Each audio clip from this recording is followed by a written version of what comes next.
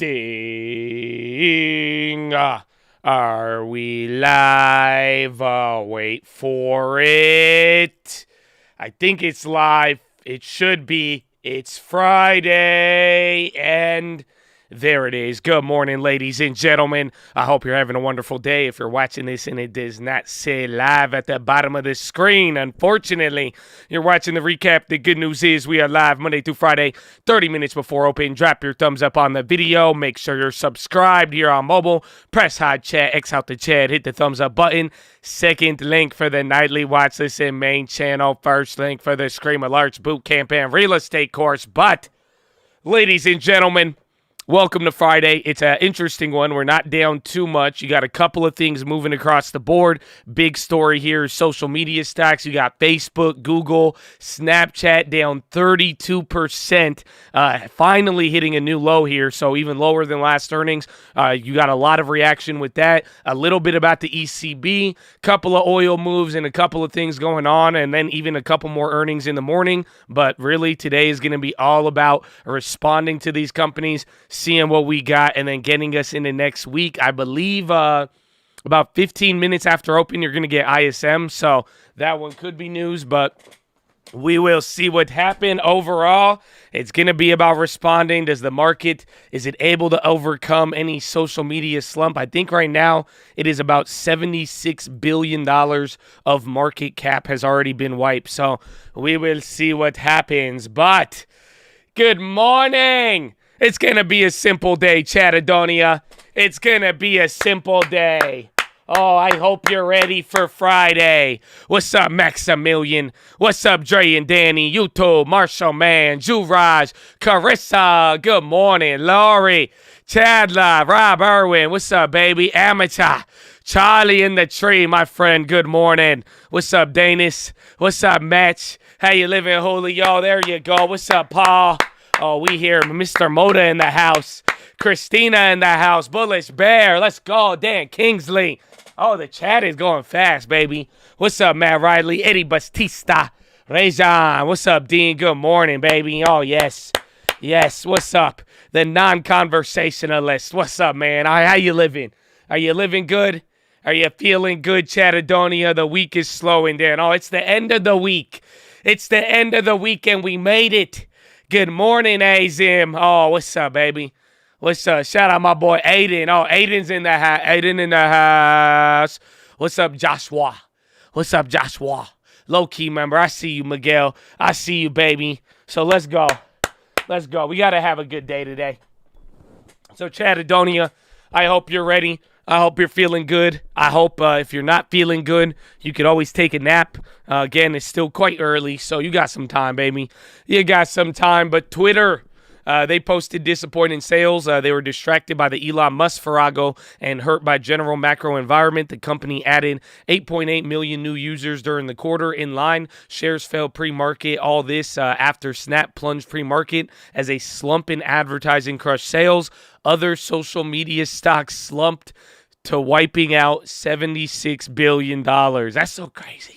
Outflows from global equity funds are still only just starting to catch up with investor pessimism. Bank of America said everyone is bearish, but nobody is sold, the firm said, citing EPFR global data. In the week ending in July, global equity funds had outflows of $4.5 billion, with U.S. stocks seeing a second week of redemptions at $0.7 billion. About $8.2 billion left to bonds in the first outflow in 3 weeks, and cash flows saw an inflow of $3.5 billion. Futures were mixed, with European stocks rose, the dollar was steady, and treasuries extended yesterday's gain. Oil fell while gold and Bitcoin advanced. Amex saw spending on its network soar. That helped boost revenue 31% to a record $13.4 billion. It raised guidance. Schlumberger raised its sales guidance to at least $27 billion. Verizon fell after lowering full-year guidance. A fresh tailwind of U.S. oil prices. Shipments along the Keystone Pipeline from Canada to Cushing are running at a reduced rate after a power outage. People familiar said a prolonged disruption may pressure already tight supply at the storage hub. More support for oil. Pierre Andouran expects demand to outshine expectations as consumption growth reverts back to normal levels. His biggest commodity fund returned about 160% in the first half. Dollar strength hasn't done the Fed's job. The disinflation effect of the rally is too small relative to the pace of inflation. Bloomberg has said the Fed's trade-weighted nominal broad dollar index and trade-weighted real broad dollar index rose 8 and 10% respectively from mid-2021 to June 2022. BE says that the peak effect will be at most 0.2 percentage points off of the PCE inflation.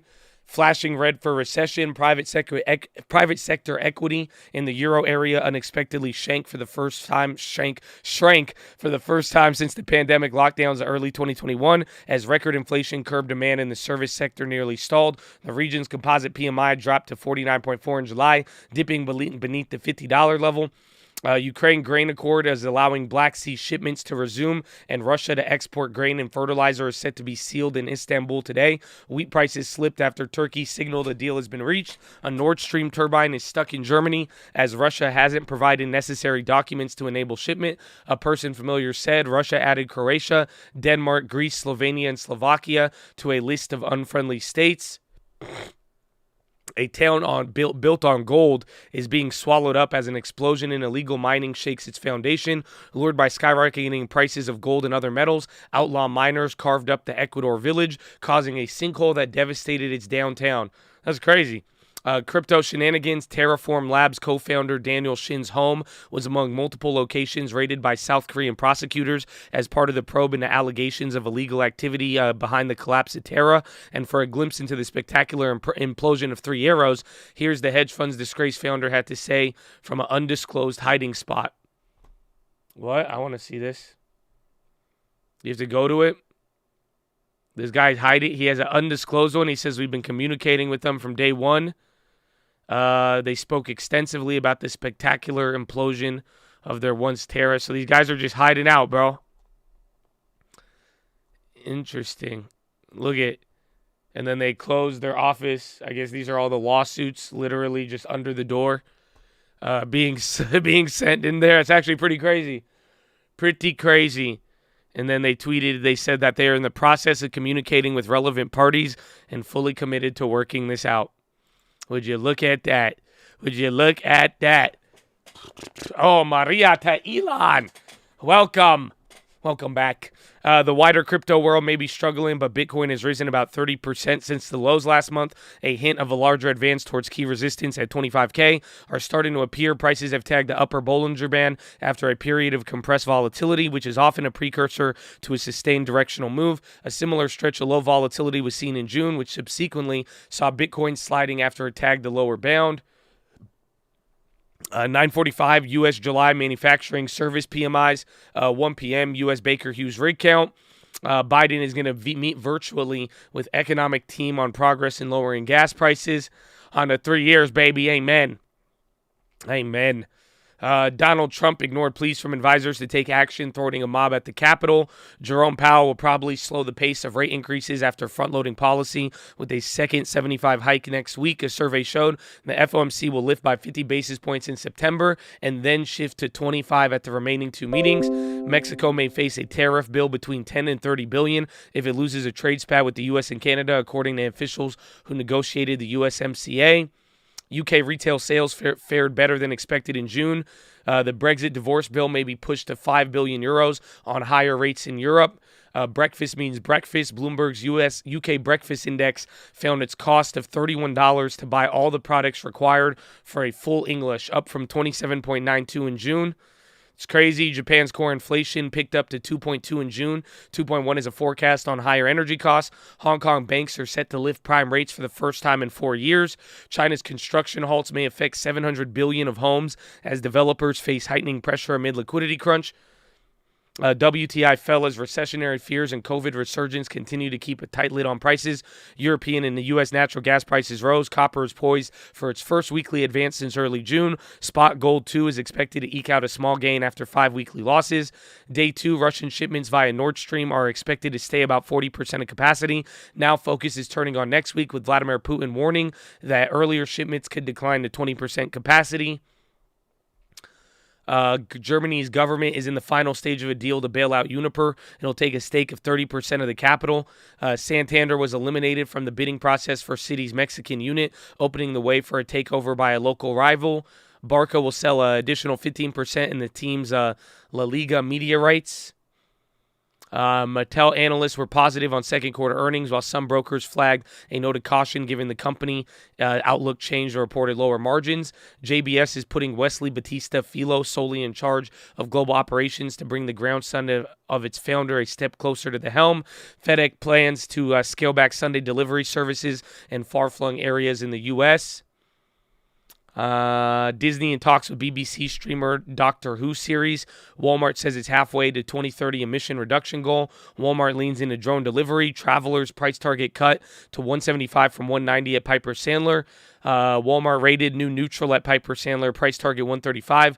Dow price target cut to $55 from $74 at Deutsche Bank. Dow price target cut to $62 from $75 at Mizuho. And then Travelers price target cut as well again. San Diego Comic-Con is an in-person event once again, and it runs through Sunday. This year's promises to bring tons of new announcements, trailers, and more franchises, including Marvel and Lord of the Rings. In the final week of the Tour de France, Denmark's John Vingegaard appears to have an unassailable lead over two-time defending champion Tadej Pogacar. What would Papa think? The annual Ernest Hemingway look-alike competition kicked off in Key West today. In the running are 135 men parading across the stage as part of Hemingway Day's festivities. I didn't know people do that, man. I didn't know they do it. What's up, K-Dog? A Tesla crash involving a Taiwanese singer and actor made China take notice. The Model X, driven by Jimmy Lin Chai-ying, hit a pole after deviating from the road, injuring the celebrity and his son. A hashtag for the incident got at least 950 million views on Weibo. Police suspect Lin was at fault. Twitter promised to forum the Saudi dissidents while cultivating the kingdom's leader, but the dissidents were allegedly betrayed by former Twitter staff, according to a criminal trial in San Fran, just blocks from the company's headquarters. Current and former employees are testifying against Ahmed Abu Mano, who is charged for spying for the Saudis and outing the dissidents. And then on this day in history, the first motor race was held in France in 1894 between Paris and Rouen. Count Jules Albert de Dion finished first but was denied victory as his steam-powered car required a stoker. Albert Lemaitre was the first petrol-powered finisher in a Peugeot,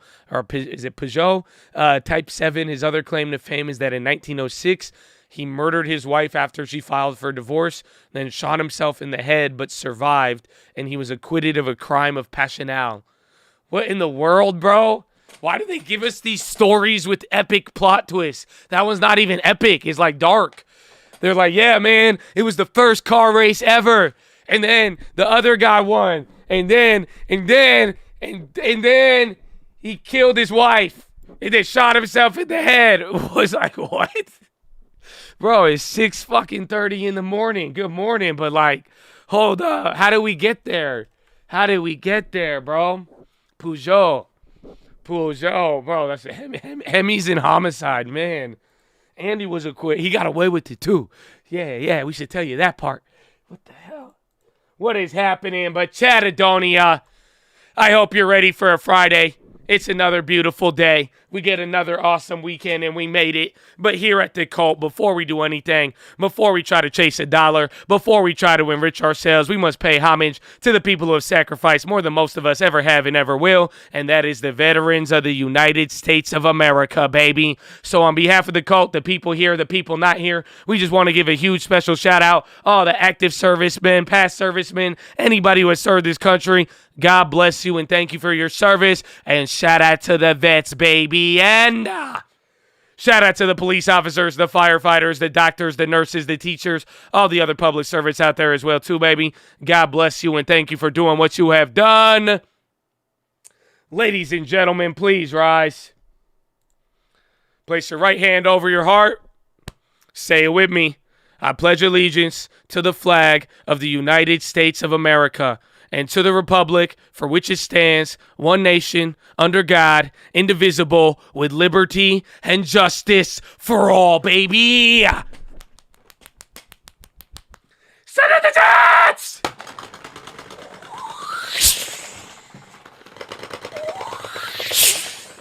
Oh, it's game time, baby! Oh, and let's go! Let's go. God bless America. God bless the Cult. Oh, we're here. Live and direct, Chad. live and direct. Are you ready for another day? And yo, what's going on, man? Y'all gifting memberships left and right. Oh, y'all feeding the Chad, baby. Let's go. What am I hitting after the Jets are set? I guess we'll never know. I guess it's the #1 champion. Yeah, it's Chad. It's about to go down. We the hottest in the world right now. Snap just clapped from London now. Yeah, and they drop in Facebook. We just sold out all the social media. Now we got all the text stars. Take me back to 70 on Snapchat now. Cause the growth stocks climb. I really want to buy the dip. You could be my stock market boy. Okay, did I go too deep with that one? I honestly just think I went too long with it. I don't know. I'm sorry. I know it's early for some of y'all, but listen, you got about 1 minute. I got a couple of plays I'm looking at. Going to be a lot of post earnings. We got that Tesla. That's already hitting right there, but I'd watch Meta and Snapchat. Going to be some big moves. Netflix, they're actually even doing good. American Express, very, very good earnings. Verizon, really bad like AT&T yesterday, so watch out for that. And then STX and ISRG on the low side. And that's pretty much it. You got a couple of other movers, but how much time we got? You only got about 15 seconds. AT&T Arena, yeah, honestly, nothing moved more than 12% except ISRG. So get ready. Call out any plays and get ready for a lot of continuations right now. Round 1. Fight. Okay, the Tesla. And then that Tesla, we should be near the money. Where is it? Oh, Tesla. That one's at 600. You could take it now, walk away, but I think I might push it to 840. So we'll see what happens. And then Snapchat's down. Let's take a look at the options. Again, you could play Facebook too if that keeps going down. That could be a very, very good one. Oh, 5.8. Disgust. Snapchat's options aren't open. So get ready. The chain is doing the morning lag thing. So whenever that chain opens up, it's going to get pretty wild. Yeah, Meta's loading.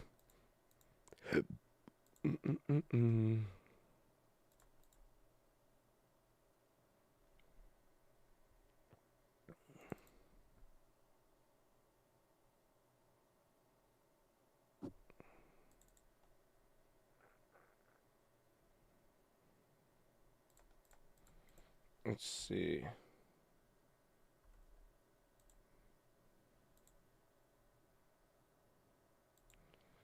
I want to go somewhere. Very good song, man. Very, very good song. Snap's open now. I went with Facebook. So, again, we already have old Facebook puts, so Snap might move a little bit more now that it's open. But the Facebook options are only up 20%, which really isn't too bad considering it's down 5%. So, we'll see.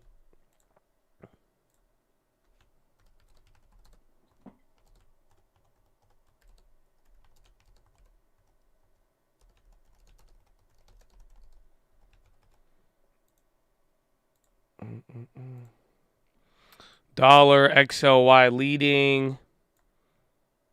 Let's see. Snap, bro, 1070. Facebook's not dropping as much. Let me check ISRG. But I grabbed an August Facebook put for about $120, $130.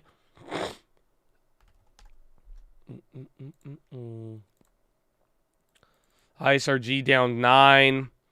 Netflix calls weekly. Netflix was up pre-market, but it's not looking too good. Snap sinks to 33% at open, lowest since April 2020. Meta's dropping now, too. There it is.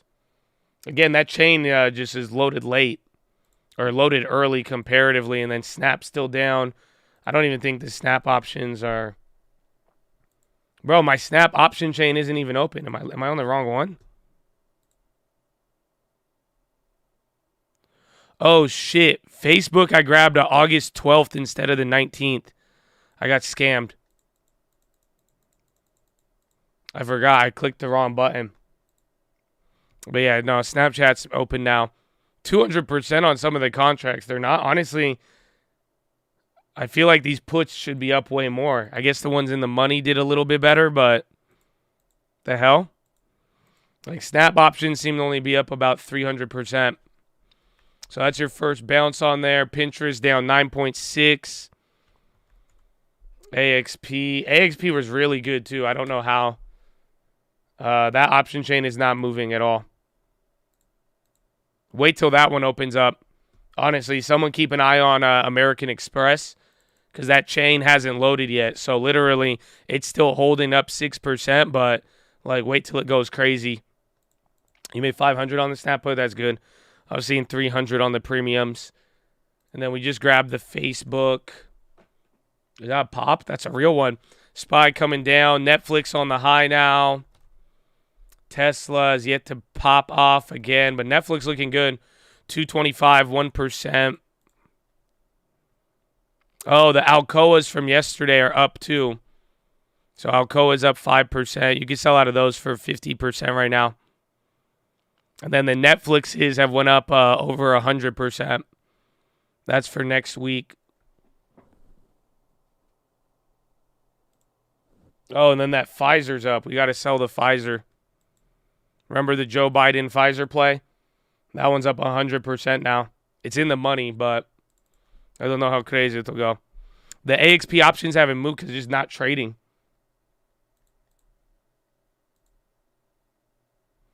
All right, sold the Joe Biden Pfizer play. It just fell right now, but it's up around 100%.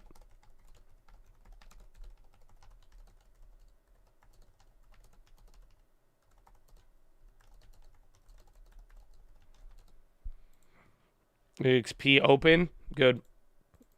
Let's see. See if this stock moves big after that, honestly. Because that's what happens once the chain is there. See, it actually just sold off. It's like all that volume came in. I don't know if they already had their conference call or not.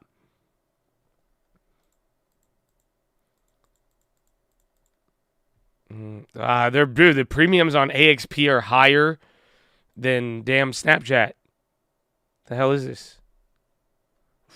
Yeah, those are expensive, honestly. Yeah, you could go for AXP if it turns around, but they are not cheap right now. They are not cheap, to say the least. I think Meta bounce might come back down. Snap might hit another low right here. AMD, oh yeah, where's STX? They bounced. ISRG, Sam found a way to bounce. Interesting.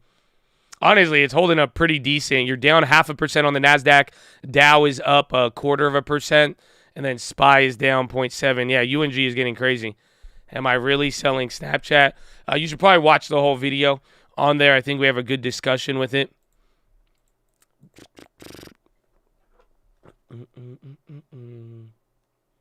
Now I keep humming American Boy.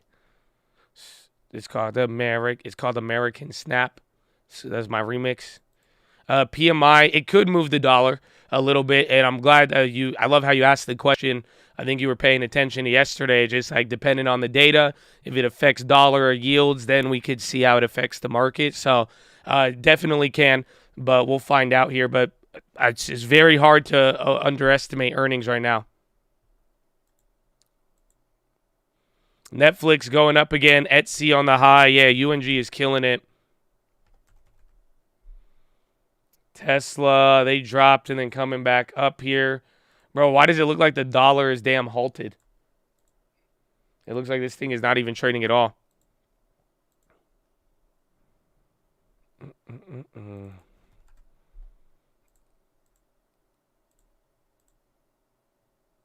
Alcoa, ISRG, STX, AMD. Where's Quali World? I'm surprised Qualcomm and AMD held after that STX earnings. You would have thought that would have killed them. And then Snap, it's trying to base out, but it's crazy.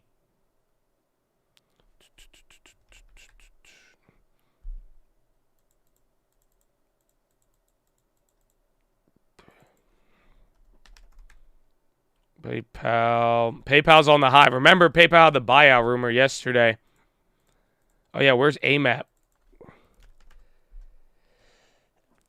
Excuse me.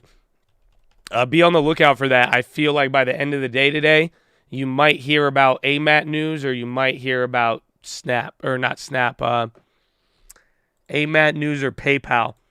Remember, those were two rumors from yesterday, so if it's a Friday and those rumors are going to develop, it could be good.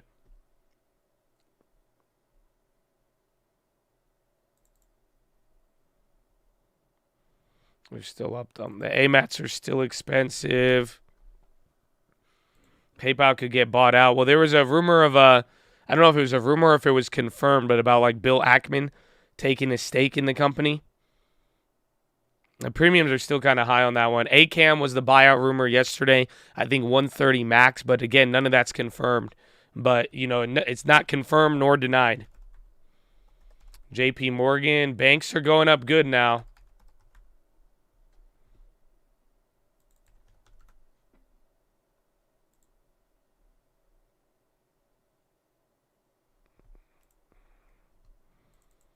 Bill Alumen. Twitter blaming Elon for earnings. Yeah. They said the fiasco. They're going through a lot. Netflix, 226. So that's starting to take off a little bit. Shop is down 3. It's still, I can't believe those plays would still be in the money right now. Or like right about. If Tesla goes up, so Tesla's going crazy again. We still have the last option there. I think it's at $800 now. Shit. So the 835, 176 to 8. TLTs haven't moved. Airbnb. I've not looked. The option chain on GME, I think, is usually expensive. Again, those Netflix went up 200% now. Remember, those were not moving initially. But now they are. Where's Meta? SPY hit a high. $399. Jesus. I forgot. We were at the high. SPY went green. And then the NASDAQ's at 0.09. Only down.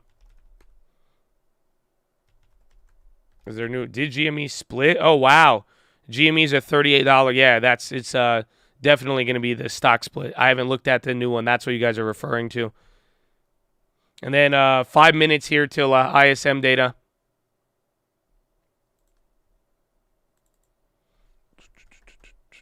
Snap, another new low. Watch out for that.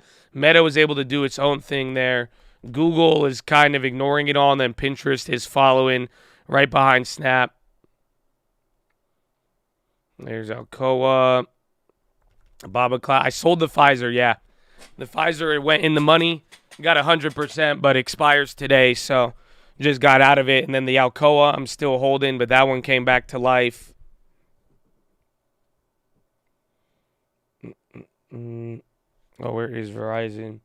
UUP, dollar starting to drop. Verizon still selling off again. AT&T sold off big yesterday, too. There's Netflix. There's Tesla. Nucor on the low. Sam on the high. So is HD. Procter Gamble. PG. That was a dollar price when the CPI came out. When was CPI? Was it last Tuesday? Last Wednesday? It's lower. Substantially lower. Not substantially, but, I mean, in dollar world, it's pretty big. Verizon, great value. Good divvy. Yeah, Google's moving really good. Google's holding up. Compared to, out of all the social media names, Google is doing the best right now. Boeing, or the airlines, yeah. Airlines are coming up. Remember, they got clobbered. UNG is still very, very elevated. Oil plays are up. Roblo's on the high. Look at you, Roblo. Airbnb, too. 608 on snap puts. Good work. They're down 35%. It's at the lows. Again, watch Pinterest. They're the ones moving the same, but Snapchat is in its own little world right now.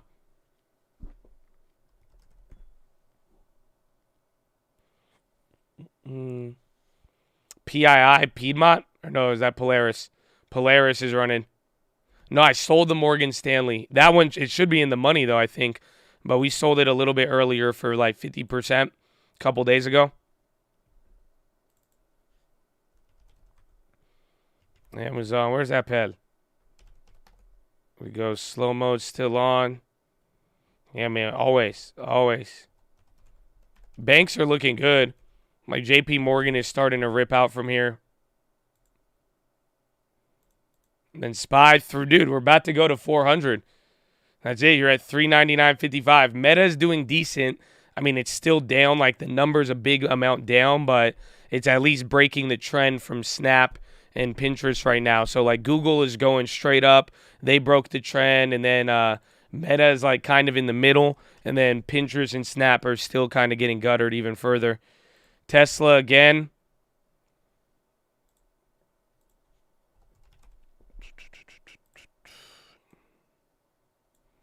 $9.90.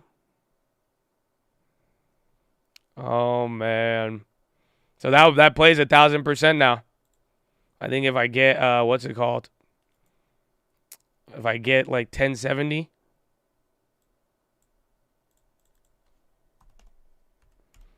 I'll put an order right there for you. Oh no, they don't. They say red candle. And platforms are only allowing users to close the VIX. I did not see that.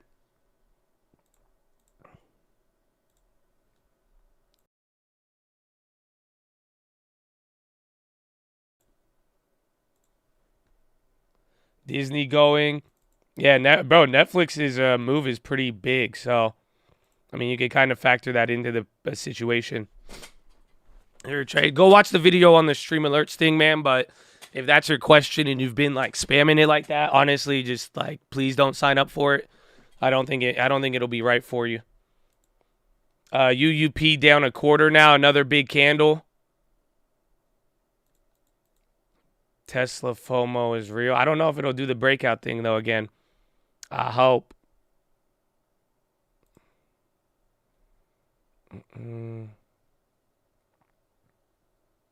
9:15.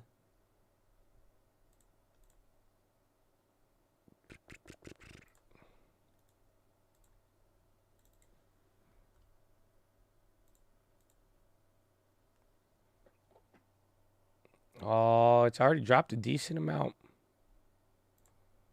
Okay, I'll cancel it. 5, 4, 3, 2. Okay, I was gonna say I was about to cancel it.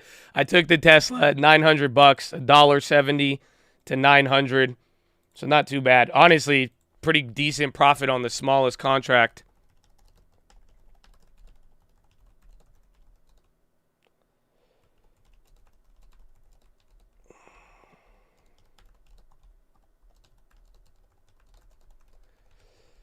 Just under 1,000%. We'll take it. We can do another rollover if we wanted, but I mean, at this point, I'll wait till these get a little cheaper. Oh yeah, PMI news. That's why we got the market moving. PMIs came in. Manufacturing 52.3. Estimate was 52. Services came in at 47. Estimate was 52.7. And then composite, global composite 47.5. Estimate was 52.4. So bad data. I think that's what caused this downward dollar move. See if that brings up TLT. Yeah. So literally, if you guys remember the flow chart from yesterday's video, it literally, this is what we're talking about. We missed on all those data points. It's not the worst, but it's not the worst. It's not the best. As long as it's not too hot or not too cold, you're getting something there. But pretty much bad data on the PMIs, dollar drop, but more importantly, the yields going higher off of that. So or lower off of that. TLT going up. So it's kind of showing some of the effect here, but give it a couple minutes. Again, there's just a lot of moving pieces right now, and the impact is a little bit weird with earnings kind of dominating.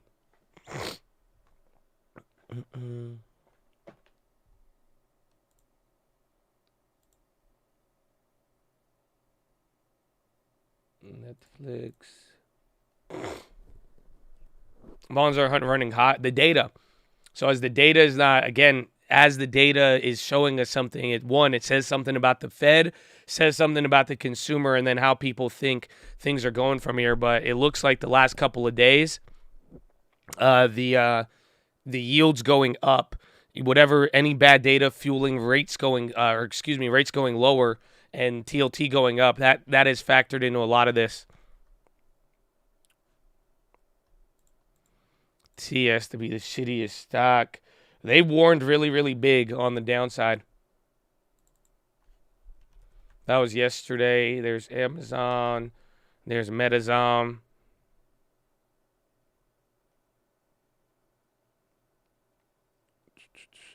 Put a number on the email whether deciding against it. I want a little bit more update on the condition, but ask them the lowest they'll go on that one.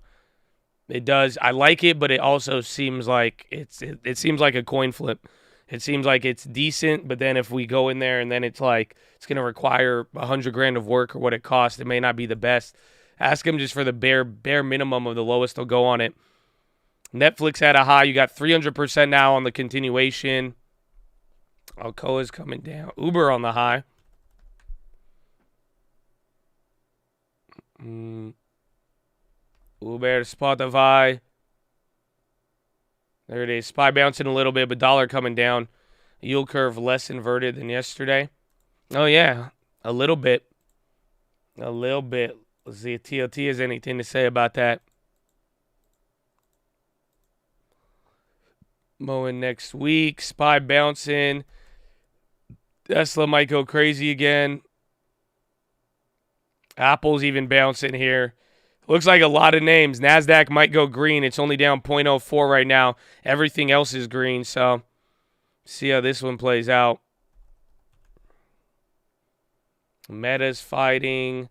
Snap kind of even now not hitting a new low, at least. Sam going up. I have no idea. Pinterest even bounced pretty big now. So Snap is the only one that is yet to bounce. Again, bro, Netflix is huge right here. Netflix keeps going. Bro, I think Netflix had like 230, like we said. You start to just now open up the range from last earnings. ASML. I can't type it in. Yeah, they're popping up there. They're up 0.72. Kind of looks like it's following with Qualcomm. Chip makers have turned around a little bit except AMD. When NVIDIA trying to get a pop. SPY 399.72. We reversed here a little bit. We're going up. I'm green on those Netflix shares. I'm about to be green on them. So, yeah, all of them should be. So, pretty much both accounts, Netflix's, should be going green. And hopefully, if we get a good base level here, you could start building off of that pretty nice. I'm just here for the market makes no sense comments. It's a good one. That's a good one. Netflix popping. Somebody said something about him this morning. I was listening. There was an analyst who was just super bullish on Netflix, and they were bringing up, I don't know if this is the cause, but overall, too, I think even Snapchat doing bad. I think it's just highlighting that maybe, you know, as if you didn't hit your low end of the guidance, maybe things really aren't as bad as feared. But this analyst was pumping the shit out of Netflix this morning. He was saying how it's like, he said, if you go and look about how much they get and how much money, he said, go look at Warner Brothers, Disney, go look at every single one of the streaming companies. They're all bringing in less than like $1 billion, and they're all still trying to compete. Whereas like Netflix has the only like advantage, or he was going crazy on it.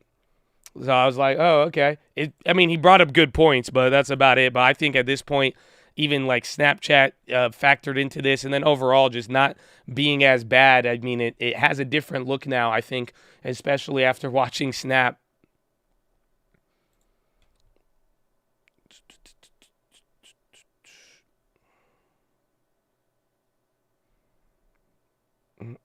ACAM again. So again, watch PayPal too. So ACAM already moved up. It's still negative.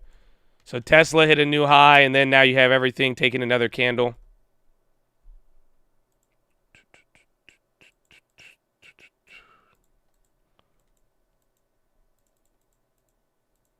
Will Visa do well? Yeah, they might. Amex's report was like very, very good.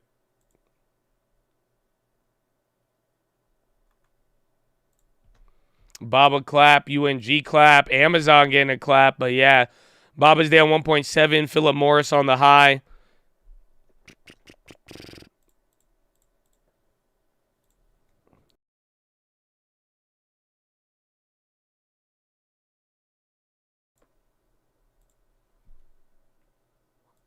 And it's safe to say no news can hurt the market. No, it can. It just has to be big. Equal and opposite reactions, right? So it's like, or object in motion will stay in motion. unless an equal or opposite force. So you just need something pretty big on the negative side to stop the rally. Otherwise, you can't ignore a lot. Again, that's why I drew the chart yesterday. Like, if you really, like, split it up, there's a lot of things feeding into at least holding up versus going down. But it just depends on how things react. So these last 3 candles got pretty big there. You're selling off some stuff. Meta might make another move down. Materials still holding up. Procter & Gamble defensives are moving. So if XLV starts popping alongside XLP, today might be that defensive shift. Yeah, banks have been going down since those PMIs came out. Good call on that. Very good call. That looks like it reacted almost immediately and then just kept going down.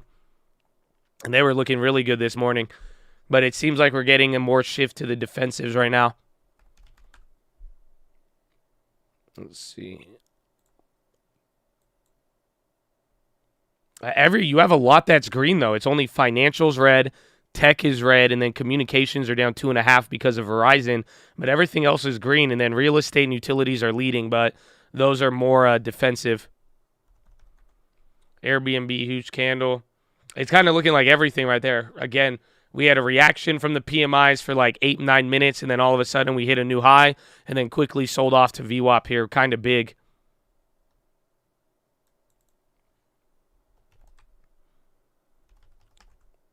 Everything took a candle. VIX bounce, dollar tanking. TLT's coming down a little bit too. Watch out with that. Lumber prices 50. Bro. I had to get a fence replaced for a property. And this guy, I'm like, hey, how much is it for a new fence? Bro, do you know how much a new fence cost? And he was like, the price of lumber is high. I was like, what? Bro, they wanted $7,000 for a new fence. I said, I'll give you $1,000. You paint it. How about that? You paint it and make sure there's no holes. Bro, $7,000 for a fence? Bro, I'm honestly, I'm turning into a boomer. That's the only thing inflation did to me was turn me into a boomer. Because I'm just like, hey, 2019, I could get a whole fence, $2,000, $3,000 now. Back in my day, it was 2019. We were 3 years off of Fetty Wap, you know? I was like, hey, what's up? Hello. He says, come sit your pretty ass on the floor, right? Is that what he says? You know? And I was like, it's going up on a Tuesday. Back then, that was 2016, the fence was cheap. Now it's $7,000. I could have bought a car. I could have bought a Honda Civic. Now a Honda Civic's $20,000. $30,000 used. Okay, I'm sorry. SPY coming down. Another low of the day. Dollar is getting wrecked. Honestly, maybe take a look at TLT. There's somewhat of a reaction, but I think you're just reacting right here. I remember the Drake song. He used to call me on my cell phone late at night, and I needed somebody. I said, help, I can't get up. I got Life Alert. It's amazing. So effective. It's not a sponsored post. No. It's just good.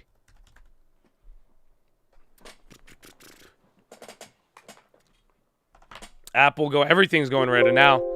That's it. I mean, we struggled to get the NASDAQ right below green. And then SPY went green, but then you sold off a lot of the Dow strength here today. So let's see what happens.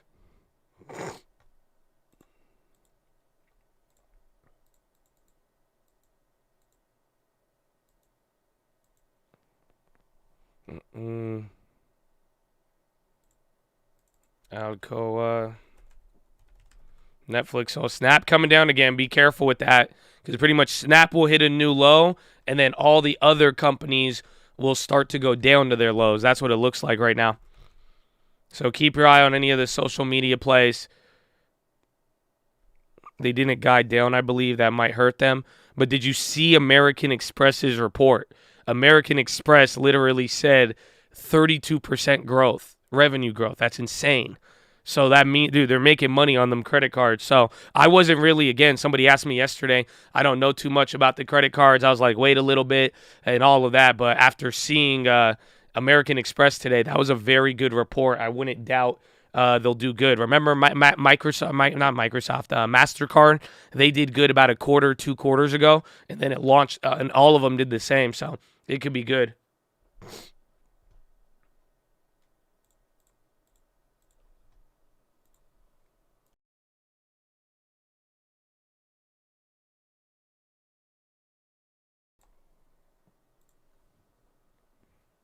Yeah, Citi did good. That was just recently.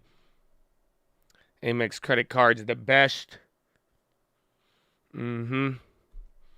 No one takes Amex.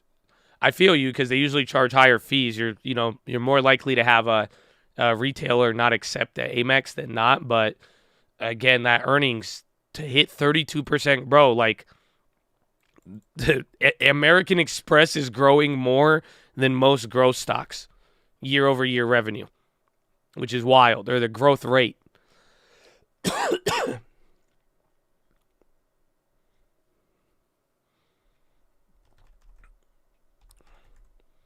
Netflix. That was so nice at 2:30 Netflix. But put in an equity in the terminal like Snap and then run IOIA. What is that?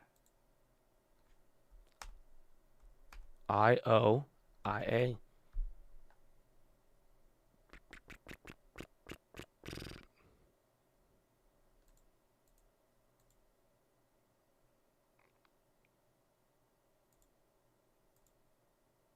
Nothing's showing up, but it shows me other names about the brokers and what they're trading. Pretty interesting. Holy UMC yielding. It was yielding 11% the other day. Hot dog. Roblo on the low now. Couple things moving down. You think Snap will ever bounce back? So you should watch the video I put out yesterday. Again, we talked about it. I gave a lot of my thoughts on it. Pretty much, I think the vision is delayed. It's like I'm not a buyer of Snapchat right now. I'm definitely not a seller either. Somebody asked a good question. They were like, if you don't own Snapchat right now, would you buy it? And I said no, simply because, like I said, like I said on the video, I really hope you guys can appreciate it because I say this to a lot of people's stocks where they're like, hey, should I buy this stock right now? And I'm like, dude, look around. The market is down so much right now. Go for a higher quality play. So really, even with Snapchat, we just went negative. It's a weird story that we have because literally, like, our worry right now is that we went from very profitable to now our positions are going negative. It's different than buying the stock and then just going negative. So it's kind of bittersweet, but more or less it's like, this isn't the quality name at this discount level. Pretty much, we're coming back to break even. It's not like we're dropping down, 40, 50, 60, 70%. So it's like you have discounts everywhere else, but I still like the company. I still believe in it, but I do agree with what a lot of people are saying who are being fair about this stock. Like, again, some people think it's dead or it's going to be like fucking, I've been hearing it's AOL for the longest time or MySpace, but I don't believe in that. More or less, though, I think the vision is delayed for 4 to 6 quarters, a year and a half to get back investor trust, to turn the ship around and to like stop spending, to get the buybacks fed in, so many things, so many different things. But I believe in them, but it's clear that there's a delay. Like that's it. Like the path it was going on since we bought it, what I expected from day one, they were killing it. They were executing, but there's a pause now on that vision where it's going to take a little bit of time there. I don't understand the buybacks if they're losing so much money. That's the problem. They lost, like, if you go, it's just like Elon in Elon's report. Elon winded up with, what, 900 million free cash flow, right? Or 600 million free cash flow, with 900 million being the Bitcoin money, right? That's it. They just didn't have Bitcoin money. If you took out the Bitcoin money, free cash flow on Tesla would have been negative. So Snapchat, and this is a problem, I don't think this is good, they use that, they spent way more money. They could have actually, if they wanted to, they could have probably hit a positive number in terms of like certain things, but what they ended up doing, they spent about $300 to $400 million on equity and dilution, pretty much giving shares to a lot of people. It's like they already had a high burn, but this time around, it's like they spent a lot of money on a lot of different things, but a lot of money went to paying out executives, the dilution in the company, and all of that, and that wasn't really quite good, and that had a big cost, and that led to a really low free cash flow, and that's one of many of the problems on the earnings, but there was a dilution expense, and that's why they're doing the buybacks, because they're saying, hey, we're going to do $500 million to offset the money that we pretty much diluted in this quarter, practically. So it's good and bad, but 90% bad, I would say, in my opinion. But either way, again, I think the vision is delayed. I don't think the vision has died. I don't think it's gone. I still do like what's it called? No, it's not UWMC. I like the management. I really do like Snapchat's management. I like everything they've done, but there's going to be a delay in terms of bringing this thing back to, getting above, a couple $1 billion a quarter of revenue, getting that profitability, all that. I mean, they did it. They proved it earlier, and some of the numbers reflect it. But other than that, though, it's like it's going to take you a couple of quarters to get back to not being something that's dropping 30% every earnings.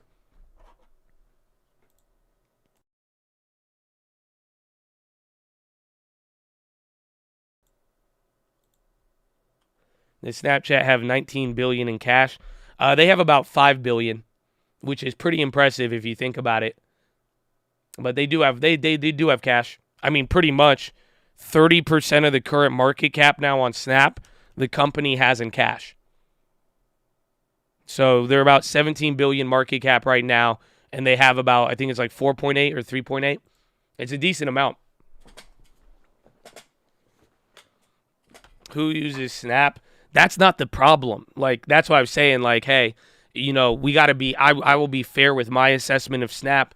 You got to ignore some of the bias, and I have to ignore my positive bias. But same thing with the downside. But, like, nobody is said, not one analyst, even if the analysts call the stock awful, not one person is saying who uses Snap.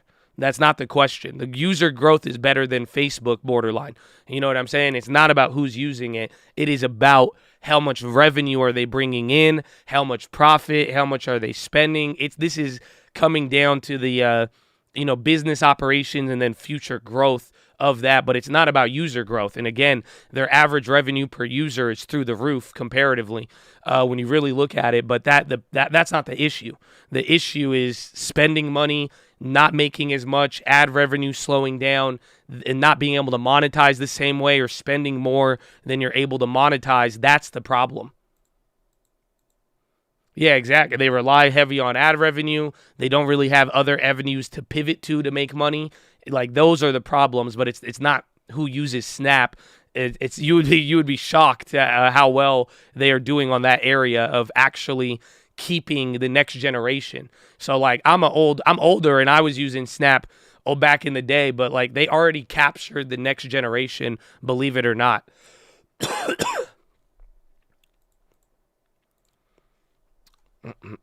the Snap buys it back, or they retire to put into the treasury. I think they're probably put into the treasury, I would assume.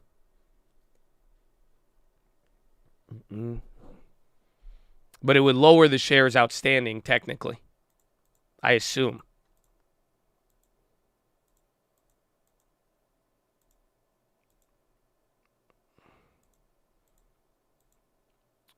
You see what percentage of Chad uses Snap? We can, but again, I mean, bro, if you're like 30 years old, 35 years old, and your main hobby is Reddit and, like, educational content, you're not going to be using Snap, bro. Like, I barely use it, trust me. But that's not the story of it. You know what I'm saying? It's like, so, like, that's I assume most of the, bro, go look back at the old video even 2 years ago. You can see, like, it's just not, a lot of older people don't really get it, more or less. Or if you're not really, like, I don't know, it's more or less just not, it's not what you, like, a lot of people don't really use it at a certain age group, or if you haven't been in it. Dude, the people using it are people you're not interacting with usually. AKA, there's different subgroups, age groups, all of that. Or if you're not, or honestly, too, depending on your social activities as well, too. How do you tell them? I know. I'm trying to tell you everybody's old. That's it. That's all. That's the fact of the matter. Okay, we're all old, Chad. So I'm sorry. That's why we don't understand the text. You're like, why don't you just send a text message? Huh? I used to send Messenger. I was using Wells Fargo and they had the wagon. Hell yeah, I'm old. That's why I'm telling you this. I told you this, man. I ain't going, man. I'm telling, bro. I told you the best story of my life is when a motherfucker sent me a business plan on Snapchat, and at that point, I was like, damn, I'm old as shit and he is young as shit. There was a big gap when this guy was like, Josh, I got a great idea. I was like, all right, send me he was talking to me on stream. I was like, all right, send me the idea. Let's run it. And this guy sends it to me on Snapchat, bro.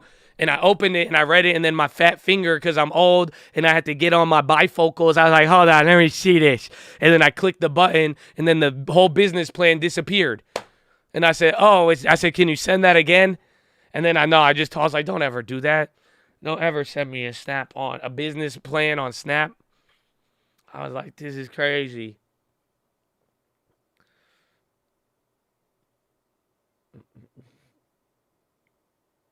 Someone will buy Snap for their IP. It's good.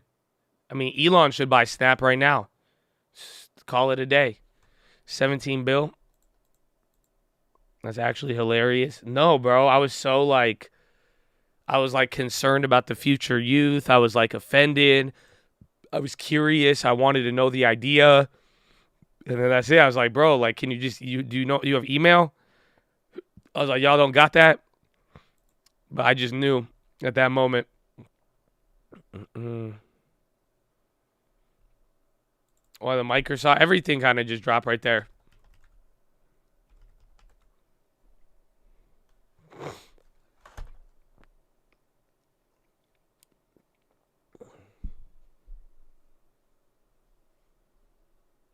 Only 20 people with the poll.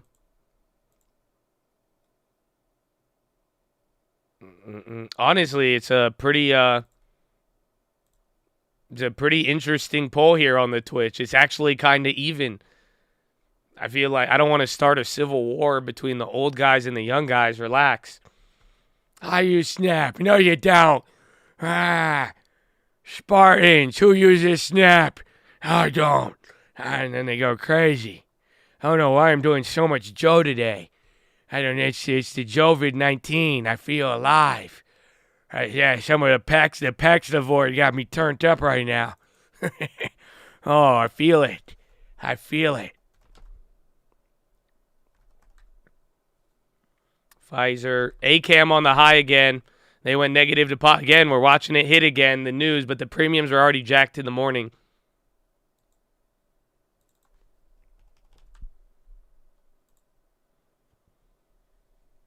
It's so expensive.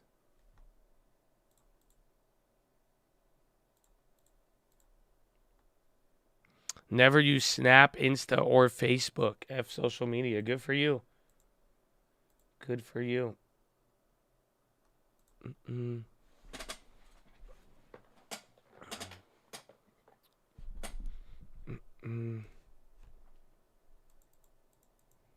Someone donate for an overhead projector to clean up the whiteboard. Bro, I just needed markers because I always had that little it's a whiteboard wall. So it's a special type of paint. You paint on your wall and it turns that portion of the wall into a whiteboard. But I didn't have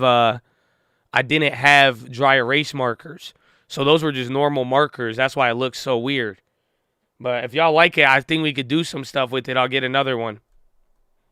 I'll get a real marker.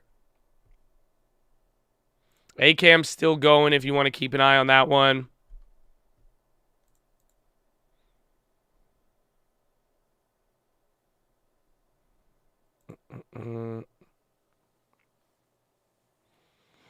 Apple bipolar. I mean, we had data, but I don't know if that caused the drop. Love the diagram. All right, it's good. It's good. We'll get another one. I'll get a real whiteboard. I'll write a little better. You know what I'm saying? You'll be good.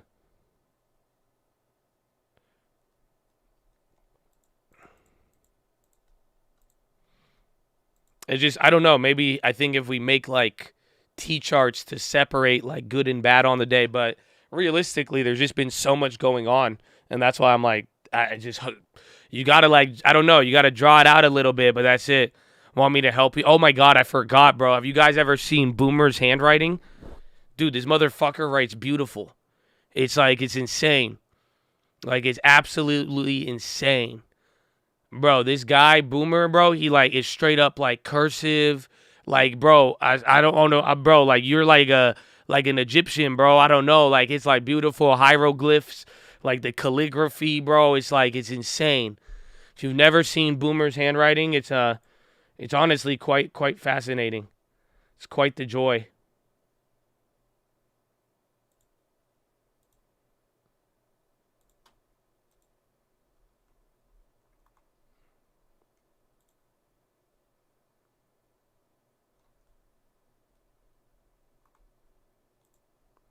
The scribe.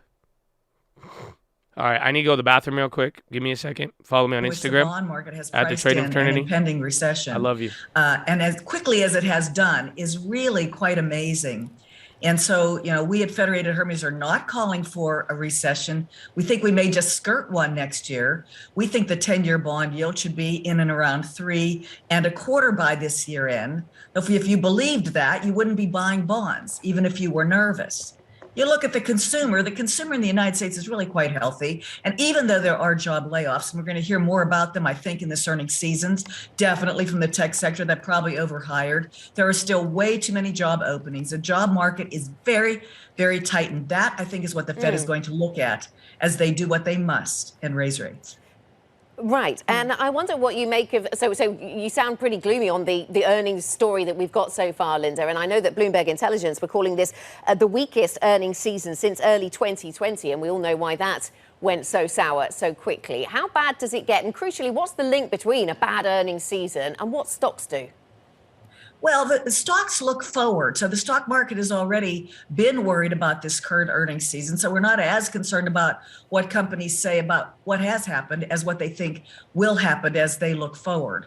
And so if you look at the behavior of company, we saw capital expenditures are up 7% on a year-to-date basis this year. That is a bullish move in terms of the economy. The CEO roundtable has been kind of bullish and still pretty decently strong on hiring in certain areas. I realize certain areas did overhire and they need to fire. So we're not particularly gloomy, but we're very much interested in what they have to say about the future. And I think, they could be more conservative looking out into the future. We're looking at more of a malaise than terrible news. Yeah. Linda, 5% earnings growth. Linda, what's also interesting, though, is that earnings worry most definitely out there. With Bank of America. Okay. Who's gonna pay that $30,000 mortgage? Thinking $30,000 a year. Who's gonna pay $2,900 mortgage? It is rough out there. Oh, I got a fun fact for you though. So anybody doing FHA loans or anybody doing less than like 15% down, you know how there's mortgage PMI. So like you could always do this, but now with rates a little higher, depending on how you want to pull it off, like obviously run the numbers, but you might be able to save a couple hundred a month on your payment if you could buy down the PMI. You could buy it out up front. So pretty much you could buy out PMI up front, and then like we said, if you could get house credits or anything, and if you're putting less than 10%, if you buy down your PMI up front, you could pretty much save the PMI, and then depending on how you get the credits or buying down the rate, you might be able to even just get low. You might be able to get lower. So pretty much it would be 5% down, practically nothing changes, but then you have no PMI. Or you buy out the PMI. Instead of buy it down, you buy it out.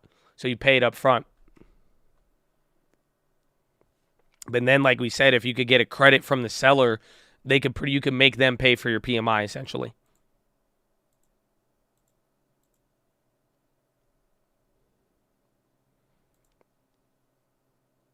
Wouldn't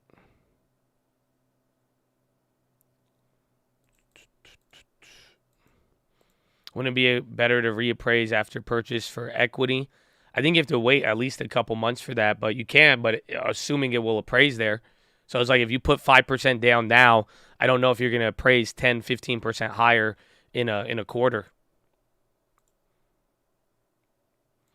PMI buyout normally. It just depends on the loan amount and, again, the amount that is being financed. The balance sheet, let's take a look at the Fed balance sheet. I haven't looked. It's the 22nd, so maybe it's gone lower.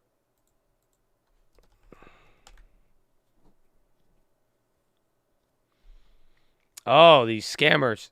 Honestly, it has not came down. So the little, drop that we saw, it's just doing it in waves, though. So, we've seen this in SPYs at VWAP. Tesla's trying to come back down, but here's the Fed balance sheet. So remember, right here, we were excited because it was, finally the first drop pretty much since February. But now, even though it's the 15th, you can see it's kind of edging up right here. So a little different. Little increase, which is surprising. ISRG on the high now. They've recovered dude, a lot of these names that were low have recovered. It's very weird. Except for Snap.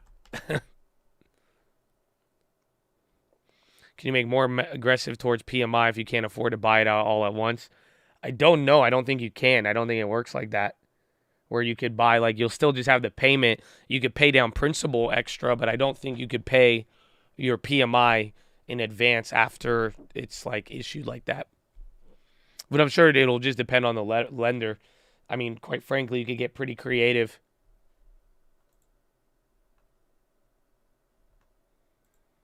PGY up 100%. Oh, what is this? Pagaya. It is up 100%. $10. It's even on the high ticker right now. Tesla's climbing back up. Netflix is not playing along this time.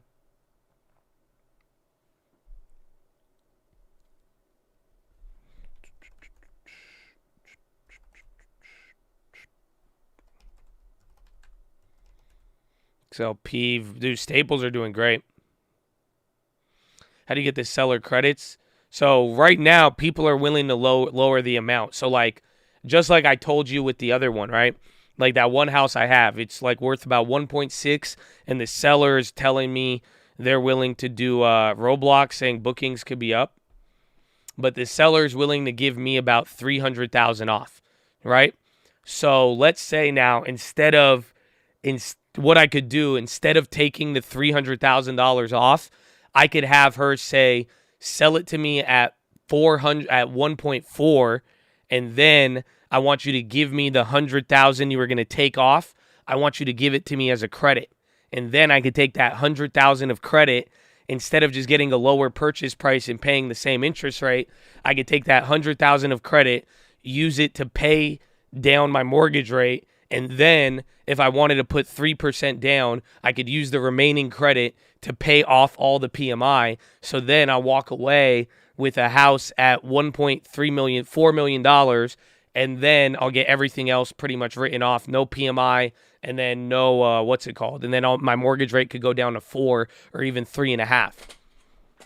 So pretty much, if you could get a discount at a property, instead of taking a lower price, you tell the seller to give it to you as a credit, and then you could apply the credit to a lot of these interest-related fees, and then you're going to walk away spending the same amount of money, but then you don't let the banks rob you on any sort of interest.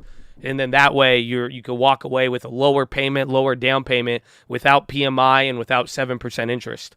So then literally I could find, if I could get a discount right now, I could turn a $1 million property today that would have cost me 7% interest rate. I could turn it into a 3% down, 3 or 4% interest rate by using the right strategy, aka what I just explained to you. Yeah, PGY is going great, $10, and then Tesla's even popping up right now.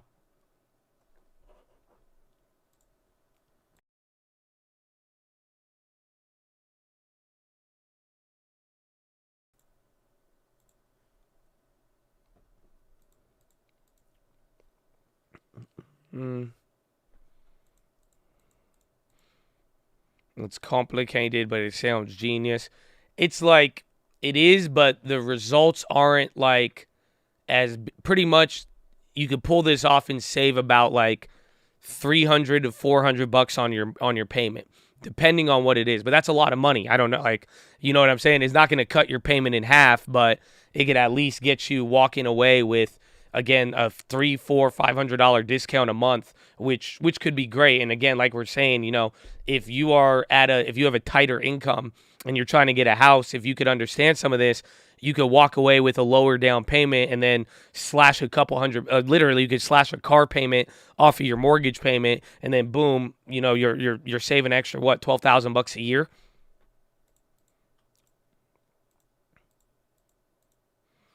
Say, all right, I'll do it. How about this? I'll do it on a whiteboard. Ha ha. Yeah, this one would be good for a whiteboard, so then you could understand it a little bit more if you want another. Because I explained this last week, but now I brought in today the PMI trick. Last time I brought this up, we were just talking about using seller credits to buy down the rate.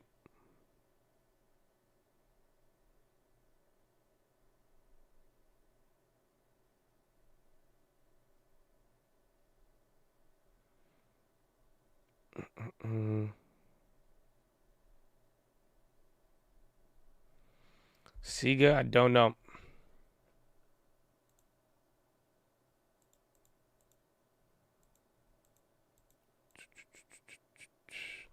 I don't understand pay down the interest. If you're paying interest up front, what is this?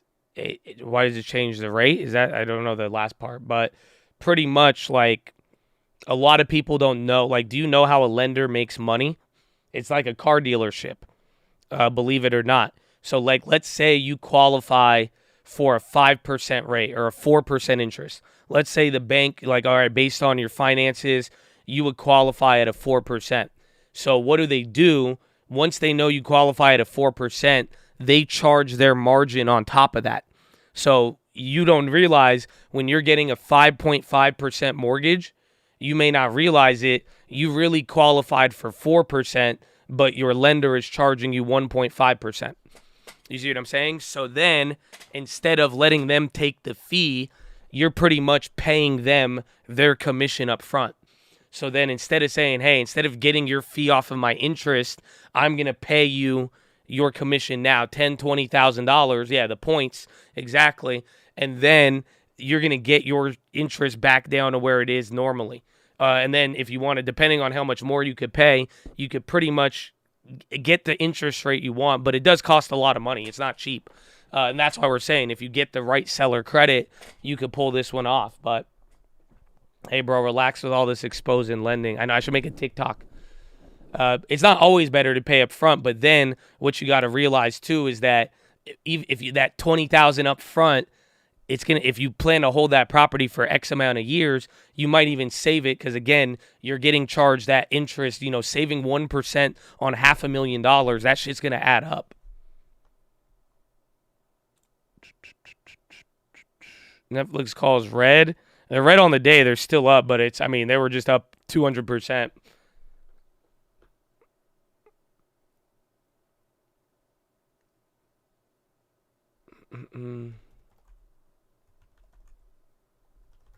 Netflix. PGY, 52-week high. It's going up again. What will stop this rally? Either Powell or very bad big tech earnings.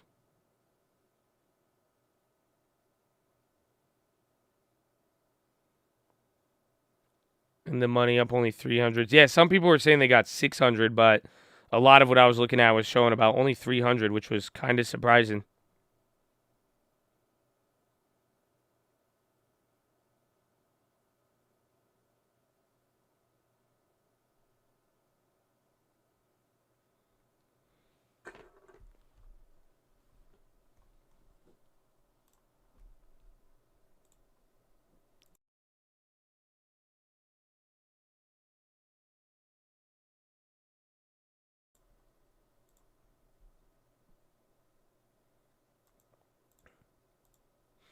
Now I want to do the math of saving PMI, and that's what you should do. You should just do the math. Like, there's so many little math tricks you could do with mortgages, and then you just see it. If you could walk away putting the same amount of money up front, but then just change some of the features to get your interest rate and other things lower, I mean, you could walk away with just a nice savings by doing the same thing. Again, it's just like paying down your principal and doing bi-monthly, bi-weekly payments. Yeah, we're coming back down again. Little bounce to VWAP and then sold off our last 10 minutes. Bonds reverted from the PMIs, and maybe that could be it. And then dollars crushed again.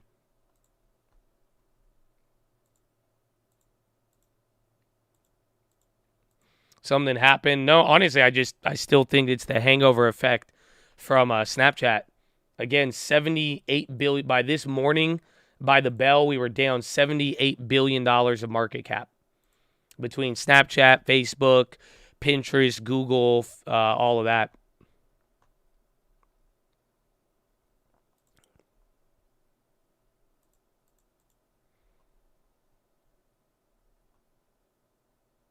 And Kinross, I saw those the other day. Those dropped like 30%. We kept it smaller and it pays a little dividend, but I was surprised. Dude, gold has been just not so hot. And then again, the commodity crush as of late. Yum China. China regulators probe Pizza Hut over food safety violations. Big candle there, kind of, or big volume. It's not moving too crazy yet. Has there ever been this small a company that matters so much? I don't know. I got to think. I want to say like Fitbit back in the day. And that's what I thought about the other day, too. I was like, damn, tell me this isn't true.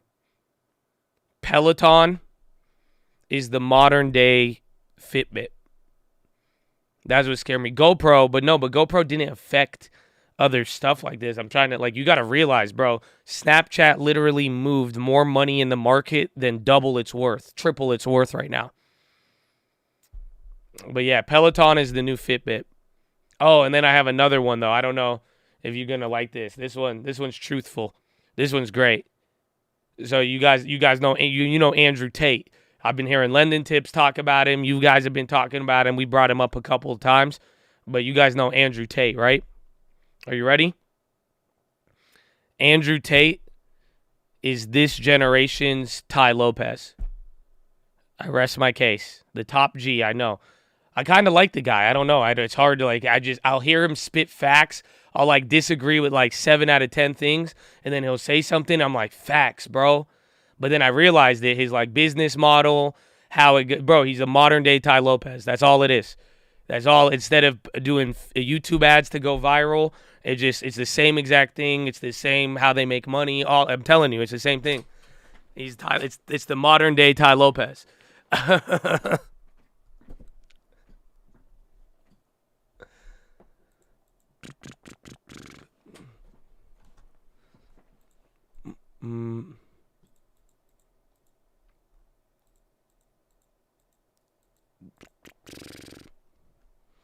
I have not. Tai Lopez is I don't know what's going on with Tai Lopez now. He's buying bankrupt companies and then they're going on Twitter, but I don't know.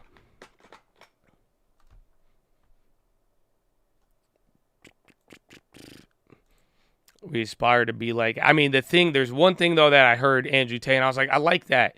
He was just he's like, I inspire men to become the best, strongest, top version of themselves mentally, physically. And I was like, he's like, there's nothing negative about that, Bugatti. And I was like, I could agree with that to a degree, but I was like, I'm kind of with it.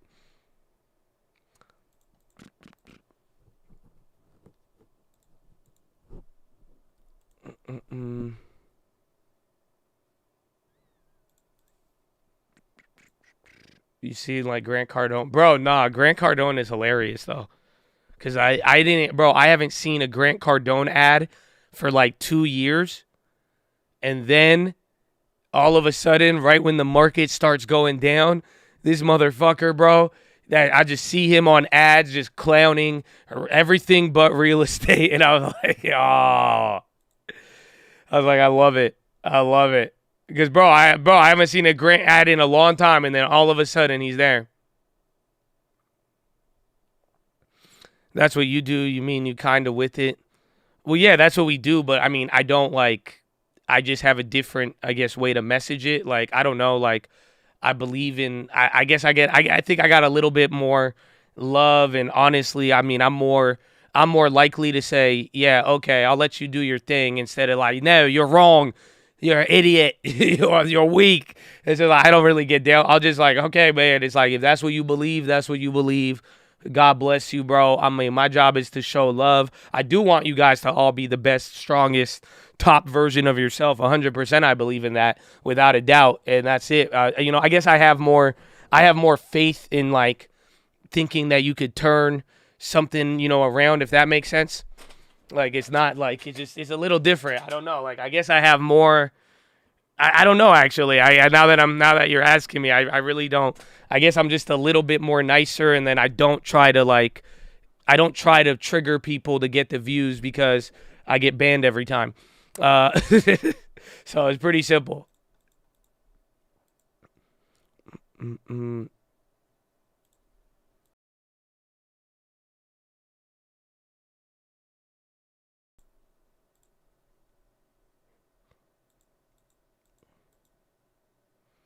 Josh openly owns stocks. Grant is against owning stocks and only real estate. Well, even then, like, Grant Cardone will tell you to rent a property and go buy investments. So Grant Cardone isn't a fan of the fifth law of gold, or fifth law of wealth. He's not a fan of making thy dwelling a profitable investment.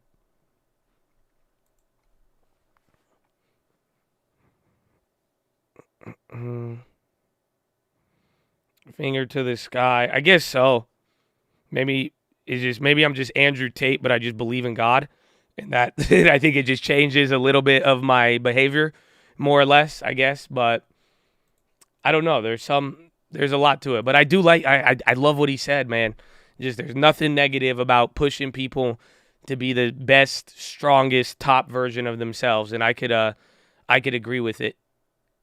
Well, yeah, I do want, like, I want it to be constructive. I don't care I personally believe, no matter who you are, you could change your life around. Even if you are weak and opposite of that today, it doesn't matter. And I do believe if you do get exposed around people, and like you generally are around people who want to see you succeed, it will make a difference. And again, if you have a good example set in front of you, it will wake you up. I mean, again, and that's why I love the Chad, man. Like, being around so many of you guys, like I've always said, you inspire other people.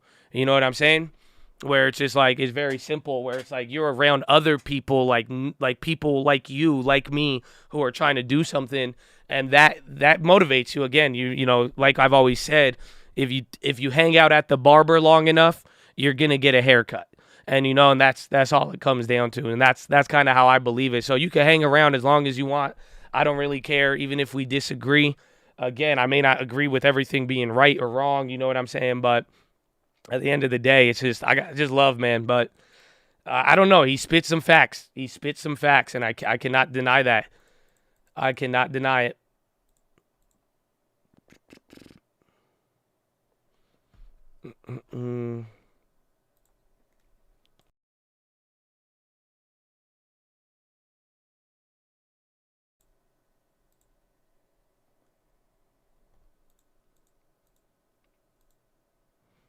If you go to the gym long enough, muscles will show up. Not really, though, man. Like, like, I don't know. You never met the guy at the gym who don't go to the gym to work out? Like, you don't remember that? Like, bro, I remember, it'd be the guy, he has like a headband, and he's just there to talk. He got his water bottle, and like, he just go to the gym. It's like a social event. Like, so I don't know. But I like what somebody said yesterday. The heaviest weight at the gym is the front door. I was like, ooh.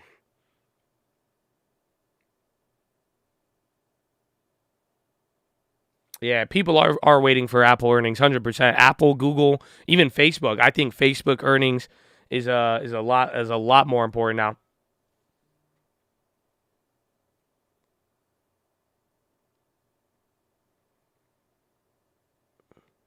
Do you think Tate is not suffering from the Dunning-Kruger effect? I mean, again, I think he's like someone said it. He's like the shadow Jordan Peterson. Maybe I think Jordan Peterson is based more on like academics though. But at the end of the day, I think the guy he's doing his Ty Lopez thing. That's it.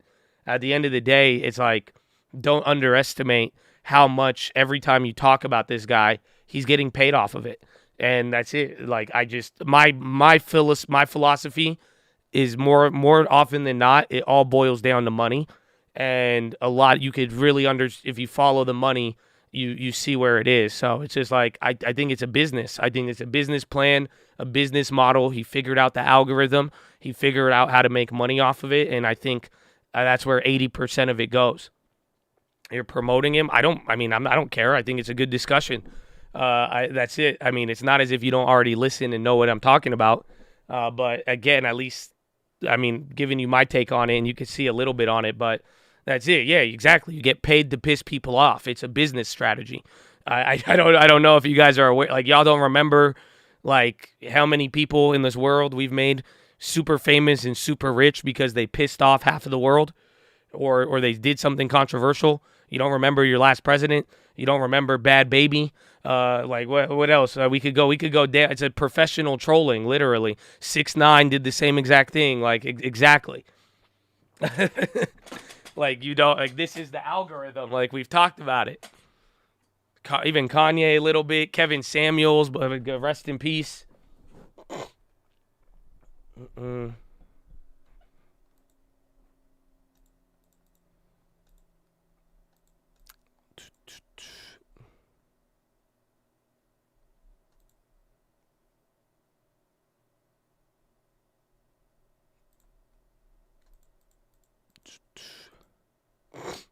It's an industry people need to catch on. That's why I'm saying it's like the Ty Lopez of this generation. Because you remember, Ty Lopez did the same thing, but his thing was just flexing the cars and the books. But then, again, 2 years later, once everybody realized what it is, they were like, oh. Like,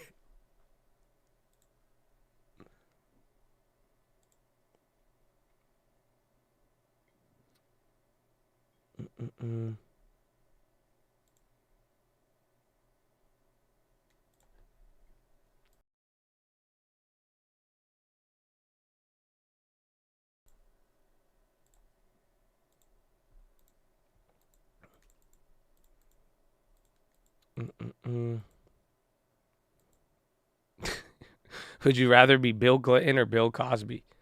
It's a good question.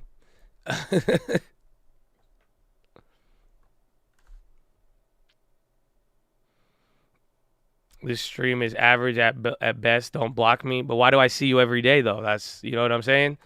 That means your life, you're just living an average at best life then. Just be like, oh, all this stuff is average, so I'm going to go here every day. Like, you see what I'm saying, bro? Let's go. Go get outside. I agree with you. I'll agree with you so we could make you have a positive life right now. Like, you know what I'm saying? Exactly. 100%. You're right. This is average at best. And if I could recognize your name on a consistent basis and that is what you believe, you know what I'm saying? We got to make a very big positive change right now. You got to get out that door. Like, go, I don't know if you want to do real estate, but shit, go do anything, man. Go do DoorDash. I saw a guy on TikTok make $100,000 in a year on DoorDash. I was like, damn, that's crazy. I feel you, though, man. So let's average at best. What a life to live. What a life to live.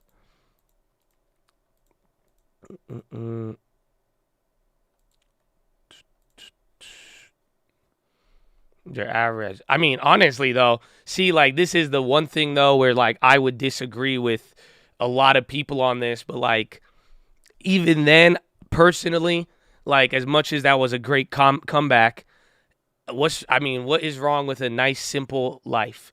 If you are happy, I have nothing wrong with that. And I think a lot of people talk down. Like, that's something where it's like, I think you should be the best, biggest, strongest version of yourself. But at the end of the day, too, I mean, there's nothing wrong with going out there and working. So I don't know. But if you're, I feel like if you're going to project it onto me, though, it's like, I don't know. It could say something about you. But at the end of the day, I'm like, I'm pretty about, I don't know. Something with average, it's like, it's contradicting because it's like, I want the best. But then it's like, I don't know how I've never looked down on grinding. I mean, like, what did Uncle say? It's unreleased. You haven't heard it, but Uncle said it. He said, why does everybody treat the starting block like it's the finish line? So I don't know. Don't get me started.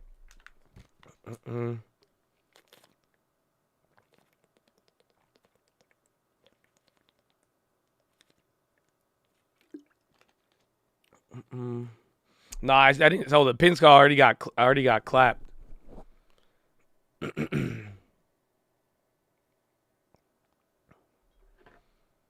Don't despise the days of small beginning. Exactly. That is something I definitely agree with all the time, but it might fly in the face of a lot of motivation. The high and low, it's like 30-second, 1 minute, 5 minute. 5 minute on the top, 1 minute in the middle, 30 seconds at the bottom.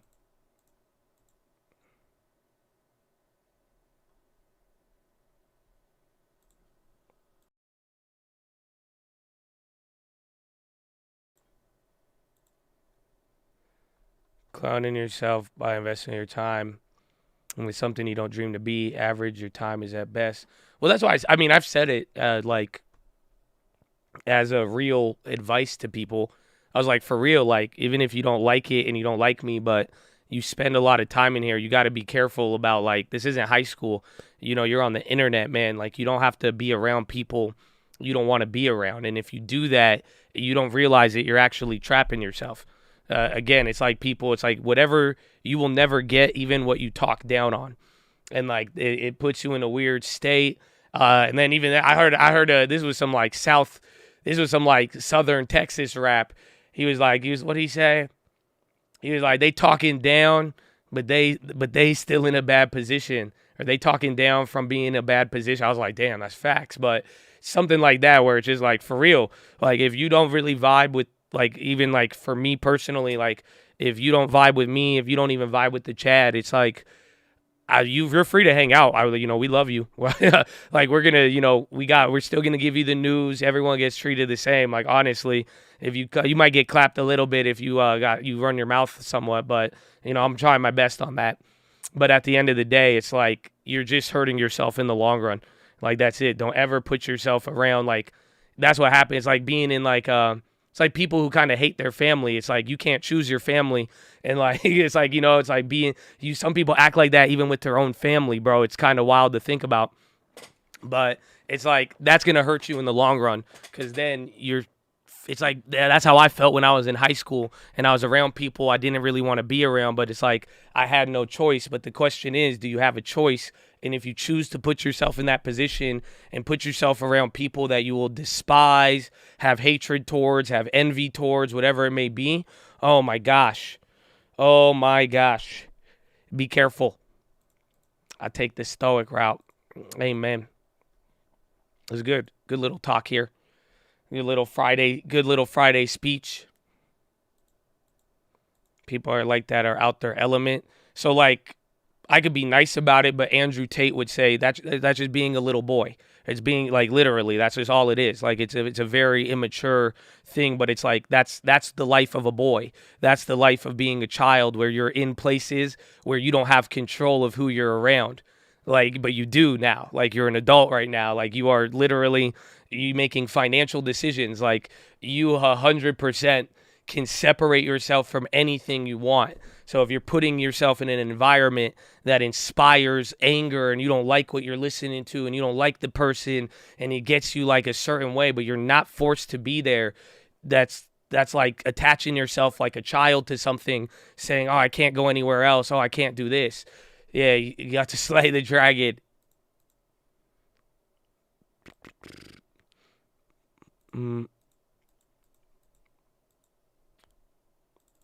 PHILO inspired by a hater. No, not at all. We were talking about Andrew Tate. We were just going through it, having a little talk as the market was balanced between VWAP. We got to sell our Tesla out just under 1,000%. Snap is still terrorizing our lives. But give it some time. 38%. That's crazy.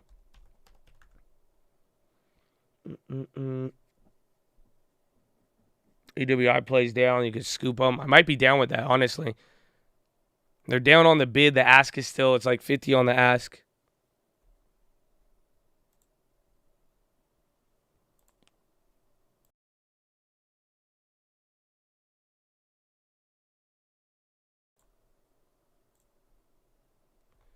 All joking, he's more brilliant than he seems. He's aggressive. He's the type of guy who doesn't hesitate to fight for himself, whether that's physical or mental.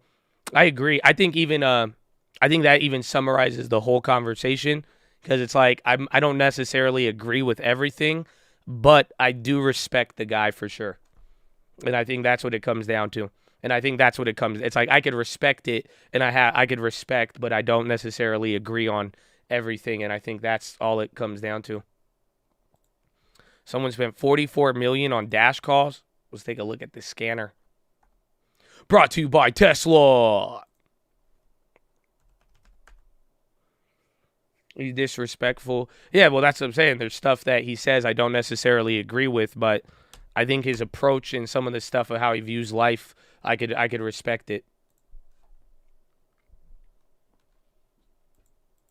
Mr. Greggle said hi to all the chat. Oh, our drummer in here. My bad. I wasn't looking at the Twitch chat. McGregor. Bro, I love it. I still hyped on that, man. God bless you, my friend. I hope you've been doing good.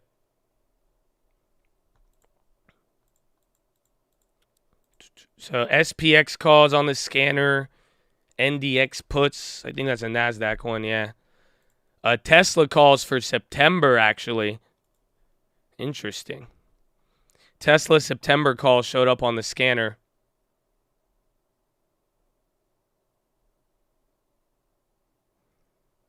And they're clean. It's not like an exchange trade, or it's not like anything crazy, but I don't know. Let me check them. TBLT ripping. Honestly, we stayed pretty chill. Google's hitting a low. That's not good.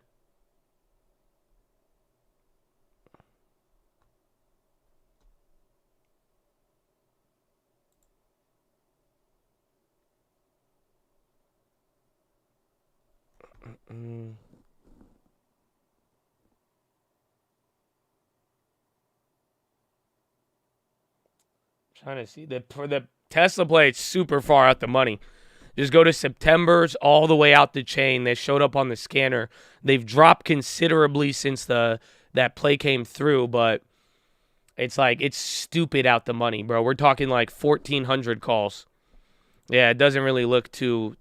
It's a weird play. IWM, Micron. Everything's a damn SPY or NASDAQ play.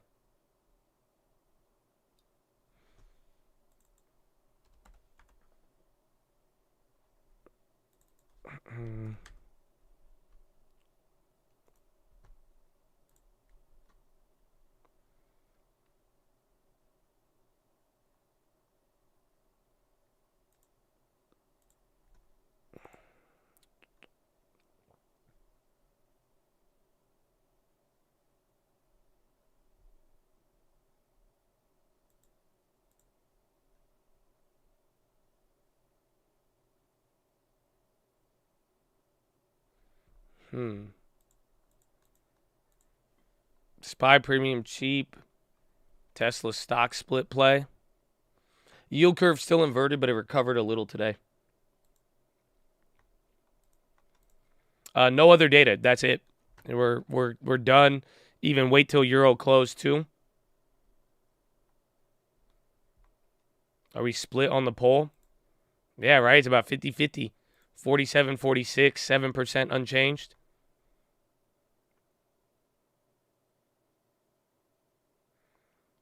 I do invest in art, like physical art, not like NFTs. But I do have NFTs too, but still. Interest rates coming higher. Well, that would be through Powell. Powell could end a lot of this.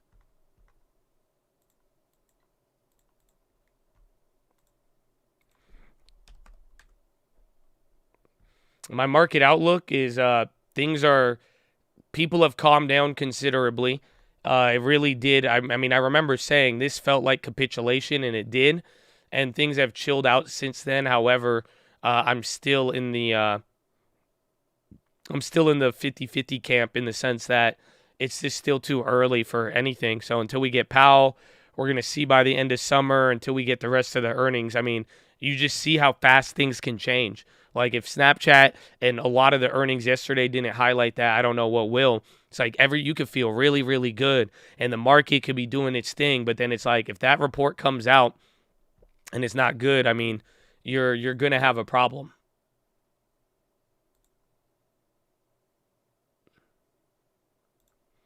Trying this for capitulation. I will in a second. I'm checking. I'm looking at Micron right now, actually. A scanner play came up. And again, after the STX drop.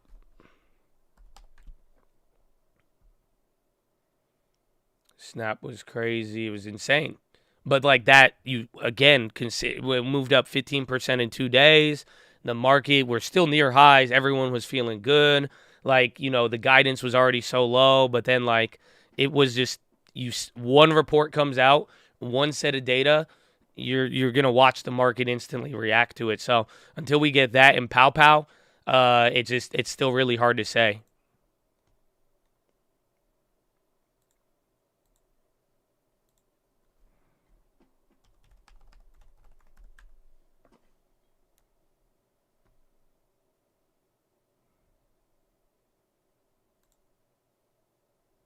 Yeah, so are you ready for this? I think we were right. I think May was the capitulation. So this is all of the news topics and trends with the term capitulation. So literally right there at May, the peak in May, that first week or two is pretty much higher than it's been. You had a little bit in June where it came up again, but other than that, May really was the peak in terms of people mentioning capitulation. But it has stayed relatively like, okay, now I'm just going crazy. But you see it's like right here, it's kind of average.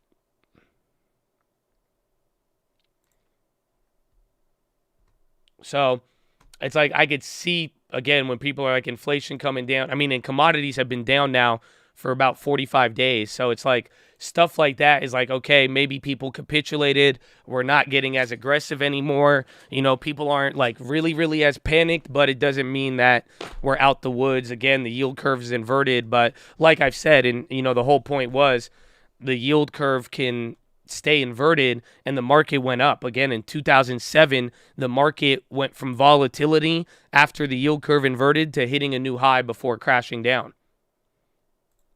So let me show you.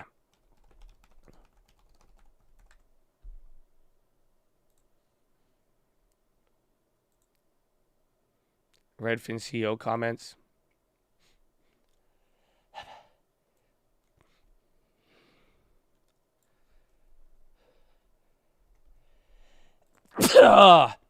Excuse me.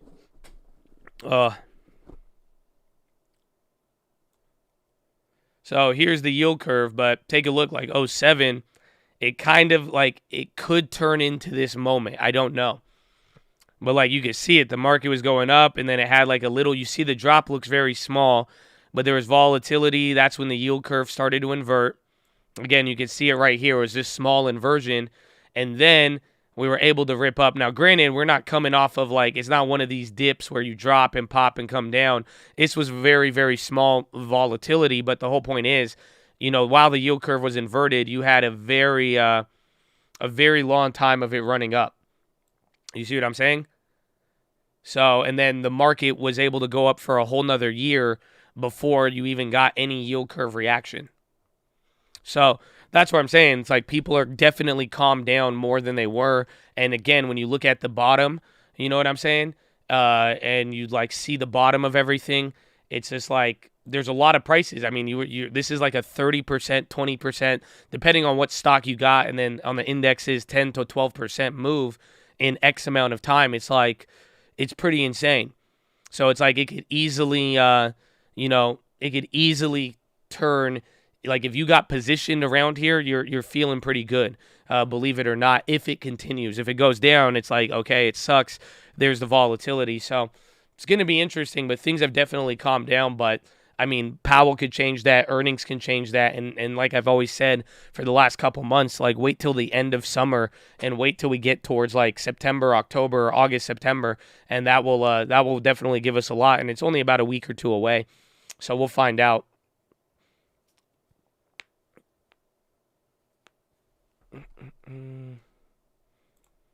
Tesla. What are those options at? We sold at 9. I was trying to get 1,000%, but we got just under. It's still holding up very good, which is like wild to me. If those 850s go lower than $1, I'll buy them. Home builders, I mean, they're definitely slowing down, but like they're doing good. It's weird. It's hard to explain. Pretty much like they're still doing good, but the home builders are willing to do more incentives. So that's the only difference that we got right now. So it's like they're still making money and they're doing stuff, but some of them are like slowing down a little bit, but they're also like they're willing to offer incentives now when they really weren't a couple months ago. Snap new lows. Oh my goodness. Dirty, bro. 1028. I know Google was hitting a new low, but Meta didn't. Do you think we're at the bottom? I wouldn't call it a bottom. Could we have just seen the early stages of a shorter term rally? Possibly we could be in the middle of that, but I don't think this would be the necessary bottom. I mean, if I do look back, just remember I've always said this like 360 to 380.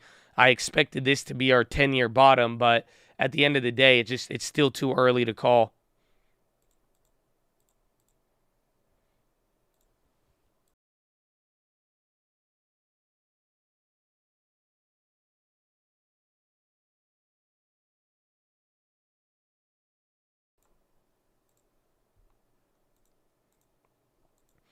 Maybe this is time to get puts. Could be, is if they're the right price.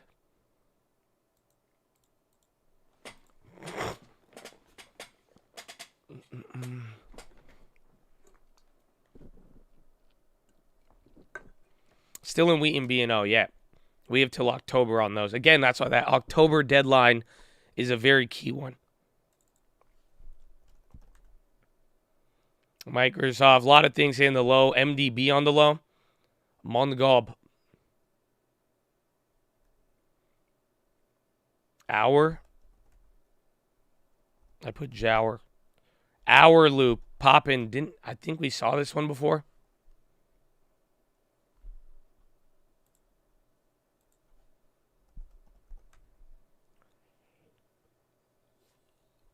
Check BA volume. Oh, where is it?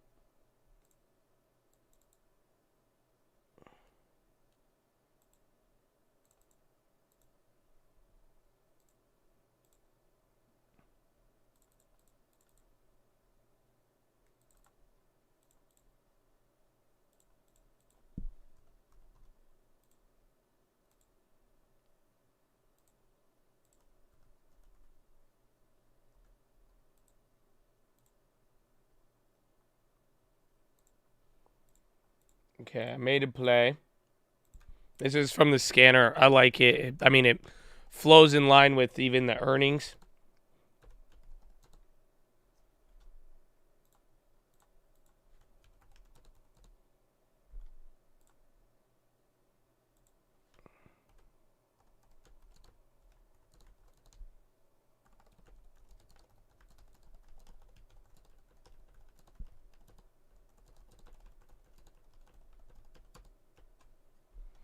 BA gap fill next week. Earnings.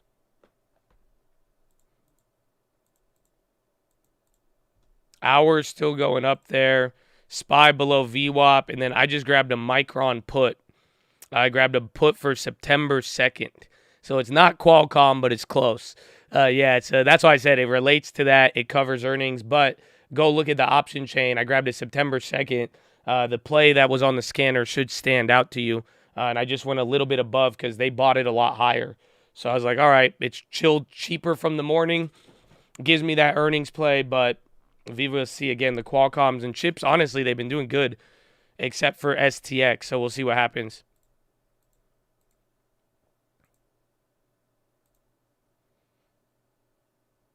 Evergrande exploring options for property service unit. Bro, PGY, that's another hype play still going.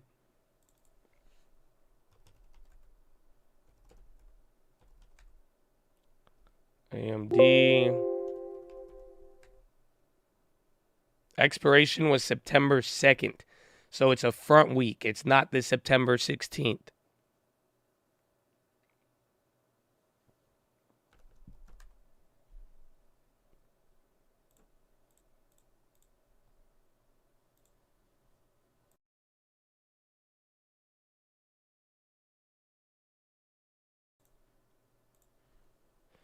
Prayers, I might have gotten the vid. Honestly, you probably did, man. I was surprised that I even got it. Man, even Biden got it, man. So have a fun weekend. Just sleep for 96 hours. You'll be good. Drink a lot of water. And that's all you need. Yeah, the 52s was the scanner play. I went up a little bit higher, though. I didn't want, because again, they bought when that play was, they paid like 70 cents for that trade. They paid the same price they paid for that play is what I paid for mine, but I got pretty much $1 closer to the money. SPY dropping pretty big.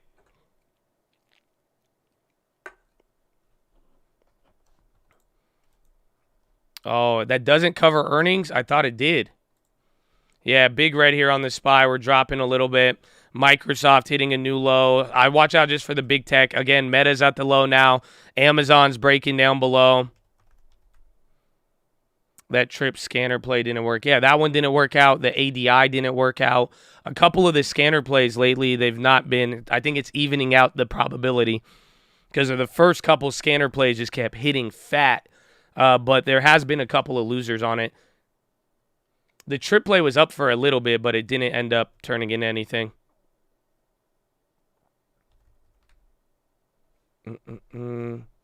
Reliance Geo. No, I did not roll the Abivine, not yet.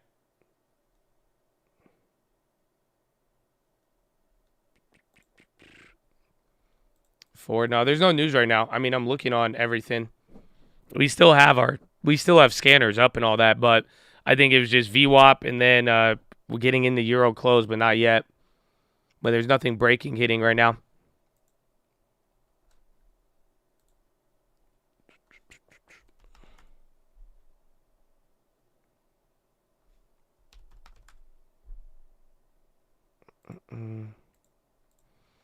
Tesla 850s are under $1. Are they really? No, I want 840. It already went down half, though. But Microsoft selling off. That was a big move. No news on that. You're going off of VWAP. So let's see. You're back to the lows of the day. But a lot of things just took a big move.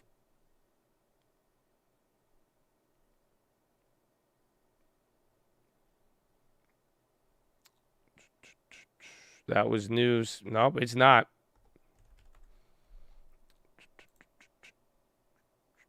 Biden's COVID symptoms have improved. That just came out like literally right now. And then Biden's physician updates on Biden's health condition. That seems to be about it.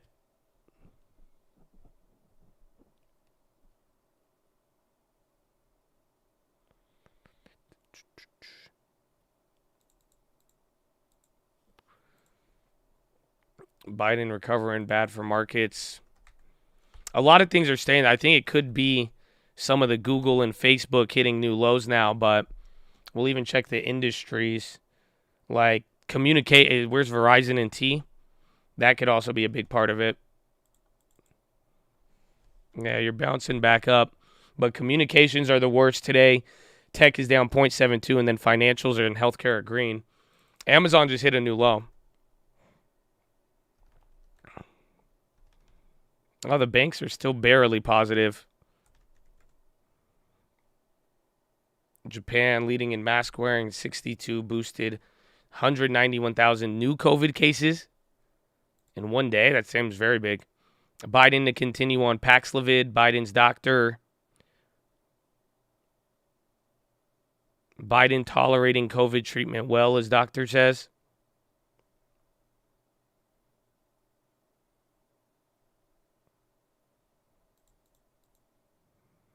Looks like Tesla driving the SPY.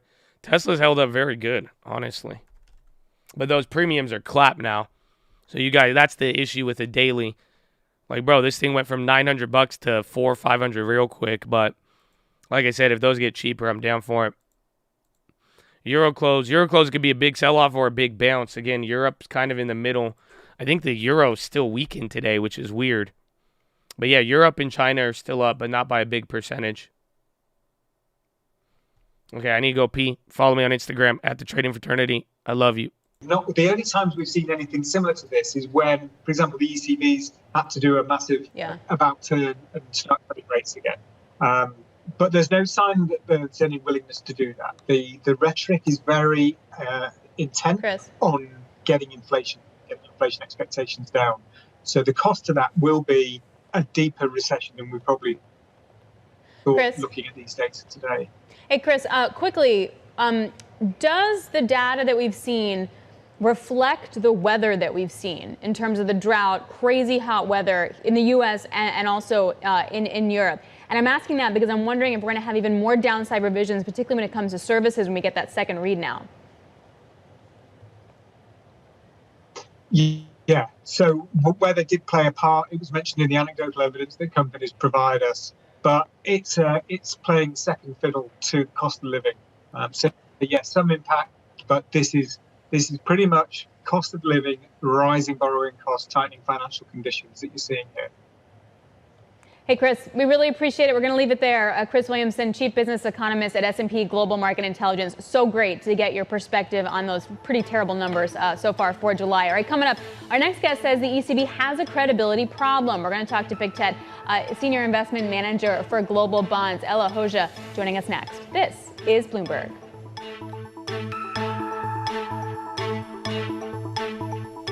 Brought to you by Tesla. Hey.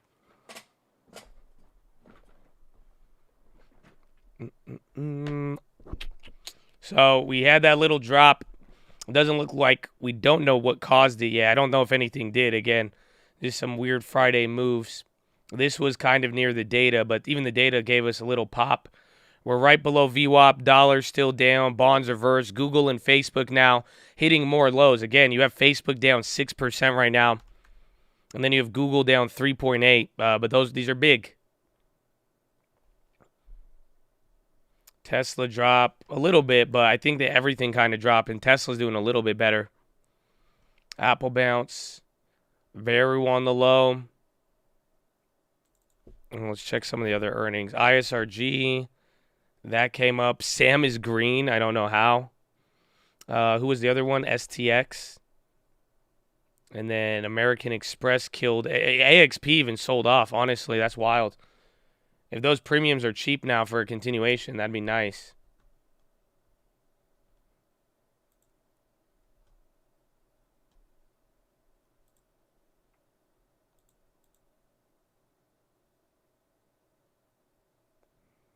Global currency, cryptocurrency market cap is 1.12 trillion.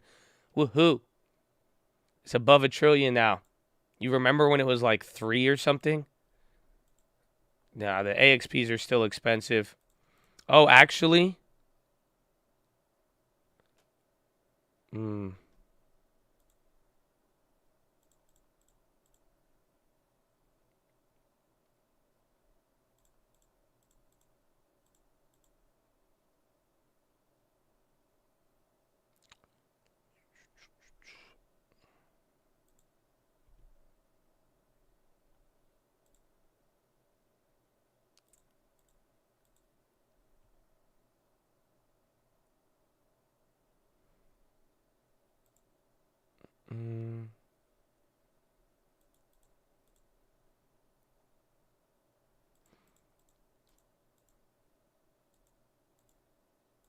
Gas is too expensive to keep pouring it on Airbnb. I need to find an alternative fuel source. How about wind? You could be like, oh, Airbnb winding. Oh, Airbnb windmilling, bro. Oh, like Airbnb clean energy, bro. You know what I'm saying? I think we could pull that off. Should I buy Ethereum on Robinhood? No. You're not really buying it on Robinhood. I don't know if they have the wallet yet. I think they do, but I would just, no. Co-anniversary coming up. 3 years, baby. God bless you, my friend. Amen. You can send it off now? Oh, then that's cool. If they let you buy it and then you can send it off, then yeah, you're good. Which platform? I mean, I still believe in Coinbase, and I would just use Coinbase. However, I would not really keep any money on any exchange right now. So pretty much learn how to get a hard wallet, and then you could buy it anywhere if you really want, but that's it. You heard 3 Arrows is good. They don't have that service, but I heard Celsius. Nah, I can't even joke about it, bro. It like hurts my feelings. You know that? I can't even joke about it. Like, as much as I wanted to play along with that joke, I'm like, I said it, and then I'm like, it hurt me. Because I'm like, man, it pisses me off. It really does. You have no idea. Like, I could be pissed off about Snapchat. I could be pissed off about, like, the growth stocks and so many things, but it's like a lot. Like, these are investments. Like, this was just like, bro, billions of dollars of people just got their money locked up on them and got thrown into a fucking bankruptcy proceeding. Like, what? So, do you know that's the update, though? Ready? So, are you ready for China? Do you know, like, with the China, how you were seeing, like, the tanks and, like, the bank runs? Are you ready for this one? Do you know what part of the issue is? Part of the issue is that China is doing what they're doing what these crypto companies are doing too now. And what they're saying is that they're trying to say that everybody's money, they're saying, well, actually, your money is considered an investment product, so you can't take it out, and that we have full control of it. So kind of like, again, that's the whole terms and service of what happened with these cryptos.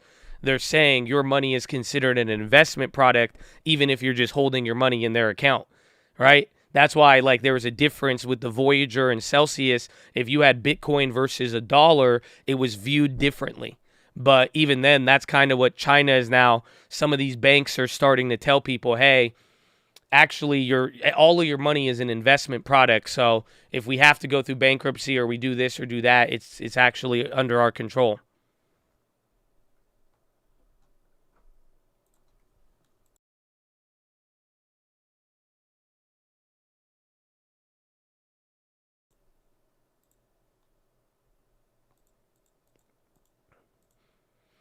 Bradley Frizzle and the Peach, baby! Oh, it's here. I didn't even have to post a Snapchat on a Friday, baby. Peach Nation, stand up. Oh my goodness. My gosh. Wow. In a world of Celsius and Voyager, at least we have the Peach, bro. You know what I'm saying? Wow. God bless you, Bradley Frizzle. Good morning. Good morning. I get my pizzas out from Frizzle. That's that Frizz. Wow. Technically, the crypto funds are saying you're loaning our crypto as it turns into a liability unless the consumer gets screwed during bankruptcy. Bro, it's wild. So SPY coming down again. There's no breaking news. Chile Central Bank sells $100 million in the spot market.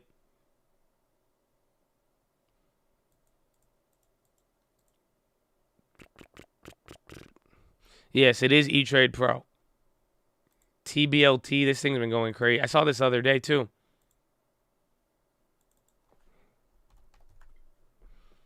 Meta. Micronian. Yeah, European markets are up and all that. Do you have stuff in Celsius? No, I had no money in any of those. I've only used Coinbase. Like, I've said that from day one, and everyone's like, why are you paying the fees? So I was like, this is why I paid the fees. But even then, I still I don't trust anybody in crypto right now. And that's it. I'm very just more, hey, I like crypto, and it's great, but that's it.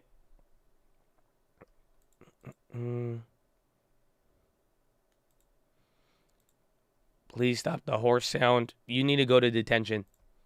Thank you. Thank you.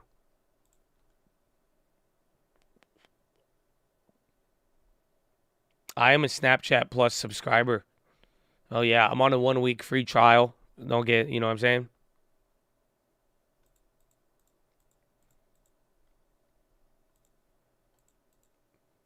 You know, Coin said your money ain't safe if they get going underwater. It is. Well, even then, there's a lot of contagion after what we discovered with Celsius and the other stuff. Voyager, it's like it might go there. Airbnb names Carney global head of communications. Airbnb, Jay Carney joins Airbnb as head of global policy. So Airbnb just added somebody. Market's not really reacting to it. Amazon. Nice. John Carney from Amazon, head of policy. Now it's hitting as breaking. So he's leaving Amazon and joining Airbnb. That's a good addition. I'll take it. I'll take it.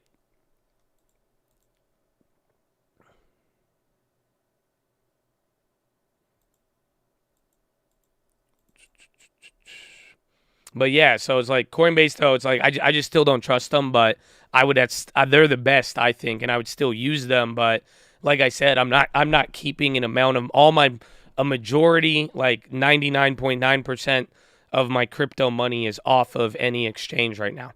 So all I have is about $20,000 on any crypto exchange currently. So I'm just weirded out by it all. That's it. Everything is like, bro, we were like a week and a half ago, 2 weeks ago, we had like a little Lehman moment in crypto. So the next 6 to 12 months, again, it doesn't have to crash tomorrow, and that's why it's already been like a month or so. But at the end of the day, it's like the next 6 to 12 months, I'm pretty concerned about it.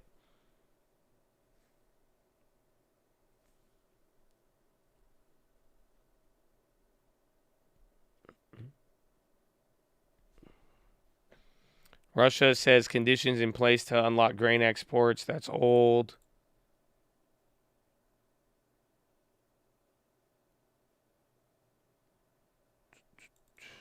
You have profits on TLT, tempted to take it. Well, here's the thing. It's hard to say now because it's going to move off of Powell. You know what I'm saying? Google, 4% now, bro. That's huge. Google's even catching up with the Facebook decline. So SPY might come down here a little bit. Ørsted buys German, French onshore wind. Ostwind.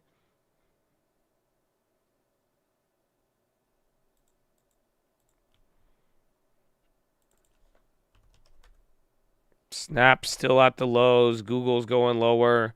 Microsoft. Amazon might too. And where's Tesla? Tesla's holding up decently.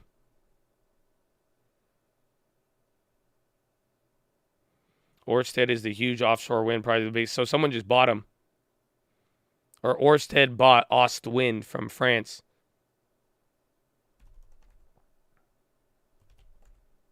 There's AMAT. Where's PayPal?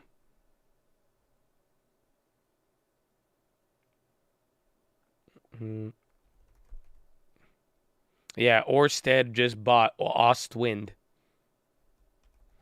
Yeah, PGY up. PGY, this has been up 10, 11, or 100% all day at 10, 11 bucks. SPY coming down again. We might test the new low here. You're back to 397.50, so remember 397 flat in general. Like we said, a big support or resistance level. Don't know why we're dropping now. There's not anything too crazy.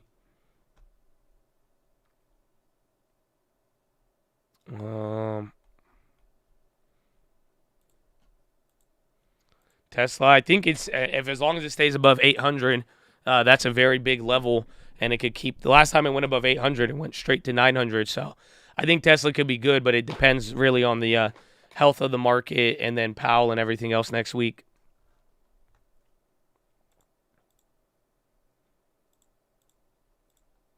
Yeah, dollar's down now. SPY's red. I think everything's red now. Yeah, Dow's about to go red at this point. And now NASDAQ's down 1%. SPY's up 0.38. Honestly, the weird part is you only have 4 industries in the red now. Financials are break. So only 3 things are red. It's very, very weird. You just have a big effect from communication stocks today. No news so far.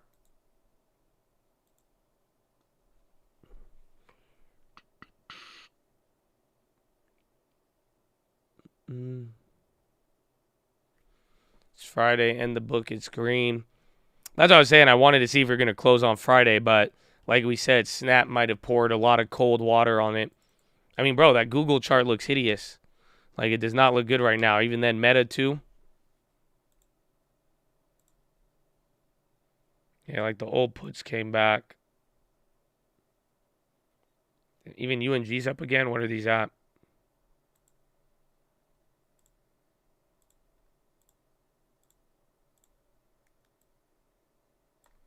Yeah, 500% on the ask.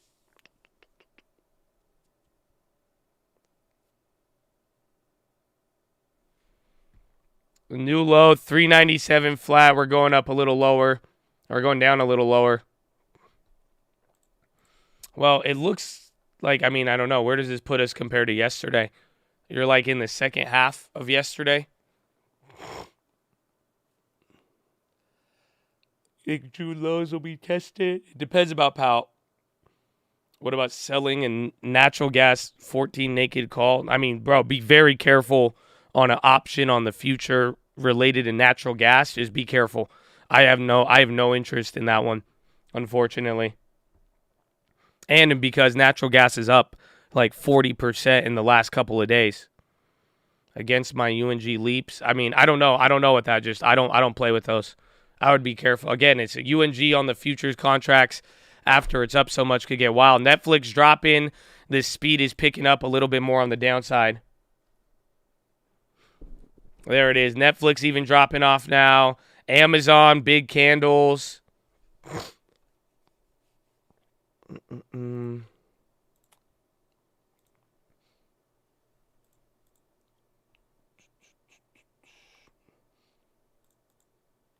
My P&L this year. I mean, on the realized P&L, I think I'm like a little bit green on there, but my unrealized P&L over $100,000 just from any equities that we've held that were bigger, bad covered call plays or sales, but just holding a lot too, and then losing a lot of gains on equity. So pretty bad for holding. Pretty bad for holding. Unrealized capital gain. Remember they were trying to tax us on that? Now look at it. They got their tax. Everything's still dropping. No news just yet.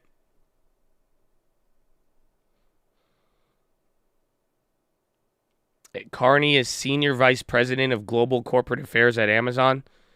That's the guy who's joining Airbnb.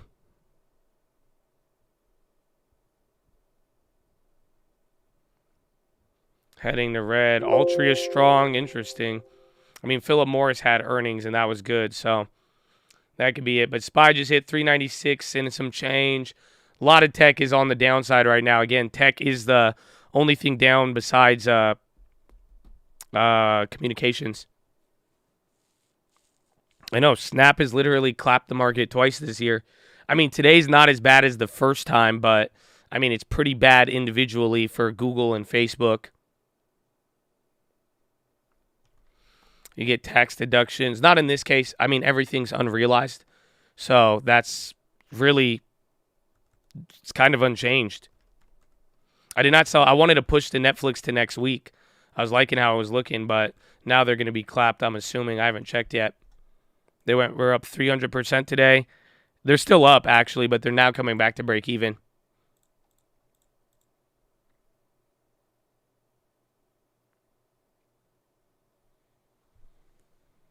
How do you know a big name exec is good besides big name companies they work for?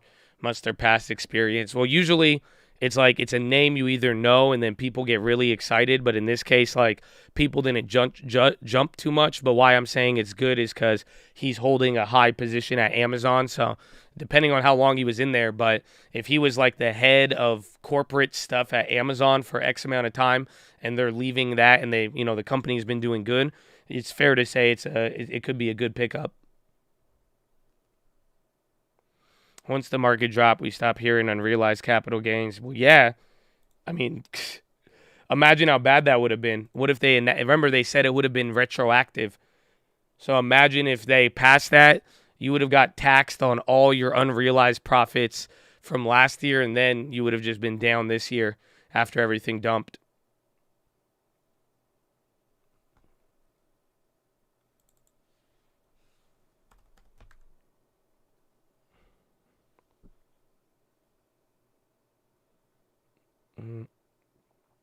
Jay Carney is the former White House press secretary under Obama, and then he went on to work with Amazon. That'd be like Jen Psaki being like the global head of development at Google or something. I'd be like, what? At the Money Leaps, AT&T 143. And is it a leap till 2024? Because here's the thing. Any January 2023 contract literally expires in like 4 months, 5 months. Yeah, 540, that's not bad. You just don't get to collect the dividend.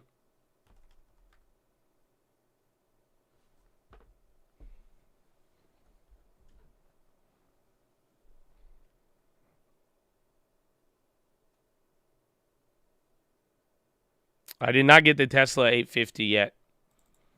I wanted the 840, not the 850. And it's at $1.70.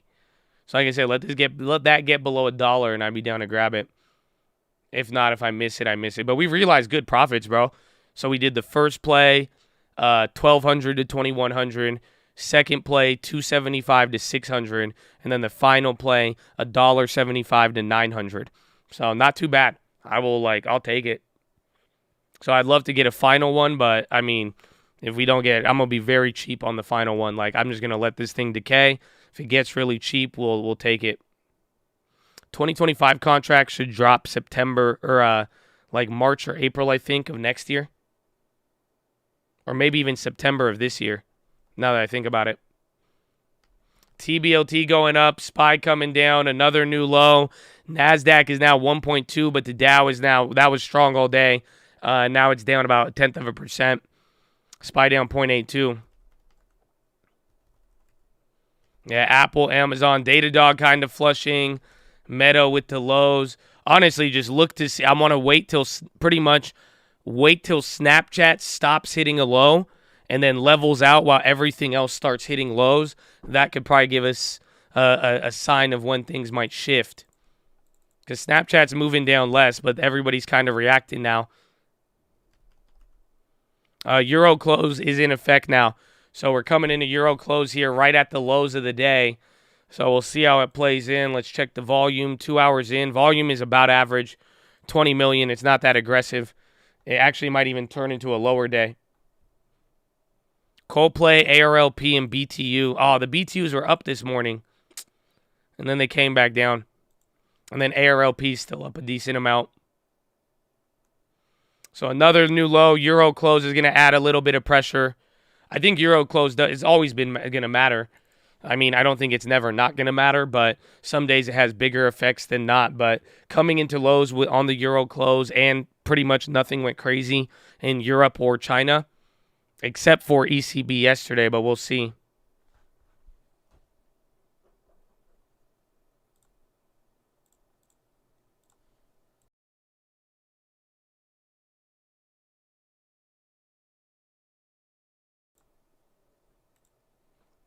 I've been looking to get in his Snap. Would you dollar cost now or way more? I mean, $8 would be a very compelling price, but I would let your portfolio guide you in terms of balance. You know what I'm saying? So look at your balance, see your growth in your dividend stocks, and then at the same time, if you don't have any quality names, I would take a top tier name brand that's down but not necessarily crushed. I would take that over Snapchat right now. But $8 will be very compelling. I will start considering there. Again, that price just becomes so low, but at the end of the day, it's just like you have a lot of other. It's not Snapchat's not the only discount. It's down. It's discounted. I still like the company, but again, you have a lot of things that are really, really down right now. So why not use the opportunity to get some of your big dogs? Like literally, like hypothetically speaking, like let's say Amazon has really bad earnings and collapses, right? And like let's say Amazon somehow gets down to like 2018 levels, I would rather take that, right? Again, Netflix at the lower prices, honestly, I would have actually preferred that instead.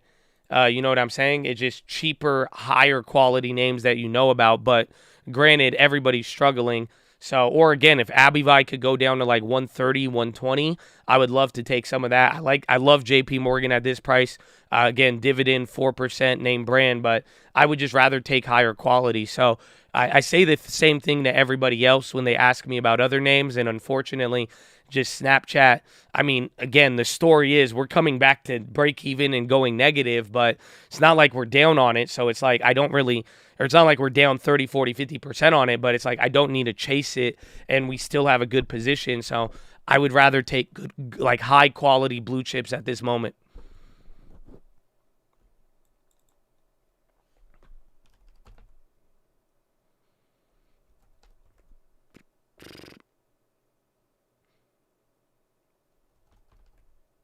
Did you make your shares free? No, I just bought them really cheap.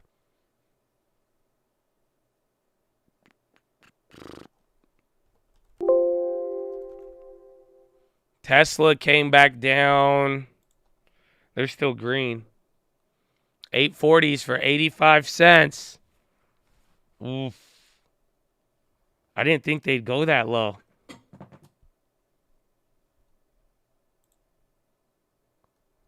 I would love, bro, that 835 is now negative. We sold out for 900.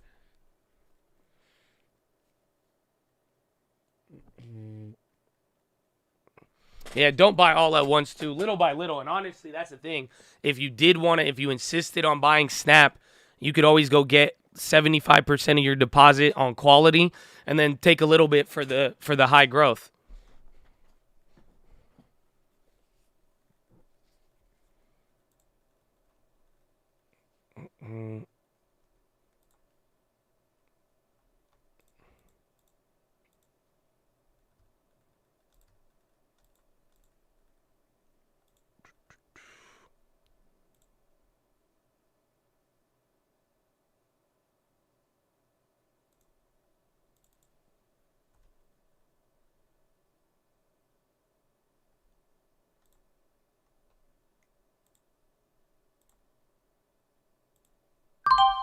All right, I bought the 840 for 86 cents.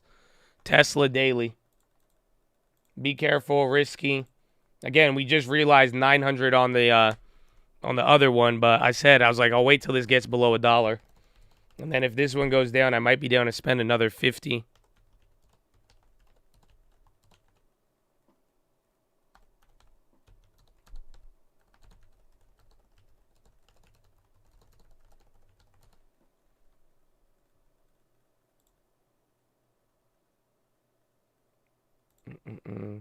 I bought your Tesla. I'll buy it. Why not? Against my...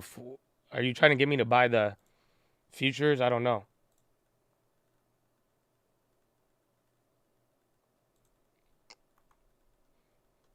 Oh, and then do you guys want a gas trick? I could save you 5% in gas prices. Are you interested? Are you guys ready? Would that interest you? Would anybody like to know? I got a 5% gas trick. It's not that crazy. Damn it, Tesla already flushed. Okay. Well, you have to sign up. You got to sign up for the membership though, before I tell you. What if I gatekeeped y'all like that on everything? Wouldn't it be wild?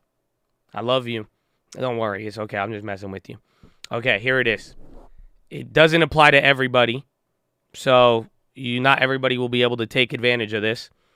But if you have a Chase Sapphire card, which I know some of you do, if you have a Chase Sapphire card, they're offering 5% cash back if you go to Chevron.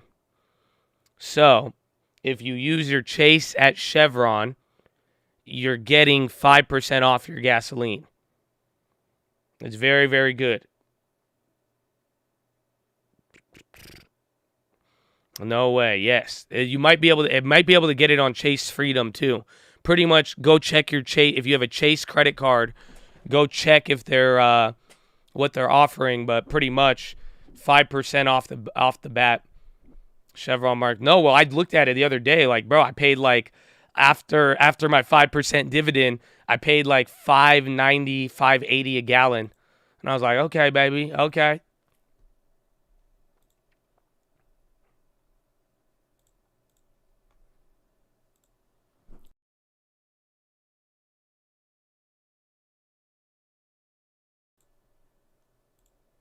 Yeah, the Kroger, Vaughn's, Safeway, you get the points with the phone number.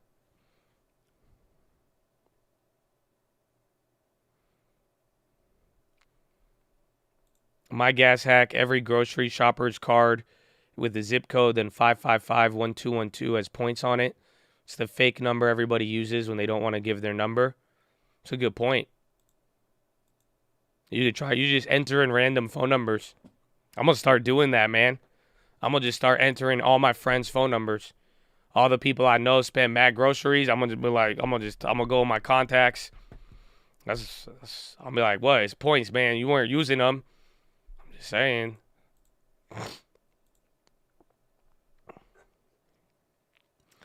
Yeah, Costco gas is super cheap, but then, bro, it's like a 30-minute wait. Oh, I have another gas trick. I don't know if you guys want this other gas trick. This one's kind of weird. But pretty much, if you, do you know when you, like, you know how you have, like, the clicker on, like, you know how there's, like, a little pin where you just set the gas and, like, you hit the pin and then you go back to your car and it keeps the gas pumping for you? You know what I'm talking about, right? The little, like, I don't know what to call it.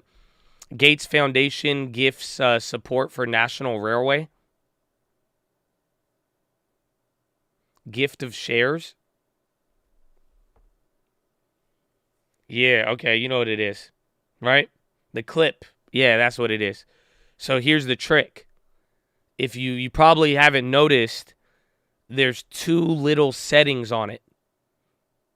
So that little lever, most of the time we just hold it up all the way and then you just put it down, right?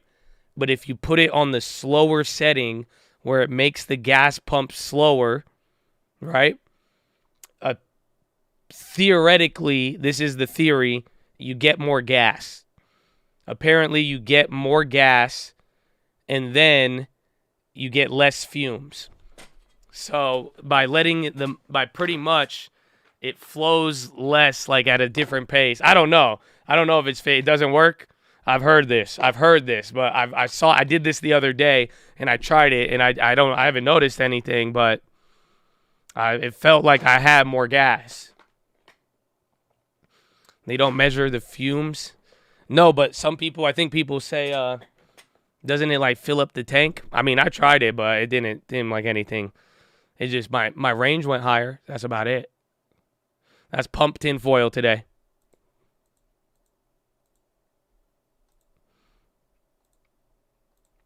We're going to need a fact check on this one.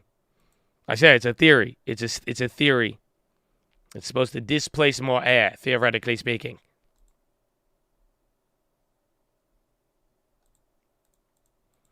See my email? Do you want to come to the wedding? I'll get back to you on that. I'll see. I don't know where it's going to be at. I got 2 wedding invitations yesterday, and you guys are both getting married around the same time. So we will see. But I will let you know, my friend. But congratulations. I always do that because I heard it's true, but I don't know. Thanks for the Chase gas hack. At least you get 5% on that. That one's confirmed.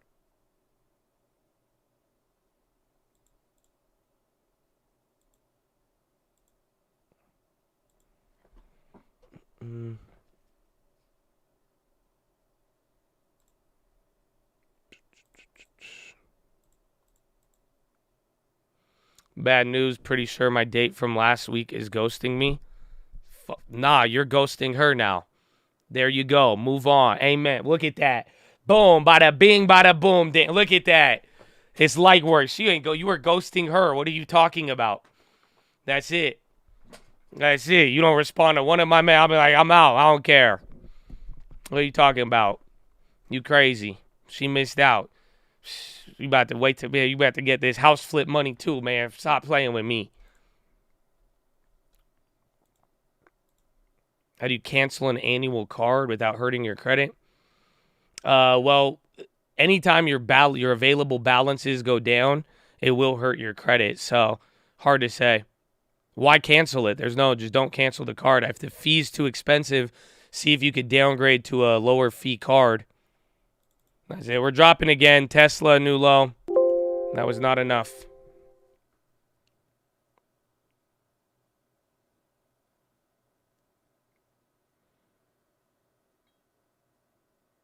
Mm.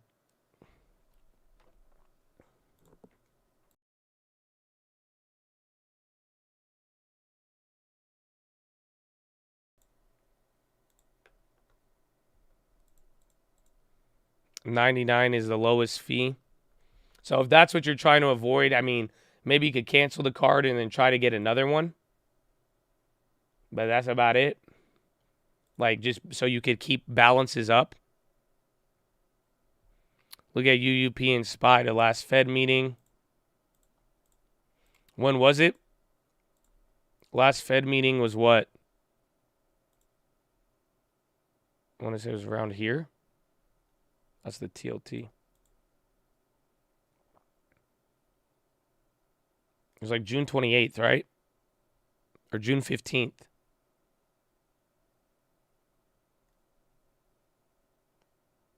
Kind of looks like this SPY a little bit.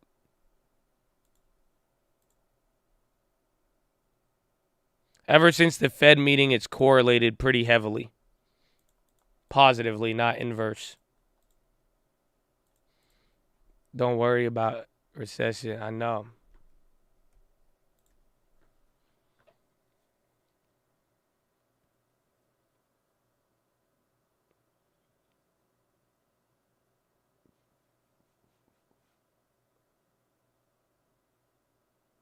When you cancel the card, you lose all the positive credit history, but keep the negative. That hurts the most. Yeah, I'm not a fan of canceling cards. So if you don't have to cancel it, I wouldn't cancel it because you get a better effect on your thing. I want to say you're sick AF. I think I heard you say you're Egyptian. I'm Egyptian too. Oh, let's go, baby. Oh my gosh. Oh my gosh. Hold on. Wait, I forgot. Oh my gosh. I need to go outside and check it. Oh, my Egyptian brother. Azayek Habibi. Ana bahibbak. Ana bahibbak awi. Yalla Habibi. Stand the wahed. Hold on. I forgot. I might have something at my door. Please hold. Please hold, Chad. Hold on. I hope it's there.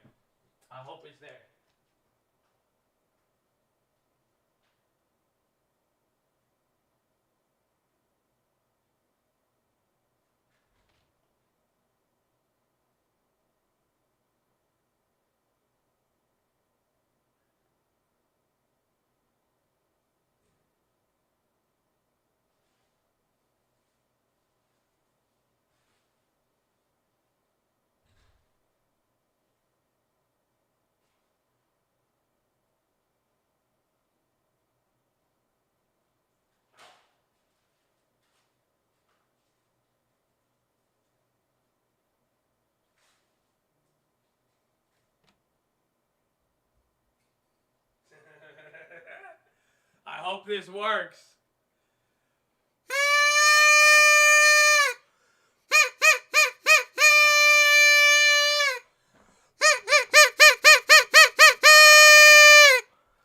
Oh, it's back, baby. It's back.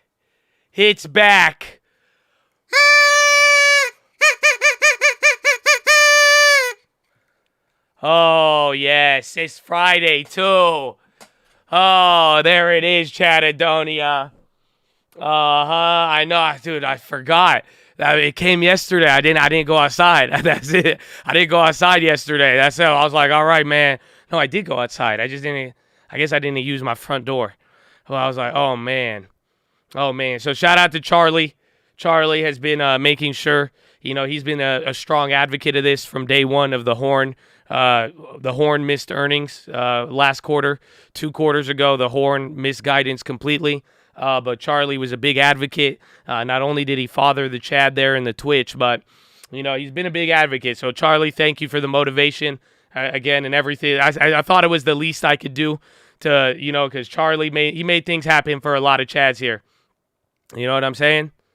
So it's good. It's good, man. I'm very, very excited. That's it. What does wallahi mean? Google it.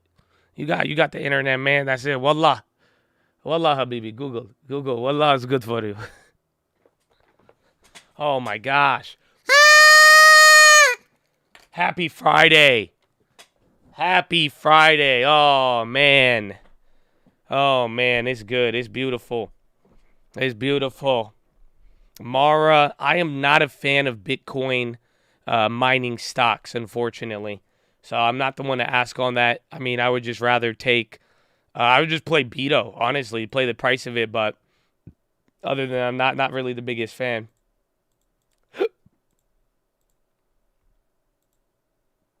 This is good every Friday. Was that the ghetto horn? Yeah, we got a new one. This one's like super weird though. It's very flamboyant.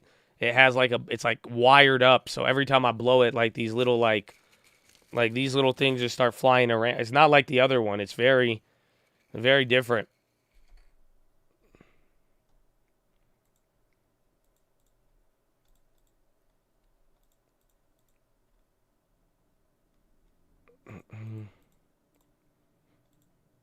Yeah, streamers. That's what they're called. Yeah, just streamers. So I guess I'm a streamer with a streamer.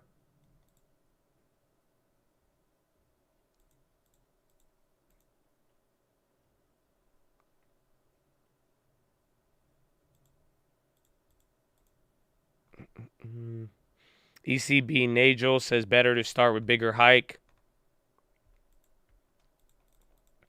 It's a slow day, guy. I mean, we just made a Tesla daily call. That one went up. Woohoo! But other than that, I made a Micron play. That one's leading into earnings, and that showed up on the scanner. And that's about it. I'm considering some like American Expresses as a post earnings, and then I got a Meta too. The Meta play is up too, but barely. It went up 30 cents.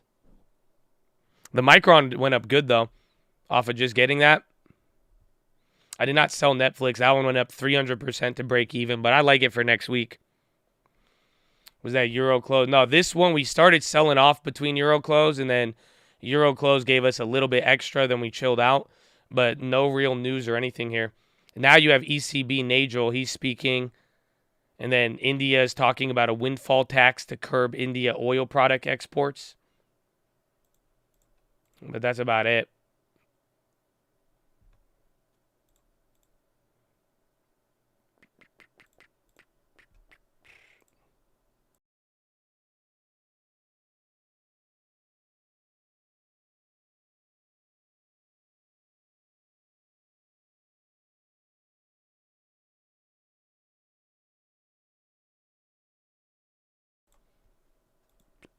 Would be nice to take that money right there.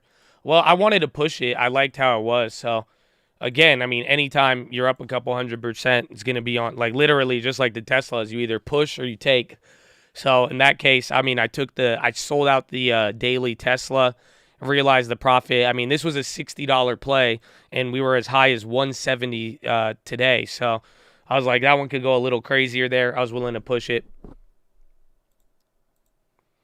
I have big tech puts. I mean, I bought them like a year or two ago, a year and a half ago. I got leaps. Again, I was very bearish on it early on, way too early. And then the other stimulus kind of got in the way. But I have like $5,000 of puts on Facebook. That's about it.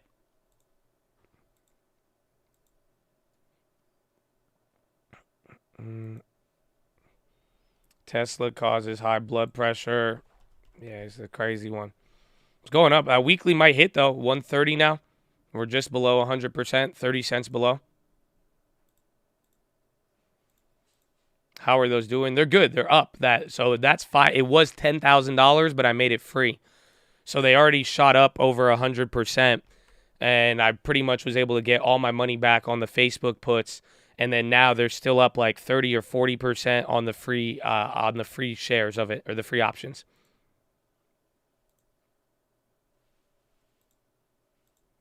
Visa, I think Visa could do good now because American Express was just fire.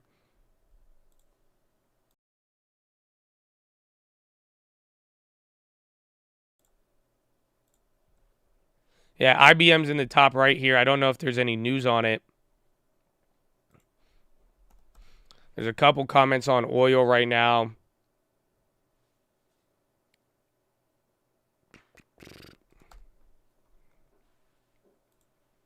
Tesla was killer. Really was. Been the last good couple. We've hit that very good this week. And that rally is just the last 8 days of Tesla have been insane.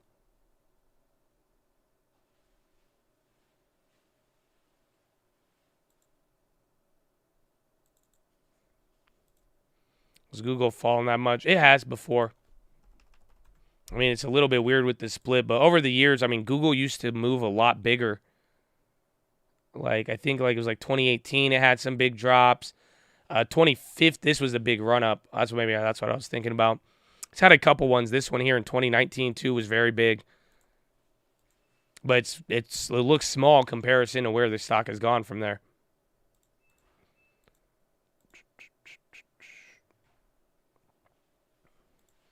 Very weak bounce. Well, VWAP is still high. Dollar's down, but we got no more data or news, and it's been a very weird day.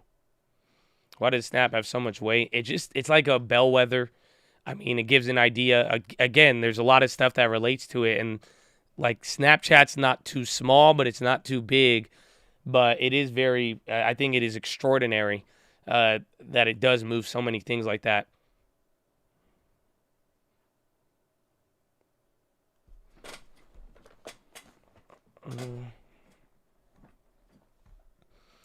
Next week is Chicken Run. That was a good movie back in the day. But all depends on Powell. Powell and earnings, and then if we get anything else crazier.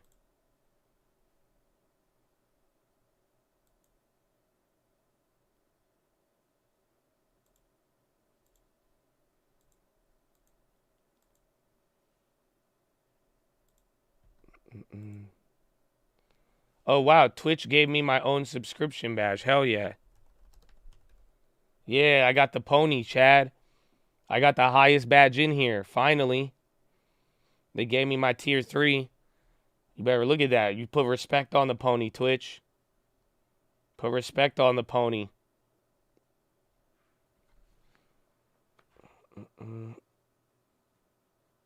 I know I'm fancy. I'm flexing. I know. I'm sorry. Hella discouraged right now. I don't play. Seems to be a wrong move. It's okay. All I know, the first half of that sentence, this is how it's going to sound. It's gonna get, all you got to do is this. Timeout. Timeout. 30-second timeout. 30-second timeout. Timeout. Come on. Let go. Bring it in. Okay, we got to see. So listen, man. These plays haven't been working. You see, anytime we've gone here, we got to bring it back. We got to play a little defense. Let's start off small. Let's switch to a 2-3 zone. You see what I'm saying? Every play, just like 2 or 3 little at a time. Keep it small. Let's slow down the momentum, and then let's get back into the game, okay?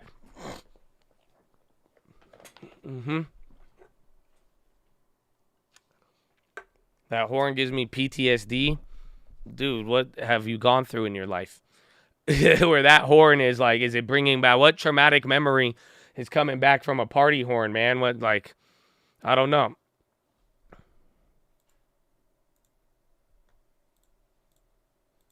My boss told me to only buy NLY. What do you think about that move? I would tell your boss to pay for it. That's it. I'll be like, hey, man, if you're giving my check and you're going to tell me what to invest in, like, come on, I need a little extra.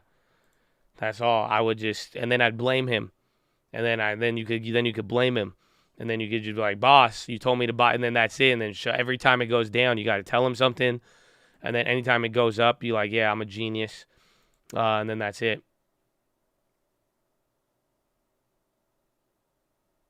Have you seen The Frisco Kid? Wife showed me last night. Nah. I need some good movie recommendations.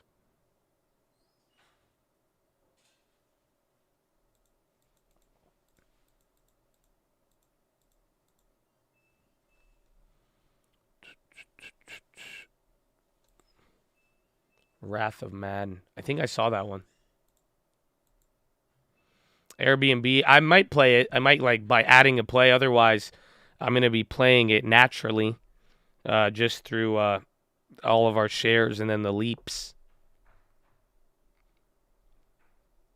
Oh, okay. Y'all really coming out here with the movie. I'm going to forget them. Any good Jesus movies, man? Ever since that last one that I told you, I need a good Jesus movie, man. I love a good faith-based film. Nigel said he's very pleased with Thursday rate cut. Volkswagen CEO DS to leave post. Bloom named successor. What's Volkswagen's ticker? Is it like VV? Do they even have it?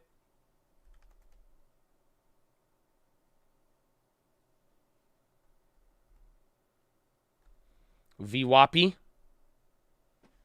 CEO, yeah, or VWAGI? Or VWAPI. It's VWAPI. And then VWAGI.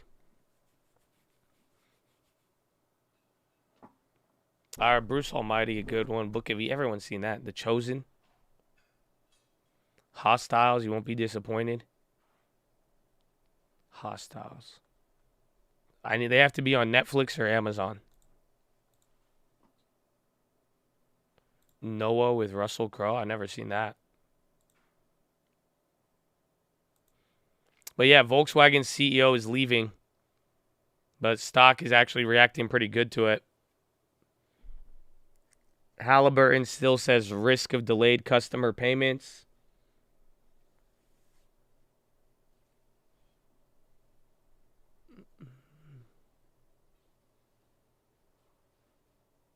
It's weird because the Volkswagen CEO, his name is DS, D-I-E-S-S, but then every time I read the headline, it looks like it says Volkswagen dies. I'm like, what? DS leave. Is it DS or dies? I don't know. VW unions are pushing him for chasing EVs because of job cuts.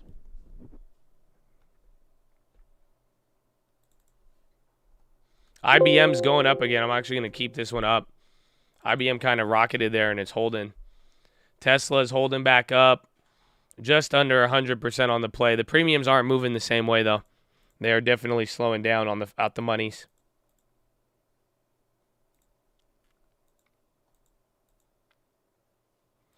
Is Tesla going up on that news? Actually, yeah, maybe.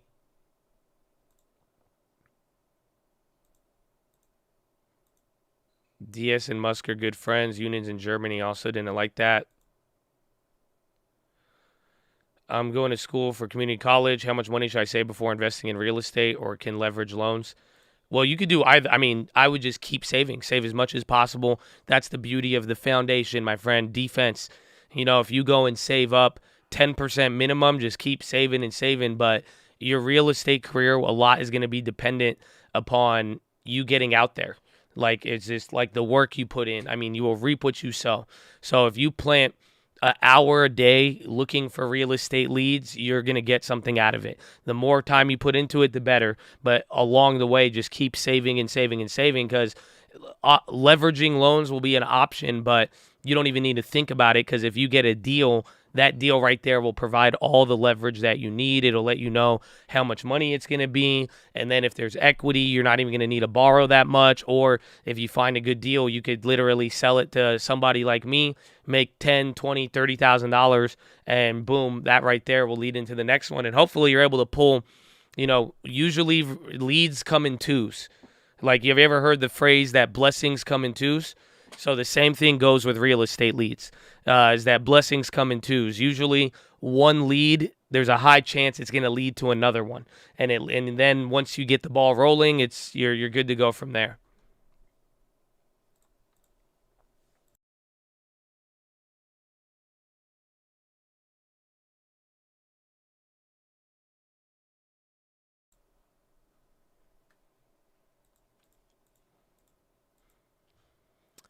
throughout the day on TOS. Right-click the option, go to more info, and then quick chart.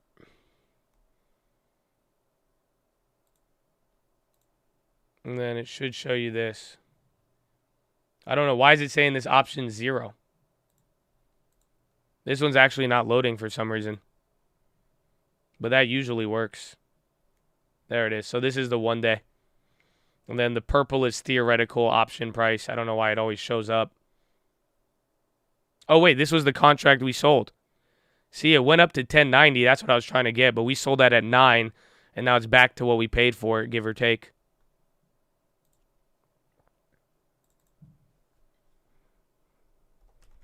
You could right-click the original name, copy and paste in the chart. Nice. I tune in early. Sometimes I tune in late. I appreciate it no matter what. If I'm late or early, I join right when we talking about progress. Amen. Woo.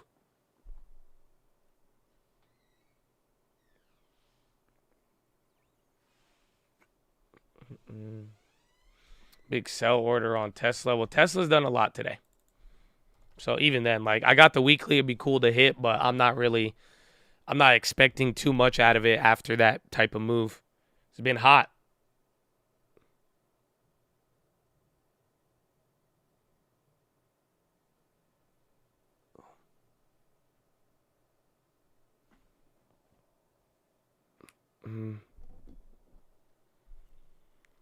Gordon Bombay, Mighty Ducks. God bless the Mighty Ducks. Friendly UAV online. Enemy AC 130 above. We'll get him again next time.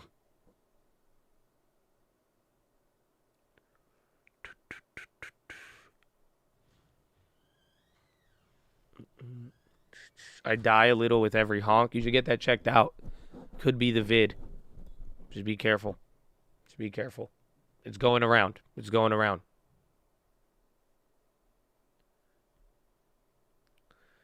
Do you watch any other stock YouTube? If so, who and why? No, honestly, I watch Bloomberg, if anything. And then most of the time, I'm really working on it.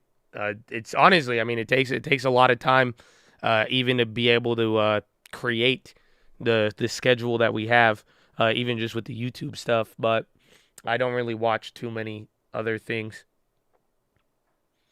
I watched a Mr. Beast video the other day, though. That was fun. That was about it.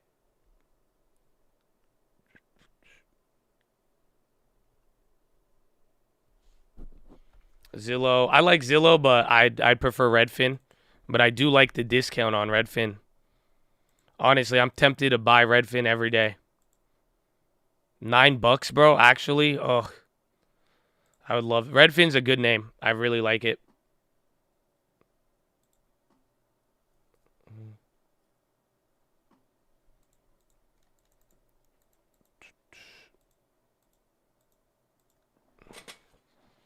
I watch people camping. That's good. That's good. Do them instead of doing. That's good. It's like live vicariously. Far out snap calls. They could probably move a little bit, but maybe like wait until the dust settles, and then you'll be good to go. Snap. So Snap is still going, which I don't know how I feel about that, because usually these should base out at one point, but it's not. So even if like Meta and Google, like they're hitting lows too, though. So shit. It's weird. It's still like continuous all day. Eventually there's going to be a point. That's what I'm saying. Wait till the dust settles, but it is not. 9 handle on Snap now, down 38%. I didn't even think it was going to lose 12, man. That's why I was like it was already down, what, 30% at 12?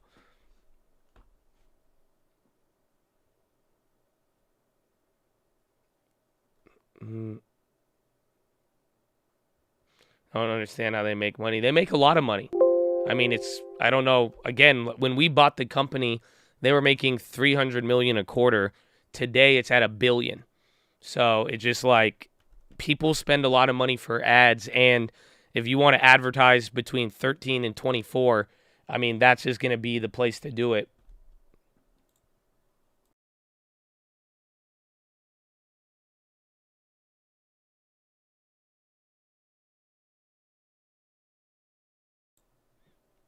Yeah, over 1 billion in revenue a quarter. Bro, and like average revenue per user is like $30. Like it's weird. I feel you. Like, and like they make a lot of money considering. That's why it's like, but the story is now how they spend.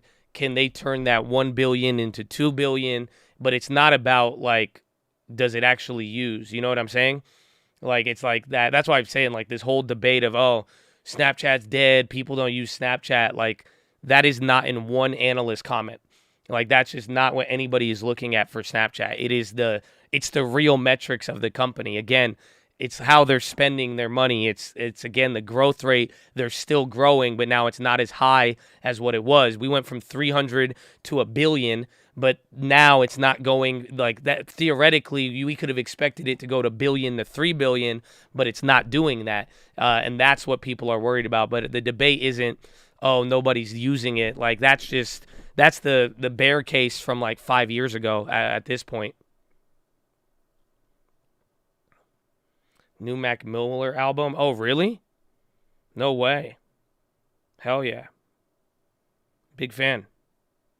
Big fan.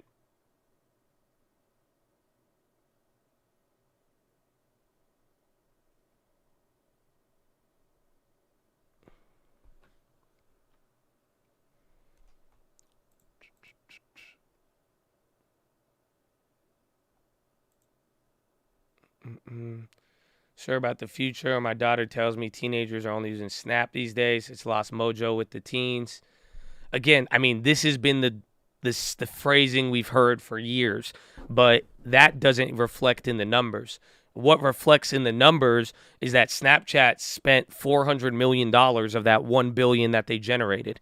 You see what I'm saying? And that $400 million spending, if it's only giving you back now 13% growth, how sustainable is that going to be? The problem with Snapchat is dilution in spending. It's not about user growth. It's not about people not using the app. Again, it's hard to believe, but would you believe that more people are using Snapchat than ever before? That's the wild part to me. that is the difference right there. You see what I'm saying? It's like more people are on Snapchat today than any other point in history. Even before Kylie Jenner was using it, all of this stuff throughout. Remember back in the day when Snapchat first came out, it seemed really, really popular. But it is like the problem isn't people using it. The problem is, again, spending that money and increasing all of it. It's because we're all boomers at this point. And again, I think that's what's hard for people to realize. They do release the demographics. It's all young people. That's what I'm saying. It's not old people. It's 13 to 24 years old.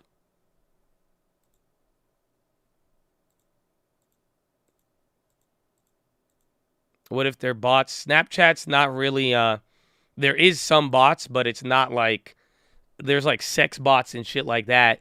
But it's not really an app where you benefit off of bots. It's a messaging app. There's not really discovery. Right? That's why they say their tagline is real friends, right? Like most of the time, your Snapchat, it's going to be people you know or people that you have added, people from your contacts, stuff like that. So it's not really like you don't get a benefit off of getting likes on your videos. You know what I'm saying? Like it's not as if Snapchat, if more people view your story, it's there. You don't get like Twitter bots is like you can make things seem popular. People retweet stuff like that just doesn't happen on Snap. Like Snap, you're just viewing stuff and messaging, and then that's it. And then the bots that exist are the people selling like OnlyFans and shit like that.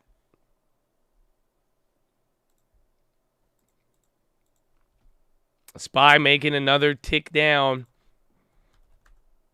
Tesla gave that back up. Let's see, Meta and Google.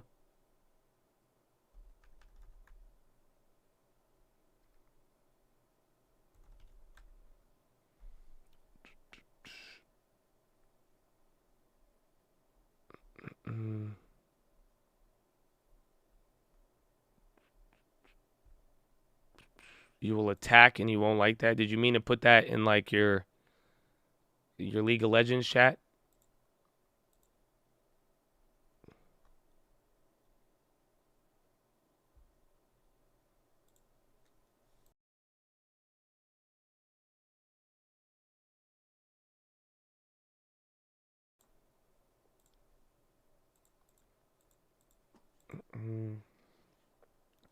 Yeah, you're not going to get new clients on Snap. It's different, right? You're not going to, I mean, I wouldn't engage with clients on Snapchat, but it is. You get to see people, exactly, JG, you get to see what people care about. Instagram has been ruined by their discovery. It's just more real, I guess. That's it. I mean, if Snapchat goes to $8, I could consider it, but like I said yesterday, I'm not in the market to buy it. I'm not in the market to sell it. I'm riding it out. Let's hope the management team turns it around. But right now with this marketplace, there's just too many things that are discounted. Even though Snap is a great discount, I'm just not going for it. You know what I'm saying? It's just not. I'd rather get JP Morgan.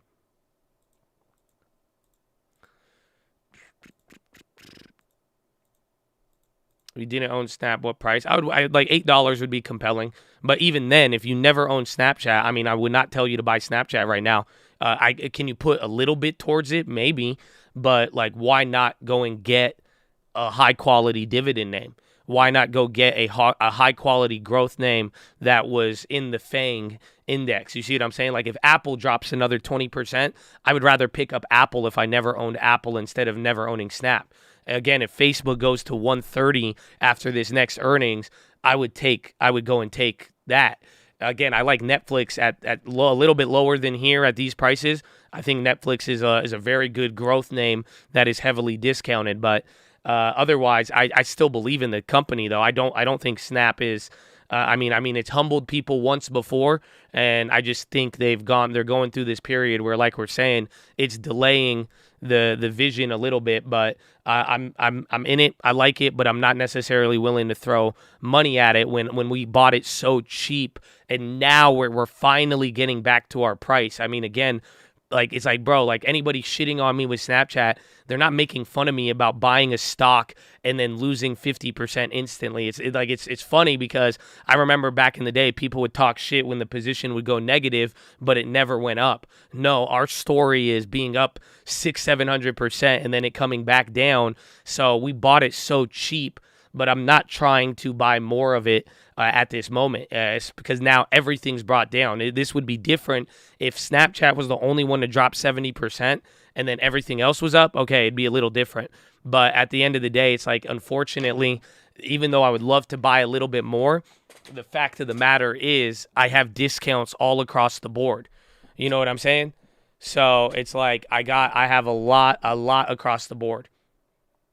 It's like 20 to 40K. It's a little less than that now, but I think at the moment it was only like 12 or 15, and then it shot up to a stupid position. That's what I'm saying, but we really had a very good position on Snap. Like, and that's all it is. Like, it's fine. Like, even then, at the end of the day, like, now we're finally lower, but most of this is like, we already got to hit the lows, but we just had a good price on it, man. And that's all it comes down to. So, and then, like I said, it just, anytime you get a runner, it opens doors to build out your portfolio. And if we didn't do that, we would have been in a lot of trouble. But thankfully, we did. And that's just all it is that we were able to grab. I loved it. I put money into it. Again, we bought it when it was doing 300 million revenue, and now it's doing $1 billion. It grew into, it played out. The plan and vision was amazing, and that's what I'm saying. I just think it just delayed at this point. But what it ended up turning into is just that started to run. We allocated our deposits. I was aggressive with it. I didn't buy anything else.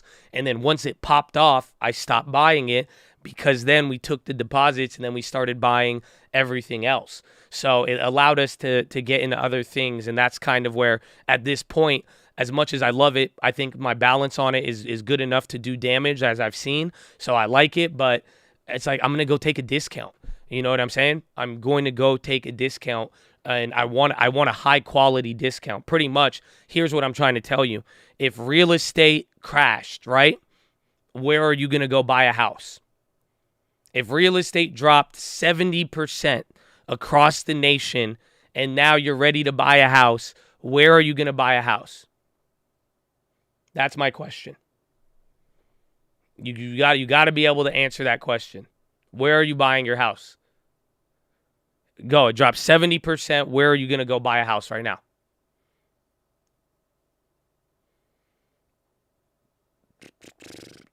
Someone said it. Most valuable location. You go to Beverly Hills. You go to Manhattan, you go to the Austin, Texas, you go to all the best locations, but go to the richest go buy the best location and the most expensive real estate that dropped. Yes, Hamptons, go buy all of that. Go buy the best neighborhood you could find, right? Well, there you have it. It's the same logic that I'm giving you here today with Snapchat. Snapchat, it went up there. Snapchat reminds me of like Temecula. Snapchat, you know what you got? I don't know if they're the Inland Empire. That's what Snapchat reminds me of, where it was super dirt cheap. As long as if you bought it super cheap, you made a killing and it went up a lot. But then if, let's say there was a crash and everything dropped, I'm not going to go and buy a bunch of houses in Temecula. I'm going to go buy a house in Beverly Hills. I'm going to go get Google. I'm not going to, even though it doesn't mean Temecula is bad, doesn't mean that it's not a good place for real estate, but I'm going to go and buy at the most expensive, nicest location because now that it's cheap and everything else is cheap, that's what I'm going to go for. So does that make sense? It's literally like this is like real estate. It's location. So right now, we're not talking about Snapchat. I still like the neighborhood of Snapchat. I still think it's great. But right now you're telling me everywhere else in the market is cheap and I could go get 30% off Beverly Hills as well. Well, I kind of want something like that. And I'm right now, I would go put your money towards the best neighborhood in the stock market rather than putting it towards some of these up and coming neighborhoods that have gone down because it's like, hey, I mean, wait a little bit. You'll be good. Trust me. Like a good neighborhood will go a long way. And then once the good neighborhood is going to pop off first when it recovers, you get your gains. And then by then you could start going back to the other areas to get some of your gains and at a cheaper price.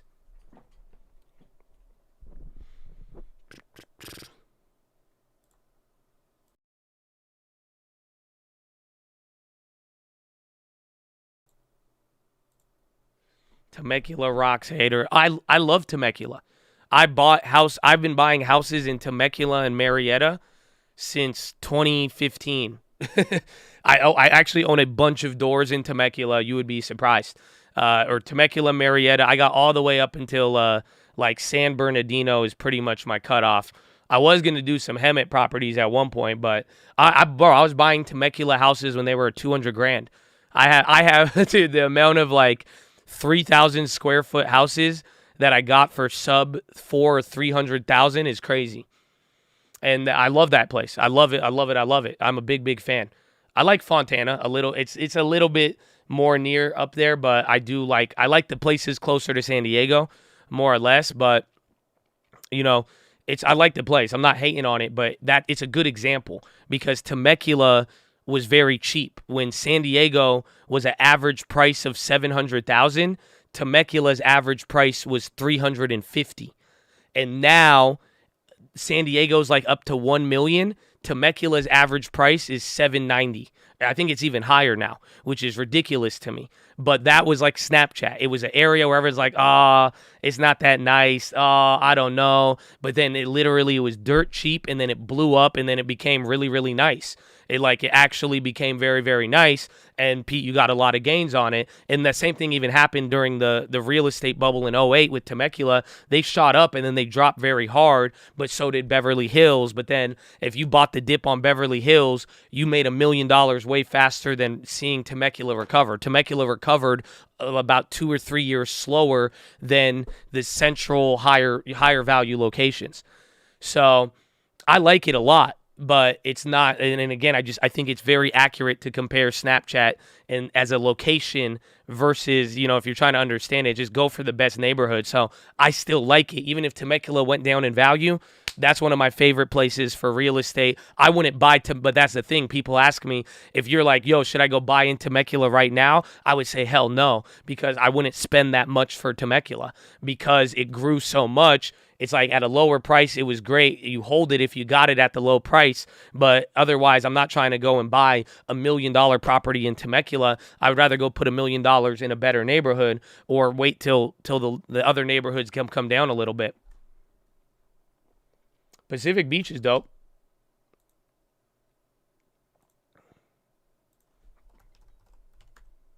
Let's see.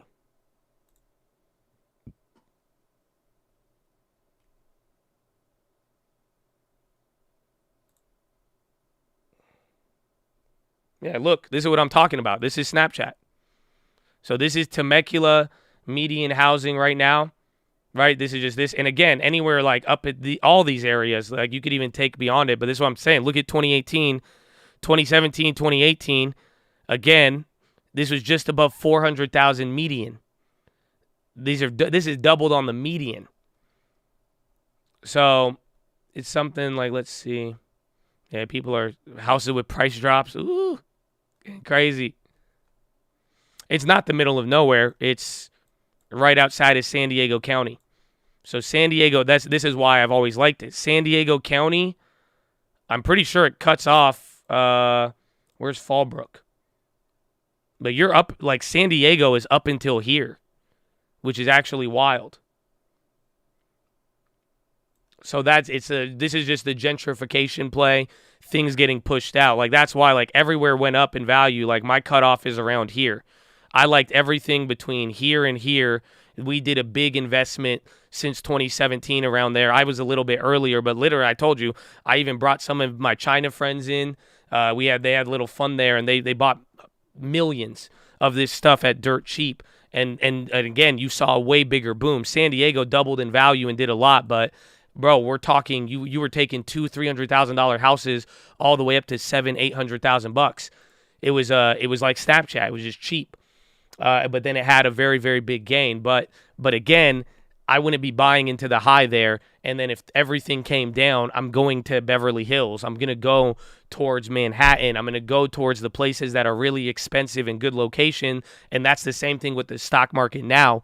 You get a fat discount. You get people freaking out. Go for the best neighborhood possible. So I still love Snap. But it's just not, it's a second, third tier neighborhood. It's not the top end, which we could really get a discount out now.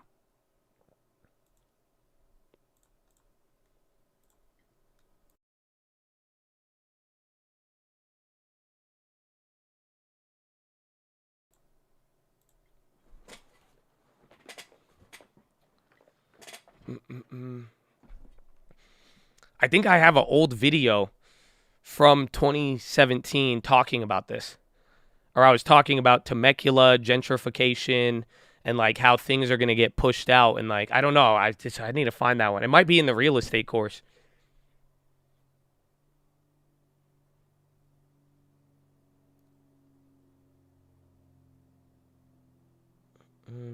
Heard that if the dollar collapses that the stock market wouldn't. Do you agree? Give insight. I could agree with it to a certain extent. Pretty much the equities are going to reflect whatever happens to the currency in a sense. So it's like you got to think about imagine all the people who have like family wealth built off of owning Apple for 50 years. You know what I'm saying? So even if the currency collapsed, I feel like that you would be able to trade it in for something of equivalent value at that time. So things would change a lot, but it really just depends.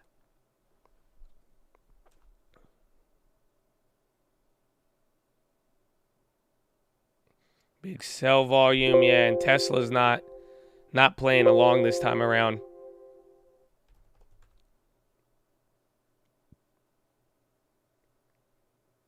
Are there any nice areas in San Bernardino? I have a buddy in LA says that's the next move. I personally don't like San Bernardino. I don't think it's a different environment. It's like hard to explain. Like it's there's a lot of like warehouse. There's a lot of like a lot of commerce goes through San Bernardino, and it's just a little different. There's good for jobs. I think Rancho Cucamonga is a little bit nicer, but yeah, San Bernardino, there's just like it's just a little bit different. Yeah, it's like industrial, I think is the best way. It's technically, Choi's in the house, baby. Congrats to the sister, too. Hopefully you're having fun. Hitting a new low now. Going down. Big red candle just means volume's increasing. So you're getting a lot of orders coming in. New low on this SPY. I mean, we're still pretty elevated, but volume is super low. You only got 28 million in volume right now.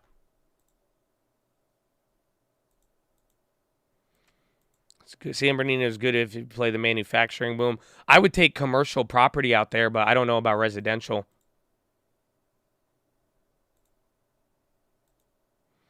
About to leave the house. Have fun today. God bless you, my friend.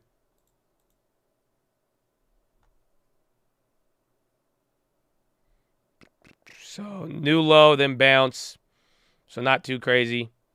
BA new low. Chip makers are on the low. Or they're starting to.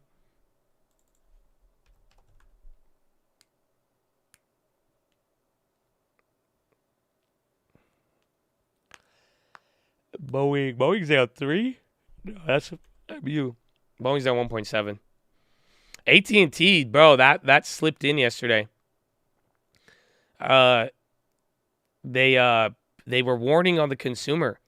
They literally said they're noticing people not paying their bills as inflation is going higher. If you could get mama to move, where would you go? I would probably go to Florida. But mom don't like Miami. I don't even know if I go to Miami. I would go like a little bit north. But I'd go to Florida. I like what they got going on there. But I've never been when it was humid, so I don't know. That's the thing. So it's like, it sucks. I'd want to go somewhere else, but it's like, dude, everywhere sucks. I'm sorry. Everywhere just sucks. Cali sucks too, but like the weather's nice. The real estate is good. It's like I always got food. Just like, I don't know. It's like, that's it. And it's just, if you bought it like 10, 15, 20 years ago, it's just like, it's not as expensive, especially if you control your lifestyle. But I don't know. I'm probably going to be stuck in Cali for a while, man. I'm sorry.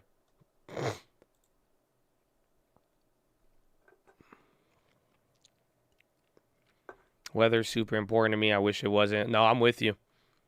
I feel you.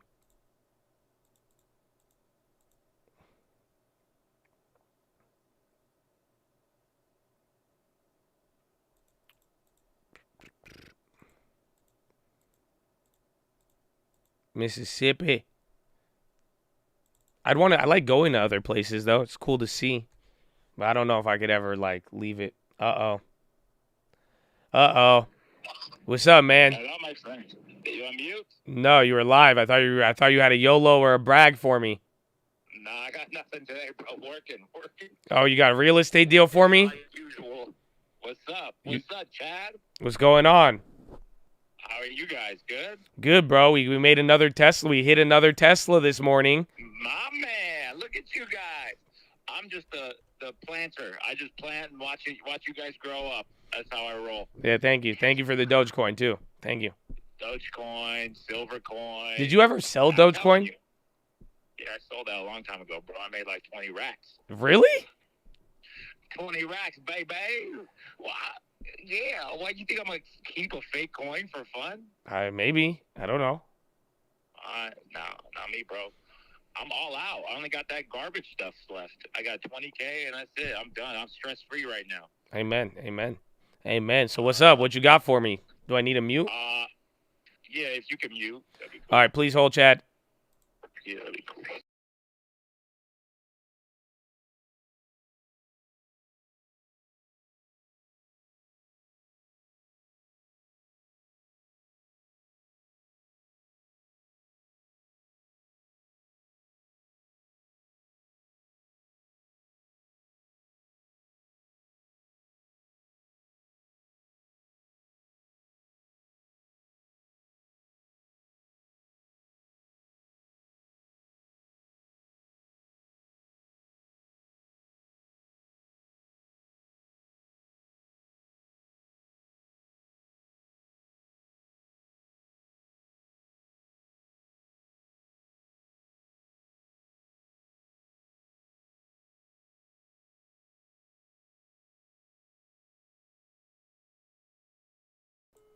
Oh, man.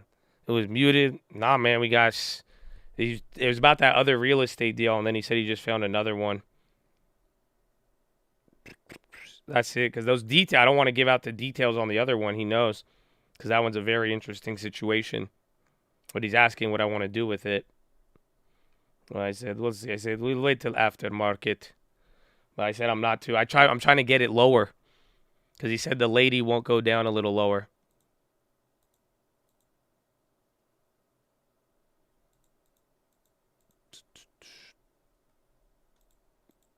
Now I'm muted. Damn. That's crazy. That's crazy.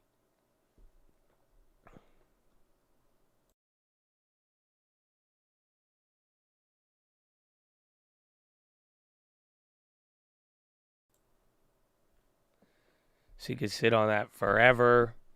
It sucks though, because I don't know. Like it's really I want that deal, but I feel like I could get it a little cheaper. But anytime I've done that, I get clapped. Remember, I did that on one house. I did that for over like 100K, and I had a really good deal in 2020. And that house, I could have got it for like 2.1, and now it's worth like 4 million. But I remember that one was like the biggest L. So I don't know. I do that a lot. It's like I was like, I know it's a good deal, but then I'm trying to squeeze it. I'm lowballing her again. That's it. I'm trying to get it. I'm trying to get her to sell it to me for cheaper than what she paid.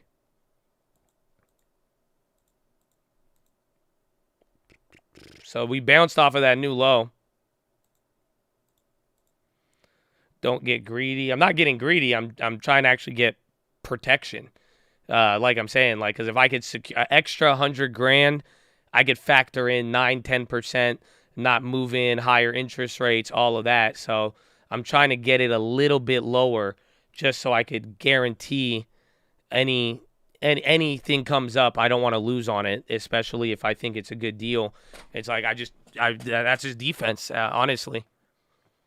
Pretty much, I'd rather be defensive than offensive, because then it's like I'll come out a winner on it, and it's not. This isn't the market to play offense in, where it's just like she can't even sell it. I think she'll get her price eventually, but I do want to. Like I said, you make your money on the buy. And the lower you get it, the more it accounts for so many more issues. So the lower your price is, the less you're going to have to deal with problems.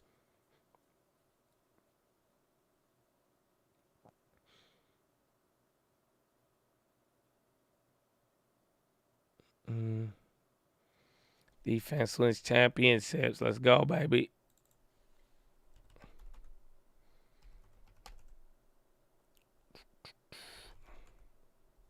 So Snap finally basing with the market. But I want to see even Meta bounce too. Can you buy houses that have reverse mortgages? Yeah. If the person wants to sell.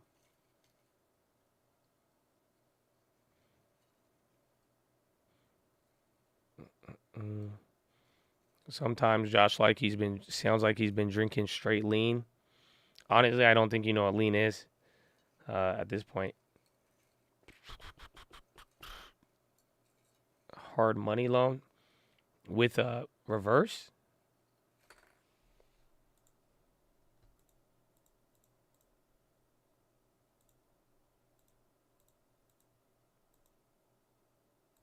Bun B ate at my restaurant last night. Wow. What an honor. That's pretty dope. I thought Bun B was dead. Is that weird?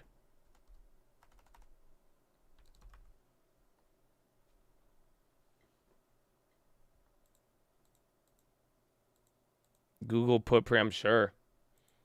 That was crazy.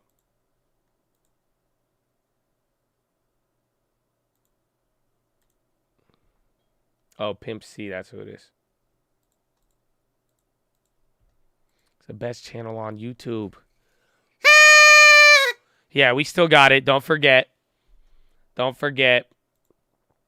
Mm-hmm. Tesla.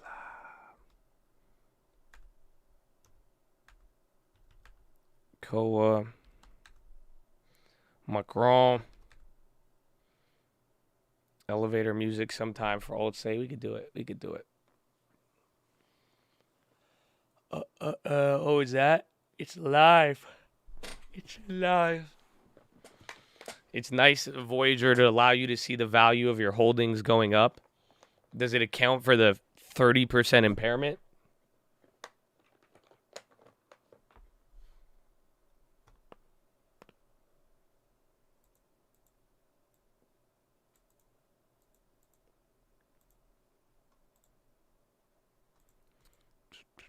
My mom slapped me when I said the word pimp. I didn't know what it meant.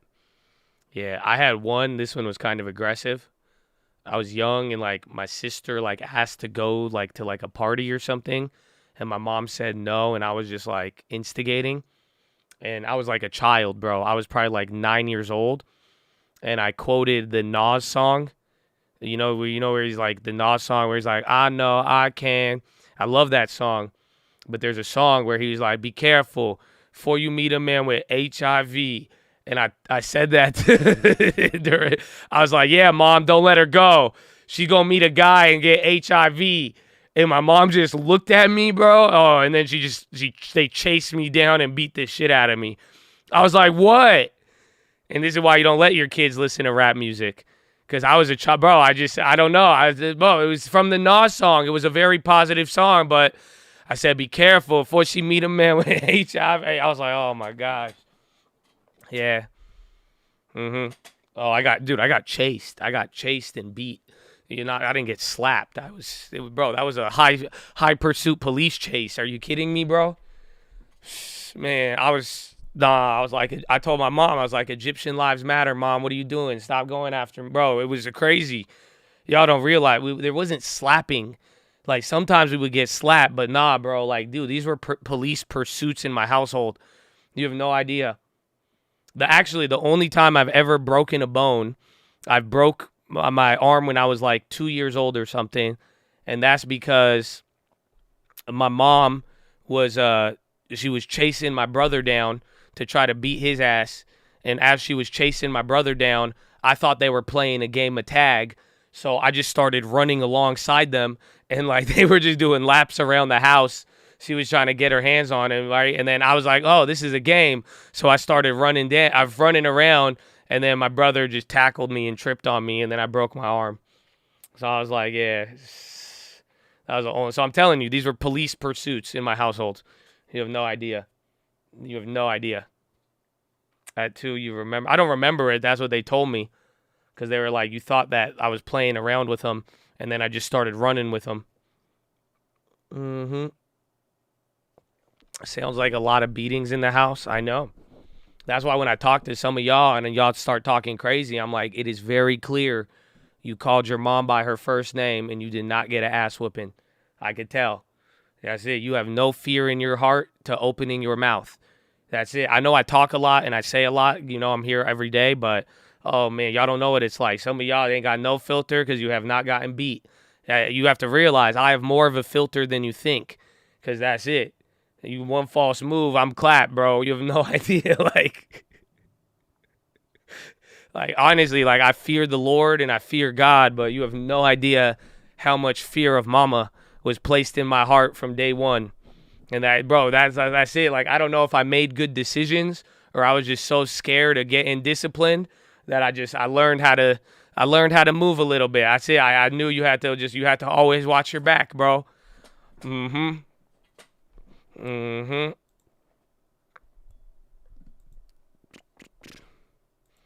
24, I still won't cuss around my mom. My white friends say everything under the sun. I still don't either. It slips sometimes, and oh my, I'll get slapped still to this day, or she'll just like look at me and like exile me for the day. I'm like, oh man. It's long-lasting emotional damage. I don't have any emotional damage. I think I'm very I'm so grateful. You have no idea. Like, it's so weird to explain because as a kid, it was different growing up. And being first generation, you're really different from a lot of the people you grow up with. But I mean, I'm so blessed. You have no idea. I love mom. I'm so grateful for every ass whooping and that fear of an ass whooping, bro. Oh my gosh. It really molds you.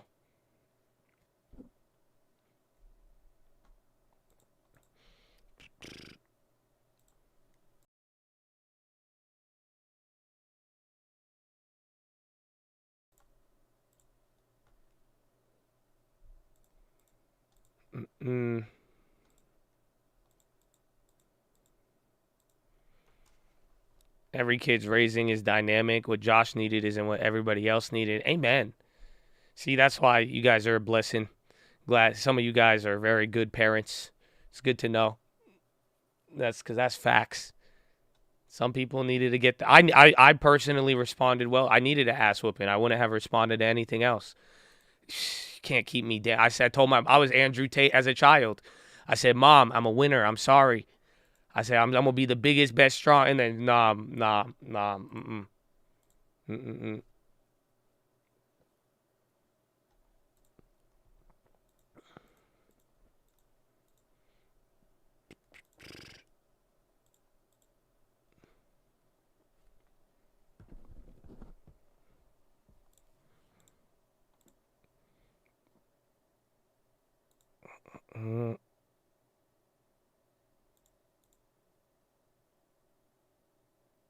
You still think you didn't suffer any emotional trauma after those beatings because you could still feel your parents' love?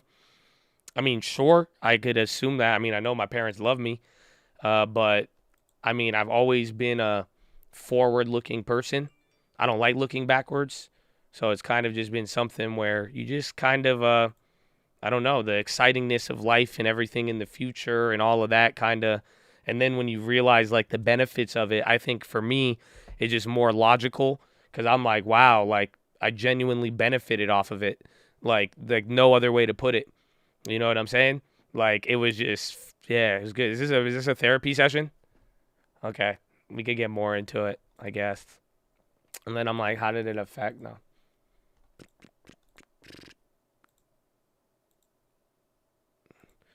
There's a difference between discipline and abuse. I agree with that. And I know some people, like, again, dude, some people, like, all fairness, some people have very shitty parents, and some people will, like, beat their kids in, like, a crazy way. But we had a fine line between abuse and discipline. But either way, I'd say it was, again, I mean, it just, I saw the benefits of it. And then, I mean, I never really, like, you know, they treated us differently as we got older and then stopped getting in trouble.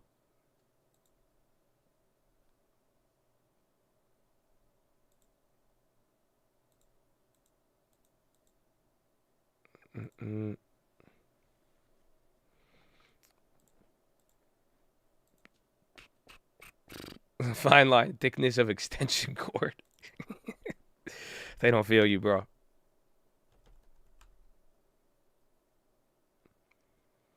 I got beat. I never felt abused. I mean, when we were younger, we were like, yo, this is crazy.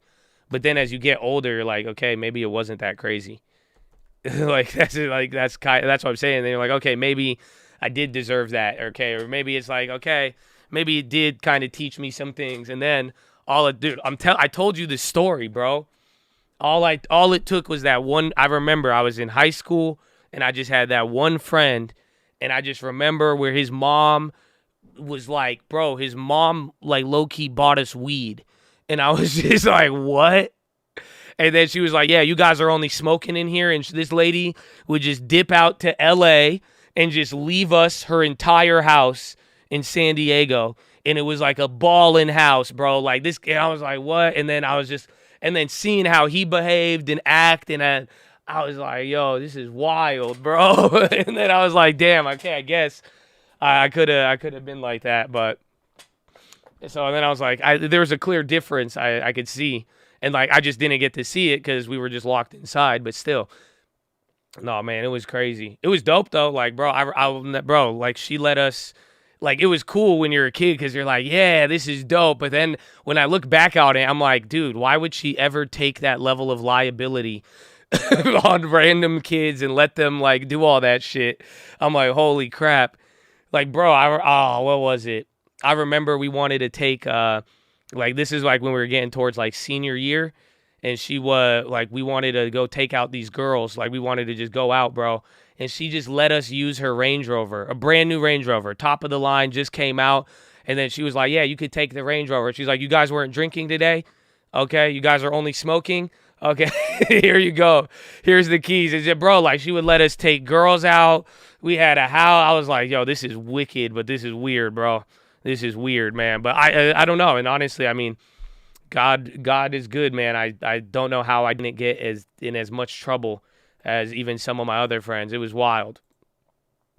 How did you turn out? I think now he has face tattoos, no exaggeration. That's the guy who spent $50,000 on her credit card for Madden. So just a little. I mean, he does his. I think he's happy. I don't really talk to him anymore. But I mean, I hope he's doing well. I know he has a face tat now, and then I don't know what he's doing. Honestly, I really don't. Yeah, he took his mom's card and spent $50,000 on Madden, by building the most ultimate team you could ever think of.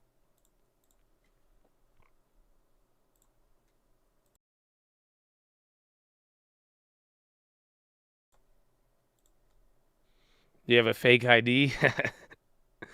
Oh, I told you, man. I was a bad kid. Even I got my ass whooped, and I was still a bad kid, bro. I had a fake ID at age 14. I stole my brother's ID. I stole my brother's expired ID, and then I would use it. I had that confidence. I didn't care. I was like 4'12", and then like I had braces, and I would use that shit, bro. And then eventually, the local gas station guy, he spoke Arabic, so all it took was a little Isaiah Habibi, and then that's it. And then at one point, at like 15 years old, I was not getting carded. I would go into this gas station, and I just speak Arabic to the guy, and he knew me. His name was Mike. Good guy, Habibi. I say, Mike, Isaiah Habibi, Ishkorak, and then that's it. And I just walk up with a 30 rack. Oh, man. So, yeah, I had one. I was a bad kid. Bad kid. Even with the ass whooping. So that's why. Thank you, Mama. Thank you, Mama. We needed it more than she knew. We needed that more than she knew.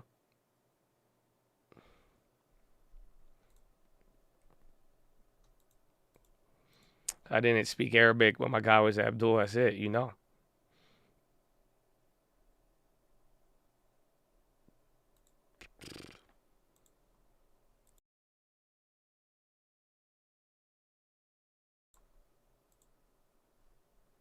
They trying to clap me when the market's at lows. I think we're good.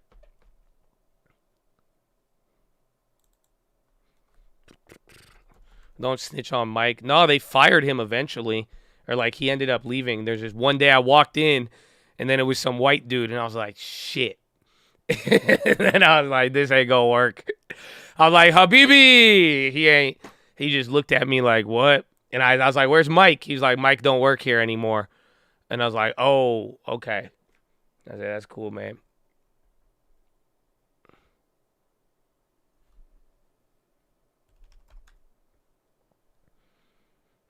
Anyway, YouTube, it just bugged out for a little bit. Webster? Why, is there Webster earnings? Or is that old? The market will cover. It could, but the VWAP has dropped lower. I think if anything, like if we do somehow stage a recovery, I think it just takes us back up to here. But, I mean, we still got a lot of time.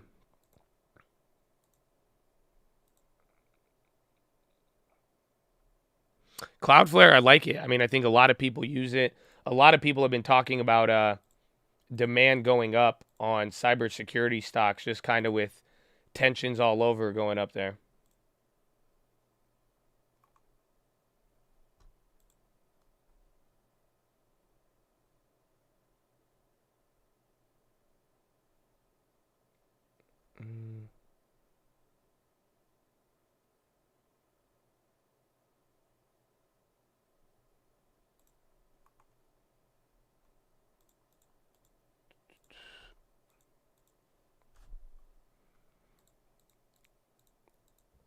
Pour one out for Mike. Shukran. But I do like Cloudflare. As it came down, what's it at? What's the ticker? Isn't it? What is it? Not net. No, it is net. Still expensive, I feel like. But I remember it was a lot cheaper. Yeah. Might be a good price for them, honestly. It was nicer during the IPO days. I think net came up on the long-term video. So I remember we called it out when it was around here. It's like I was hesitant at that price, so it's still a little expensive, but they've held up pretty decent.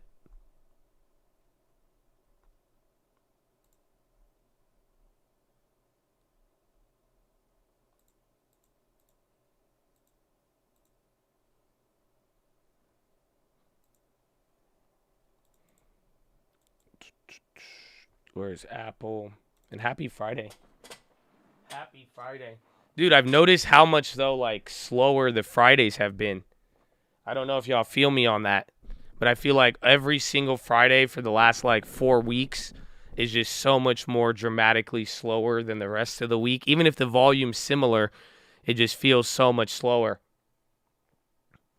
Yeah, the Fridays haven't been, they're fun. We talk a lot. We have a lot of fun, but you get like one move early in the morning. Yeah, just like Fridays are premium killers, dude.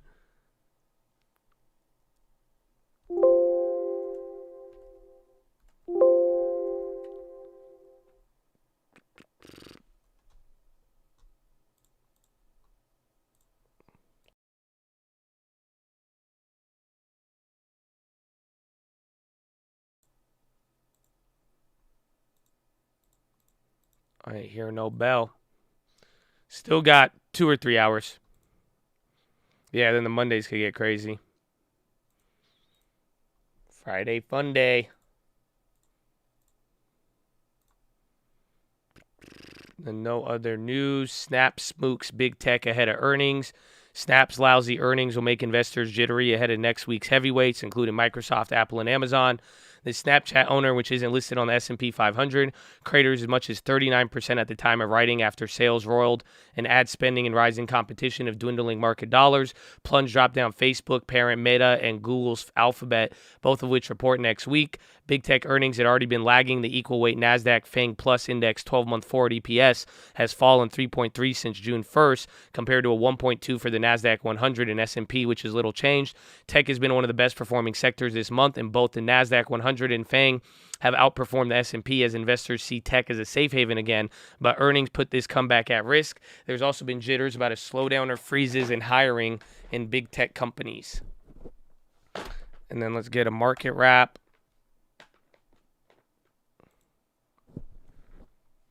And then let's see, U.S. stocks took another day leg lower amid declines in big techs, and investors parsed a flood of second quarter earnings. Treasuries extended gains after weak U.S. economic data. S&P dropped to session lows. NASDAQ underperformed, sliding more than 1.5. Snap's poor results weighed on social media stocks, and Twitter slipped after posting disappointing sales. Meanwhile, American Express led financial stocks higher after reporting record revenue and raising full-year forecasts. Snap's disappointing revenue and concerns over ad spend hit stocks as such as Facebook parent Meta and Google. Hardware and storage companies, including Micron and Western Digital, fell after Seagate. Despite Friday's churn, the equity market remains on course for the best week in a month, pairing this year's rout to about 16%. Not bad. Speculation that the worst of the sell-off has passed is partly behind the move. Angst about the demand of inflation and rapidly rising rates is proving hard to shake, despite a tempering in expectations of how aggressive the Fed will be. Quote, it's still very early in the days. We've seen numerous cases now of earnings surprises driven by it's not as bad as we feared argument, said Craig Earlham, senior market analyst at Wanda. That's a relief, of course, but surely not a case for a sustainable rebound. And then Snap, they're talking about how it's become a barometer for ad spend, underscoring recession fears. Treasuries extended in advance, pushing the 10-year to 2.7. U.S. business activity contracted in July for the first time in more than 2 years, according to the S&P Global Flash Composite. This prompted swamps of traders to pair bets on Fed rate hikes, shifting towards pricing in 50 in September as more likely than 3/4 basis points. Meanwhile, German short-term bonds soared. SPY's coming down a little bit as investors trim bets on European central bank rates after weaker than expected PMI data. So that's the market wrap. Honestly, man, just imagine how many times you heard Snapchat. So that's part of it. And then people talking about the broader stuff, bad economic data leading to lower yields. And that's what people are liking. SPY's coming down a little bit.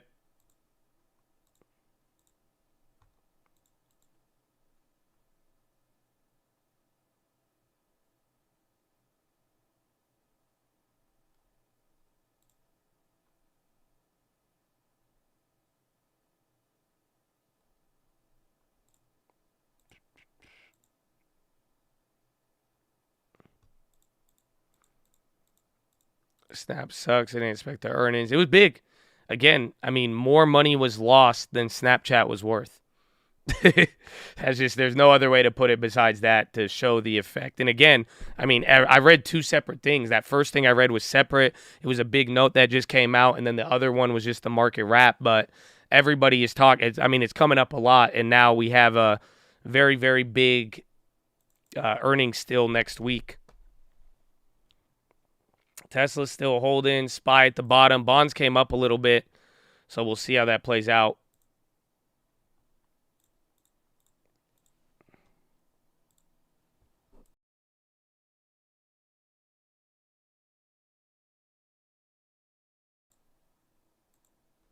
They sacrifice Snap so the market has something other than inflation to talk about. I mean, that happened last time. Remember, it was a 2-day drop, and then we bounced by the minutes next week. But if anything, I mean, I was more shocked about not hearing, bro, you had a press briefing yesterday and not one question about oil, the Saudi meeting, inflation, climate even. It was pretty wild.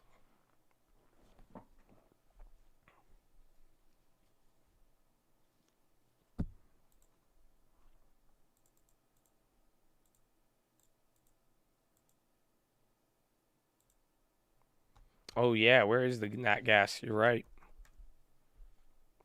It's up. Dude, it's done this every day this week. Honestly, the fact nat gas is almost back up to this level is actually wicked. But I thought we would have made more on it. GME. Oh, yeah, GME had this stock split today. So I don't know. Does anybody want more GME?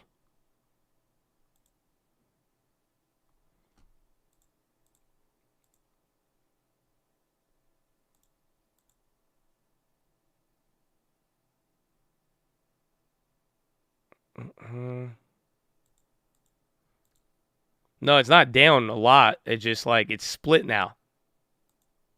So there's just more shares.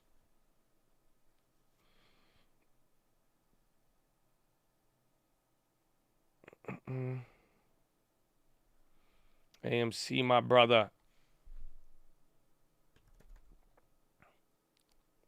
Yeah, they're down a lot here too. SPY hitting a new low now. Low ticker velocity picking up. Healthcare flip. Staples are coming down now. Financials are negative now. So we're still it's 10 a.m., bro. We've honestly kind of been selling all day. It was chill. It's like going in blocks.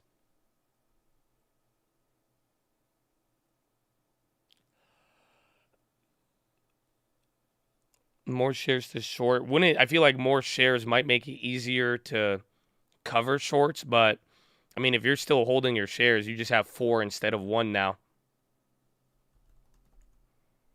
It honestly might make GameStop drop slower because now there's just way more shares, so it's going to move up and move down a lot slower. I mean, imagine 8% today.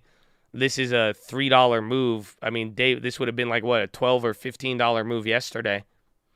Yeah, we made some plays today. I grabbed a Facebook put, a Micron put, and then we sold our Tesla at the top, and then we bought back in at the low. But I think that's the only play not hitting on the day right now. I'm down on that 50%.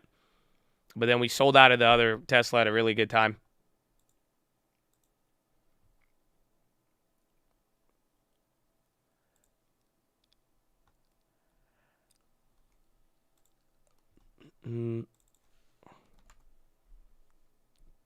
Yeah, it makes it harder to move up and down. It just takes more supply. Same dollar amount effect, but it does slow down the moves. That's why it's kind of smart. Honestly, I think that's one of the smartest things GameStop could have done, with the fact that the price is already held up because of people. It's like this can make it move less volatile, which could help out in the longer run to keep some of the prices higher.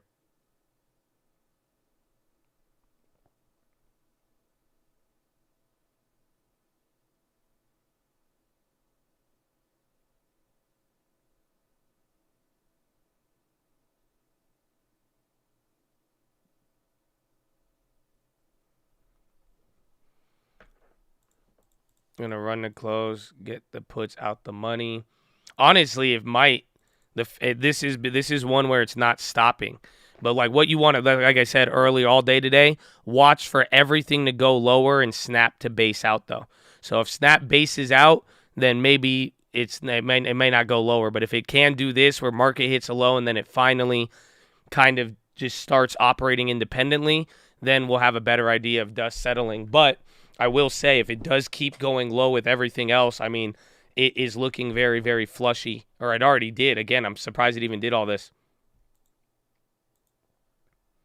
But new low on the SPY, Facebook, Google coming down too. Again, they're all at the lows there.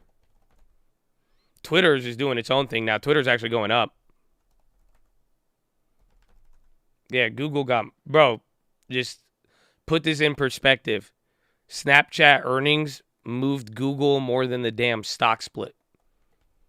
Yeah, Twitter is popping. It's up here near the highs. It's starting to move. And then we hit another new low, then a green candle, so we'll see what happens.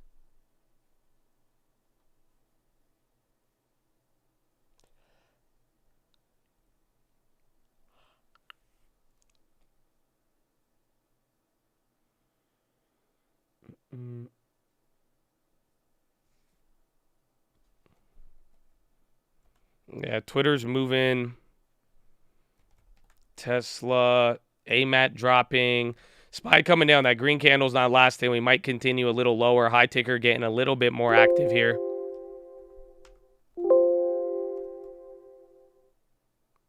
Why SPY dropped? No other news. I mean, the bad PMI data, that could factor in on it. But other than that, we kind of just started selling off. And then tech was just broader weak tech all throughout the day. And then weak communications through Verizon and AT&T. That was a double whammy too. Honestly, I think that is factoring into the last couple days. Like Verizon and AT&T dropping how much they have. It's like they've both warned about the consumer practically. It sucks, though. We sold off 397 and 396 with some ease relatively. And that level held up very, very good the last couple of weeks. So kind of interesting. And then TLT's coming back up. 394.70. Did travel drop?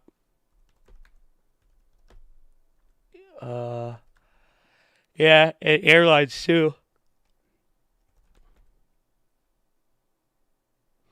SPY hits below 50 moving average. Isn't that, yeah, people were excited when it came up. So maybe. Now the bounce a little bit. It's slow. It's Friday.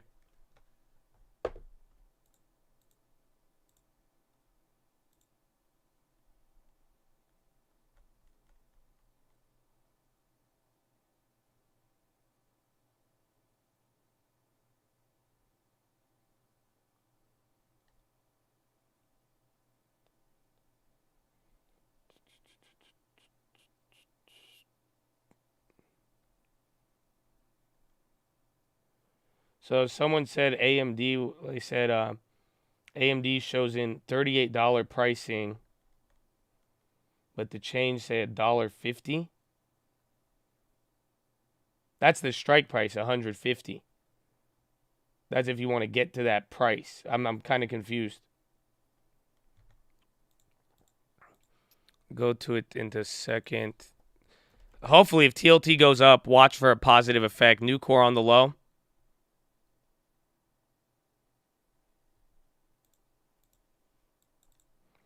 A ton of put premium out there. I could totally see him ripping it up. I think a lot of put premium already got killed. Bro, this was a massive move. So if you try to short the top on any of these, you got clapped on every moment. And that's assuming you shorted the exact top. So it all depends. But pretty much if you got any August puts, unless you bought them this morning, they were already running it up. Fed balance sheet, it's slight. I mean, it's lower than the peak, but that one's hard to say. The Fed is technically not really, they're not picking up the pace on the balance sheet reduction. Class A or Class C? I would rather have Google. Google is just the one with economic rights. I don't know if that's Class A or not.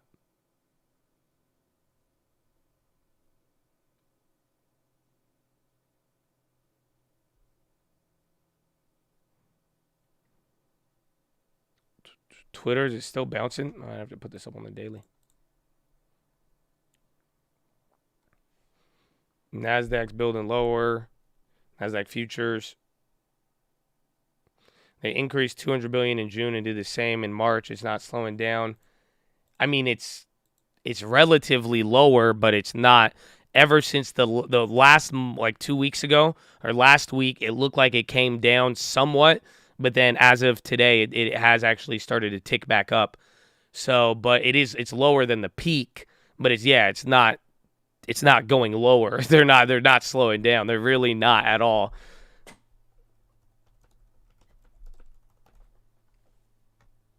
Where's Tessie? Like, let's see. This is what we showed earlier. So it's like right here, where remember last update it went from here to here. So that was fine. That was finally the first drop. Like again, this is February. This is the beginning of the year. So ironically, we are still higher. I guess if I drew the line, it would kind of go a little bit higher. So you're higher from the beginning of the year, which is weird. But then last month or last it was like I think it updates every 2 weeks. No, it updates once a week. So last 2 weeks, it has been increasing. Literally, balance sheet has increased with the market. Anytime we've gone down, you actually see balance sheet reduction.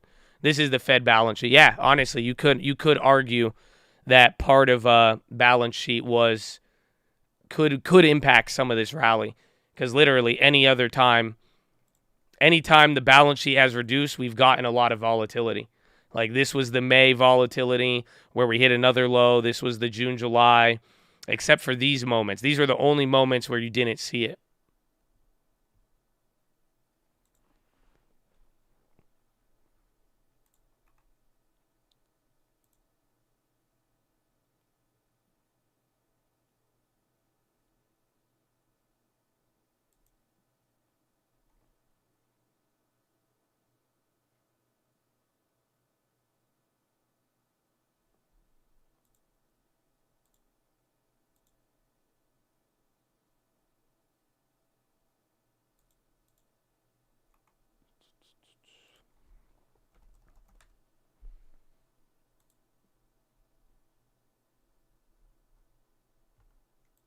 Oops.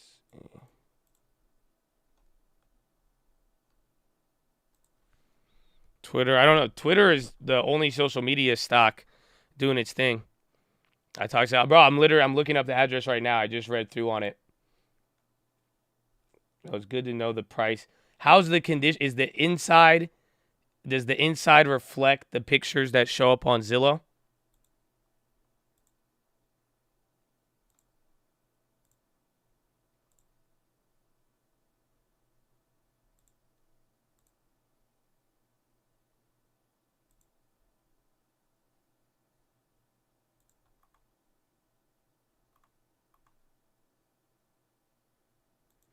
Snow on the low. Snow low. Yeah, even Sam ended up being positive. I don't know how either. Oh, wow. Down 6. Not bad, though. It's still kind of holding that range. PIK on the high. Apple coming down. Bond started dropping. Again, TLT going up could somewhat be bullish.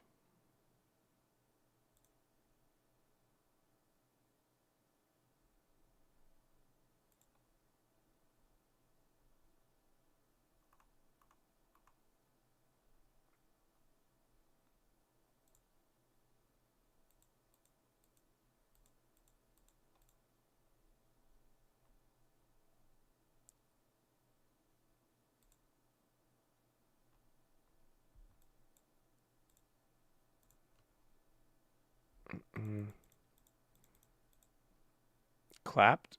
No, you're good. UVXY buy zone. It's weird because now the dollar, today is one of the days you don't get the dollar. You don't get the dollar UVXY.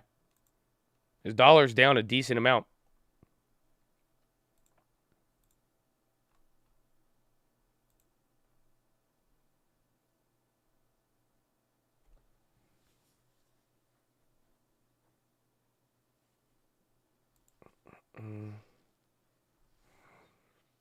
You tag me in. Oh, the coffee mug. J Powell coffee mug. The coffee in this mug is transitory. But he lied about that.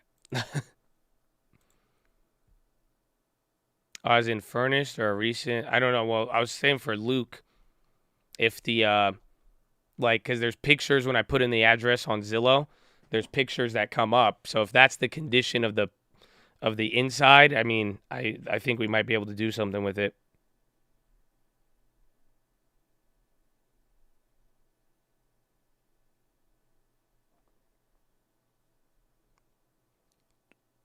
It wasn't a lie. There was just factors we didn't consider. I know. What do they say now? They say poor risk management.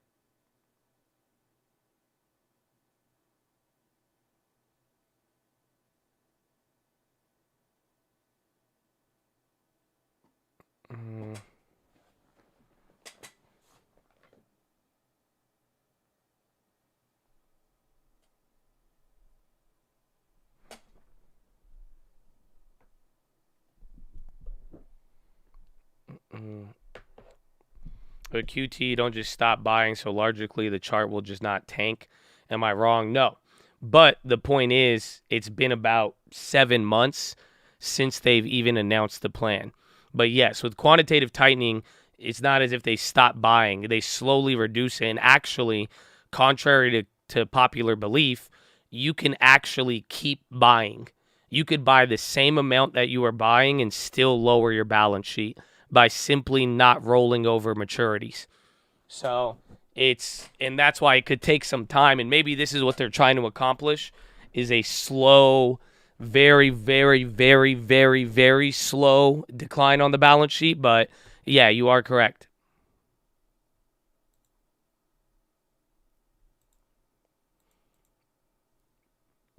That's why I don't understand why people are overreacting, because it's been about 7 months since you've heard the plan. So it's been 7 months. I started getting implemented maybe like 3 years ago, but that's it. The yard is overgrown. But what about the inside? So like put in the address on Google and go to like Zillow, and old pictures of the inside come up. Is it relatively in that condition, or has it been has the condition declined since then?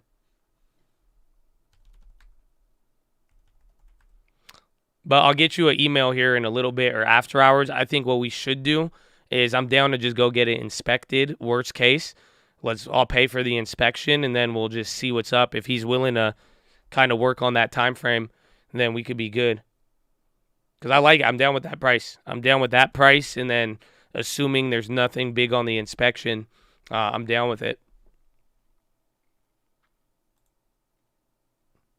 It's that, or maybe so I could do that price and we could see inspection, or I could do 60, 20K lower, and I'll just buy it sight unseen, no inspection. He'll have the money. We could get him. He'll have the money by Wednesday or next Friday.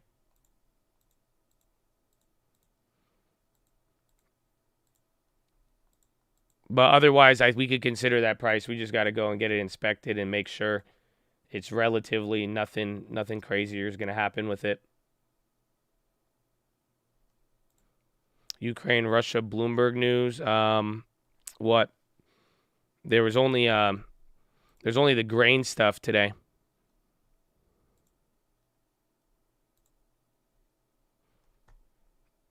Baker Hughes rig count came out a couple minutes ago. SPY coming down lower. Stocks sink on social media troubles and businesses slowing down.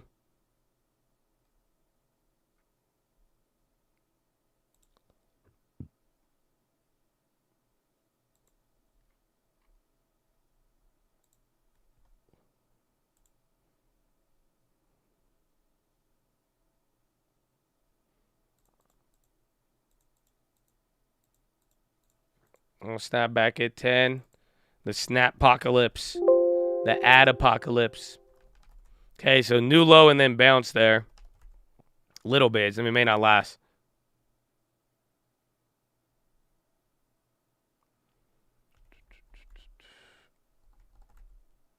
Twitter's still moving.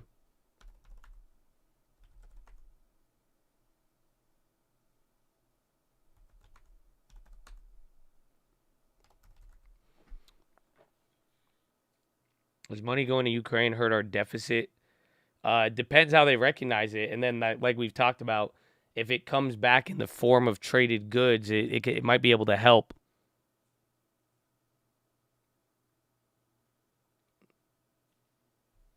I mean, technically, it's our capital account. It would be an outflow. But then that's what I'm saying. If it bring the money back in the form of traded goods, so pretty much it would reflect differently on financials, but then it would look good for manufacturing.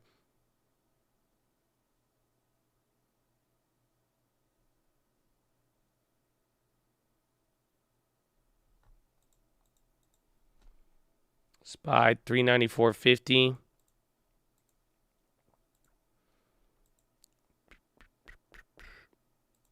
Market internals. Let's take a look. You have advancing 1,416, declining 1,723. Where's the 52-week highs? You have 14 new 52-week highs, 41 52-week lows. So if we had a little bit more, it would have been more highs would have led to a Hindenburg.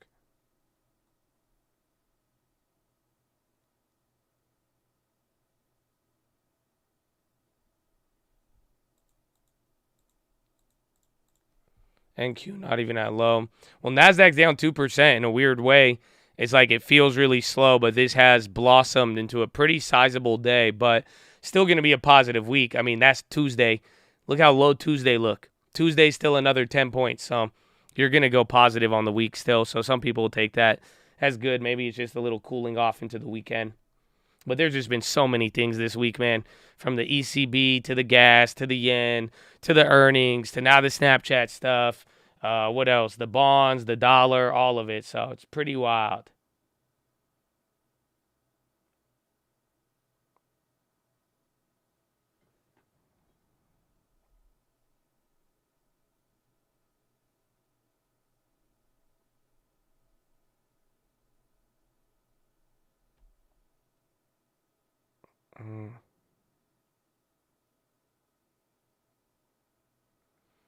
Buy some calls end of the day. Well, Mondays have been crazy, but we'll see. And again, you're right. I think you kick off Monday. With earnings. So I know we've already went through it, but let's go through it one more time.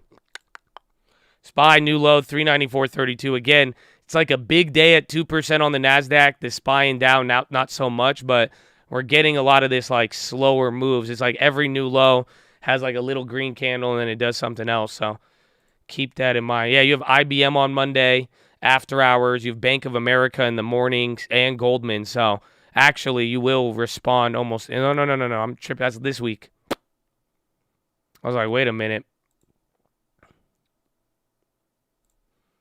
Now you're going to get Whirlpool in the morning on Monday, then First Five. So Monday's actually going to be chill. Yeah, no. I was reading last week. But then Tuesday, you're going to get GM, UPS, Travel, CNC, GLW, RTX, Coca-Cola. So Monday will be an interesting one. They might lead into Tuesday, but Tuesday you're going to have a bunch of stuff.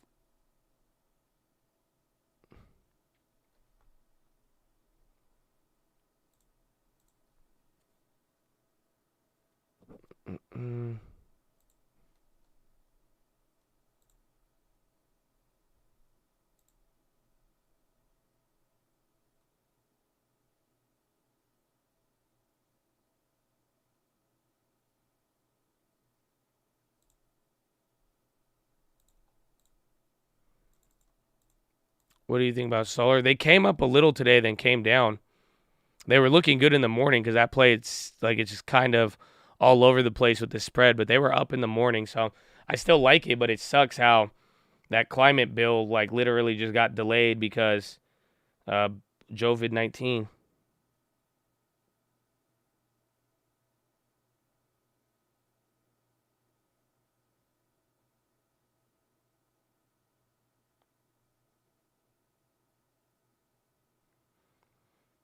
Be worried if the market was green. What, 5 days in a row, straight rally? Come on. It's normal. And, I mean, with the balance sheet increasing, maybe it's not like increased off the yearly low, but still, it's been high. Is this bad with the dollar tanking? Well, it could justify some of the dislocation we've seen in the last couple days, or what's even scarier is if the market keeps coming down and with the dollar, then we'd have a problem. Then it starts looking like, boom, market might sell off with the dollar, but we haven't seen that yet. I said keep an eye out for it, but hasn't really occurred.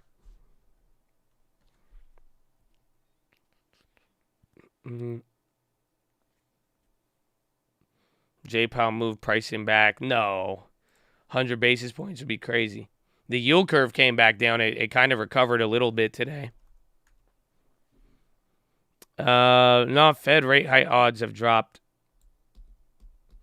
They've actually dropped more today than yesterday. Again, every single bad data set in a way, as long it's like it could be bad, as long as it's not like, oh my gosh, we're crashing bad, then it's going to lower those Fed futures. Because then as things calm down, people are expecting Powell and the Fed to calm down. New low on the SPY again. It's slowly but surely, but just watch if the pace picks up. Amazon on the low. Dude, Meta's down 7.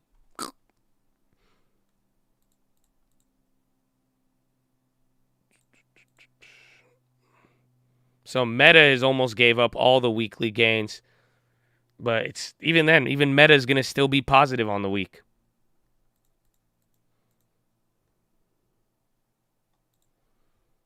Airbnb down 4.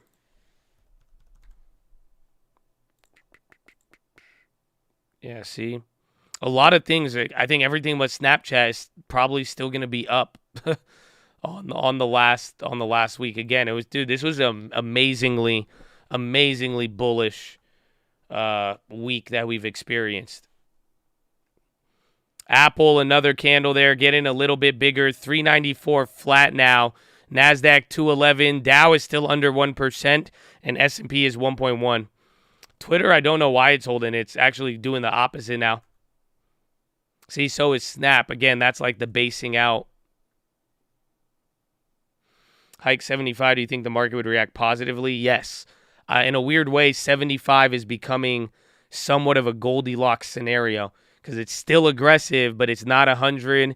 And then now, as we're kind of calming down, what people are starting to move down is the Fed futures for September.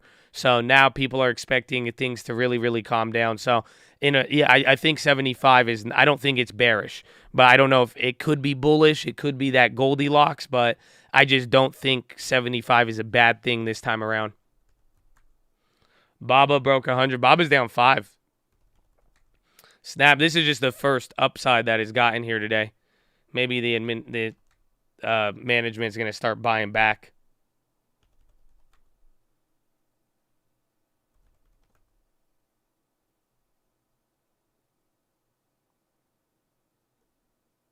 Two months, no Powell is bullish or bearish. Bullish.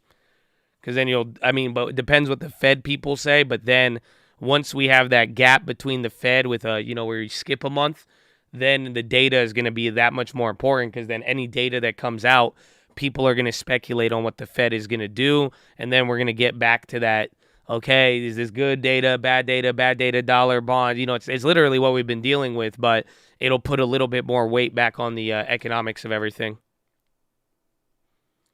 394. It's holding. Let's see if it holds. Again, I'm still pretty surprised it's already made this move.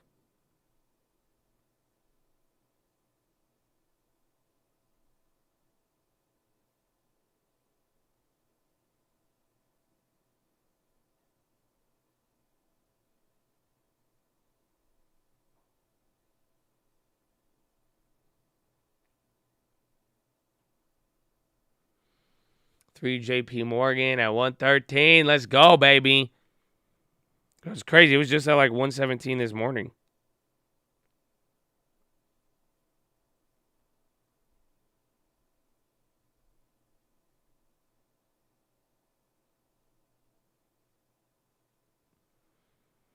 We're gonna get PHILO today. We could squeeze one in. We're just literally just melting into the lows. It's the only problem on this fun, slow Friday. The Fridays are the death of premium.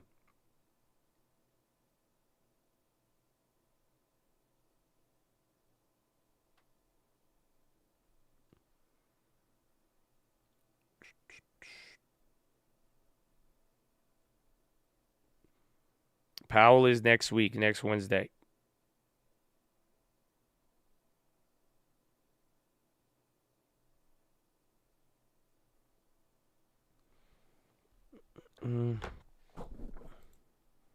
Write some chat scriptures. There it is. Defense. Defense. That's in the book of long term. Chapter 1, verse 3.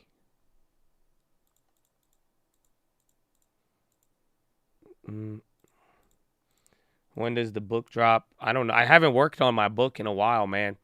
I had that one book I worked on it's like a creative finance book. It's actually really dope. I have like 40 pages written, but then I started streaming more, and then that's it. Then the book time has gone away. That was like, I think it was before the stream I was even working on that thing. I really liked it, but maybe I'll take a vacation, and just sit, relax, write a book, become a writer. MU puts did well. Yeah, they're actually good. I like that one coming into earnings. And then the Qualcomms from yesterday are still down, but they're coming up a little bit.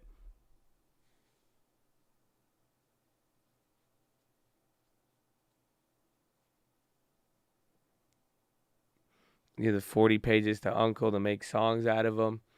I mean, it's even hard to do songs, too, out of that. Like, Uncle's been busy. He's been tired. Uncle got COVID, too. Would you ever release some of your watch list notes as a document or bundle? As if I could just separate it from my own Google Drive, yeah. I have so many of them, though. It's crazy.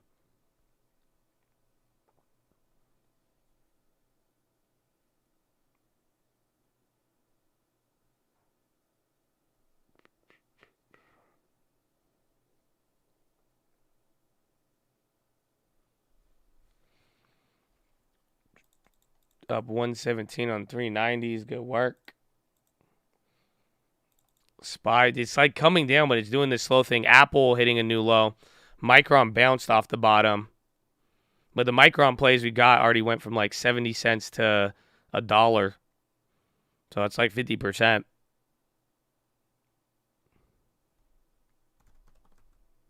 Microsoft.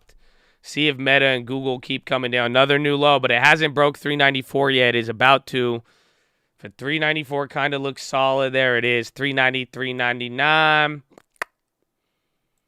Volume 34 million, but it's 1030.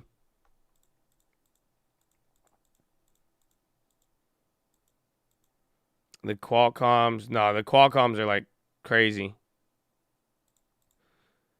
70 cents to $1, like 50 cents, 50%. So if you go up 30 cents on 70, what percentage is that? The VIX is popping. The Qualcomms are down. The other ones are down like maybe like 20. Oh, VIX, very, very big pop. And the first set of Qualcomms are down over 50%.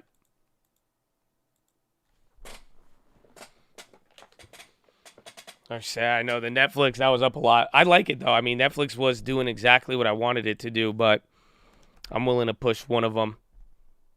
No, Netflix was at 230 this morning.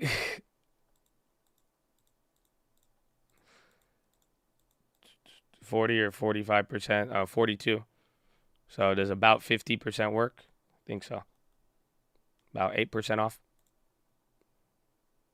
The Qualcomms are down. I don't have the percentage. 160 to 120. And the other ones went from 50 cents to 21 cents. I get us ready to Netflix. Calling GM on the watch list. Does it go back to 380 leading to Powell and missed earnings? Yeah. I mean, Powell alone can do a lot. But I don't think this is a meeting where Powell... I don't know. We'll see. It just depends. Unless he wants to slip something in there or they want to guide further, since we're going to have an extra month without hearing them. That's it. Yeah, you could probably even go back to 370, but it just really depends on... It depends what type of bad earnings. So, like, you could have a random company do bad, but let's say Apple misses and guides lower, then we got a problem. Same thing with Google and anything like that.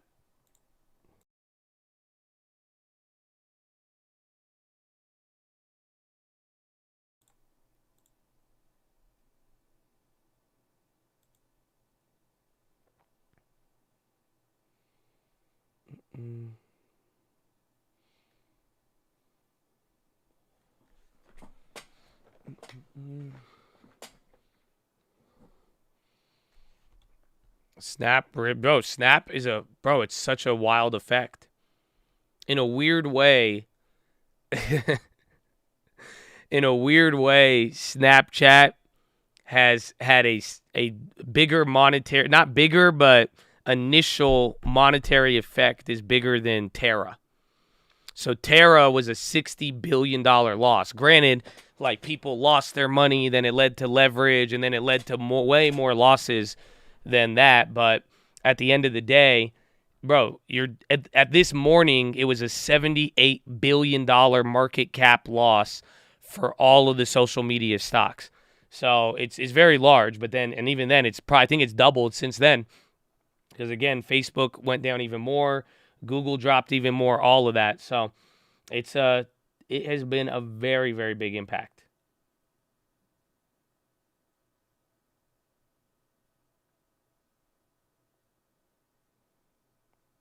Yeah, exactly. Snapchat's not even worth that much, but I mean, if people are worried about ad spend and seeing what they saw from there, they're like, what? Again, literally, I've read every article I've read today, any news updates, anything, everybody's bringing up the Snap effect, and now what does it mean for Google? What does it mean for Facebook?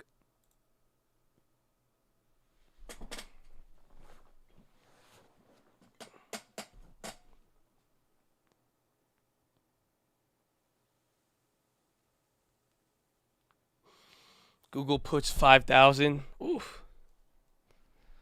Micron 26%. Qualcomm. There's Tesla dropping now. So SPY, this one's getting a little bit bigger, but we did hang around here for a little bit. Even Alcoa's sold off now. TLTs, it could be bullish, but I thought the market usually inverses. We haven't seen that inverse happen for a year and a half.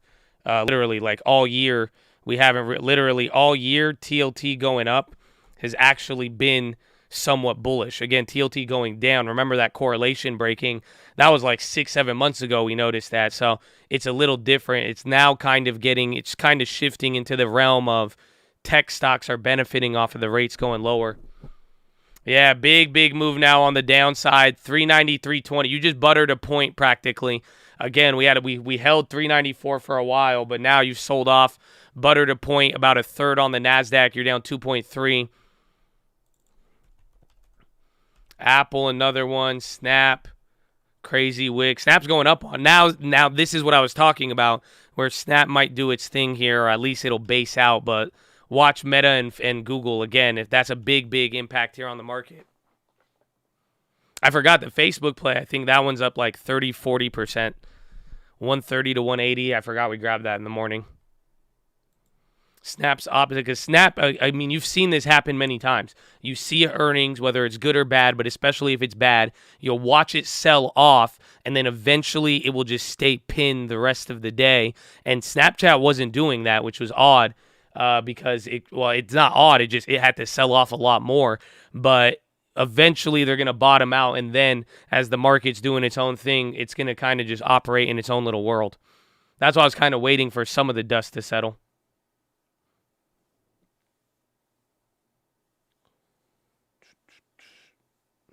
People are worried about President Harris taking charge. Well, the update on Biden's health today was good, or that's what his personal doctor said.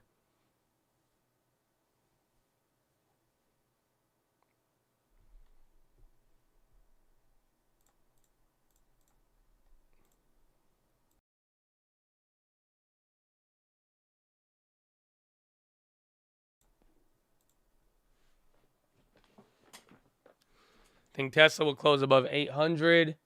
I mean, it has enough cushion. I think so. Assuming nothing else happens.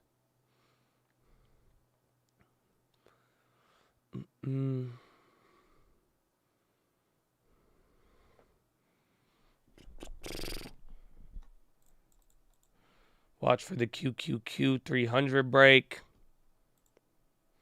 I need to watch for the bathroom. I need to go to the bathroom, so follow me on Instagram at the Trading Fraternity. I love you. here in that, yes, from a fundamental economic definition, yes, that is not the correct definition. But from a market's perspective, for those who have been grown and bred in the market, 2 negative quarters of GDP is something they are expecting as a signal that a recession is here. I'm curious about the market impact here. When you're talking about the treasuries, a retreat on the 10-year yield from 3%, a dollar that continues to strengthen, does any of that worry you? No, I mean, what worried me, and I've said it before, and I've said it on Bloomberg TV several times, the mistake the Fed made was in staying easy, and in fact, continuing to ease with its asset purchases at $120 billion a month, with inflation rising to uncomfortable levels, and misdiagnosing that inflation as transitory. Now, that's in the past.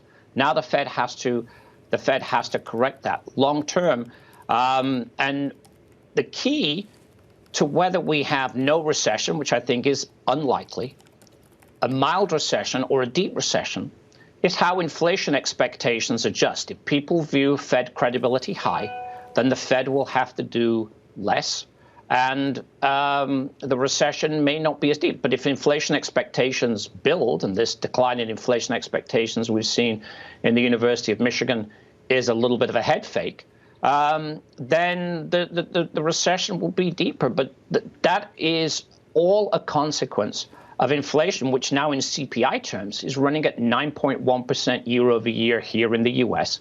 And it's running at 8.6% year over year in the ECB, with some of the ECB's peripheral countries, like I feel Latvia, smart just Lithuania, listening to Estonia, this guy. seeing inflation rates close to or above 20%. Right. So much to digest here. John Riding, we're going to have you back love his very voice. He just sounds so eloquent. I don't know, is that weird? Like, I feel like I got smarter listening to him. Which Google stock? I already answered that one. I like Google L, so I think that's class A.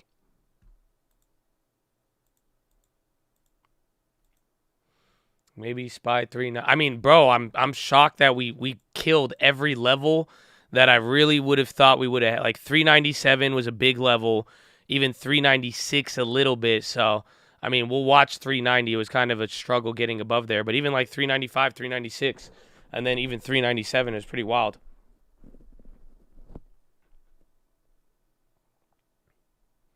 From your personal experience, do you think Biden could get through COVID? I mean, I think it'll be tough.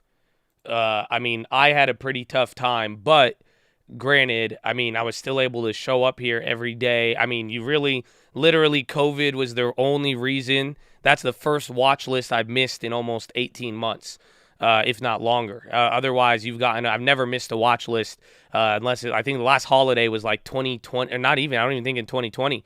I don't even think like Christmas Eve or anything, you never even missed the watch list. So I was like, dude, I was dead that day. I don't think you realize it.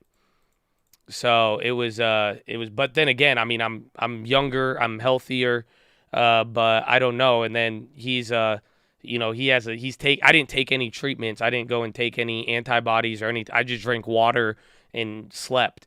So he's being treated for it. So it just kind of depends. I don't know. It's hard. It was weird though. Like I said about it if you heard me I was like, bro, this shit's crazy. I was like, I didn't think COVID would be like that, but it was like actually, it was actually crazy. Like I was very surprised that it felt like it was like the flu, but it felt very, very severe. That's the best way to describe. I've never felt like that from the flu. Like it was weird. Like it's just not. It's like if you've never got it, you've never got it. Like clear. Like I'm telling you, it's obvious. Like it's so like if you've never gotten it, like I didn't get it for 2.5 years. I'm literally the whole time. It's just like it feels so much more aggressive. And like you're just like it's weird. It's like you don't like even feel like you don't even get as like some of the bigger flu symptoms. You don't feel it as much, but then like the body aches and like just how it lingers, and then the effects it has on you, like even the brain fog is just wild. I lost sense of smell and taste. It came back now, but it was wild.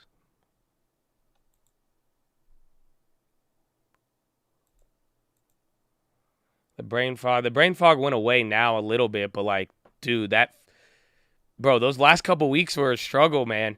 I don't know, like I don't even like, dude. Did I hit the UNG play under COVID? Like, I don't even know how, if that's the case, because I'm like, dude, this shit was wild. Like, I couldn't even think.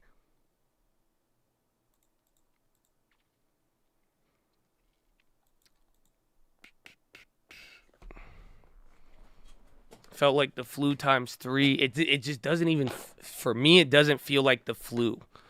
Like, I don't know how to decide. And they're leaning on inspection. They mentioned HVAC has been rebuilt. Roof is good. Foundation is solid.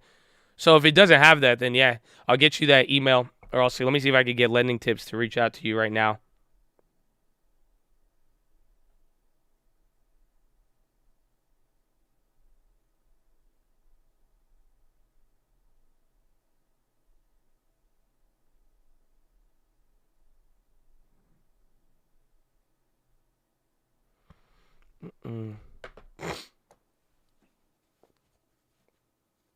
But you took it out. You spoke to it. I did. I told COVID. I said, you little beep. I said, you ain't nothing. I said, okay, you got me in the first half. That's fine. All right. I was like, I underestimated you, but not again. And then that's it. And I just hit the bed. I said, he can't do nothing to me. I was dreaming about killing him. You know what I'm saying? I said, this virus ain't got shit on me, bro. I said, King Kong ain't got shit on me. And then every day I did have to use a lot of scare tactics. I think it did help my recovery. Just for me mentally, though. I don't think it had a real medical effect, but it definitely, it helped me get through it. It helped me get through it. I don't know.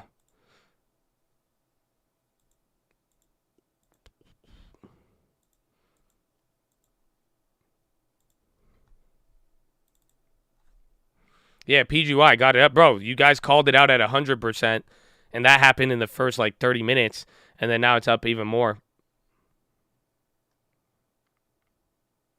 Simi Valley? Yeah, I mean, it's not, I wouldn't chase after it, you know what I'm saying? But I'm always open to it. But it's not, my first choice.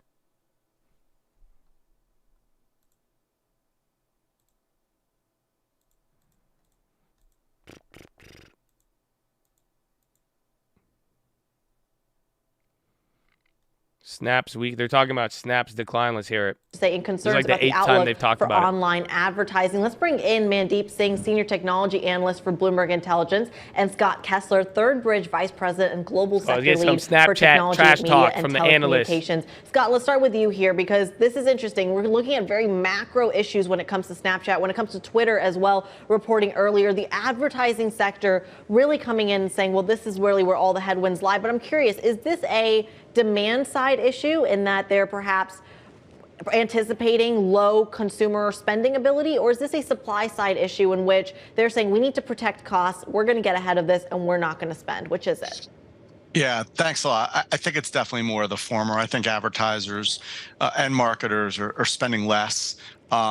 That's been revealed in the context of conversations that we've had with industry experts over the last number of months. If you think about those last number of months, Snap basically concluded their first quarter in March. In April, they reported results. In May, they pre-announced. In June, they wrapped their quarter. And then in July, they reported results that were below what they pre-announced to. So I think investor confidence and sentiment have been shaken very notably. I think Snap, because of their historical focus on large brand advertisers, is feeling the brunt of cutbacks from those kinds of companies.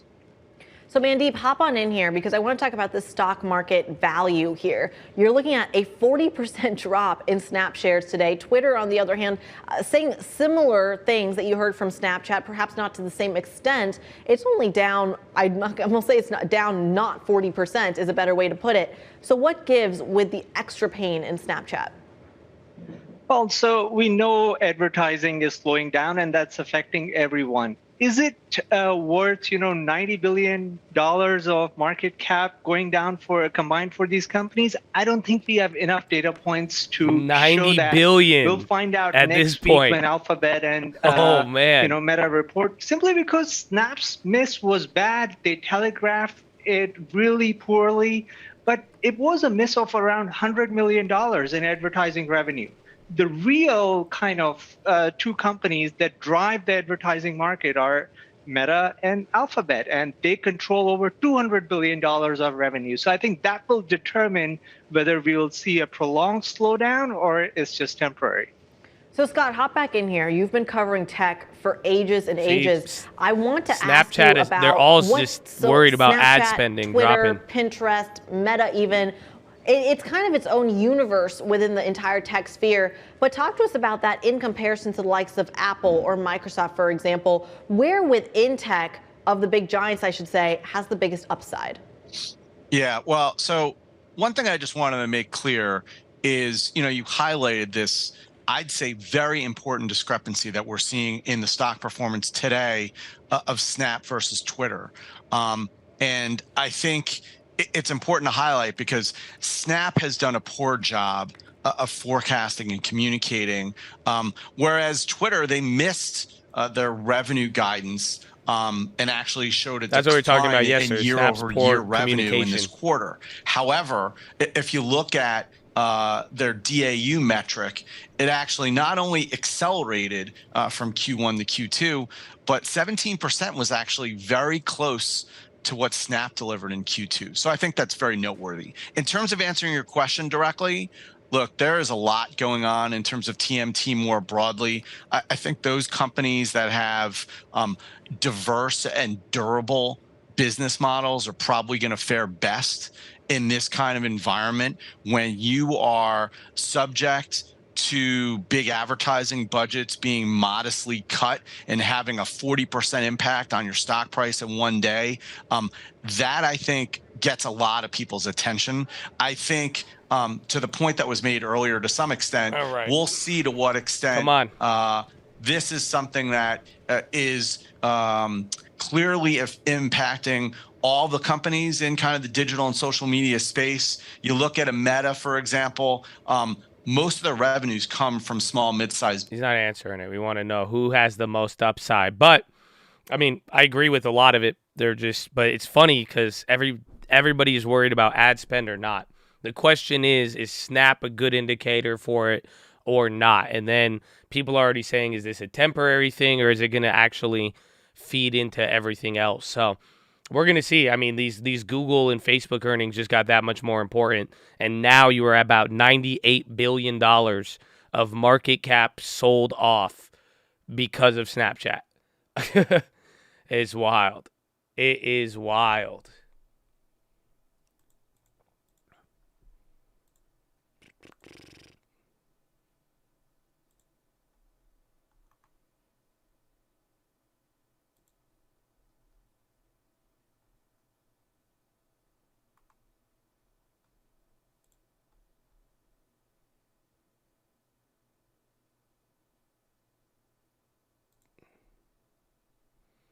Do you guys want to sign this petition?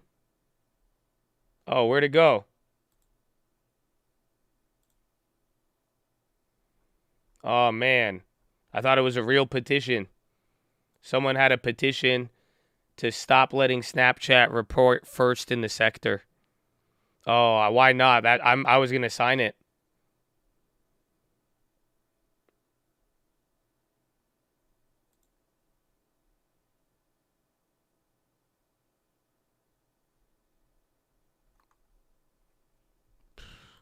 I know, I was ready. I was like, I'm down with that. Why not?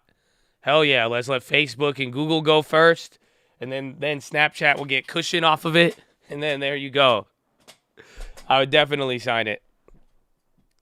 It's not they're really, it's everybody. It's not like they get punished, but then they punish everybody else. Bro, at the end of the day, Snapchat is awful, but like, dude, Snapchat should not be able to put that type of beat down on Google. Like, it's not, this shouldn't happen. That's what's going to make you worried about this marketplace, where it's just like, at the end of the day, it's like, there's no world where a $20 billion company is knocking off $100 billion from the market cap of everything. They're punished disproportional. I mean, 40% is justified. I mean, in this case, after it was a bad earnings. I don't know about. I think there's a little overreaction on anything. I mean, the market. I don't trust the market to hit it perfectly. I would say about maybe like 25%, 30%. I could probably justify, but 40%. Yeah, I mean, well, yes, I'd say it's bad. I think they were almost that bad just because they missed on the low point of the guidance, and then it's been 4 quarters of a row of just awful communication. Like I'm saying, I think 40% is justified simply because 20% of Snapchat's drop from $40 or even higher was a result of them miscommunicating an issue that they didn't even fucking bring up this quarter, and now they're down 40. You see what I'm saying? But the thing I don't think is justified, where it's just like, I mean, it reminds me of a lot of other stocks I played in the past, but it's like, I know this company in the sense that those revenues are a lot bigger than when we invest. The fact that Snapchat is the same price as when it was making 4 or 5 times less money, that's the part where I'm like, I don't know if I necessarily agree with that. But, I mean, this earnings was bad.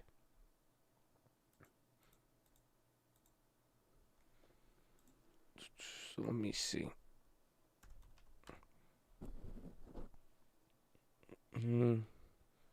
Snap is forward-looking, and Snap is not going to last. Well, I guess, did you feel that way in 2018? And then my question would be, why did it last so long? That's, if we're going to go back to the 2018, like, again, you heard those analysts. Not one of those, again, you guys heard those 2 people. I love listening to it. Again, there's a lot of good analyst comments that you could really learn about what's going on. But when it's all said and done, nobody's bringing that up. Like, so it's getting to the point now where it's like, why did it last that long then if that's the case?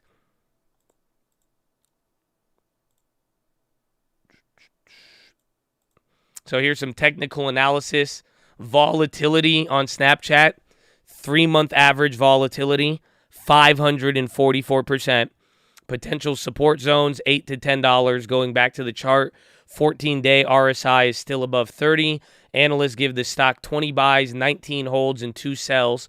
Data compiled by Bloomberg. Average 12-month price target is $16.62, 65% above current target. Earlier awful Snap earnings wiped $69 billion, now $90 billion. And then William Maloney, he says the observation, these are his, the guy who did it.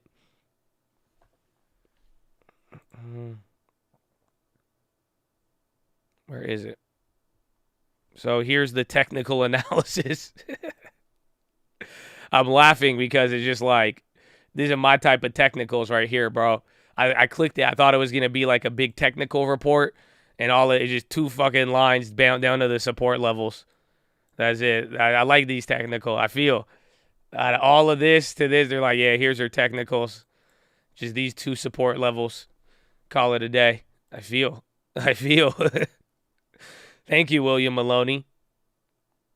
And then now here this is part of the same document I'm reading. These are the 50-day, 100-day, 200-day. But now it was at the 50-day yesterday. Now it's here.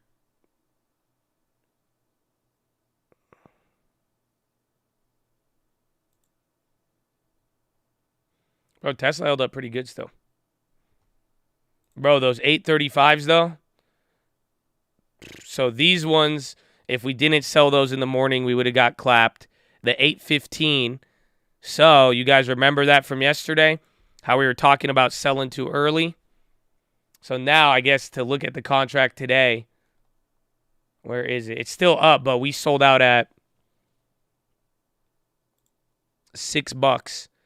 Oh my gosh, that thing went as high as 2,700. Oh. And then yesterday I sold out at 6. So it's roughly about the same price after that. But I would have been able to get way, way more on that. My goodness. And then the other ones are still in the money doing good. Panic sound. What time is it? 10:57? Let's get a little bounce. Man.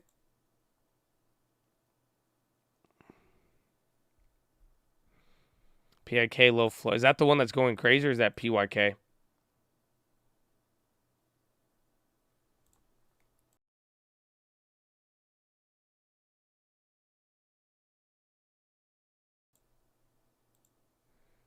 Snap has never had a net profit.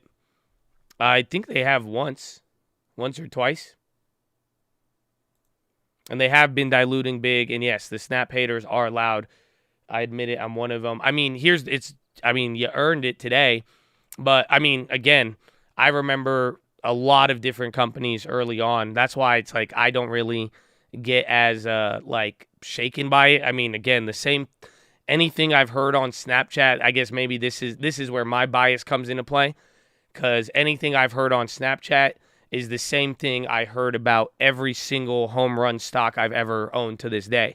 I heard the same thing about Amazon, Facebook, Netflix, all of them. And then again, I didn't buy these at $1,000 prices. I bought these at dirt cheap levels that you would be happy to own them at these prices till this day.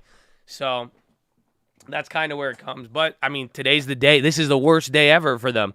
I mean, if there's any time for a hater to be loud on this stock, I mean, you earned it today. I could say that without a doubt.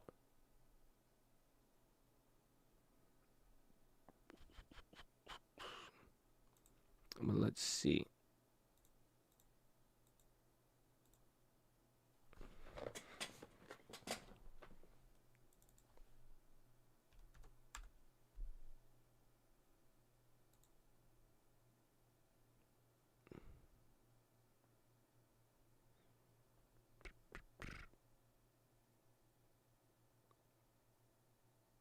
And no, yeah, they've only done positive EBITDA, but not even this last year they did positive EBITDA, but never the net income. They had one pre-tax income, and then they got clapped on that one. But this is what I'm talking about, where it's just like this is yearly revenue too.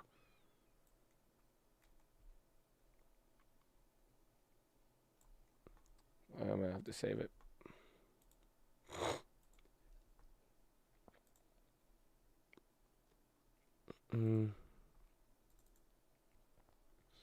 But this is where it's like when you look at where it's at, but I'm like, man, at one point, Snap's revenue was $58 million. Then it was $400 million. This is in a year. So 2018, $1.1 billion in revenue in a year. Right? That's $300 million a month. Now they're doing $1 billion a quarter. You see what I'm like? So these are the stuff where I like it, but again, the future pricing, that's what's starting to change. And again, communication, and then the fact that they're making money but they are spending it, that is where it's coming from. But it's like for a company that could grow and scale, like this is what I'm talking. Like this chart at a base level, this is. Oh, is that me? Oh, sorry. If I clicked one more time, you would have saw all my mirror pictures of me flexing in the mirror. No, I'm just kidding. But so it's like that's the story that I like with it.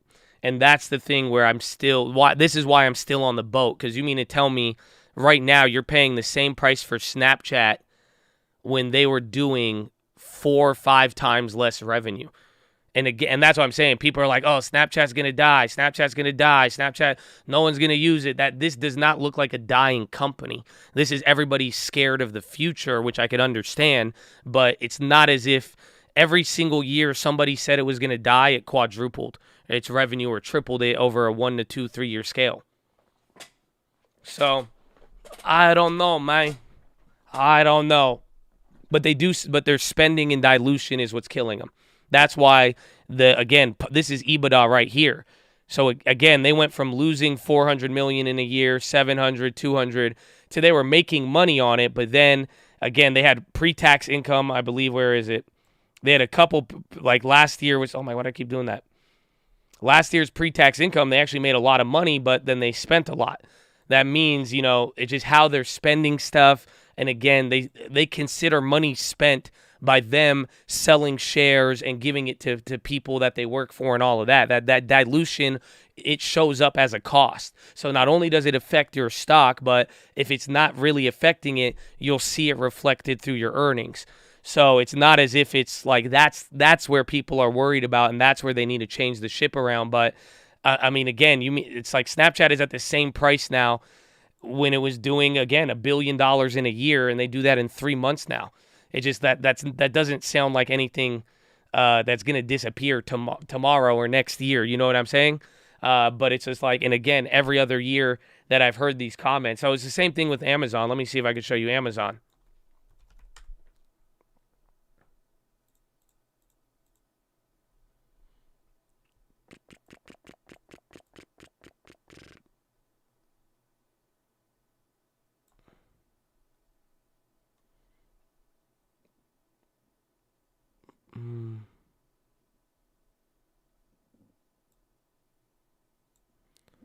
See if we could go back to, why is that 2004?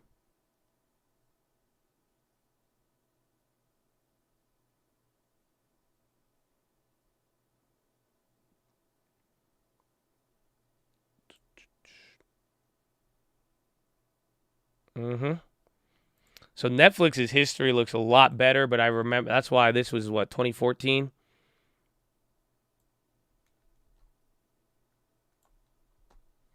Is it flushing? I thought, oh wow, I thought we had a little bit of a bounce as I was going over balance sheets.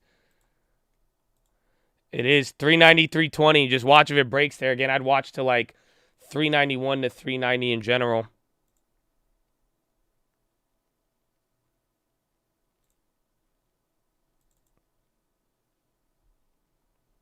Can I sell my next week expiration after close? Yeah, you only have 15 minutes. Is it a SPY? If it's a SPY, you will, but you only have 15 minutes. See, like 2014, 2015 leading into, and honestly, they ended up doing good on the year, but this is what people were looking at how much they were making. And again, this was even worse. Imagine bringing in $100 and something billion, and then your net income is negative 200 million. Again, they had a negative 30 before that. They'd have a positive 200, but people didn't like this. But again, take a look at the revenue. Let's go from like 2014, 2013, even 2012, all the way up to 2016. They doubled up their revenue. Again, it was a lot bigger, but even in that period, they spend on more stuff that could pivot to. Do I think Snapchat fucking has a AWS up their sleeve? Hell no. And I wish they did, but they don't. And that's kind of where this occurred from. But I mean, people said the same. I've heard people in 2015, 2016, they said you are an idiot for investing in Amazon. They're saying they make all this money. The margins aren't good. Again, you could see the EPS was not playing literally for years. And then once they had a negative net income on that 1 year, it was like 2014 leading into it, they just said all of this is bad. They can make all this money, literally negative net income. And these were the stages where it really, really took off. And again, the revenue, though, at the end of the day, you were watching it still go up 30, 40, eventually double, and just continue on this pace of increasing. Now, granted, these are bigger numbers. Amazon did have way more up their sleeve. They had a lot of other stuff going on for them. But, I mean, some of these numbers early on, people were looking at them a little bit more weirder, more or less.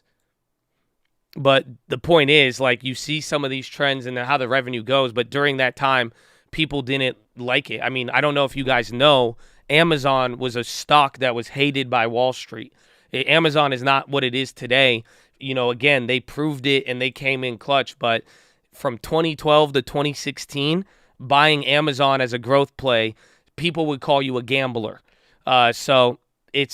But again, I liked how it was I liked what they were doing on it. And again, when I see some of the revenue stuff go up, it's good. Again, same thing even with Tesla. I think that's more realistic, where we've witnessed people go very pessimistic to positive. But, you know, just a different company. And I'm saying, like, when we got into this Snap, it's like that's the only part that I don't think is fully justified, is that when I look at it, I'm like, okay, well, bro, Snapchat it's at the same price when they were doing what they would do in a quarter. They used to do that in a year. So that's the only thing different. But they do have to get back to, they can't spend that much money. They got to be able to get more. They got to bring in that net profit. They got to keep that EBITDA and all of that.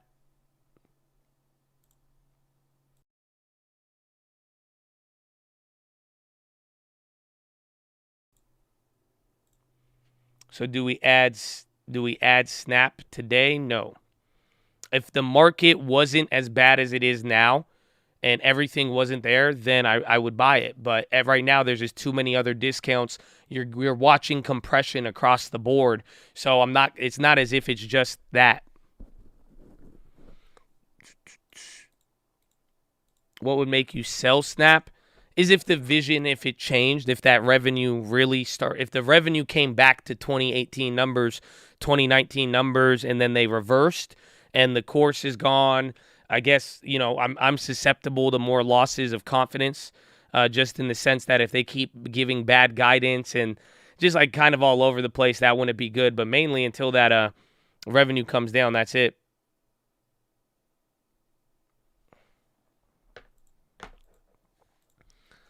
Talk about history, monthly charts, be safe. Again, I mean, I don't even think, I even think my answer when anybody even asked me if they should buy Snapchat at 60 or 70, I even said I wouldn't buy it. I would just wait.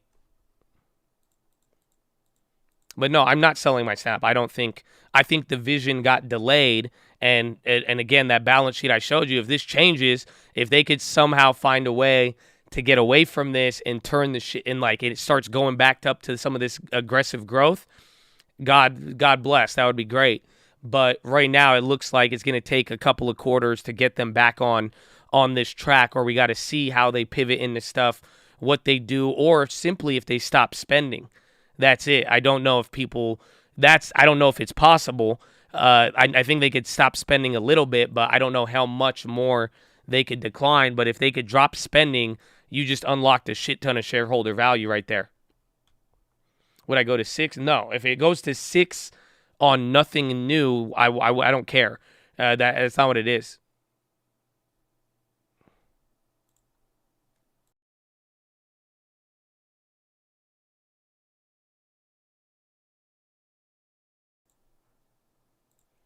Why do you believe in Snapchat so much? Because my average is between $12 and $15. Well, I separated between the accounts. That's why I believe in the price I bought it at. I believe, again, I was telling you this story when it was here. Like in between here. Do you see what I'm saying? And the price I got reflected that it was very cheap. And this was a company that went from $50 million in revenue to $1 billion in revenue. And that's when we started paying attention to it. I like the price I have on it, and I like the company at that price. Like, I'm not I've never bought it above when it started. Again, I never made one purchase on the stock in 2021, and I said I'm cool with I got a lot of it early on. I loved it at that price. I still do like it at this price a lot, and then I just bought other stuff in the meantime. So that's why I'm like, it's not as if I'm like, oh man, dude. Like, I like Abivai a lot more. I like Airbnb. Again, I'm still buying Airbnb and I'm still very, very looking at it. So it's like, I don't know. It's not as if I'm going. I think we've approached it very responsibly. That's why I'm like, hey, I'll take it. It's like our loss could be a lot worse. Again, this story is us coming back to negative today. Like, even on the lowest purchase price I got, the story is coming back to break even. It's not like I'm down 60%, 70% like it's Coinbase or something like that, And I've taken that loss on there, and that's why I'm holding it. But I only put $2,000, $3,000 into there, except for the other one that we traded on IPO. But it's not as if I like it at this price. Do I see value of Snapchat at $10? Fuck yeah. $12? Of course. And now it's when I bought it, they weren't doing as good as they are today. So I'm very, very chill at this. It's unfortunate, and I would much rather like a profit on it, but it doesn't I still think there's a lot of decent value in there, but it's not as if I don't think I'm like, oh, I love Snapchat. You got to go buy it right now. Buy it at every single price. Buy it on the way up. Buy it on the way down. Ignore any bad data. It's like that's not what's happening here. It's just we got it at one of the lowest prices.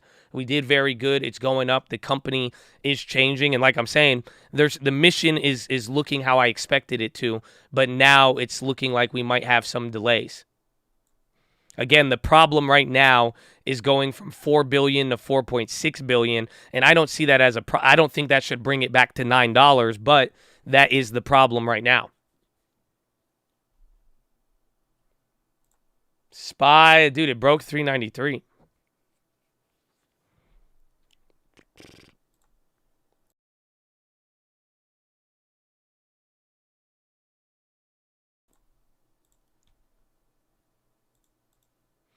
If Google and Meta miss earnings, it's an incredible opportunity for Snap will be there. Well, Snap will probably get clobbered off that too, unless they already absorbed the pain today.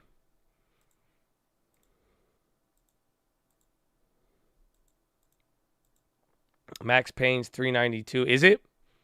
You want? Should we check the bubble?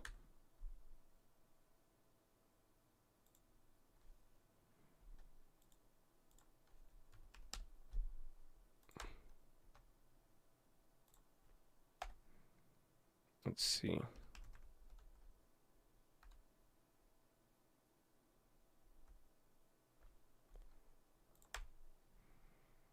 I like the bubble. The bubble's nice.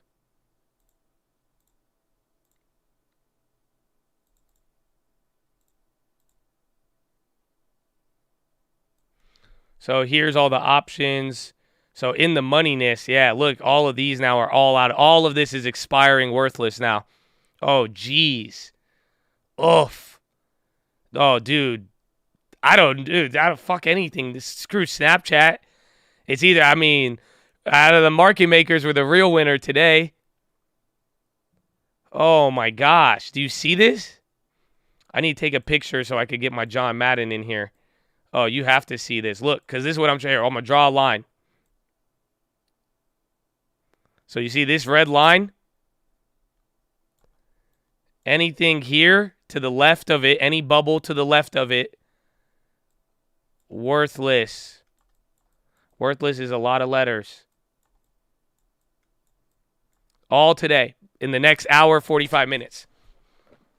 No, it doesn't matter. This is puts and calls. This is puts and calls. So that means anything to the left of that line is worthless right now. Right as we're speaking, it probably has a little bit of value. So, like, look at that. That's right there. That's $5 billion notional value. Even right here, another almost billion already fell out. Again, all of these aren't too big, but, like, the fact those big bubbles have already gone away, that's crazy. But these were, like, older puts. The 380s, that sucks. So, a lot on the 380s. You even had a bunch of 390 puts, 700 million of 390. Oh, my gosh. Yeah, they came up fat because that means pretty much these are the only things that are getting paid out right now. In the money, you have some value, but these are break even. But then you have these are paying out 10%. So that's 38 million loss for the market maker roughly. And we're going based off notional value.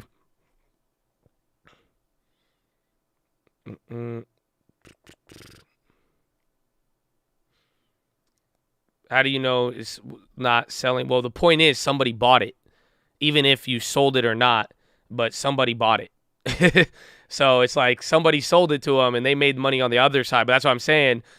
The buyers on all of these transactions lost. Like that, this almost might be bigger. I think it's less dollar amount, but damn. That's crazy. Big L's. Unless it bounces up. If we could get back up to like every time you get back up and it gets in the money, it'll shift it.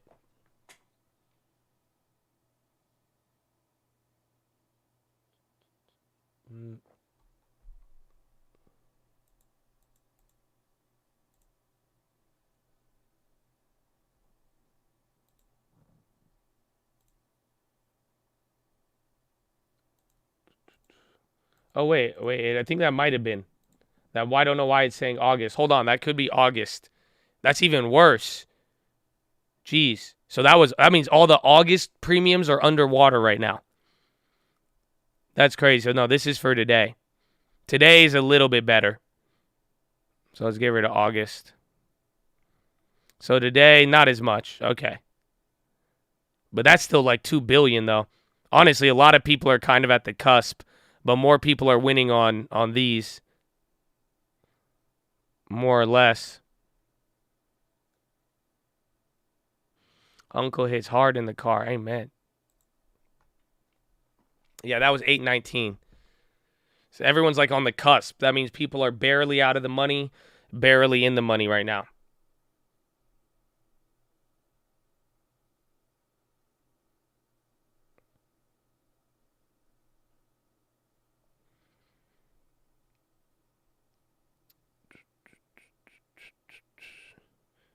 All right, hit start, snap. I mean, we are down 3%.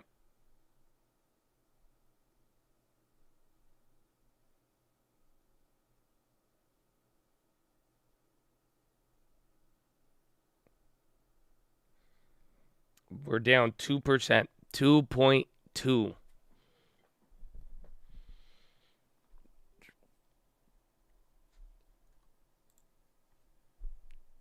I usually turn the subwoofer down when Uncle's on. Yeah, he likes to bump. Crazy day. I need to become a market maker.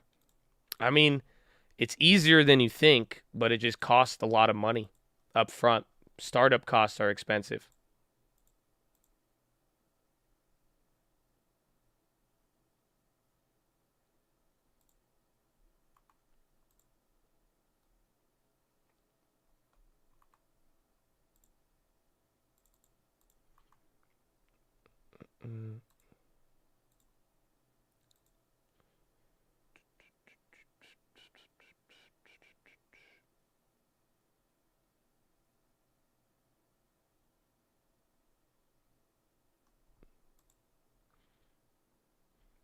Roblo new quiz goes hard. Ooh.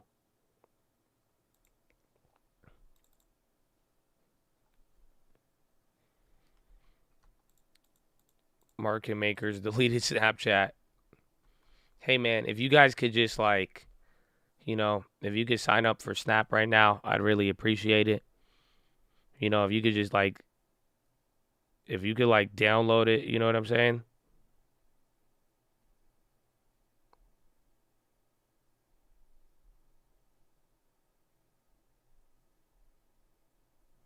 Like, like we got like, I work with this, I'm like on a Little League Snapchat thing.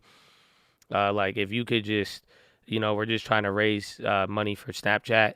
So it's like if you could just like sign up and download the app and send me a Snapchat, it would really help us out. I don't know if y'all could do that if you got it like that and could do the $2.99. We would appreciate that. But all we need to do is just have you you just got to sign up for it. It's free to sign up, but it would really it'd make a lot of big changes in the local community. Honestly, it'll probably bring a lot of drug dealers to your neighborhood, but still, I'm just we're trying to just the stock is really just support a good cause, just support a good cause.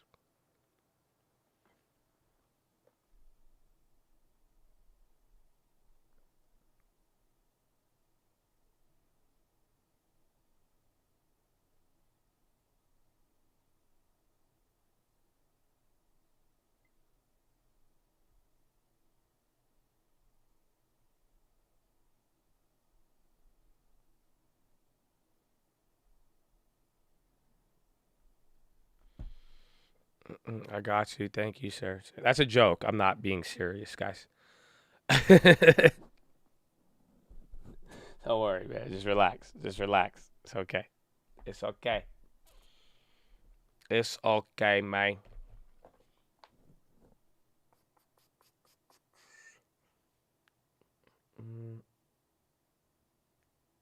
UMC good value. If that earnings is good, like, do you see how important earnings are?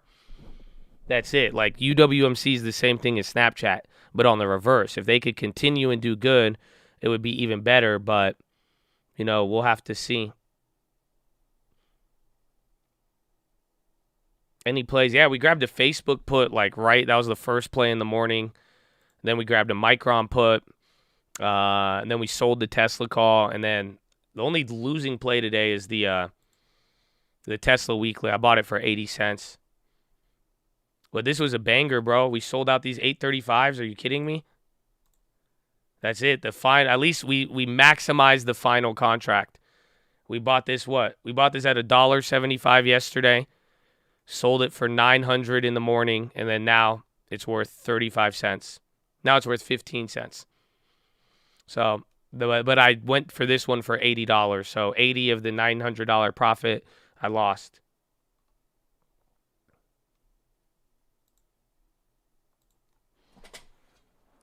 Get Elon to buy Snap.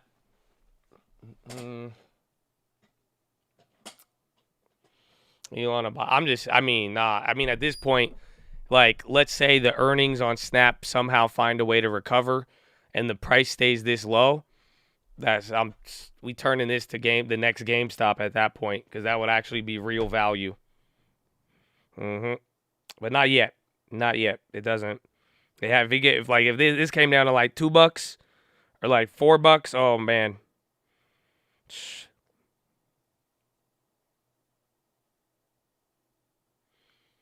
Evan and Elon. I hope they could get along.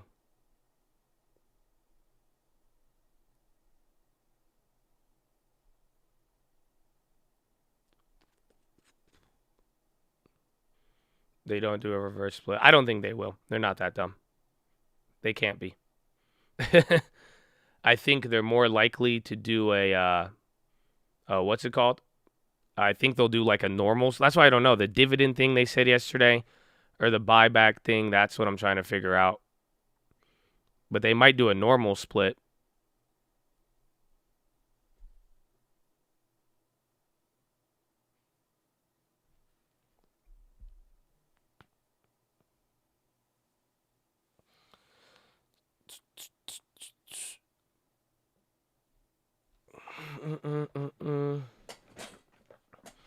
You mentioned GameStop every day with low-key hate. I mean, do you not want me to... It's a stock. I mean, I don't have low-key hate. It's like, have you ever noticed, like, if you think people don't like you, they're going to treat you weird? It's like, if you think everything's weird, I don't feel anything when I say GameStop. You feel something more than I do. So don't worry about it. It's okay. We could bring it up. We could talk about it.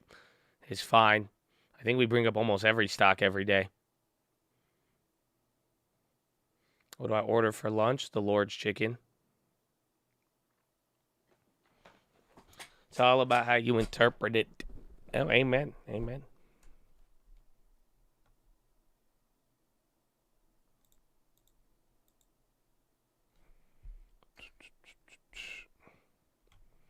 Remember the hate mail? Yeah, I do. Oh, I do. Honestly, the market it's like a slow leak. And then Tesla's hitting another low now. Bonds came back down now.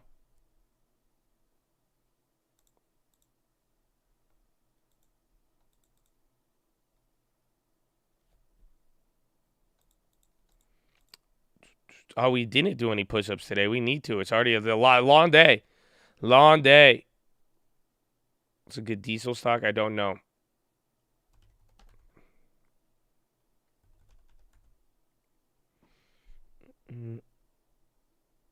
Look at 99. We did not do the quiz, no. I'm trying, bro. I was hoping I wanted to try to squeeze in a little PHILO here. And then it just keeps going back up. We could do the quiz. We could get some questions in here. Let's see what we got. You guys ready? I can't get it up on the screen, but I can read them to you. All right. The European Central Bank's new the TPI transmission protection instrument. ARK Investment closed its first ETF, ARK Transparency. Final two candidates in the running. It's Rishi Sunak and Liz Truss. Nice. A Delaware judge scheduled trial of lawyers set for October. U.S. Capitol arrested this many people in front of Congress for doing abortion rights. How many people did they arrest? It's either 12 or 17 or 9 or 4. How many? How many people got arrested when they arrested AOC? I'm thinking 12. Chad, 12? Oh, it was 17. I trusted the Twitch. I went with Twitch before YouTube. It was 17. Italian Prime Minister Draghi delivered resignation to the country's president, whose name is it Mattarella, right? Yeah. Russia is preparing to hold referendums in occupied areas of Ukraine is it September? September, yep. Elon Musk said this is a license to print money, lithium refining. U.S. authorities found an alleged on the board of a 500 Russian yacht seized in Fiji. A Van Gogh, a Faubourg egg, a Rolex, a box of diamonds.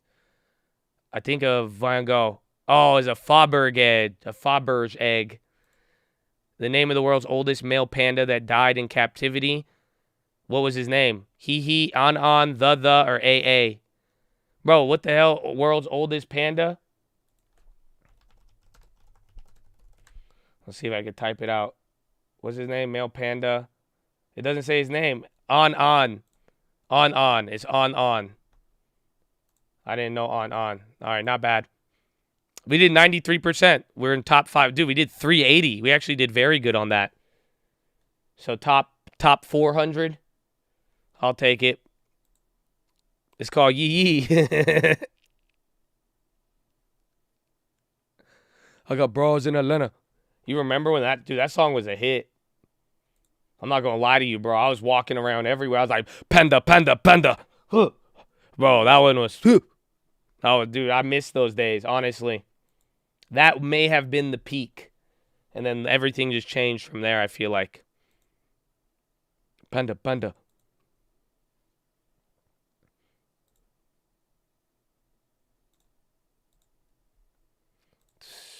I miss those days.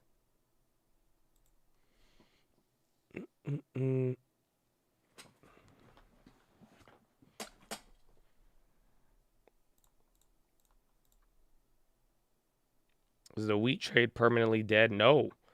The timing will be difficult again on when it could happen. Again, wait till like October around then. But that's literally the chart for wheat. I haven't talked to Sal yet. Maybe I should give him a call. But it's... If I have a feeling he'll tell me this, but it just looks like exactly like the Arab Spring chart. It looks like the food chart from 2012, 2013, and then even like 2007 when food started to move.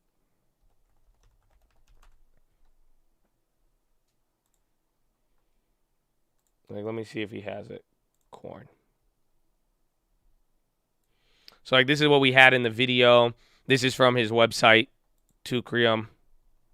Oh, no, wait, where is it? No, grains in your portfolio. But this is what I think it looks like. So I don't think the trade is dead at all, to be honest with you. But like this.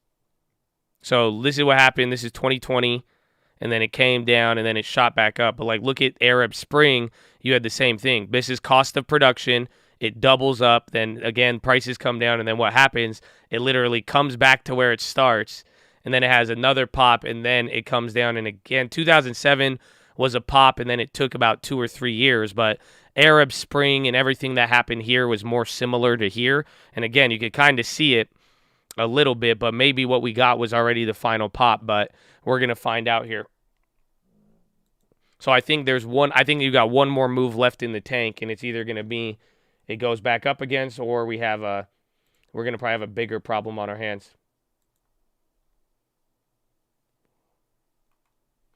Love to the chat, baby. Amen. Or not.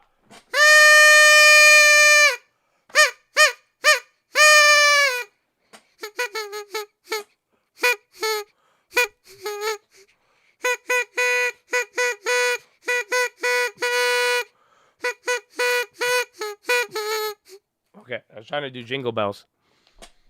It's back, baby. SPY coming down again. One more time. Man, not letting up at all today. Bro, the slow leak Snapchat effect. Ow. You just moved to the side and I hit this box of emergency food that Lending Tips left me. What's it called? It's called Emergency Food Supply. Gourmet food. Long shelf life. Ready in minutes. Comes with powdered milk. Where is Bradley and the Peach? Oh, you missed it, man. It was early. SPY, another low. 392.84.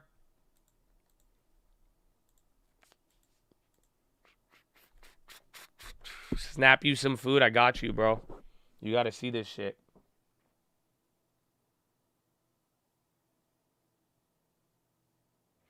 Damn, bro. Damn, I just opened your snap. Bro, you with the bald hair looks crazy. I got to try that. Look at this shit, bro. Emergency supply. Powder milk. crazy. Then we got some bullets. Oh yeah, didn't Michael Burry go ham on Google and Facebook on the upside? I forgot about that. Actually, I really did forget. He shorted Apple, then he bought Google, right? I don't know if he bought Facebook, but I think he bought Google.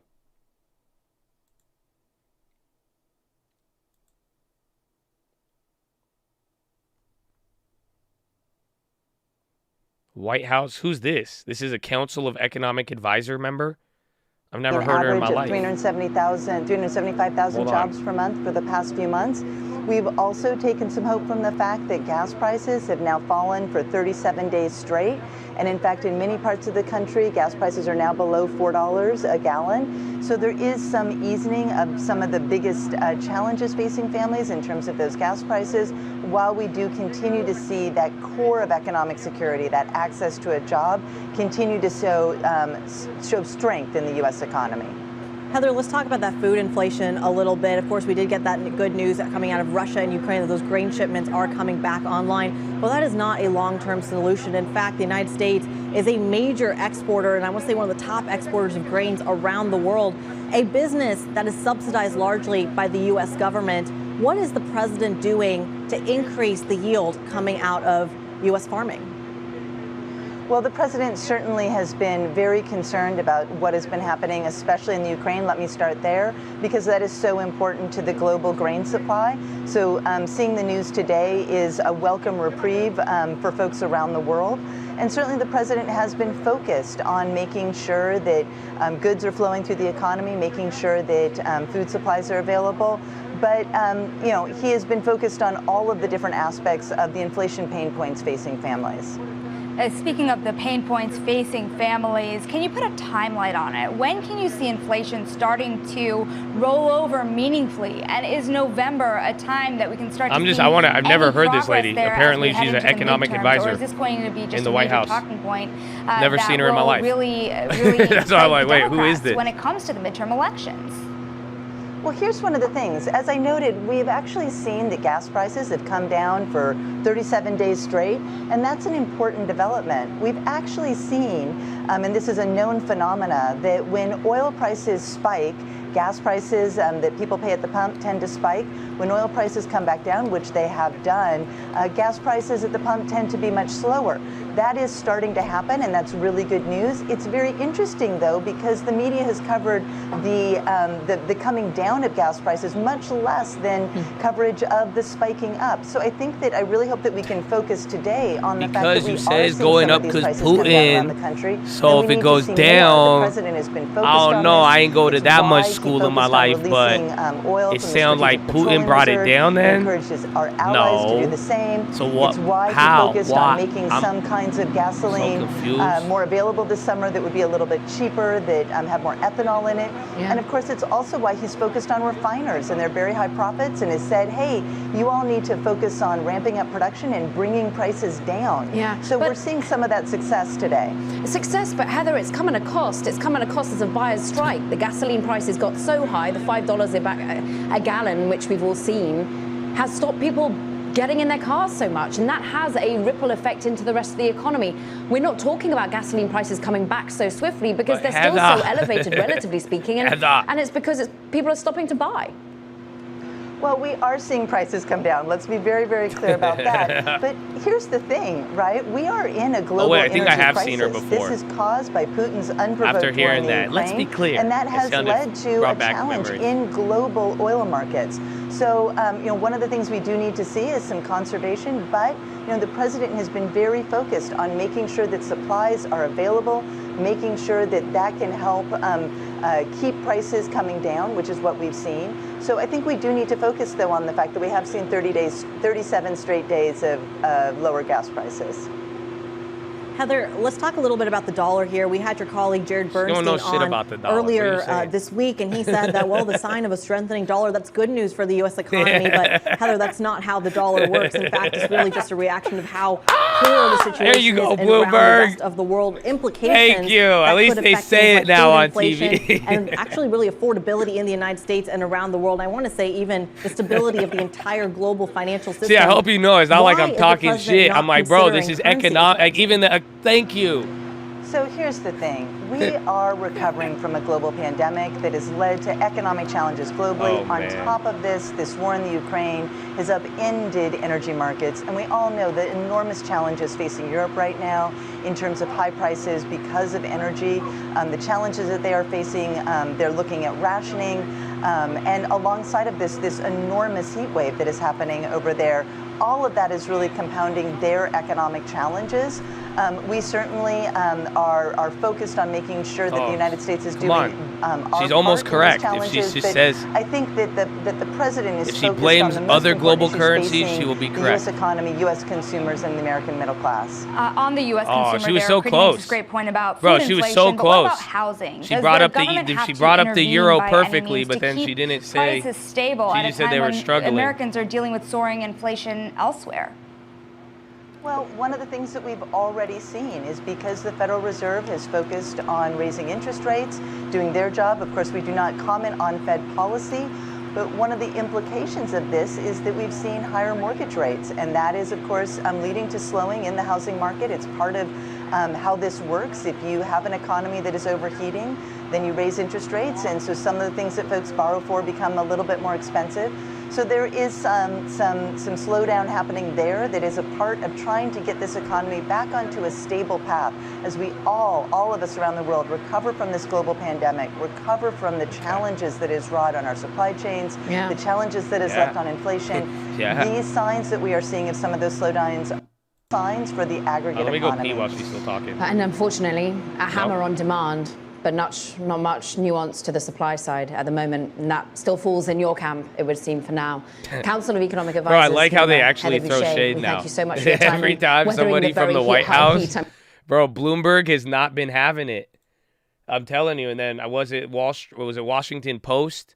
Or no, Wall Street Journal, I think. They put out like 6 hit pieces on Biden in the last like 2 or 3 months.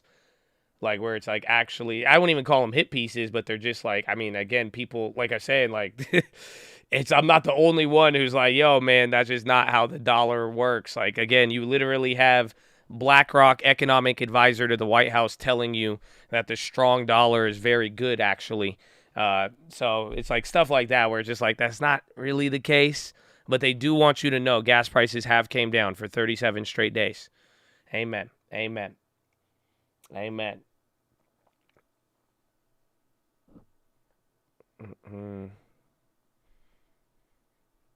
FTX customers would be wait, what's going on? Voyager customers can start new account with FTX with opening cash balance funded by early distribution of portion of their bankruptcy claims. Customers will be able to withdraw their cash immediately or use it to purchase digital assets. So make sure you guys, again, I remember I was telling you to fill out that bankruptcy form or whatever. Make sure you look into that. But apparently, if you're on Voyager, you can move your money to FTX and maybe get it back.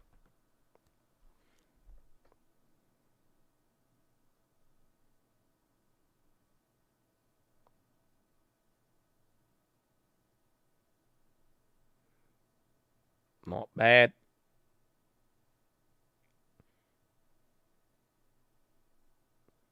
They put all responsibility on the president's. No, but that's what people said. I mean, the comment I even made, a lot of people were just confused. They're like, well, why, when gas prices are going up, does the administration not take the blame for it and blames other things? And then when it comes down, they want everybody to cheer them on. And then it's not as if they even released more reserves. Like the actions that they did led oil to go up, and then now it's came down on the dollar, literally. But you're not the only one saying that. Again, like Wall Street Journal and a lot of other reporters now, it's like it's somewhat acceptable now to criticize, and like with facts, apparently. It wasn't about a year and a half ago, but now it's like, you're kind of watching the environment shift where it's just like, again, it's just already been almost 2 years of people dealing with it. So it's kind of hard to ignore or justify. Yeah, the Volkswagen CEO, that was this morning.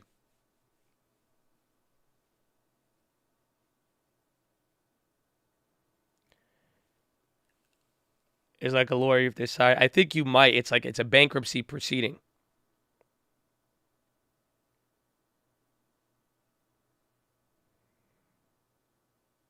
Snap looking like used to be my homie. Now you looking. It's like, damn, homie. In 2020, you was the man, homie. That's what I think for Snapchat. I think 50 Cent. What the happened to you? I got this sick with the growth stock. Don't let me do this again. I went crazy with that other one. You could be my American growth, American. Take me to the NASDAQ. I want to see some gains. Oh, see, I just get too into it sometimes.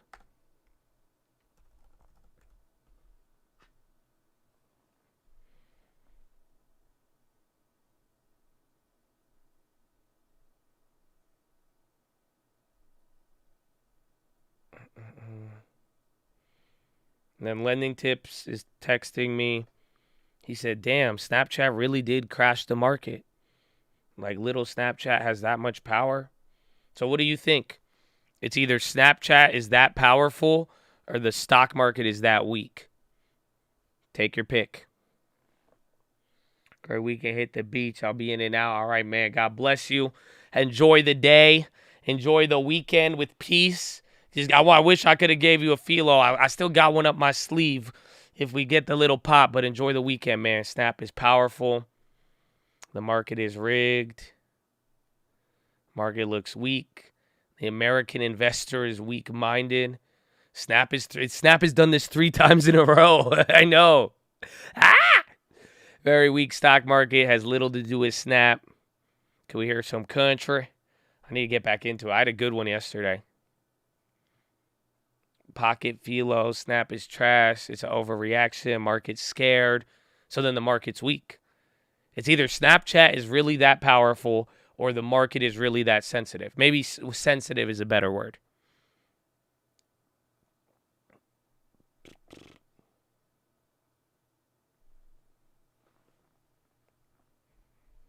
Why they let them go first? I don't know why. Yeah, right. They're like, all right, let's start with Snapchat, and then they just send Snapchat running on the front lines, and he just every time, and then everyone's like, I don't know how I feel about this war anymore.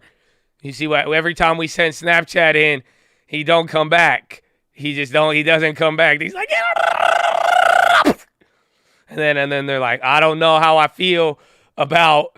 Okay, maybe there is a little bit more of a defensive than we thought. And then Snapchat all happy and then they're like, oh no, man. They like, Zuckerberg, are you ready? Okay, you're next. All right, hold on. Let a chip maker go first. Hold on. They like, let AMD go. Let AMD go. Let IBM. How about send IBM? Send IBM. And then that's it. Send the airlines. They can fly. I don't know. So I don't know. Honestly, it's a lot of. You should see my hands right now. I'm doing it with my hands too. I'm like a little like. It's different. It's different. Yeah, like little snap. Yeah, exactly. That's exactly how I imagine it. It's exactly how I just little snap. Just like I picture like a minion, just like running with his hands, just like running on the front lines, and then it just don't last. So, yeah, it's crazy. No cap, the market's sensitive. I feel that's literally that's exactly what I envisioned when I did everything about that. It's the minion. Straight up. That's just like, and then I picture like Google. It's like Google and Facebook are like the Monstars from Space Jam. Right? And like they're just like standing behind little Snapchat, and then Snapchat's little minion ass is just like, and then they're like, oh shit, What should we do now? I don't know. Maybe we should pull back a little bit. So I don't know. Yeah, we still got an hour 13, but I mean, dude, you haven't seen one level of bounce today, which is a little bit surprising considering the epic rally. And the dollar is now up right now. That right there is the plot twist on the day, because I did not expect that to actually start climbing up to green. I do think 10 is low for them. It doesn't mean I would buy them. I wouldn't add more to my position, and if I've never owned them and my portfolio is lacking quality, I would take quality over it. But I think there is value in Snap, and every dollar it goes lower, but below here, the value becomes deeper.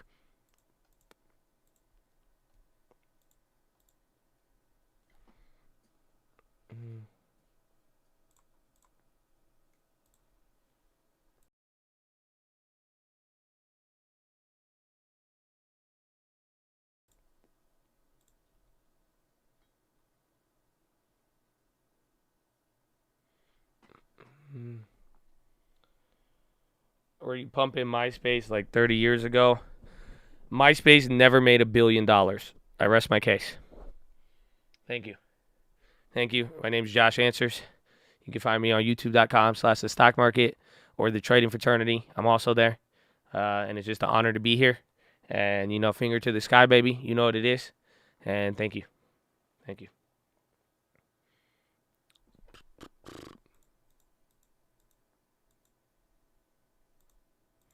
Tom did, but not the company. That's true. Only Tom did. I don't know. I don't even think they sold for $1 billion. Did they? Everyone want to talk when they up in the series. No. Bro, they talking down, but they still in a bad situation. I need to show you this freestyle. It's so hype, bro. It's Southern. You may not like it if you don't like chopped and screwed type vibes, or you know what I'm saying? Where is it? Bro, this guy killed it. He looked like he had a baby. He looked like the son of Jay-Z and Currency. And bro, what did he say, bro? Listen, he said, these people talking down, but they ain't a bad situation. Oh, I started going crazy. I was like, ooh! If that don't describe the whole stock market, I don't know what does. Yeah, here it is.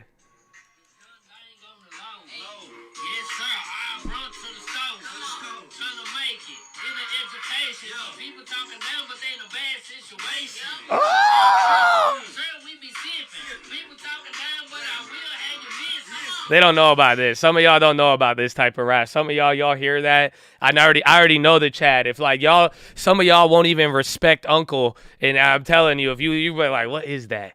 He does kind of sound like Lil Snoop. I know. No, but it's fire. I don't even know his name, bro. It's just a random video, and I was like, ooh, this is good, bro. This is what is it? Is it Cootie Kwan? I think that's his name. I don't know if that's his name though. Nah. Who is this guy, bro? Or Lil Dang. Lil Dang Dang. That's his name. Lil Dang Dang. Dog, it's fire. It's fire. People, they be talking damn but in a bad situation. That's a killer bar. I don't know if you guys feel me. I'm telling you.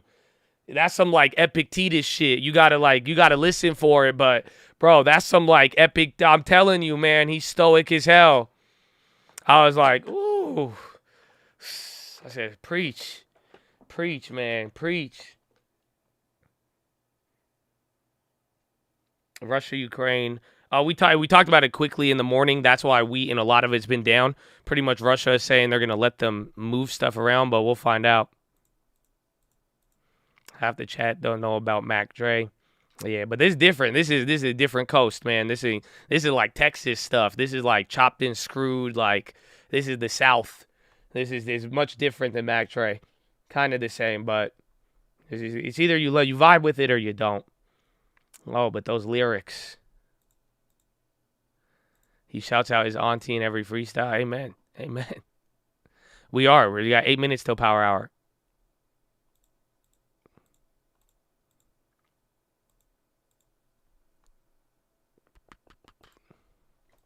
Live from Houston. Houston. It's crazy. I think Houston's been climbing up on Uncle's listener charts. We got a lot of Houston people. That's why I'm like, Uncle don't even sound like any Houston rap. So I'm glad you guys rock with Uncle. I'm very, very proud of that. Very proud of that.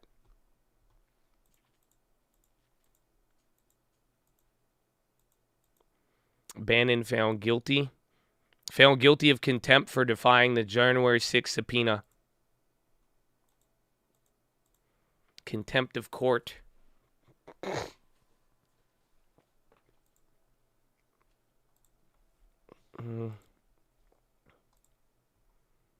On UA spot? What do you mean UA spot?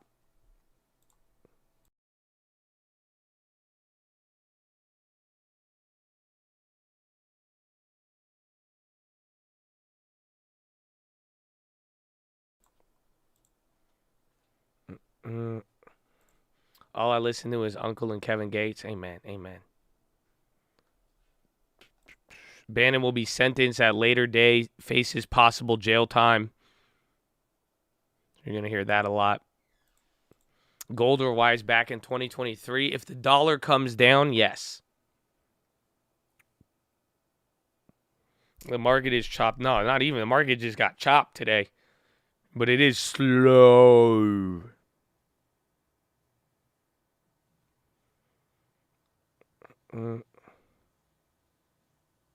BA down 1.6. What was I don't know the song. It's just I knew it was Lil Dane Dean. I think that's it. Lil Dang Dane. You can listen to it if you want. We could keep.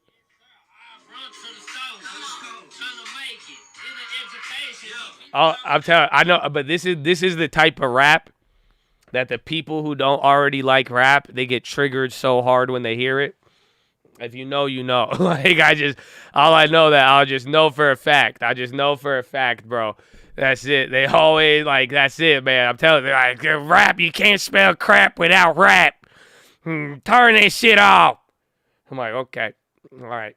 I'm like, okay. That's okay. Fair enough. Fair enough. I feel you heavy, y'all. Yeah. I'm out of here. Yep. I'm out. Tell me when it stops. I'm muted till it's gone. I can't take any more of this. That's it. I'm out of here. That's the favorite one. I'm out of here. That's the favorite. I'm telling you. I'm out of here. Y'all should. I'm gonna actually try to use that once. I'm gonna try to use that in a negotiation.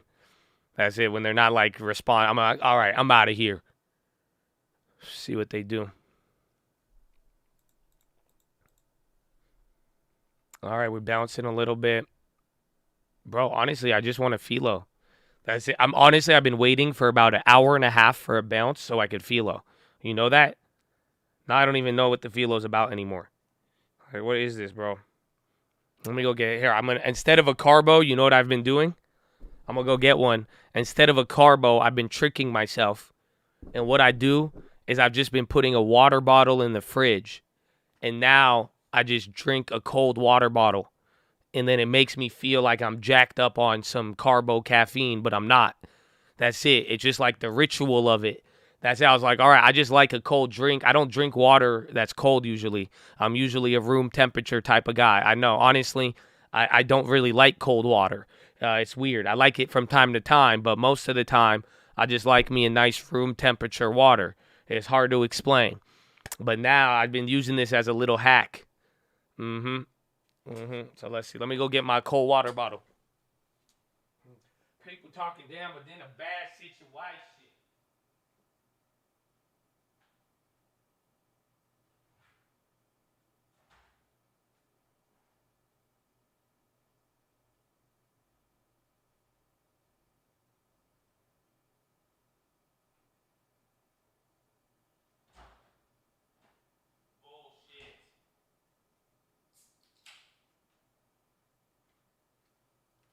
Well, never mind. This is bullshit. This is bullshit, bro. This is bullshit. Look at you just saw how excited I was. I told you this little story, this little hack, right? I just opened up my fridge. That water bottle is missing. Who do you think took it? Is it, man, she's so lucky she got me Chick-fil-A yesterday. This is bullshit. This is bullshit, bro. Nah, my girlfriend. It was more LT, but I don't think I put it in the fridge then. Yeah, the only suspect is my girlfriend. You know what I'm saying? The only suspect would be her. This is crazy. Man.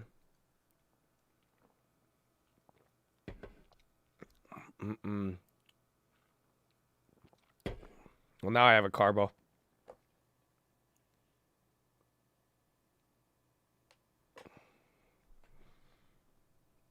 She knew, I know. I didn't tell her about me drinking cold water. She thought it was free game.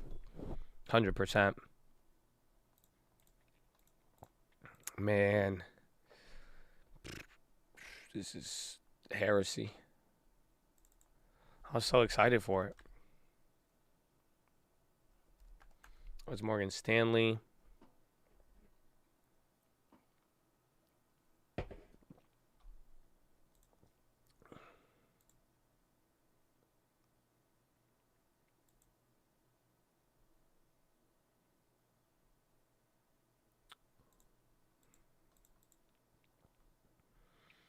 My ex used to just take bands like money. No, I'm always testing my girlfriend.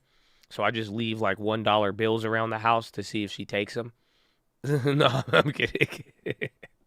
I'm like, I try to see.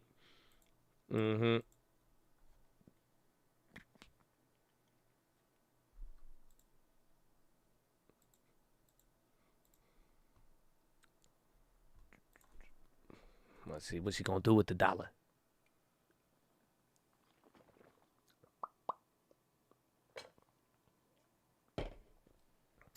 Don't forget Diamonds Friday. We got it. We got it.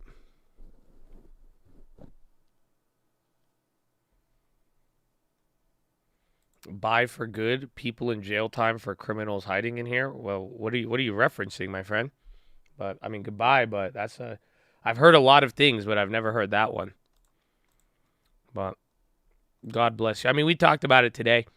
I think you got to always find be around something you like. So I don't know if other people gave you a bad vibe or not, unfortunately, but that's it.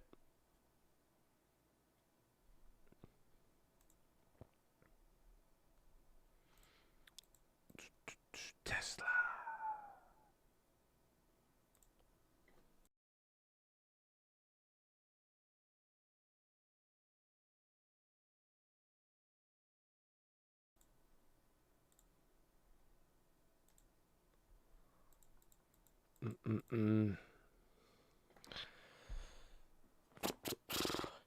Bro, I'm like disappointed I don't have that water. This carbo don't even hit the same. I was craving a water. I was craving a cold water, man. No, the high rig count. Well, there's numbers on it today, and they came in good, but not enough to really move oil.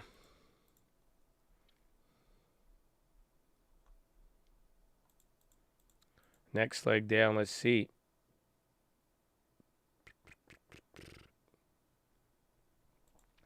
Jay asking important questions. The great man of God, are you waiting until marriage with your girlfriend? Well, I think the first part we start with is a great man of God. I wouldn't really view myself like that. And I would hate for you to put that title on me to make me live up to a certain standard.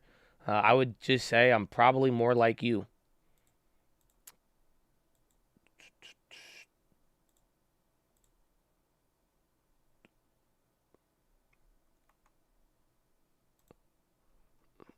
$1K, should I wait or buy now? Little by little. Little by little.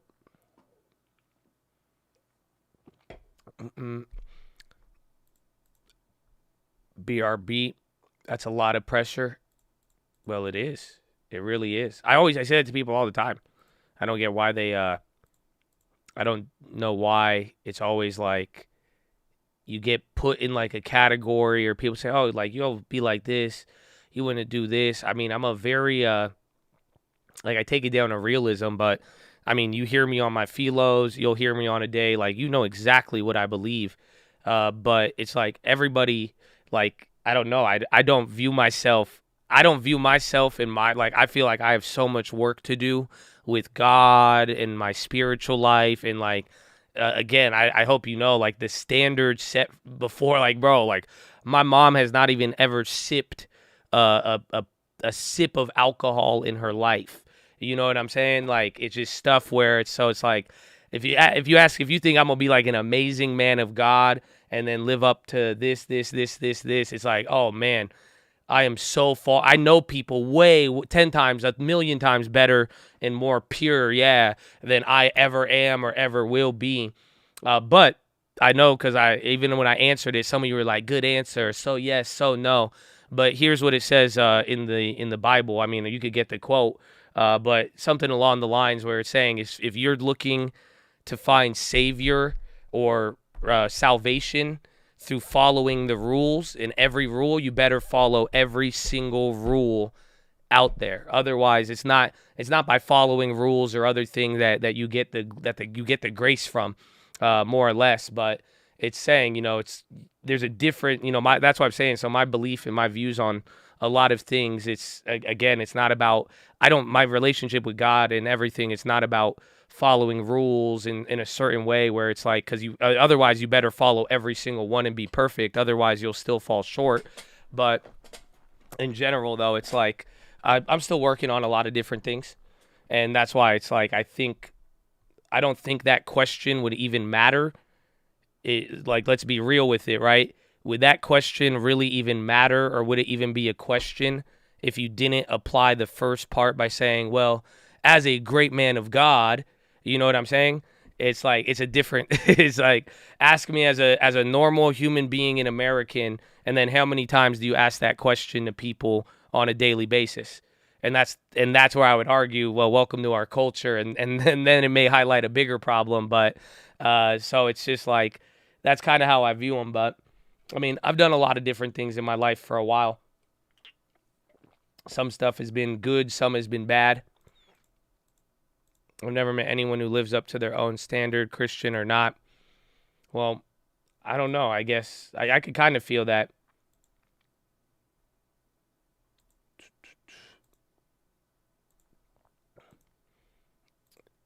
Hey, bro, you smashing the random strangers? No, well, like that one, most people wouldn't say that. But even then, at the same time, it's like you don't ask that question of people unless it's like kind of, again, when you attach God or belief or you're this type of person, so then do you do what 99% of everybody does?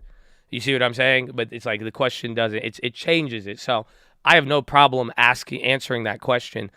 But I would say, at first, I would remove myself from the title of great man of God, because I don't view myself like that. I view myself as a flawed human being. I view myself as closer to dirt than closer to heaven. And it's just more along the lines where it's like, yeah, I'm more like, you know what I'm saying? It's just, I have so much more work to do and progress in so many areas of that, but I don't view it as like, it's wild that it's kind of humbling, and it's an honor that people would even view me like that. But that's not who I am.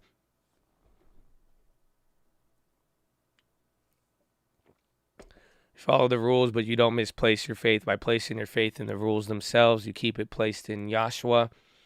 Yeah, and also too, it's like I don't even I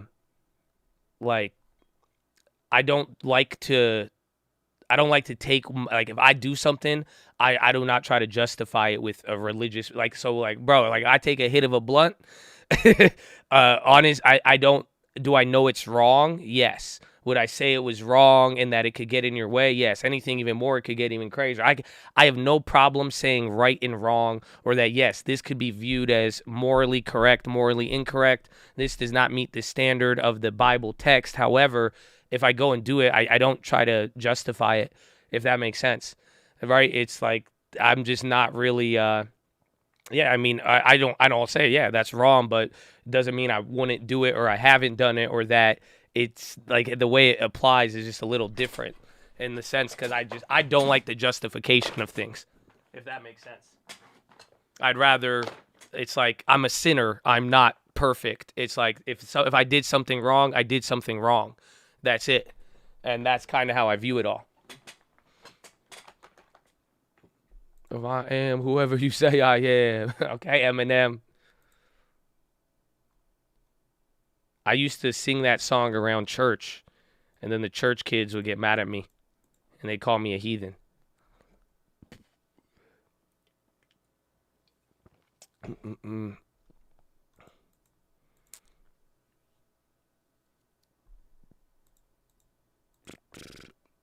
Go to Romans 6. What does it say? Can you paraphrase for me? Romans 6. Dead to sin, alive in Christ. Do not let sin reign in your body so that you obey its evil desires. Do not any part of yourself as sin as an instrument of wickedness. Amen. And again, do I see that as a pathway? Do I see that as the right way in the plan? 100%, 1,000,000%. And that's like, it's like the reality of stuff. Like I've said, so here's a good thing. I knew a guy in church, right? So this guy in church, he was married about 5 times, I believe. And I think he invited my family to like 3 of these weddings, which you got to really think about. But what this guy, and I was young when I witnessed this, right? And like, I knew him when I was young. I knew him like even as a teenager. And I just remember he would go and do he would just get married over and over and over again. And his thing was he wanted to keep it in Christ and do all of this. Like he wouldn't have sex before marriage. But then like by the time I was a teenager and we were invited to his 4th or 5th wedding, I couldn't help but fight the thought. I'm like, yo, is this man just getting married so that he could have sex and say that it's right under the law? Like, you know what I'm saying? Right under the Bible. Like, again, I mean, I don't know. Naturally, I feel like that was a natural thought. I was like, come on. Like, I was like, hold up. I was like, at this point, like, is he fooling God or is he fooling himself? I mean, I was young thinking like this. And like, this is what I was, no, like, bro, it was exactly. Bro, I met so many people in church who try to use this as, it's like a loophole, they think. But I'm like, dude, God knows your heart. God knows your intention no matter what. The guidelines are there to protect you. And I firmly believe that because anytime I violated the guidelines or what you should do, I have paid for it.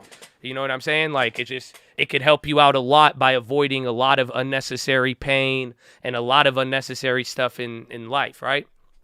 But I remember that. And then I remember I was talking to my brother about it because I asked him, I was like, dude, because I couldn't talk to my parents about this. I wouldn't have been like, Mom, is this guy just getting married so he could fuck? Like, I couldn't ask my mom that. Like, you know what I'm saying? But I remember talking to my brother about it, and then we were going over it, and like he kind of agreed with me, and he said everything's different from time to time, and all of this. But I even said, like, I was like, so what would you like say if somebody wanted to do something, and then like what they teach us in church, and like sadly, and I say sadly because I know a lot of heavily religious people would disagree with me, but like I always put myself in the position, like if I was a youth pastor or something and some kid asked me like, hey, should I have sex before marriage or should I do something like this, I would just tell him to be honest about it. But I would rather tell someone you're better off having sex before marriage and not lying about your intention than going down a certain path in life, pretending and then acting as if you're doing something for one reason when it's like you're not going to be fooling God. I would rather have you end up violating that law than ending up being divorced 4 times, dealing with this and playing this little game of I was married. Oh, I never have sex before marriage, but I've been married 6 times. It's like, nah. It's like, I was like, you do what you want, but if you could have stay away from things, like, again, at the end of the day, it's like, this is what I do believe. Sex before marriage definitely has an effect on you. And that's what I'm saying. That I would never ignore. That I could not deny that, where I'd say, yes, it has an effect on you. And if you disagree with me, then I don't, like, literally, you might be lying to yourself. Yeah, you could, it's fun, sure, but like actually like think about it though, and how has that affected your psychology? How has it affected your personal relationships? How you treat people, how you treat women, how you treat other men? Like, don't matter. Like, you could go down the list of it, but it's like it actually does have an effect. I see it as a commandment, but I also see that commandment as towards your own benefit. You know what I'm saying? So that's just the way I've kind of broken it down. So good analysis. I think this question's been asked a lot. I think we've got to go over it here on a Friday. No sex before marriage has an effect on you too. I think so, but at the end of the day, it's like, I don't think you realize, like, bro, you go and like, you get attached to someone and then you never talk to them again. That has an effect on you at some subconscious level. If you don't realize that, then again, I mean, I'm just saying, your dick is powerful. I hope you realize that. Not only can it create a child and other stuff, but literally to the point of like, bro, emotionally, man, nah. Like, dude, people get messed up. Like, if you don't think people like got in early relationships young and no real guidance towards anything and like getting involved in certain things and like you don't think that like left them, oh yeah, even then, even if you don't believe half the shit I'm saying, every person you have sex with, there is a tie, whether you like it or not. That's why it's like, it's deeper than you think, man. It's deeper than you think. So it's like if you can't admit that, come on, bro. I'm down. You could admit anything. Like, you know what I'm saying? Like, I don't even judge you whether you have sex before marriage or not. I personally do not care. That's between you and God. God knows exactly what's in your heart. But if you can't admit that there's some effect from these personal relationships, like, come on, man, you got to understand the human, the mind, and even people who don't believe what I believe will tell you this. Like, you know what I'm saying? So yeah, it's a Friday sex education philo. I had a different philo. I guess that kind of turned into one.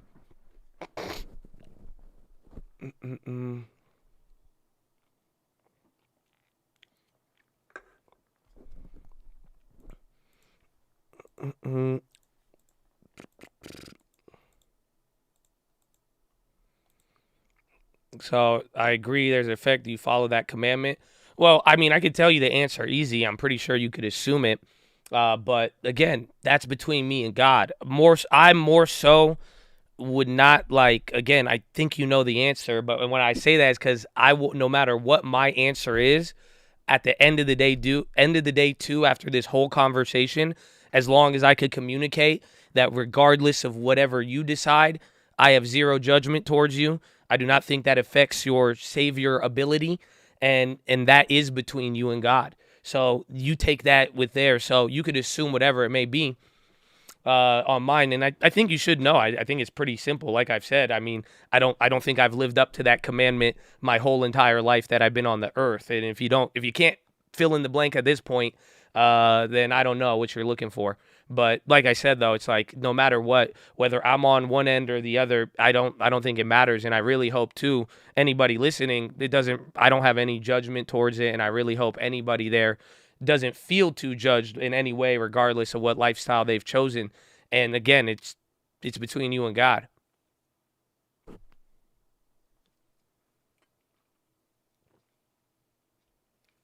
Stop talking about it. Are you getting uncomfortable?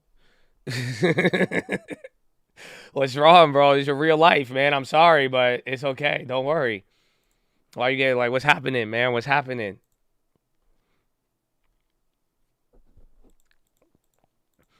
It's like, stop talking about this.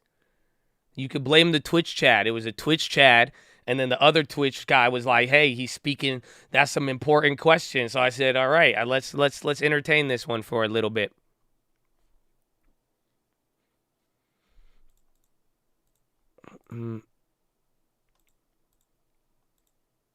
I think, yeah, even Uncle said that. Uncle said this in a song. He said, She loving God. She says she love God. I text a bitch. She don't love God. Won't touch a bitch. They say you're a hypocrite. I just gotta play it for you. But he says the Lord knows my heart. He knows my dick. I know the laws. I know repent. He says something like that, but I think he addresses it very, very clearly. Actually, now that I think about it.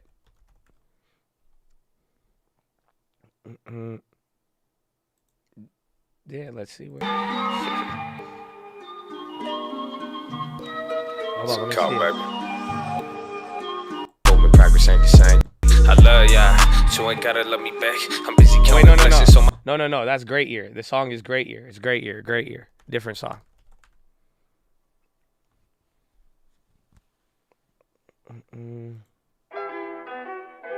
Arms, what? It's a cup. Finger to the sky, boy, you know what that mean. Money like the blood, why you think it's called redeemed? The origin of families, the origin of king. But that's some etymology, don't let me flesh that shit. I test the bitch, she loving God, I love that bitch. She don't love God, won't touch a bitch. You a fucking hypocrite, asking what God gon' think of this. He know my heart, he know my dick. I know the laws, I know repent. I told you that we in this shit. Yeah, he's already said there you go. And I think that explains it very, very well. Very, very well. Because that's what I'm saying. It's like if you talk about God and then I say anything about a girl or like this and that, everyone will ask you then like, you're a hypocrite. That's why I'm like, listen, he know my heart, he know my dick. I know the laws, I know repent. That's his, I don't know. I think it explains it very, very well. That's between, I should have just played that.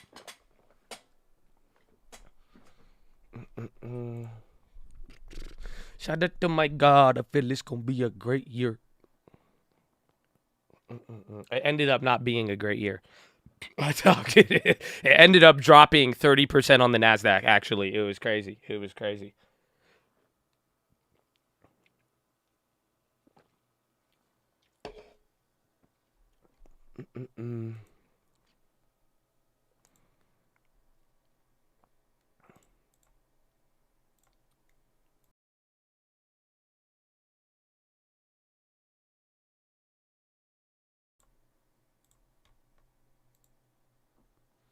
Get the green showing up.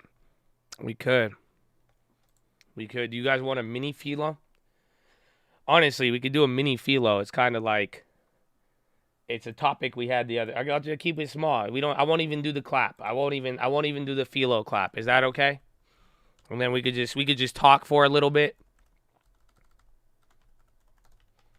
The day's already over. You're either gonna go below 390 or go to VWAP at this point. There you go.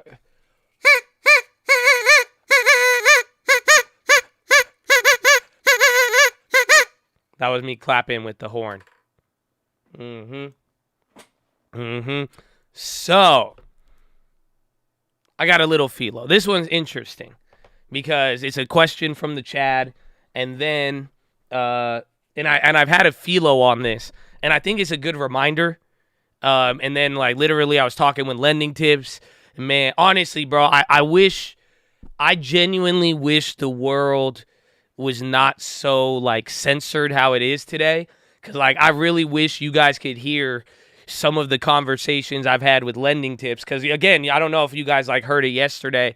Like he'll even talk shit on Snapchat. He'll talk shit about a lot of things, but it's like, I don't know. It's like we get really, really deep and like we could get very argumentative with each other. But like, again, both of us, we really do understand we're coming out of love. But we were talking about a lot of controversial shit the other day, right? And again, that's why I'm like, I really just wish you could hear it all because like it was a good topic. And, you know, we like to challenge each other and beliefs. And really what we came up, you know, he asked me what another person asked me the other day. I don't know if you guys were on stream and you remembered hearing this. Somebody was asking like, hey, you remember I was telling you about the Lambo and how the guy like did a super like shady scam, dude was super evil and like all of that. And they're like, well, why don't you stand up for it? Like, how come you don't talk about it? And how come you don't put him on blast? Like, don't you feel like you're just like turning the other cheek? Somebody sent me an email. They asked me about it. They're like, is that you? Like, is that like, what's his name? When Pilate just turned the other hand and let Jesus get crucified? Like, shouldn't you like stand up for something, like, or if something is wrong, shouldn't you be the one to like be the hand of God, right? You remember that we talked about that? It was a good question, very good question. And then lending tips, we were talking about stuff. We were talking about very, very controversial issues, and like some stuff. I mean, again, I really like. It's funny because I read I think it was Corinthians yesterday, 1 Corinthians 3:13. I read you a verse from there, and there's another one where even Paul talks about it. He says, listen, it doesn't matter where the word was, who planted the seed or who made it grow. It's like at the end of the day, God makes it grow. So it doesn't like, and that's kind of how I believe, where it's just like, I genuinely feel my job here. That's why even with the question we've talked, like if you asked me what my job was, like from heaven, or like to, you know, what I believe is a mission and goal, it's like, I really believe it is to show love to people. I really believe that if we are able to like be a good living example and like, you know, open our arms to our brothers and sisters and like, you know what I'm saying? Like, I feel like whether you are living wrong or right, if you could be around somebody who just shows you love and still loves you regardless and exposes you to a good path, like you can't go wrong with that. And like at the end of the day, it's like my job isn't to make any of you do anything. Like, again, I don't have that power.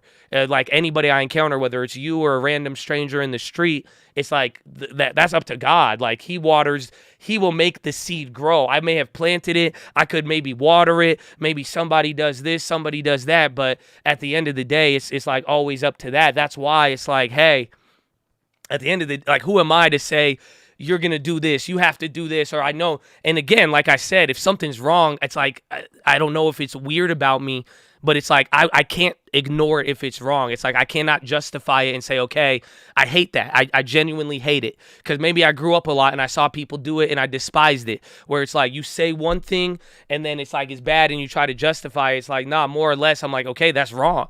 Like, I could see where you're like, yes, that is, but it doesn't mean I haven't done it or I won't do it. Or it doesn't mean that if you put me in this situation or in this and that, and I could understand why other people would do certain things. So it's like, I get it, but it's like, I wouldn't try to say, yeah, it's right, or nah, maybe it's not that bad. It's saying, okay, yeah, it was right or wrong, but it still doesn't really change how somebody's going to act all the time, especially if they're forced in a situation.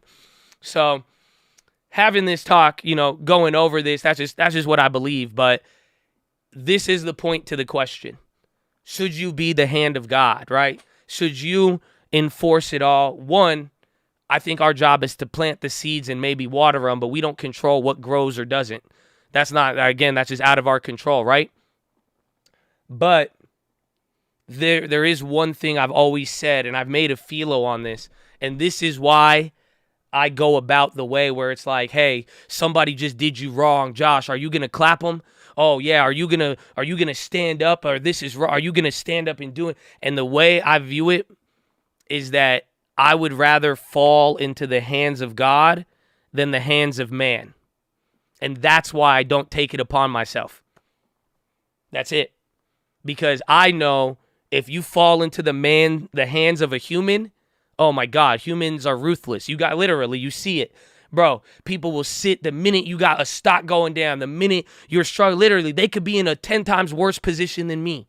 But the minute telling you right away, if somebody, you notice that, like if you fall into it, if like you're in a weak situation, people will take advantage of you all day. I would rather fall into the hands of God than a human any day. Humans are ruthless. And you know it. You've seen it. We see it every day. Guess what? We've participated in it, my friend. Hate to break it to you. That's what happens. We are human. So it's like, that's why I don't take it upon myself to put the judgment or to put the enforcement in my hands, where I'm like, okay, it's my responsibility. I got to stand up, because that's me taking it into my hands. And quite frankly, I hope they fall into the hands of God, because he would probably be a lot more justice than I would, because it'd be deep down, I would have other motives. Maybe I have a motive I don't want to admit. Maybe maybe I got justice, but then I go overboard. That's what humans do all the time. But it's like, I think I'd rather have God take care of it, because God will be at least fair. At least there'll be justice. They'll get what they deserve. Nothing more, nothing less. And that holds a big, big weight. I hope you understand that. Nothing more or nothing less. Emphasis on nothing more, because we don't really have that monitor. But literally, That's why I'm like, I would rather have that happen. And why do I believe that? Because I don't want that to happen to me. Oh, y'all don't feel me. Chad, you ain't feeling me, bro. So that being said, I don't want that to happen to me. Simple as that. Do you get it? No, Chad, like, do you get it? Like, seriously, do you get it? And especially because I'm aware, I tell you, I'm not a perfect person. I'm aware I can make mistakes. I've already made mistakes in my life, all of that. So it's like, I don't want that to happen to me, where if somebody judges me and hits the gavel and says, yep, time to take it into my own hands, and then they go after me, taking it out. Like, you see what I'm saying? I would hate for that to happen. That's the last thing I would want to me, because I know it would not be fair most of the time. So the way I break it down is like, why, if I don't want that to happen to me, why would I start trying to play the hand of God with other people? Because that's the one thing I really don't like. I don't like it when people try to tell me what to do. And best of all, I don't like it when people, you don't know who I am. You don't know anything, but you'll see one little piece and then you start bringing down the gavel and then make it your life mission to attack someone. It's like, nah, like, I've dealt with it too. That's the crazy part. But it's still like, I don't like it. And it's like, I don't want to deal with that. So it's just like the way I view it. If I don't do it, it's like, I know in my heart, whenever I face God, I could at least stand by that and say, hey, man, I didn't judge those. Like, I didn't take it upon myself. I did leave it. I trusted you. And that's what it was. So it's like, I pray and I hope it leans in my favor, where it's like, that doesn't happen to me, because I do not put that out into the world. And God knows and the world knows, and hopefully other people see it too. So, yeah. That's the breakdown, and that's why. That's why you're not going to see me try to take certain things into my own hand if that's the case, to play this quote-unquote hand of God, because I would not want that. I would not want to fall into the hands of human as well. So why would I put somebody's fate in my hands or try to dictate or alter that situation, when it's just like, that's not how I would want to be judged in the court of law, realistically. So, that's your PHILO. I hope you like it, baby. You're going to have to start your own page where you talk about stocks. Well, do it. You're wasting time now. You know what I'm saying? Don't waste time. I know you got the PHILO. You be chatting a lot, but that's good, man. That's good. Get on. It's tough. 7 hours, I'm telling you, it's tough, bro. It's tough. It's a lot of work. It's a lot of work. But that's the PHILO, my friend. Little one. I like it. I don't know. It was a good. I wish you really. I genuinely, man, it's so whack, bro. Because like that conversation, we talked about everything, me and LT, and like, and again, it's funny because he came at me the same way, and then another person emailed me this big question about it, and I was like, it's good, man. But it's like, so that's what it is. It's what it is. But you guys would have enjoyed it. But it's like, hey, you know, there's always a lot to learn at life. And there is, and a lot of things are crazy nowadays. So, you know, you got to live. You got to live. You got to vibe with it. But also, you know, just have just a lot of, I boil a lot of things down. This is what I even told Lending Tips. It's like, bro, at the end of the day, like, no matter what I even see in the world, like, I don't know if you believe it. And like, I've seen it with my mom. And like, this is just what it's just like, bro, it really is in God's control.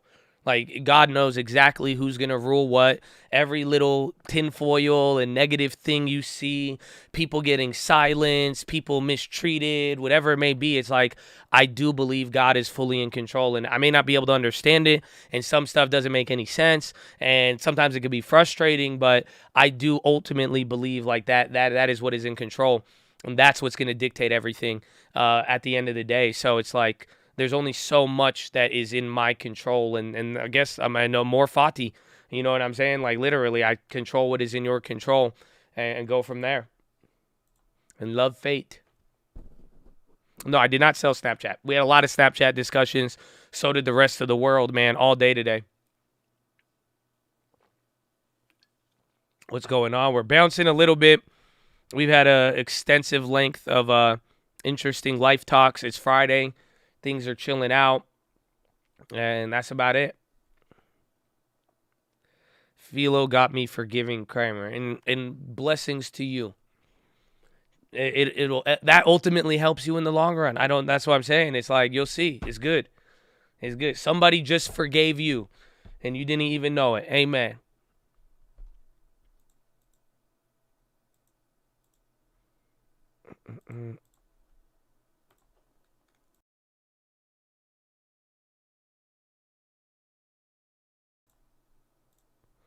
One day, oh, you got that heard though. He said, one day God will strike down the people brainwashing and butchering our youth. And my first reaction is amen. But I will tell you this, though. Don't get mad if he doesn't. That's the story of Jonah. That's the key. Don't forget who your God is. That's the funny part. Is like when people like look for the enforcement and they want something to happen, they're like, yeah, God's going to get them. And God's going to get them. But just don't forget your God is extremely loving. And that is also his child too. And then and again, that's the whole plot of this. Like Jonah and the whale ain't about the fucking whale. It's about that. And that's where it gets crazy.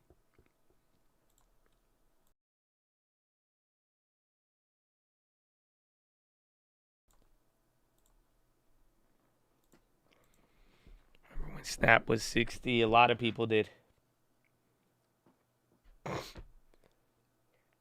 Ask the Chads how much they spend on shoes. Is this so you could drive home the point that people complain about gas but not buying shoes? I saw that earlier. How much do you guys spend a year on shoes? Let's go. What you got? How much? How much a year do you spend on shoes? $65 a year. That's the first answer, besides too much. $1,200? What the fuck you stepping in, bro? 1 to 2 pairs, $150. 100, 200, 200 for work boots, 500, 350 max, less than 200, less than 150, under 85. I buy 1 pair every couple of years. A pair or 2 at most. Work pays for footwear, 60, 0 to 1,000. Very wide range, my friend. 0, a lot of zeros. 2,000 and 8,000 for jeans. No, man. No way. No way. You'd be cooler. No, I'm kidding. What are you talking about? No way. I mean, you ain't got like 18 girlfriends or something. You ain't like young Solomon. Like, it didn't make you famous or anything. You just triggered the feetless. Drop a few hundred, grab a few nice pairs every year. I haven't bought Crocs or Sperry's, anything else besides Crocs or Sperry's since 2019. 1,000. We have snow here. So I guess you guys really don't spend that much. I'm proud of you. Good work. A lot of the numbers are low. I like that. So literally, most people spend in a year on shoes. At least here in the chat, it looks like it's $100. Or the same amount they'll spend on shoes as the price of a gas tank nowadays. Is that fair to say? You'll spend in gas probably, or this year you've probably spent more after 2 fill-ups than you have the whole year buying footwear.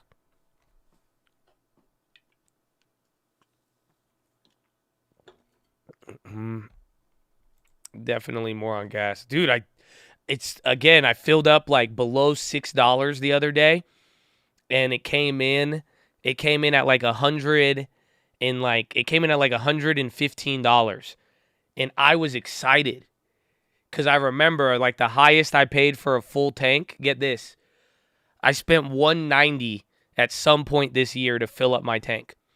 At that point I was like, yo, this is wild. Because I was like, I could only imagine anybody driving an SUV is spending minimum $110, $150. When it was up above 6, you're spending $150 to like $190 to fill up that tank. Then I was like, damn, that's crazy actually.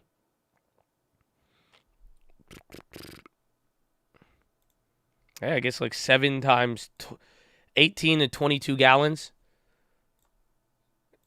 It was like 20, or no, I think I spent $7.49 that one time. No, it came out to 149. Then I probably filled up 22. I just remember once I filled up 180. It was 186, and I was tripping.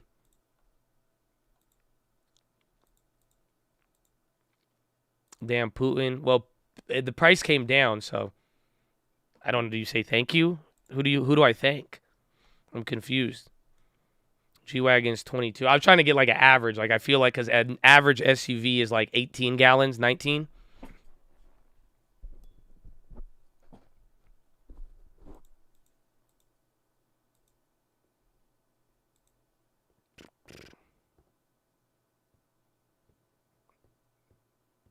Fill my Hyundai Sonata 87. That's not too bad. I'm sure you probably filled that car up for like $40. Now ask them how much they spend in groceries. It'll probably be a lot more. I mean, again, I don't think... I'm surprised. I thought you guys would spend more on shoes. I was feeling we were going to get a lot more, but I'm actually very proud. So, like, you have no idea. Like, actually, good work, Chad. Why don't you go electric? I have 2 EVs, but I'm not able to drive them everywhere and all the time. So, eventually, the use of a natural gas car or an ICE engine makes sense.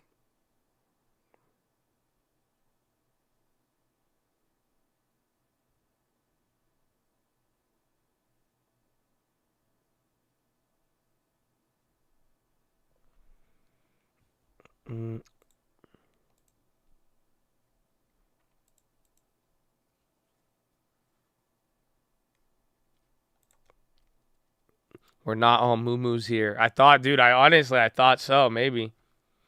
That was good. That's good.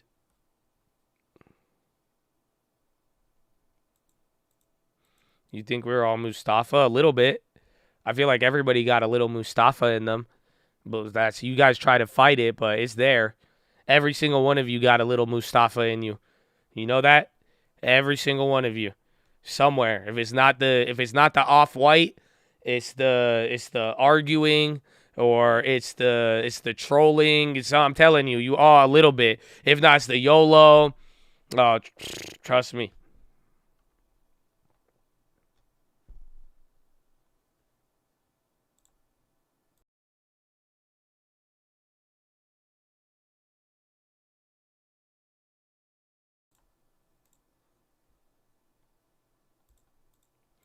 Working all day, Snap. It's funny because everything today was all about Snap. It literally might have bounced a little bit, but at the very lows, it was $98 billion of market cap wiped from all the social media stocks. 5 times more, 6 times more than what Snapchat is worth. Stop buying shoes when we started buying stocks. We live and act broke while we stack in deposits, baby. Amen.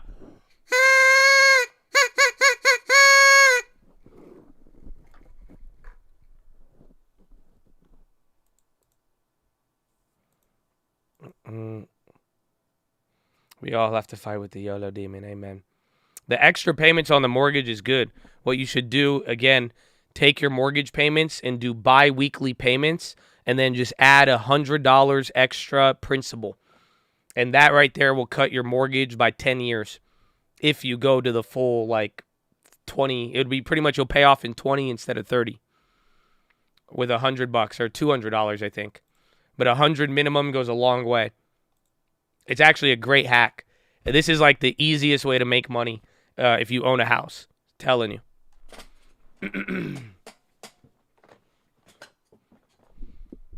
So, yeah, if you could do that, it's going to be good. It's going to be good.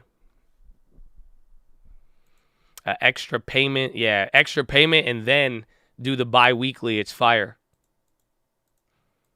Are you thinking the market ignores inflationary pressures? Yes, or until the data gets worse. So right now, the only data that's came out was stuff that's already weak, and that has been leading till TLT kind of going up there. The data has been bad, but nothing has gotten abominably worse. But then It's just like anything related to inflation data hasn't gone crazy since the CPI. So unless there's something that proves to be more inflationary pressures, I think they're going to ignore it till then, till earnings, till the Fed, and then once the data comes in, that's it.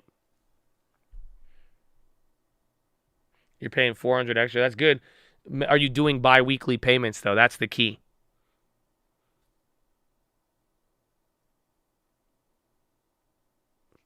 Can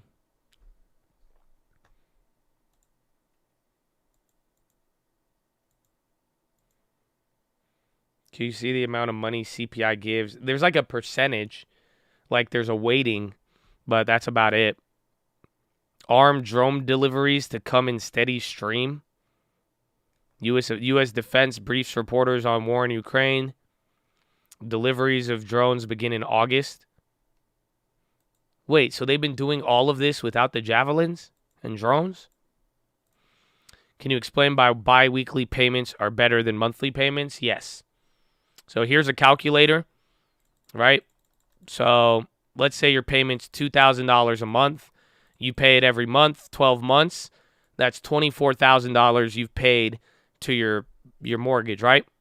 So now, let's say you do bi-weekly payments, aka every 2 weeks. There's 52 weeks in a year. Divide that by 26.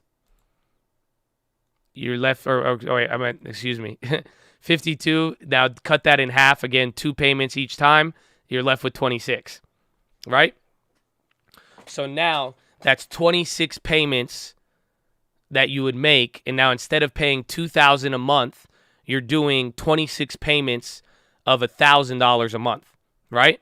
So times that by $1,000, your payment, and then boom, it comes out to $26,000 instead of $24,000. So even though it's the same 12 months, but you're paying based on the weeks, you would actually wind up paying down an additional $2,000. Pretty much you got a free monthly payment every year you do this. So again, if you paid 12 months, it'd be $24,000. By doing bi-weekly, you paid $26,000. That $2,000 is a literal extra month of payment.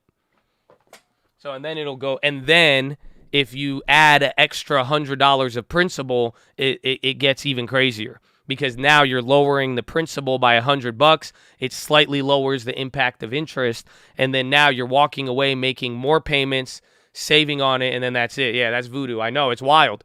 Again, that's the math in front of you. You see it. 12 payments, $24,000. If you just do once every 2 weeks, it's 26 payments. That equates to $26,000.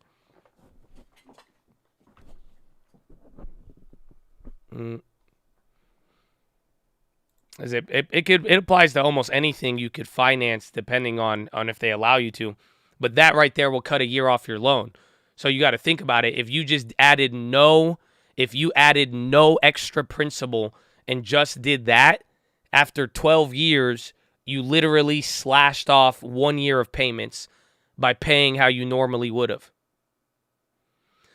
So the argument on the extra payment, because when you make a payment on a mortgage, there is an amortization schedule.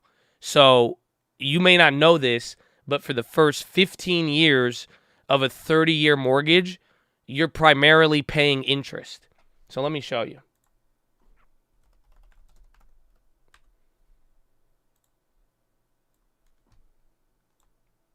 So let's say $300,000 paying. This is just this for this type of loan, right? So what's going on? Here's the amortization schedule. Give me the full report. Give me in writing. Like right here. So take a look. Your first payment, $1,000 of it is going towards interest. So the first 15 years of a mortgage, you're paying interest primarily. The first 15 years is paying the interest. The next 15 years are paying the principal, what you borrowed. But the first 15 years of payments are actually interest, 90%. So take a look. You got a $300,000 mortgage, right? $300,000 house. You put $60,000 down. You owe $240,000 of principal. Spy, it's coming back down here for a little bit. We only got 13 minutes, though. It's going to be good. So take a look after so isn't this wild? You owe $240,000 after you make your first payment of $1,600, $1,699 a month. Again, not all of that goes toward the mortgage, but take a look. You're only paying $270 of your principal. So now you owe $239,730. So then the next month you're paying another. Look, it goes down by $1 and your principal goes up by $1. So now you're paying $1,000 a month again in interest, and then only taking off $200. So after spending $2,000 in payments, right, or about $2,400 in payments, your mortgage is only dropped by $500. Are you following? So literally, you paid $2,000 to the bank, but then when you go to sell and you want to pay off and then get your profit or whatever, you've only paid down $500 of the loan. So this goes on every single day, every single month for the 30 years. And then again, when you get to like your 72, like look at what's happening. We get lower and lower by your 60th payment, 5 years. Now, out of the same payment, $900 is going towards interest, and then the rest goes to principal. The money, you're paying the same amount of money, but how much goes to paying interest and then what you owe, that's separated. It's like a credit card. That's why when you get in high credit card debt, it squashes you, because most of the time you're just paying off the interest charge, but then your principal never goes lower, and next month you get charged interest on the principal. So the whole idea of this trick of paying an extra $100 is that you lower your principal at an accelerated rate.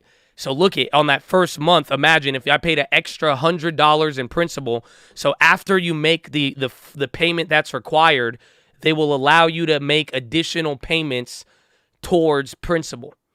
So now, if your principal was $240 on the first payment, by adding an extra $100, you lower the principal by an extra $100.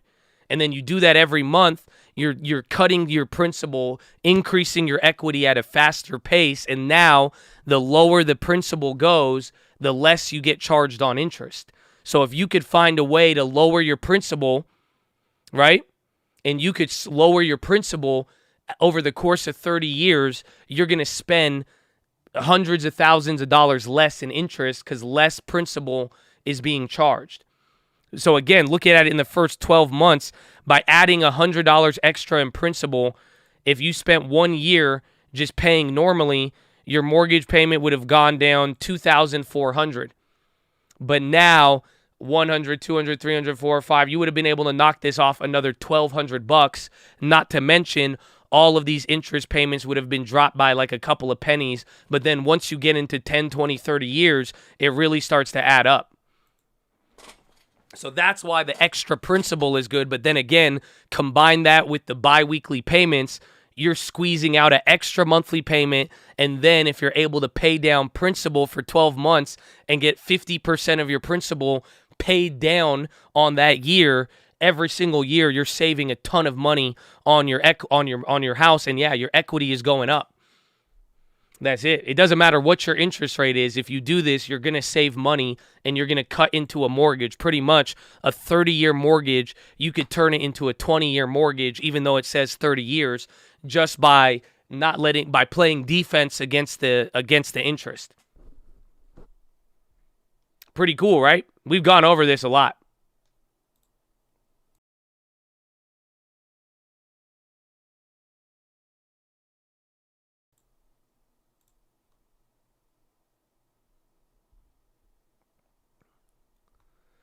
You can do this with most mortgages unless they penalize. Some people might penalize you if you do, or they won't allow early extra payments. So they either penalize you for paying down principal, but most people will allow you to do this. Majority than not, you should be able to. But then a lot of mortgage servicers, they don't necessarily let you do biweekly payments. That one is kind of restricted.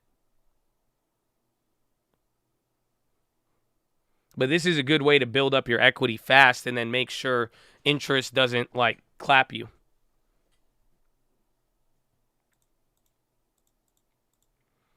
Would it be better to but they won't let you. You're not allowed to. So if like that 2K, if it would be great if you could pay off principal, but the terms of your mortgage is that you have to meet the minimum payment, and then once you meet the minimum interest payment for that month, you could pay whatever you want. You could pay whatever you want on that extra principal. That's usually how it works.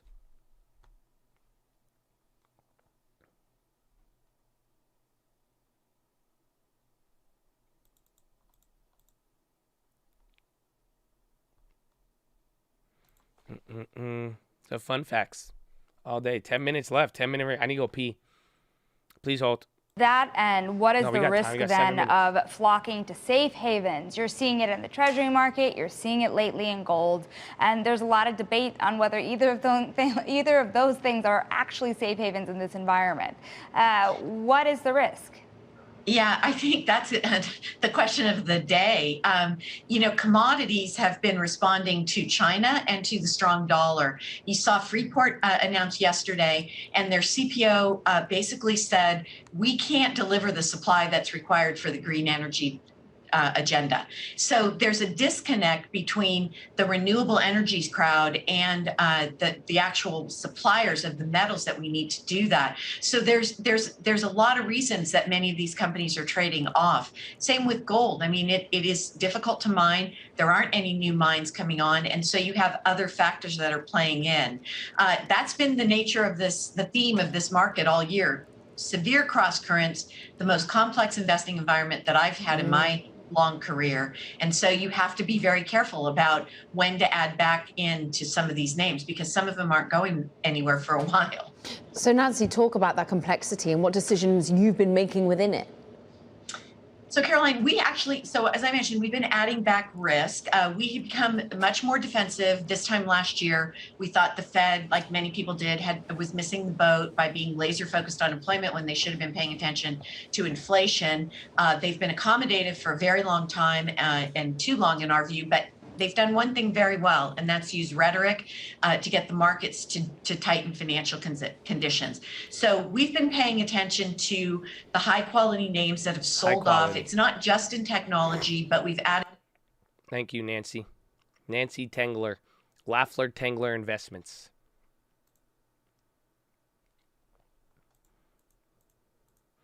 When you're in the money expiration, what's the best move? Usually sell unless you're like super deep in the money and want to, what's it called? Unless you want to hold it. But again, usually if you're like really deep in the money, it makes sense. Otherwise, I would sell it. Hey man, should we get a monsoon to got the power? And oh man, that sucks, bro. Where at?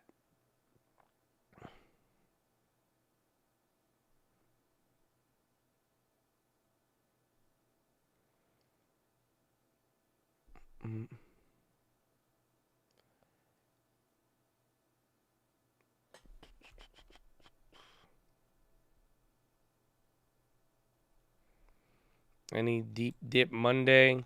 We'll see. I mean, today could have been a lot worse, but it was still pretty bad. Still pretty bad. I mean, 2%. Actually, we're under 2% now. I mean, we'll see at the end of the day. Tesla was great. It's not falling below 800. We lost on the final one. I don't know why Sam is up now. IBM's making another push. Couple things are pushing up here. We got 4 minutes left.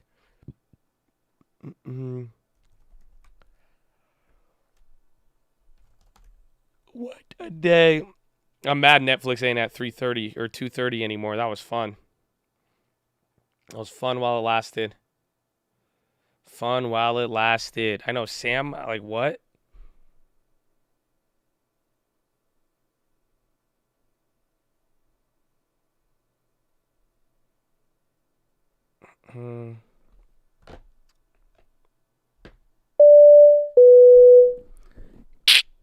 All right, ladies and gentlemen.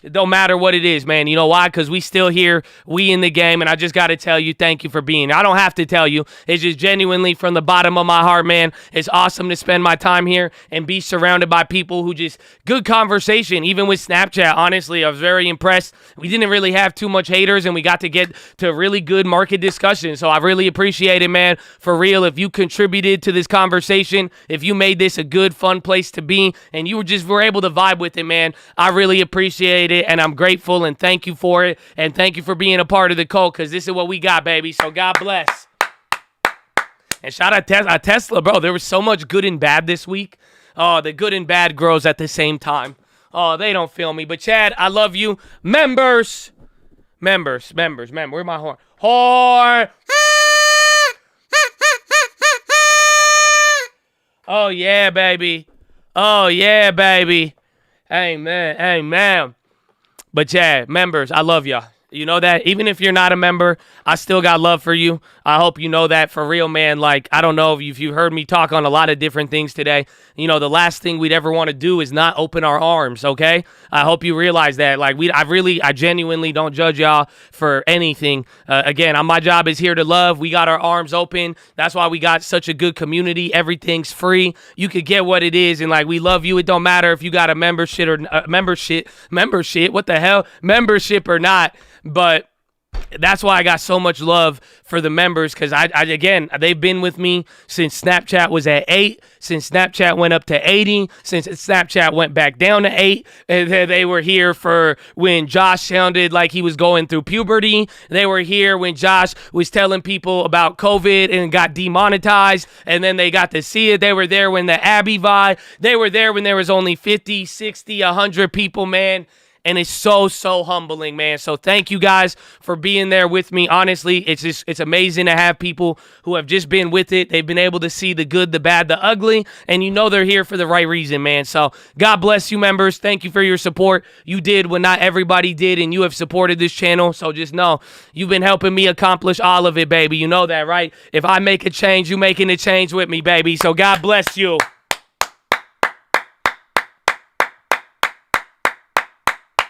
Amen, baby. And shout out to Stream Alerts, too. They support the channel. If you got both, you just a real one, man. You just OD supporting, bro, and we love it. We love it. God bless you and thank you. We make sure they don't miss it, baby. Ooh. But God bless everybody, man. The Chad is one. That's what makes it. Chad as one. So, Chad, you know, this is where we get... oh, you want to hear an Uncle beat?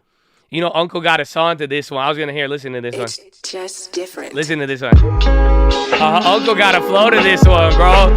Wait till you hear it. It's chill. It's wavy, but it's so different. This just came out. I was just like, Not what it seems, but it's not what it seems. At least what it don't really show. Damn, I'm telling you. So you like it, though. It's clean, huh? Yeah. Wow, you going to have Uncle on this one. You going to have Uncle on. Oof, I love it. It's one of my favorites. It's a very good one. It's a good one. Oh, no, this is just normal. Why does it keep going backwards? What's happening, bro? What's happening? All right, man. What do we got? Freestyle. I could do country. And the stock market's dipping. Well, the tech stack started ripping, and my girlfriend started tripping. I don't know. I can't. I'm not. I got to get into it, bro. I got to get into I do whatever country shit I hit yesterday, bro. That was fire, bro.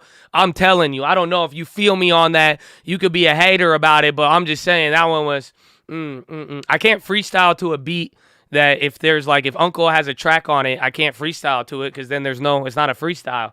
Like, it's just not I don't know. It's just hard to. You know what I'm saying? Oh, whoever said the grass is greener must have never seen the other side. And what gonna kill you make you stronger. Sure sound like a lie. Bro, I tried it, bro. I showed that shit to Swiss, and bro, she just looked at me like, "What the fuck is this?" Like, she was tripping. She was like, "Nah, man." Nah, she said, nah, I don't feel. She did not feel it as much as I did. I was like, are you kidding me? I was like, this is like great like music. And she was like, honestly, turn this off because I don't want to hear about your breakups and shit. And I was like, what? I was like, why did I have to break up with someone to listen? I said, it's a good song. I said, it's a banger. There's no way around it. It's a banger in any way you look at it. Like, that song is good, bro.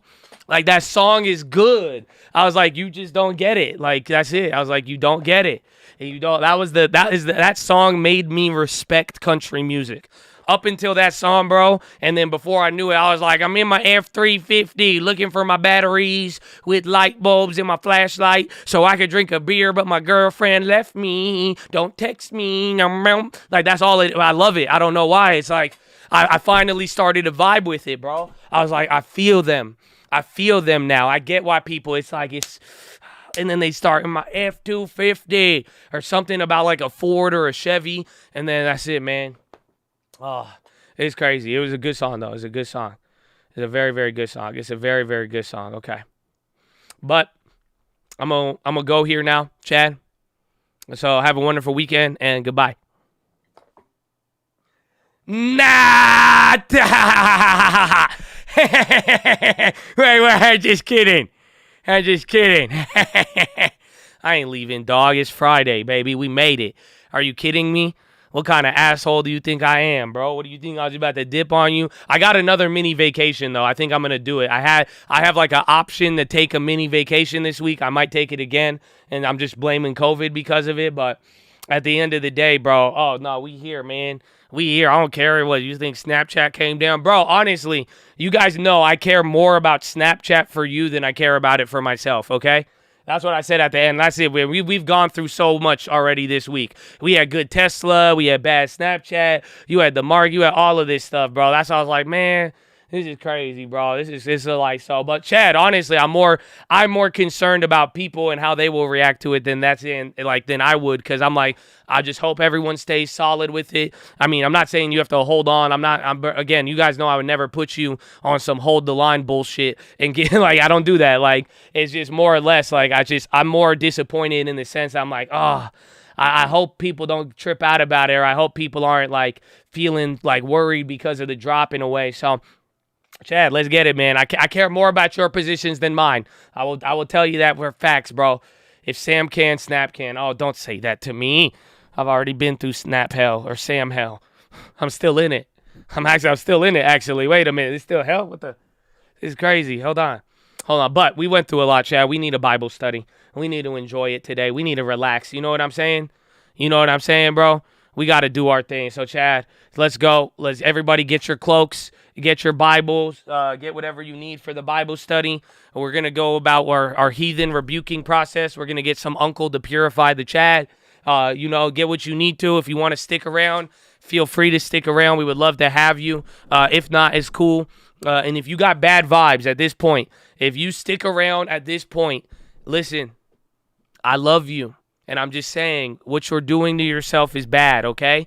Because I'm just saying, don't put yourself in around a place where you don't like it. It's cool because it's after hours. I might even roast you and call you out on a deep, dark insecurity that has been fueling this behavior of yours. You know what I'm saying? So just calm down, relax, enjoy the weekend. You could go take a nap. You could do whatever you want. But if you don't vibe and it's not for you, it's not for you. Okay, Chad?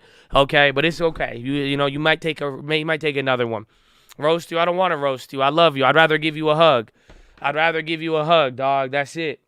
I don't even like being mean. I'm kind of mad, bro. I sat down with God the other day and I asked him, I was like, God, why did you give me this ability to talk shit? I don't even want it, man. You know what I'm saying?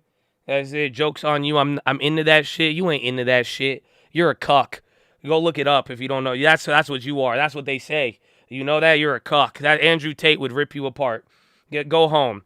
You see that? Go to the gym. Go lift a weight. Go make more money. Do you see what I'm saying? You don't want this to come back. You see? And this is why I had to sit down with God, because I was like, God, like, why do you give me this ability to, like, you know what I'm saying? Like, it's just simple as that. So I was like, nah, man, because I don't like it, bro. It's like, it's not good. It's not good. And I wish I was like a little bit more shy, and like I wish quick comebacks wouldn't come to my head so quickly so that I could just be like, I don't know.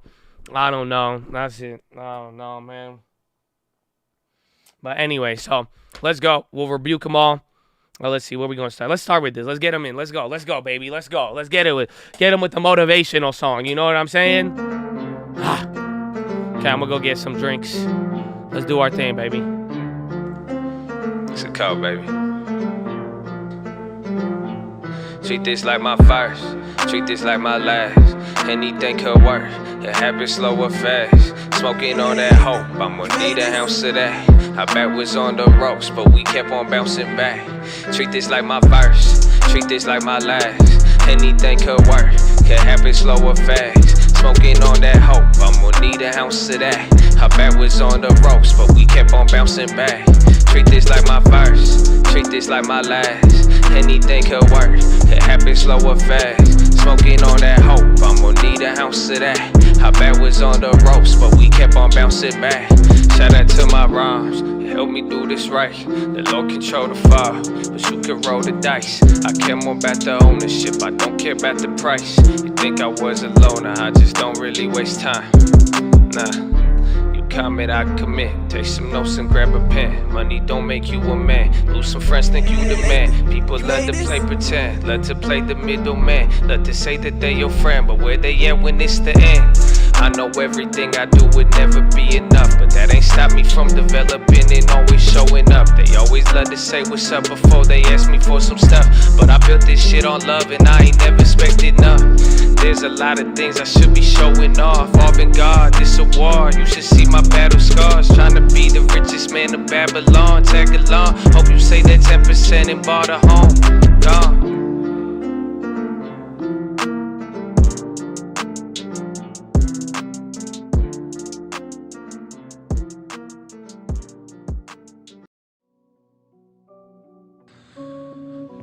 All right, baby. Every hour, you know what to do. Ready?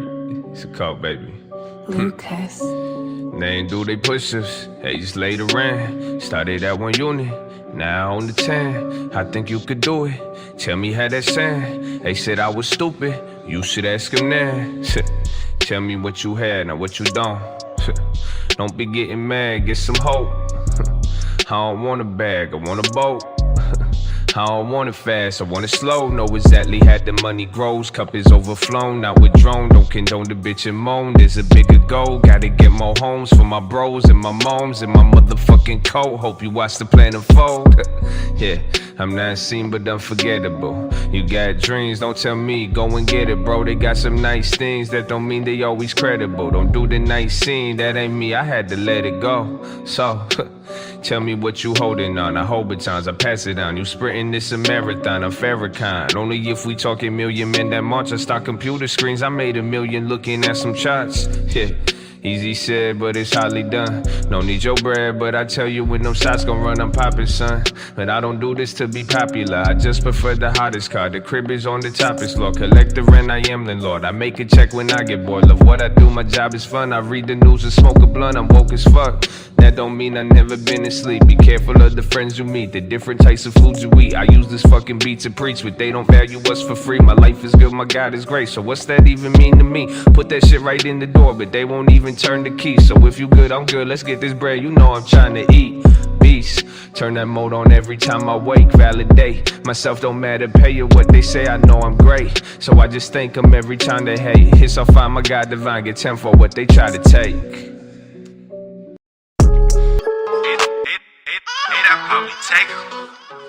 Hey man, it's a cup. I don't even know, bro. To be wise, yeah, they hold them Bibles like they Hitler, and Biden still dismissed it, and I'm still trying to sell you. Like, you should come invest in shit. Epstein ain't dead and shit. Think it's cause the president. The problem clearly evident. We saw this in the medicine. Forgot the opioids, made millions of us die. Forgot the bullies pushed our kids to suicide. Forgot the vets come home and fought their wars at night. Forgot the people lost in every single one them Boeing flights. You right. This really is about the blacks and whites, the darkness and the light, the goods and evils, pick your fight.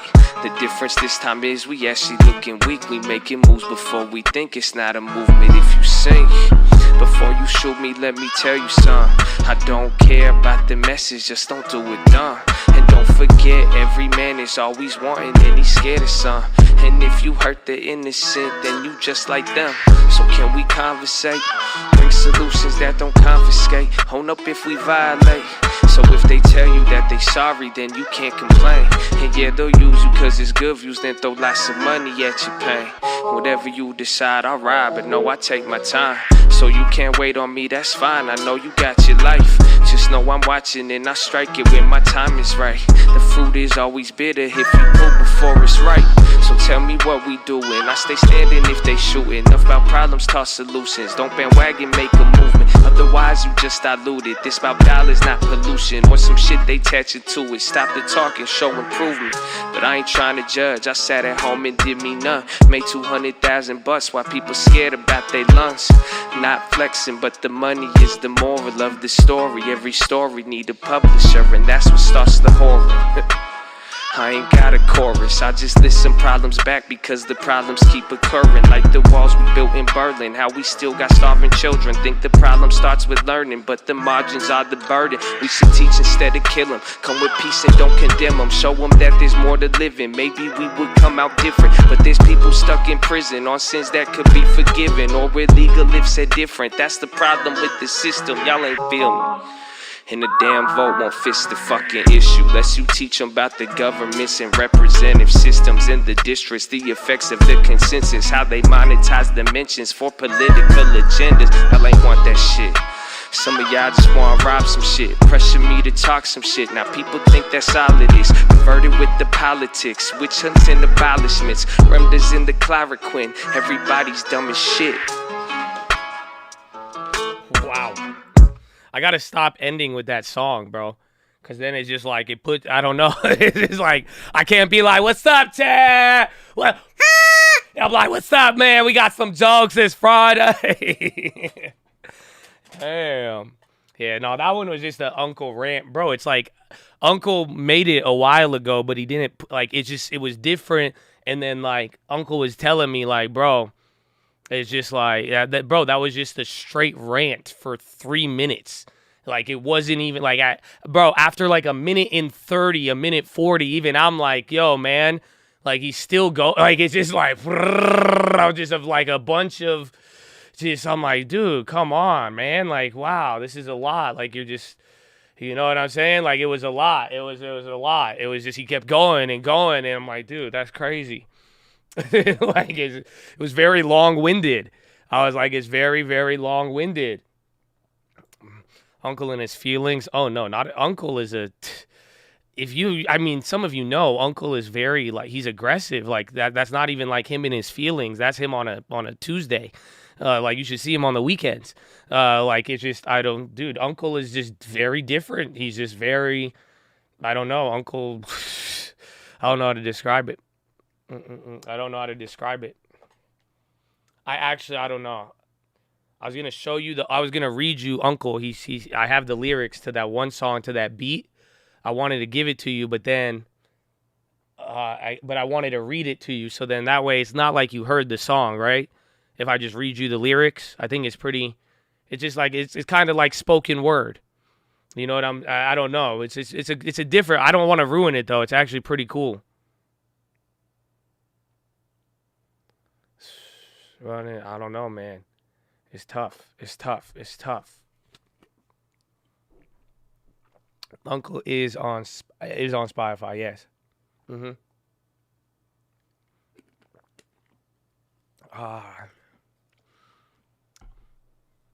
So here it is. He said, "This is the story of a boy. He was like 18. Had a stock in a dream, but he ain't got the means, or at least what he thought when he saw the PDT. Now he lost in his thoughts, thinking all kind of things, like 25K broken down to a G, $4.48 a pound, that's 100 every week. He could move that shit with ease, with a little on the side. Now his bad habits free. But it's not what it seems, and he knew that, so he stopped with the schemes. Maybe he could get a job, but he thought that's a pause on his dreams. He ain't want to be his pops, yeah, he love him, but he wanted different things. Never saw it eye to eye. This is getting real deep, no lie, and that's what I told him when I bumped into this guy. I ain't seen him in a really long time, and he told me all of this, but it left me asking why, like, Why you always blaming on your parents all the time? Why the only way to make a lot of money start with crime? Why we hating on a job, hating on a simple life? Why we treat the starting block like it was the finish line? Really didn't want to talk. I ain't really got the time, but I kept it really short. One thing that changed my life, I was going to tell him God, but I knew he wouldn't like. So the next best thing, you become what's on your mind. That's it. That's the first part. Anything else, Uncle will crucify me if I read any more. He won't let me. He won't let me. That's it. It's a different. It's a story. Uncle wrote a story of many things, of many. It's cool. I liked it. I was like, okay. Snaps. Everybody, snaps. We need our snaps. We need our snaps. Very poetic. Just snaps. That's it. Just a little slam poetry for the day. Thank you. Snap. Yeah, so ahead of that. What if we did that? What if on Friday? We should do it one day. Chad, can we do it one Friday? Like one Friday, let's just mess with the people who don't know like what we do on Friday. Like, you know what I'm saying? Like, cause you realize like not everybody knows we do this on Friday. Like, you realize that, right? Like, not everybody, like, that's why watch. I guarantee it. You are used to it if you've been here. You already know what's gonna go down. It's like 20, 30 minutes into this, and we're like, you're still live? Is this live? Oh my God. Wait, what? Wait, why are you still here? So you know what I'm saying? Not everybody knows, right? So no. This is what we should do. Next, maybe like 2 Fridays. I don't know. It's like I like to procrastinate, but then like I like to be realistic. I want to do it next Friday, but then I don't know how next Friday gonna look. You know what I'm saying? Like anything can happen. You saw how Snapchat clapped the money. Anything can happen. But it's like, I don't know. Okay, fuck the timeline. We'll I think we'll get the right time. But listen, we go and we make like a Zoom call, and I'll invite everybody to a Zoom. We'll do it right at the bell, so we can like get everybody who's never seen it before and just like let's see their reaction, and then let's get on a Zoom call and like everybody like go into like just like dress up like a poet, like, you know what I'm saying, like with like a little French hat and like little like circular glasses, like with a scarf on, and then you like cross your legs and like and then everyone like maybe get a cloak.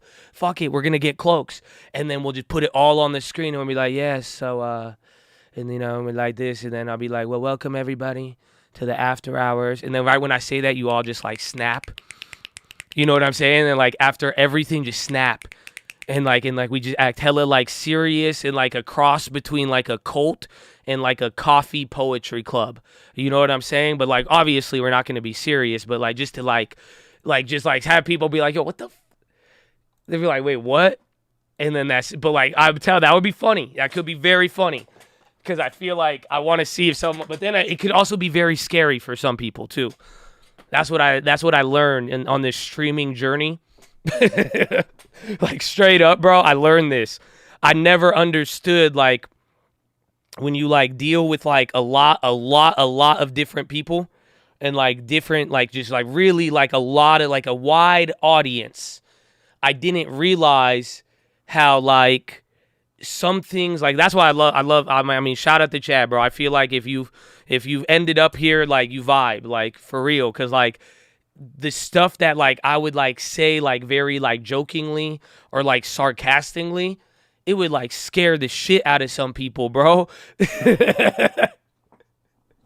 Bro, like no exaggeration, like, some of these jokes sometimes, man, that's why like y'all ain't even like, it's not even like about even like there's like one part censorship, which is like bullshit, but then there's like another part that you gotta realize that like straight up, like if a random, like again, just like a random person generator, like just different age attributes, like different back, like you don't know, but like you'll say something one time and like they'll get terrified. They'll like the cult, like sometimes when the easiest example is cult, because then some people are like, what? Wait, I thought, oh, and they're like, no, that's very like, wait, what? And then like I just make one like sarcastic joke like that adds on to it. Oh man. Oh no, attributes. I don't know, bro. The word wasn't coming out right, but then I try to finish strong. So I'm not a quitter. Like, I wasn't going to hit you with that would have been atrophy, actually. And then my word would have atrophied. And that is a proper use of the word atrophy. You could add that to your cult thesaurus for the day. But nah, I ain't going to quit like that. I had to go in. I said, attributes, we going to wear them. Let's go. I'm down with it. I did that for the people who play League of Legends. I love you. That was a League of Legends joke. I never made one in my life, but I hope it hit. I hope it hit. Thank you. Oh, man. So, yeah, we should do that prank, though. We should think of a prank. If you have any better ideas, I'm open to it. But we should incorporate some sort of Friday prank where we prank the stream for everybody who doesn't know that we have our little, what's it called? Our little after hours here.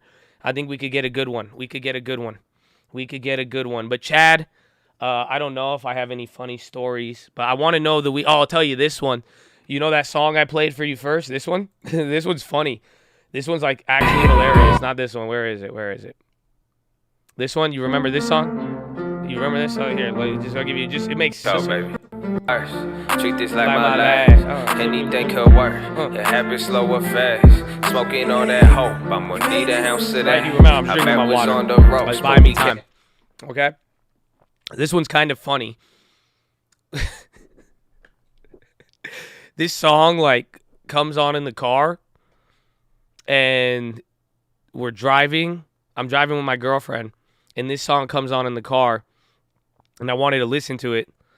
This was actually, I think it was before the song was even released, and I was listening to it in the car, and I'm just vibing out to it. I'm sound checking it for Uncle, making sure it sounds decent, and my girlfriend's sitting next to me.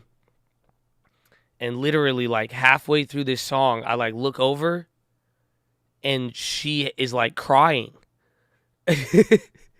And I'm like, yo, what's going on? I'm like, yo, are you okay?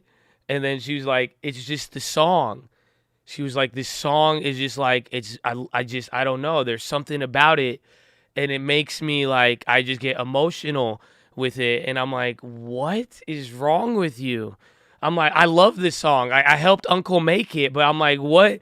Why are you sad, or are you I don't get it. What's going on? She's pregnant now. It's been more than 9 months since that, so are we good, dog? It's good. Whew, that's a relief. But no, it was just what? I've never had that reaction ever. I've never had that I've never showed somebody an Uncle song and they cried. Have you? I don't know.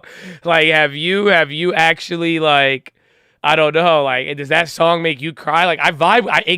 I told her, I was and the thing that's weird about it is that it's I think this song is more, it's inspiring more than it's terrifying. I don't know. I was just I don't know. I just want it.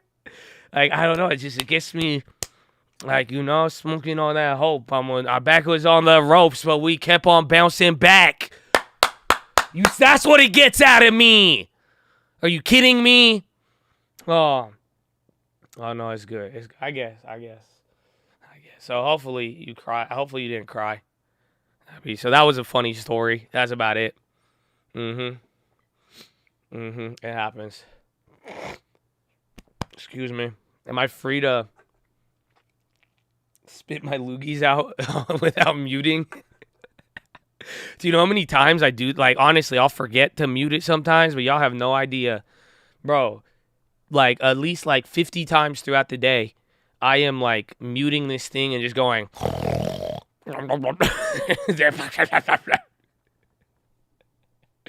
Oh, man, they don't feel me. All right, Chad.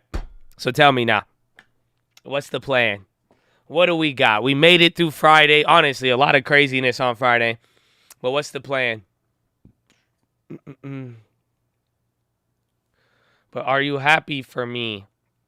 I mean, notice you say, it's good. That's good. Let's hit up the beach. Ooh, is it going to be warm?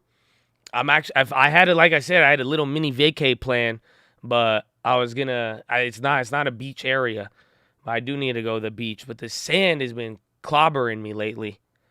This after the 4th of July, bro, I was kind of like, I had enough of the beach. But actually, I love the beach. I can never get enough. Continue survival, get some fun in there. Beach and fishing, going fishing. Showings tomorrow. High school reunion. Oh, dude, what? What are you going to do? Are you going to fly in on a helicopter? Are you going to play it low key? Like, what's the plan? Like, or is it like, are you going to try to flex on them? Is it how? I've never been to a high school reunion. Oh, I think I missed my high school reunion. I don't even know if I got a letter. Nobody reached out to me. What? That's so cool, bro. I've wanted to see a high school reunion ever since I've seen it in movies, but I always thought they weren't real. Like, I don't know how to describe it. Like, I feel like high school reunions aren't real, bro. I haven't I haven't ever seen nor participated. Like, that's crazy. Are the dropouts allowed to go? Like, why not? Like, technically, you were reunionizing from your school. They always seem crazy. I know. I'm thinking of Romy and Michelle's high school reunion. That's like a really old movie. I honestly, some of y'all might realize that I'm old as shit because I just dropped that reference. Like Romy and Michelle's high school. Where my old people at? Old people say, oh, I know that movie. Let's go. It's okay. You can put your hands in the air. We know. If you know that movie, bro, in this world filled with TikTok and everything else, bro, that's it. You old, bro. We all old. It's okay. It's okay. I'm with you. Don't worry. This is not offensive. I'm not coming after you. We are old as shit, my man. It's okay. Embrace it. Trust me. You embrace it a little bit. Stop. That's the benefits of becoming old. Like, you could act hella weird. You haven't noticed that? You ain't never walked around, bro? How come I always catch, bro? It's always these old-ass dudes just, straight up, just, eyeballing chicks out in public. You know what I'm saying? They just, stand and, and smile and say, they be like, how are you? It's a beautiful day. Oh, you look amazing. It's always that. So it's like, come on, man. The benefit of getting old is, people just, and people are like, oh, he's just old. It's okay. He's just old. Except for Bill Cosby.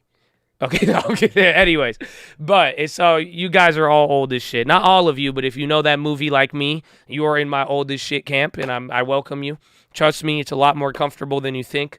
You know, it's a lot of freedom. You don't have to care. Yeah, it comes with confidence. Trust me, you get a lot of confidence being on this world this long. You know this shit. Isn't that funny? You don't realize it. You're old. But, motherfuckers don't, sorry, Mom, if you're listening, but they don't know the shit that you know. That's it. Do you not understand? You should have so much more confidence about that. You know that? Some of y'all, honestly, this is going to be like a PHILO. It might make you laugh, but seriously, some of y'all need to, actually, you better pick your chest up to the sun, get your fucking chin up high, and start acting like you've been on this world a little longer because you actually know a lot more than, bro, some people, they don't know some movies. They don't know culture on this. They have no idea. And then, so it's bro, that's the benefit of being old. You are wiser, bro. They weren't lying to you. That whole little gray hair, this means wisdom. This means wisdom. You heard that when you were 12. But I'm telling you, man, come on. Let's go chest to this. So you've been on this world a little longer. So you know there is stuff that people have never heard of in this world that you know. That's what, why do you think the media manipulation works? I'm sorry, don't ban me. But I'm serious. It's comedy. But, for real, there's stuff that you know that other people just genuinely don't know, whether it's through skills, through learning, or just straight up, they just were not even walking on this planet. And, bro, I'm telling you, only have so much time to get exposed to certain things. Anyways, that was a rant. Sorry. Okay, what else we got for the weekend, Chad? What else we got for the weekend, man? Yeah, shout out my old guy. If you knew that high school reunion was hype. Yo, Nikki B, bro. Good luck, man. Good luck, man. You want to get you want a helicopter? How much can we rent to will they let you land? How much time do you have? Do you need approval?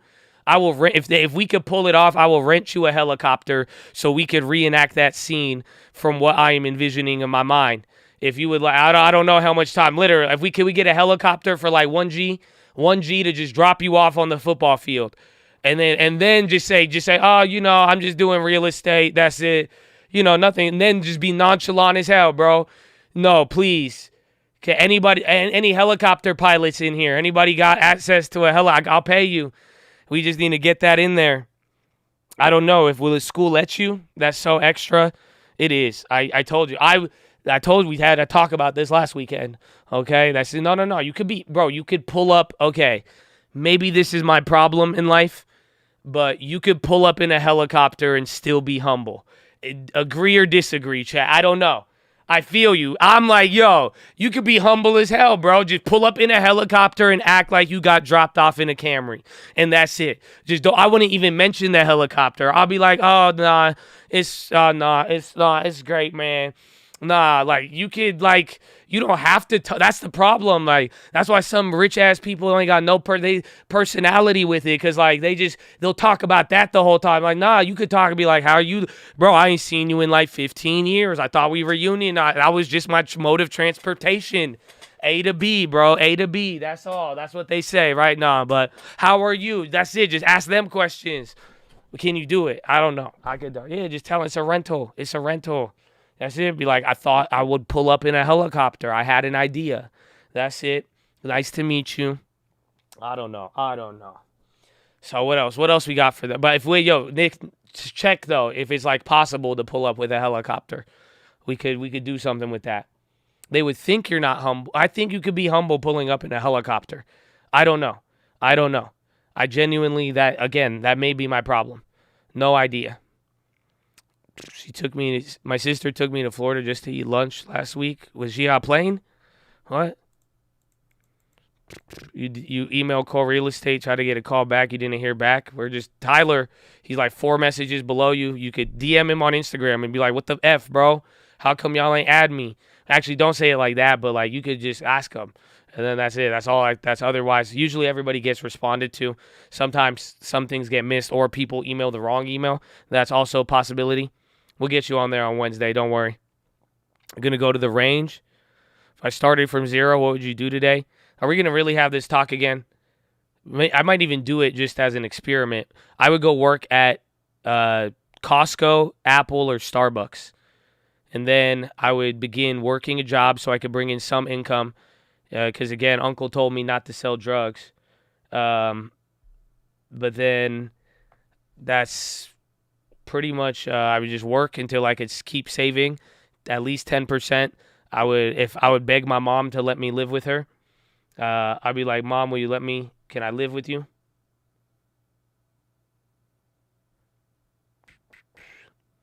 So, and then I would just save up and hold on.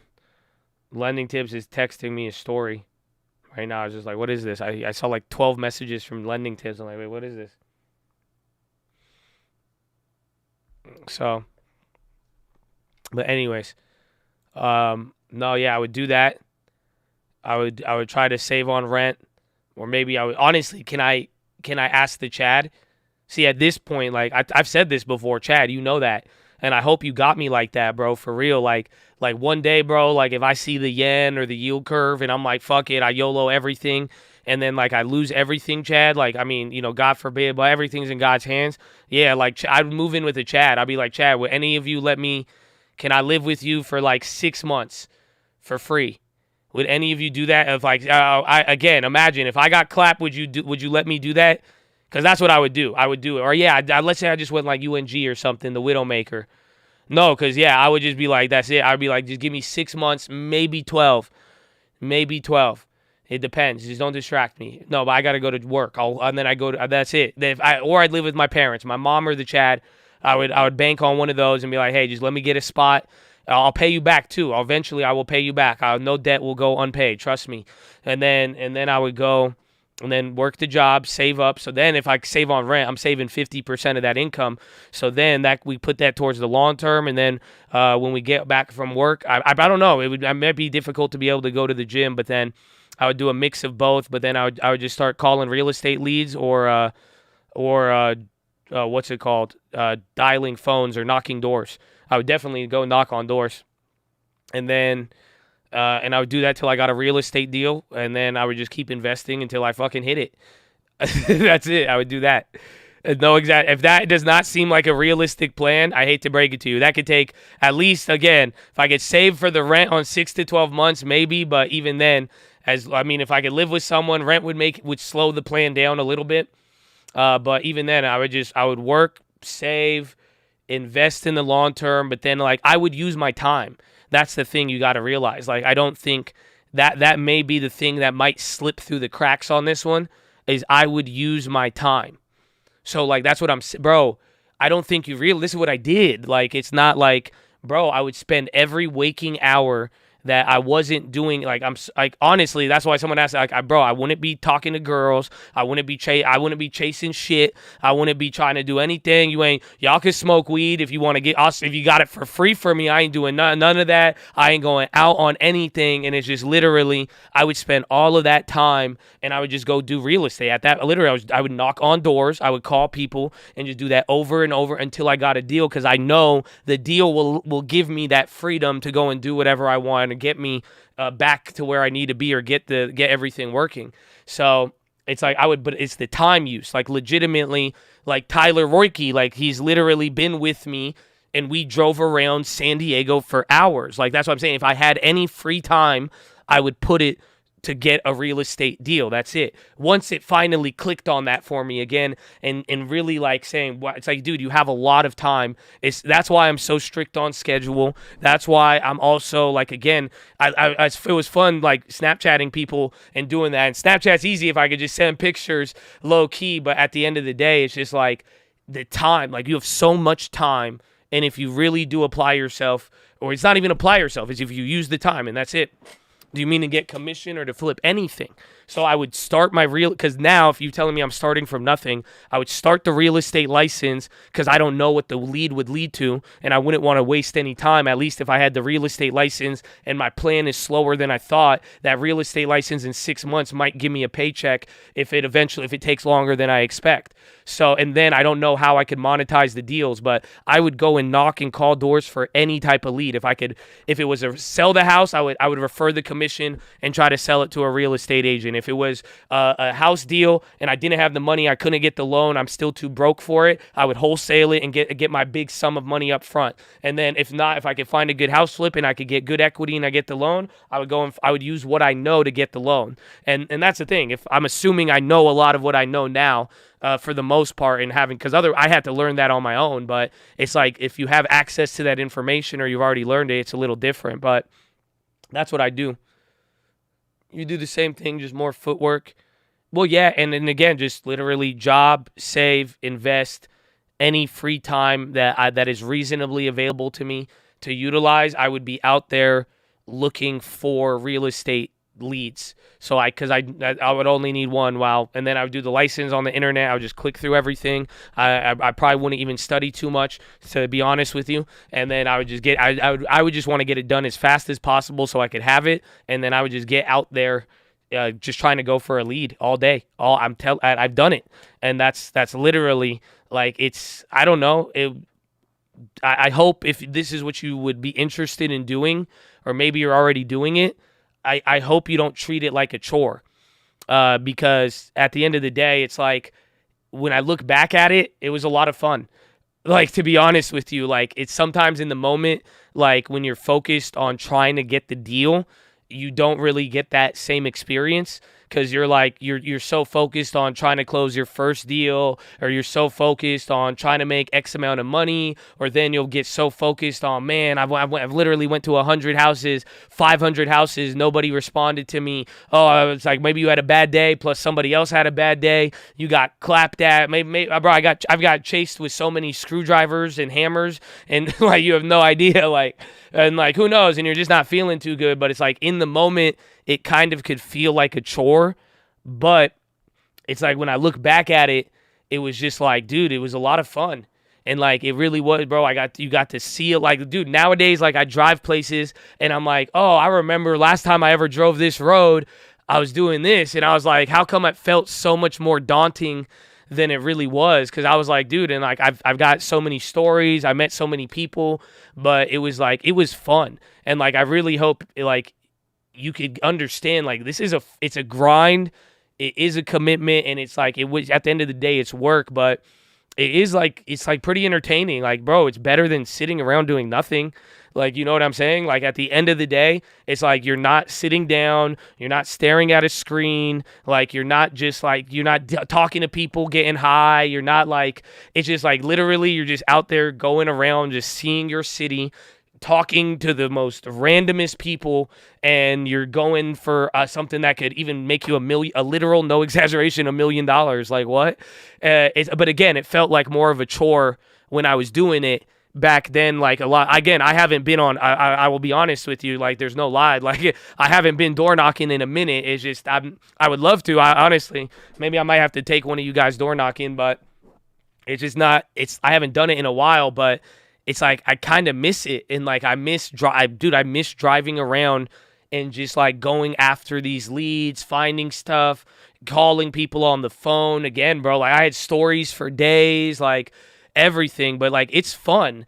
So, but again, in the moment, you just might feel a little bit like it's a chore. Or again, if you're focusing on like trying to get the deal, then it doesn't seem like, yeah, it's fun when you don't have to.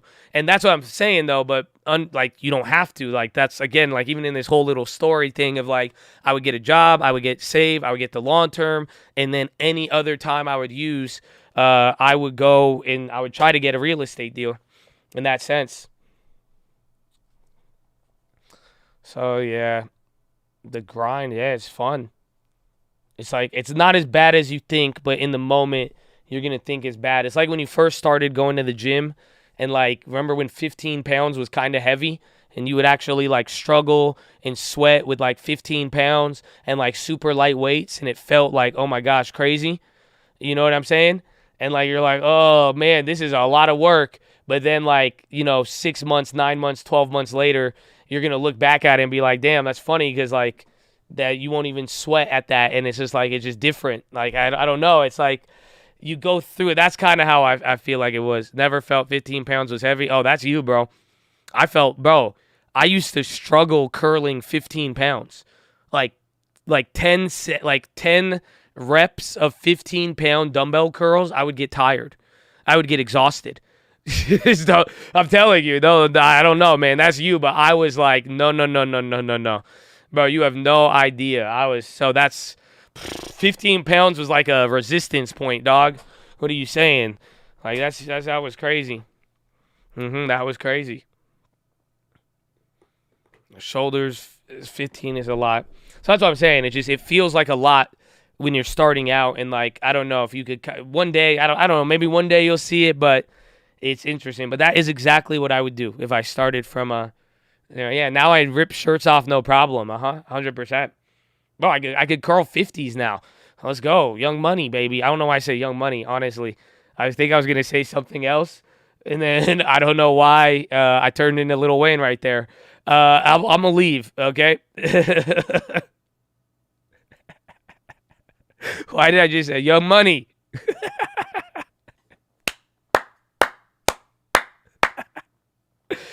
That's cap. Yeah, that's what they all say. Bro, I was curling 45s in that other video. Those are 40s or 45s, bro. And I was throwing them up. Go look in the video, bro. I could throw that shit across the room if I wanted to. Bro, dude, why did I just do that, though? Hold on. Honestly, I don't even know if you guys would have called me out on it if I didn't stop myself. I don't know why. I really was just like, wait. I forgot what I even said before. I was just like, Young Money. Yeah, bro. Young Money.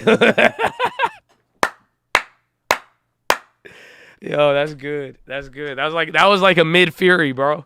That was like a mid-Fury. Young Money. What? I've never done that. I don't think I've done that since the 8th grade, bro. I genuinely don't think I've done that since the 8th grade, where I've yelled out Young Money after just something, after like an accomplishment or something. I don't know what I even said, man. What? This is crazy. A mid-Fury. It reminded me of did I tell you that story? I think you said Young Money, babe. That's unfortunate that this is all recorded. But I guess we'll go back in time. Young Money. Dude, I said it so seriously. Oh, man. Anyways. Yeah, I said I could curl 50 now. Young Money.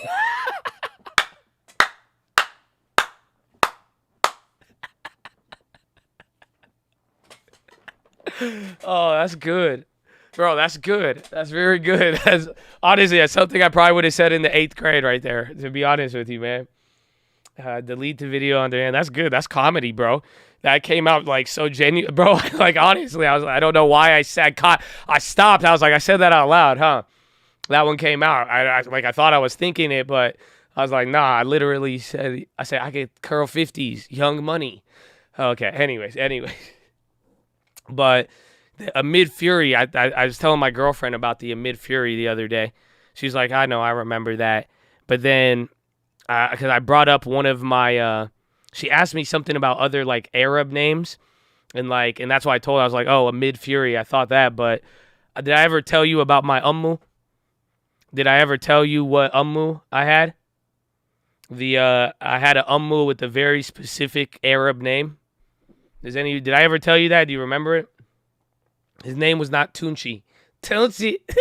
Young buddy. Not Mumu. Mumu is not my Ummu. I didn't tell you about the Arab name. Yeah, yeah. Okay, I told you that. Hey, man, God bless you, SW. You a real one. God bless you, baby. Oh, yeah, you're close. No, Tofit. I forgot. That's why I was like, oh, Chad would like this one. But I've already told you this one. Nah, the dude's name was Tofit. And I honestly, and my girlfriend, she's like, why did you remember that? I was like, that's the best name in the world. This guy's name was Tofit. Literally Tofit.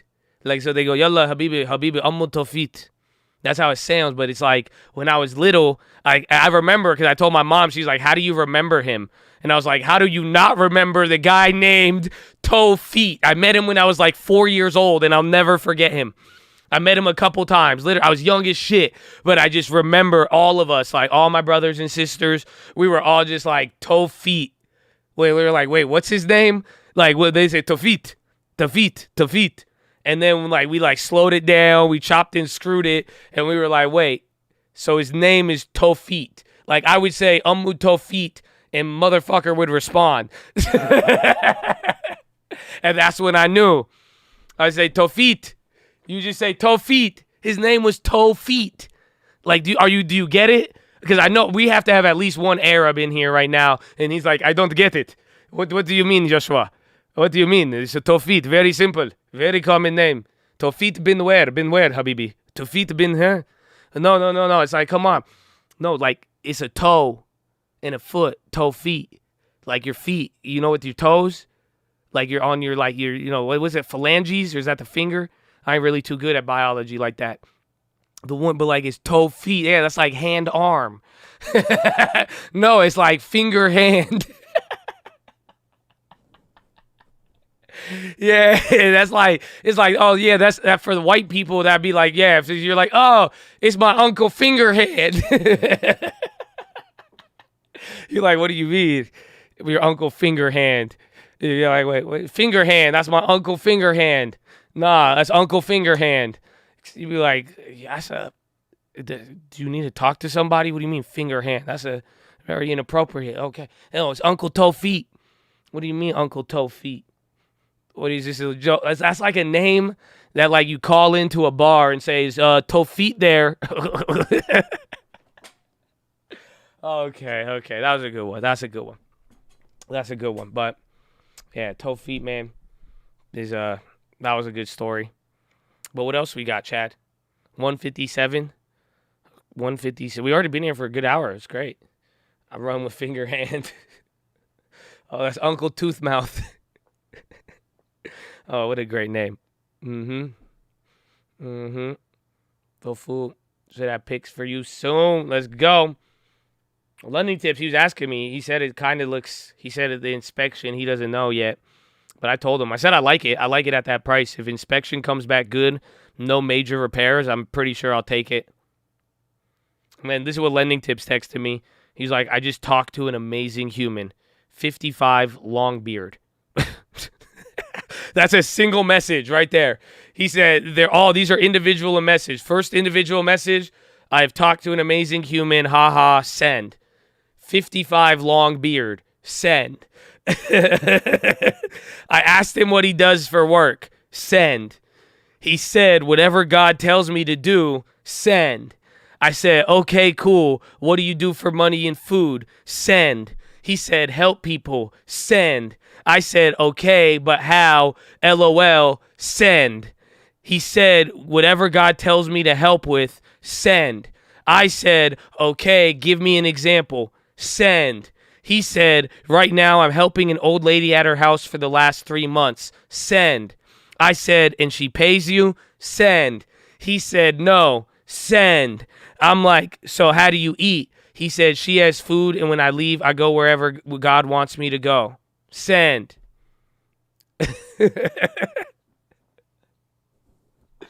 Oh, that's it. That was his story. So a guy, 55, long beard, said he does what God tells him to do. When he doesn't, that's it. That's pretty cool. It's pretty good. Cool. Send. No, bro, that's how it is. I'll post this up on. I'm gonna post it on Snapchat. That's literally how this looks, bro. That's why, like, I was trying to tell you the other story, and then like my phone is like going crazy, and I'm like, dude, what is this? And I see like 12 messages from Lending Tips. I'm like, what? And then it's just this. Is this story? This is a great one. Man, it's crazy. My Uncle Longbeard face.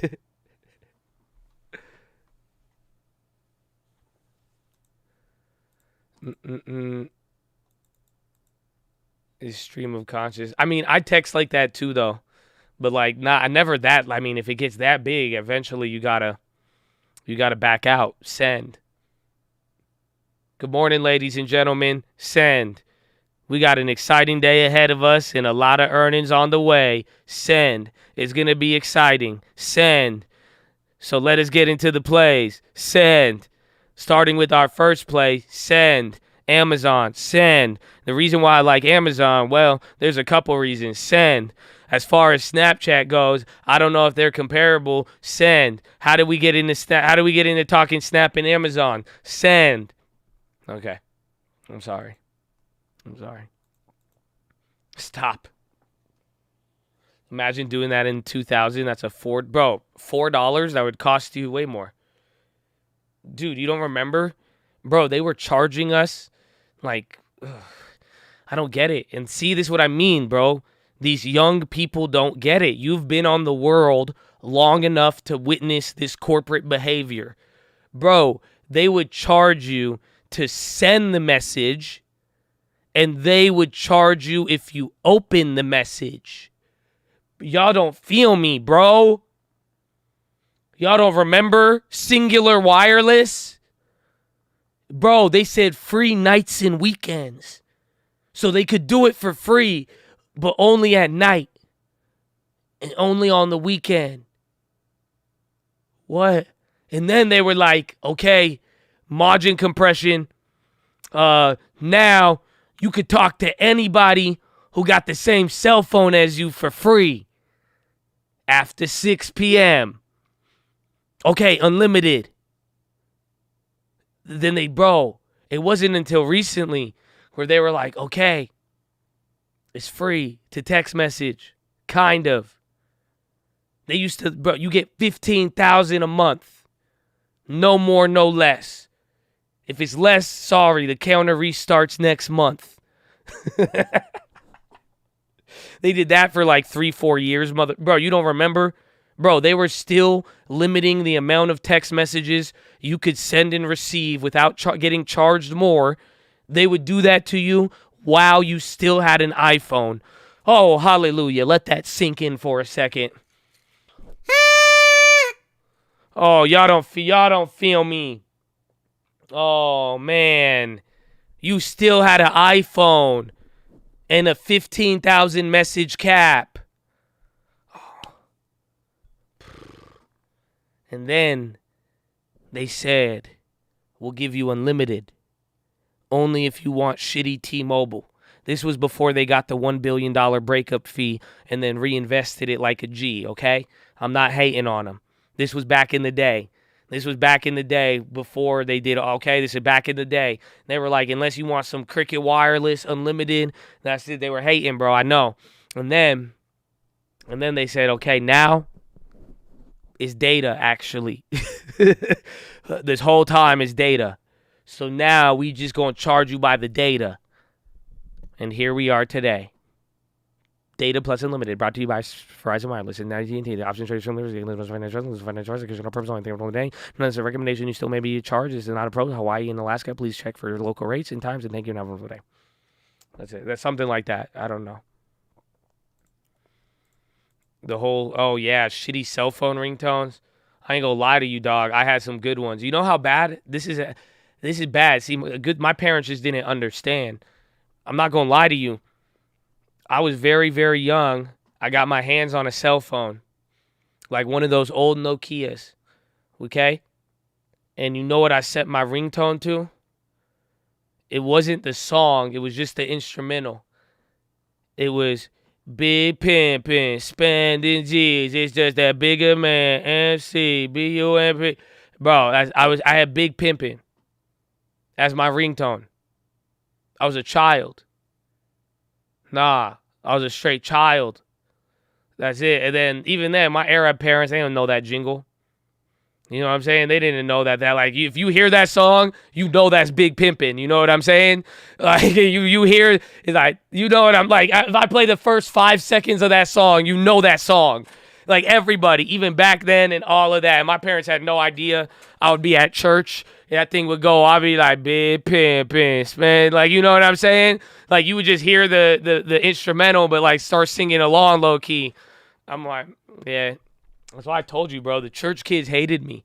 They actually, bro, I was a menace. I'm telling you.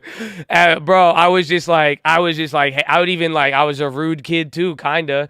I was like a nice kid if you were nice, but I was just like, what? Like, because they would talk shit to me, and I was like, what? You don't listen to, like, I'm like, you're whack, bro. Like, oh, man. What about the ringtone? Let your hands, oh, the ring back. Dude, they still had that. I called somebody the other day. This was like 7 months ago or something. That's the other day, all of a sudden. And I remembered, it was like, please hold while we connect you to this wireless ringback tone. And it was like dun dun dun dun dun dun dun dun. You know what you know exactly. Dun dun dun dun dun dun dun dun dun dun. You know the Verizon. You know exact that should have unlocked the memory. You know everything. Please wait while we enjoy this Verizon ringback tone. Dun dun dun dun dun dun dun dun. Like you know exactly what it is. Yeah, the classic Snake. I was really good at that game. Honestly, that game borderline like messed up my gaming addiction. Like it made me really like video games. The Snake game was fire. On the Nokia, what was it, 3390? Is that the phone? Or the 3310? I'm very specific with this shit. I'm telling you. I know. This was a good time. I can't, is it 3390? I don't know. It's one of those. You know what I'm talking about. Bro, this is the one I had. Let me show you. The one with the clear. Oh, dude, I'm on top of it, bro. Nah, 3390. This is the one. Uh-huh. Clear blue case. This is the one I had. Oh my gosh. This has so many. I had this. Bro, I had this one. I got this phone. And then I made sure I got a clear blue case on it, bro. I thought I was the hardest kid in the world. That's it. And then I'll just play Snake on this. That's it. This right here, bro. This was a technological breakthrough. Y'all don't feel me, bro. Y'all don't feel me. You have it still? No. Bro, I love this, bro. This little bro, these 3 buttons, like, does this not bring back like memories? Like, I just remember this. This was like the best layout ever and everything, and it was like amazing. Yeah, you could see through the bro. How hype is that? You see, bro, I'm telling, yeah, bro. You could see through the plastic. Oh, dude, T9. I'm not gonna lie to you, man. You know I do things weird, right? I never used T9 in my life. So even though I had T9, I would switch it to ABC because that shit was too difficult. I was like, y'all just like, fuck your math and shit, man. I ain't trying to do that. I'm trying to do no math and trying to figure out words. I would go letter by letter back in the day. If anything, even for the longest time, even on like any of the other, bro, that's why I love the Sidekick, because I was like, thank you, a keyboard. But nah, bro, I would go little by little. I would go one letter at a time, bro. If I had to spell Mississippi, it was a bitch. I'm telling you, it was just M-I-S-S-I-P-P-I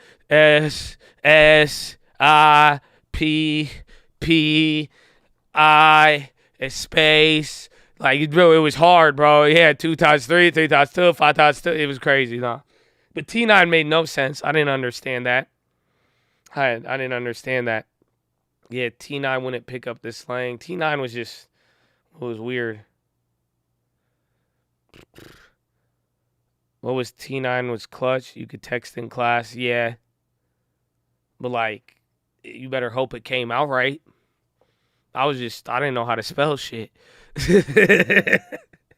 So they just kept, the way it kept coming out, it was just like, that's not what I meant to say. It's not what I meant to say. These kids will never understand using T9 on Twitter. Oh, yeah. Technically, there was an era. I think there was an era of overlap. Amazing.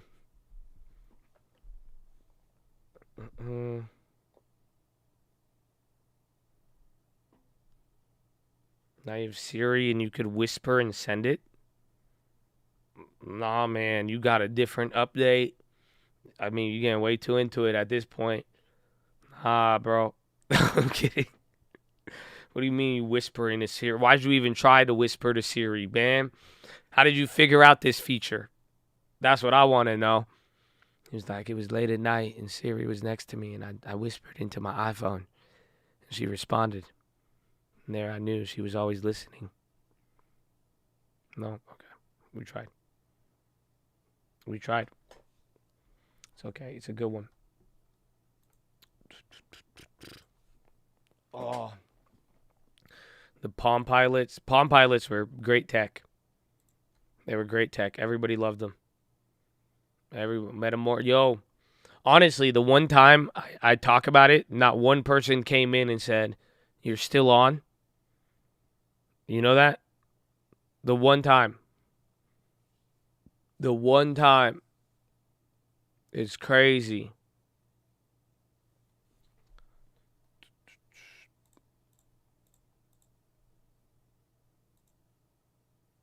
How old was I when I got my first phone?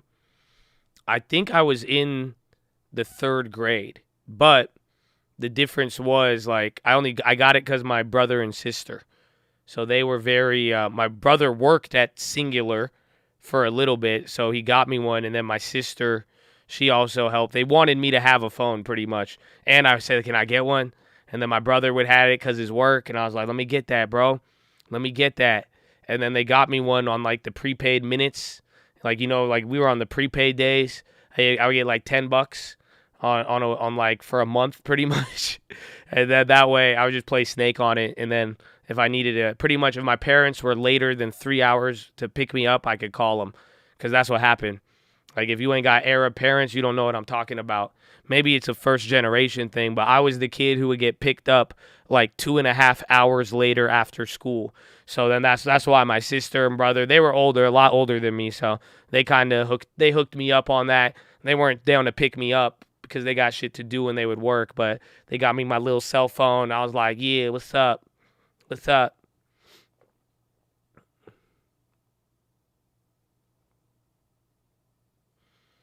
Oh, 05, they didn't allow them until high school. Yeah, they never allowed phones in school when I was still, even then, all throughout high school, if a teacher caught your phone, they would take it.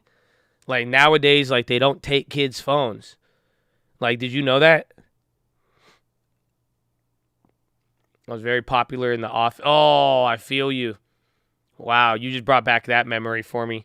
I forgot I would have to go into the office to use the phone. Oh, man. All the time. All the time. Yeah, they knew. They knew, bro. And they would talk down on you low key. They would give you side eye. Like, where your parents at? I was like, they don't speak English, ma'am. Okay? They still on Egyptian time. Nah, this ain't no Eastern. This is Egyptian Standard Time, dog. What's wrong with you? Say you don't understand.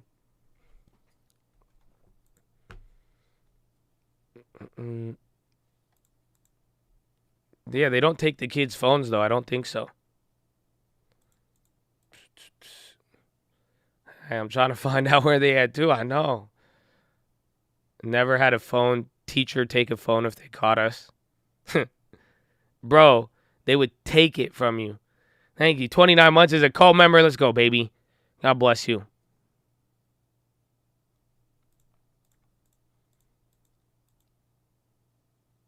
When do you plan on retiring? Honestly, I hate to break it to you. I'm already retired. Like, this is my retirement. I don't, there's no other, because I kept thinking about this, and I remember people kept asking me this a couple weeks ago, and then someone's like, well, Josh would have retired and this, but then I thought about it, and I was like, this is my retirement. Like, it's chill, bro. Like, that's it. Like, I mean, that's it. I don't know. I feel like this is my retirement. Like, I'm just doing some I'm on real estate. I get to spend 7 hours a day doing exactly where I'd want to be. I have a lot of fun. We have it a lot. I'm staying here afterwards. It's not like I'm on the clock, bro. Like, that's it. My only decision is, do I end the stream now and take a mini vacation, or do I just go to the beach and then see my mom and then go get dinner with my girlfriend? Like, I'm retired, dog. That's it. That's it. And then Lending Tips going to call me with some real estate here and then. And then thank God, all real estate agents are lazy. And then they don't work on weekends, barely. So it's good. And then that's it. I don't know. So I think I've already retired, to be honest with you, man. You know, this is just love right now at the end of the day. Cult go worldwide, God willing. I'll take it wherever God wants it to go, baby. That's what it's about. That's what it's about. Yeah, I'm making 20-year-old pop culture comments. He's living the retired life. Hey, man. Oh, I just got a streamer in my mouth. That could sound weird too, but still, that was crazy. That was hard. I just almost choked on that thing, man. That was fuck this horn, bro. That's what Jax Moss said. You get to the point where you just teach the next generation. Well, yeah, I mean, again, it's I have enjoyment, with everything and everybody here. And again, I mean, to be able to share stuff, have good discussions with people people I like, which makes it even that much better. And just being able to expose people to stuff, spread a good message, show them love, set some examples, set some things there, examples, what to do, what not to do, everything. It's chill, but yeah, I did think about this though. I really did think about it. I was like, dude, just finger to the sky, bro. God is good, and that's it. And I'll go wherever God wants it to be. That's the end of the day. You know that, right? It's just everything. You gotta be very, very thankful for where things go and what you already have, man. You know, tell me what you have, not what you don't. And that's why, if there's anything I could really say that would feed into that, it's I'm very grateful for what we have. I'm grateful for everybody here. I'm grateful for other things in my life. There's a lot of things the Lord shielded me from. I mean, I got a lot of things, and I'm not even talking material, man.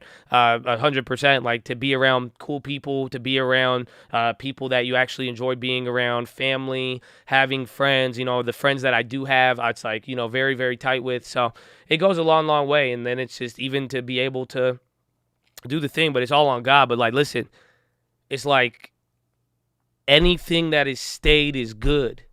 And anything you have is good. And you have to realize that if that's what God really saw, and right here, right now in the present, if this is what God wanted, and this is what he destined, that's why it exists. That's why it's in front of me, in front of you, whatever you have, that means it was good, or it has a purpose leading to something. So even other things, it's you don't even, if it hasn't remained, it wasn't good, dog. You know what Oh, come on. Oh, and I hope you feel me. And I know I ain't even, this is one part stock, sure, but it's not even, it's way deeper than that. It's just so many things. That's why it's I will always work hard. I will always have ambition. I'm always going to aim high, and I expect all of you to do the exact same. But it's like amor fati. I'm cool with. I know everywhere I am is exactly where I should be at every step of the way. And honestly, it's exciting to be able to learn all the time. And that's the thing, just like being able to learning about yourself and everything else. So it's great. But yeah, I'm retired. That's it. I think that's just. Again, I thought about it. That's it. I was just, I'm dead. I'm not dead, but I'm retired. Like that's all. If I'm not out there knocking on 100 doors a day, bro, I'm retired at this point. It's like, it was just, I don't know. It's like, I need to get out there. Like, honestly, like, bro, I don't think you realize, like, these 7 hours of the day, Monday through Friday, I would still have the same E-Trade screen up. I just wouldn't have the microphone on. I just wouldn't talk. So, like, you got to realize I just had my other screens, and I had my auto dialers, and I would call. And then if I didn't feel like calling that day, I would take my phone. I had my phone. I could watch the stocks.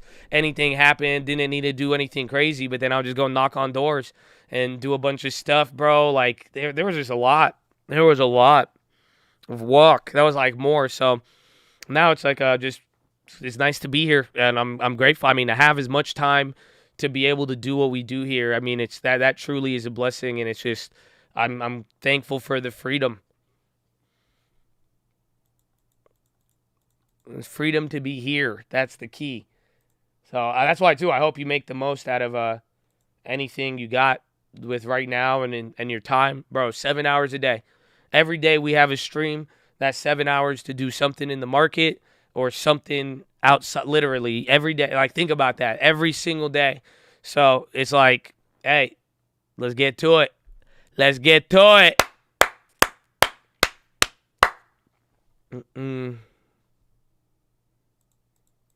COVID boosters for those under 50 on hold. That's weird. My boy Saudi put work in. Well, I am short too. I'm assuming that's how he got the name. I don't know. I don't know.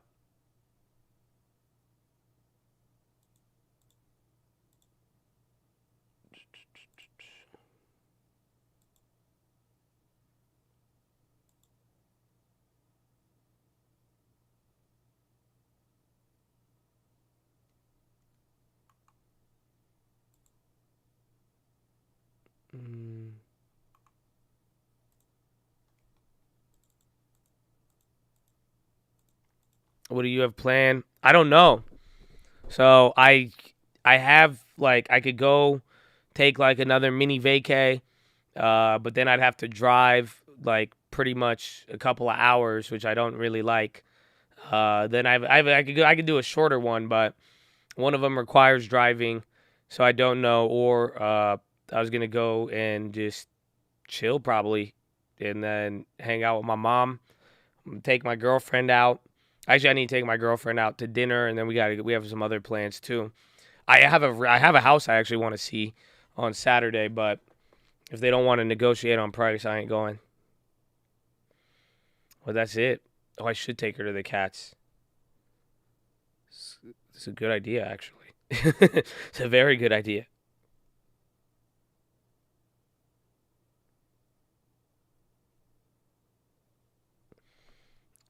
About the watch list, sir. Oh yeah, they were. I told the guys to give you a response on that one. They look dope. Be safe. Thank you. Thank you. Thank you. I admire how you acknowledge her.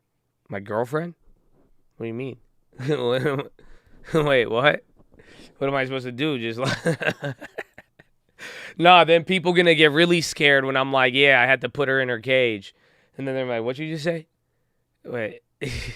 Said, I admire you acknowledge. I feel like I'm not gonna be like, yeah, this beep. I'd laugh, but it's like, what if I was like, yeah, this little mump, and then this person, this, or you want me, or like I could, or you could say it like you're in the talking stage. You'd be like, this, my friend, this girl. How big is, dude, that the cage joke is hilarious, but like that's one of them things that scare people. That's the thing though, but I'm like, nah, bro, it's like an inside joke. Like honestly, it's literally just like an inside joke between me and my girlfriend, and then I just shared it with you guys, and then now it looks different, but it's like maybe I don't know, maybe she needs to come on and let you know it's like a safe, humane cage. Like that's it. No, I'm kidding. That's all. She just like, I don't know. Oh. August 19th. Well, after that little we looked at the wrong contracts today, but a lot of August 19th contracts have fell out of the money, and it could cost a lot. And I'm talking about all of the open interest on the S&P 500. If you don't know, it's weird. Yeah, you're like, this guy was just advocating putting his girlfriend in a cage. Like, it does sound weird, but I'm like, no, I'm like, this is her joke. Like, this is we laugh about this at dinner. Like, this is literally but if you don't know, it just comes off really, really awkward at first, or scary or terrifying. And you're like, what in the Andrew Tate is this? Hold up, what am I listening to? This is crazy. Single family or multi? I like multi 4 units and below. Otherwise, if you're talking 5 units and above, I like single family better.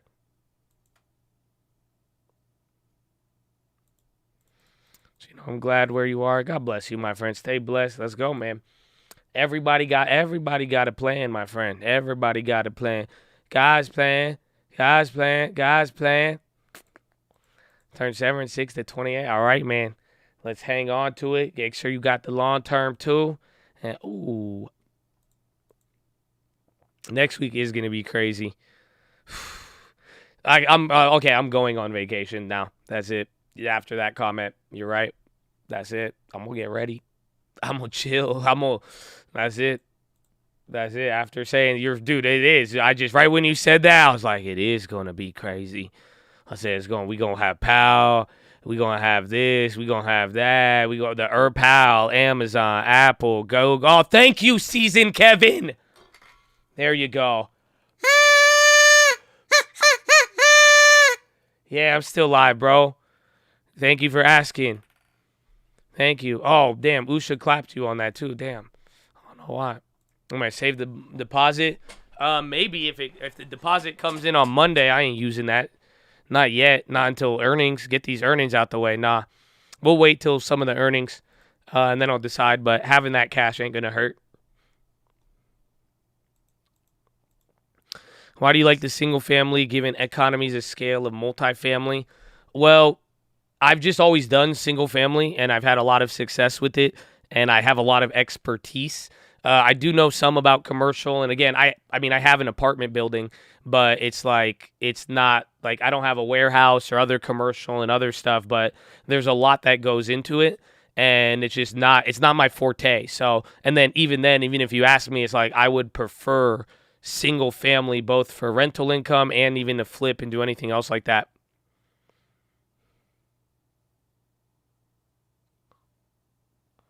Oh. So, but like single family, a lot of people have talked about it. It's very, there is also, it's like a different type of demand, like an apartment is always going to rent different than a house. I like it. Well, the money's good, and I have more experience with it. That's it. And I made a great amount of money. It has not it's comparable to any commercial money, and it's not like you could still make a ton of money. And honestly, I think there's just a lot more upside, a lot more safety, and it's just different on certain housing, like single family housing. It could go a very, very long way, and it's like people always are going to need that. But I'm a big fan of it. But when all's said and done, it's like what you're comfortable with, and if you do gain experience in an area, it goes a long way. It's like I honestly I could hit home runs in real estate all day with single family residential. That's what I do. So it's like, it's something where I'm comfortable. I have a system. I've dealt with so many unforeseen things. Like, that's the thing, like the apartments, the commercials, the warehouse stuff, anything with like even funding those, like there is so much other stuff that comes up that I'm not familiar with at times, or I don't have the same level of skill. So in a weird way, there's a little bit more risk on that. And then that's it.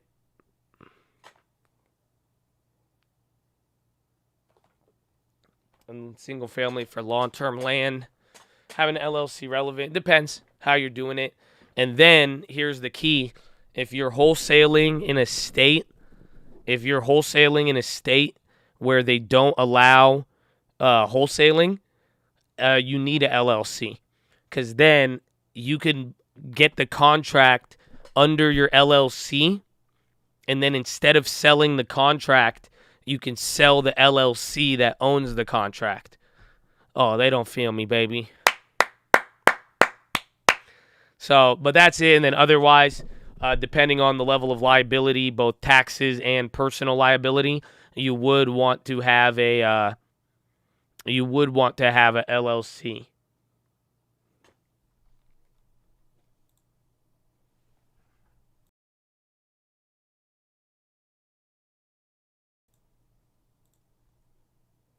That sounds like game. That's what people are doing now. It's the loophole.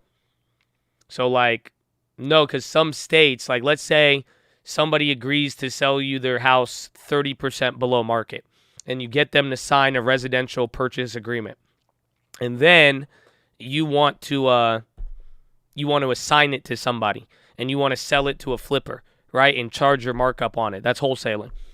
But let's say you're in, I forgot who is it, illegal in Illinois? I forgot. There's a couple places where it's illegal. I think even like, I don't know, Michigan. But you can do that with any asset under an LLC, yeah.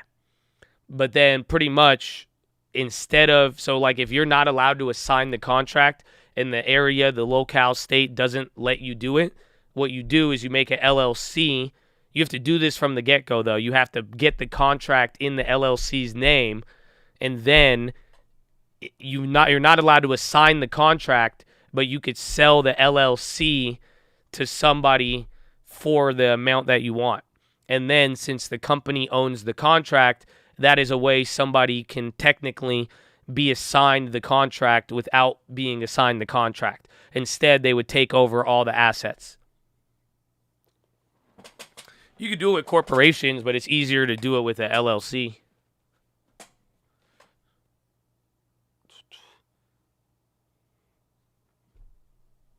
So, that being said, I'll leave you with a fun fact, and that was it. But ladies and gentlemen, I'm going to head out now.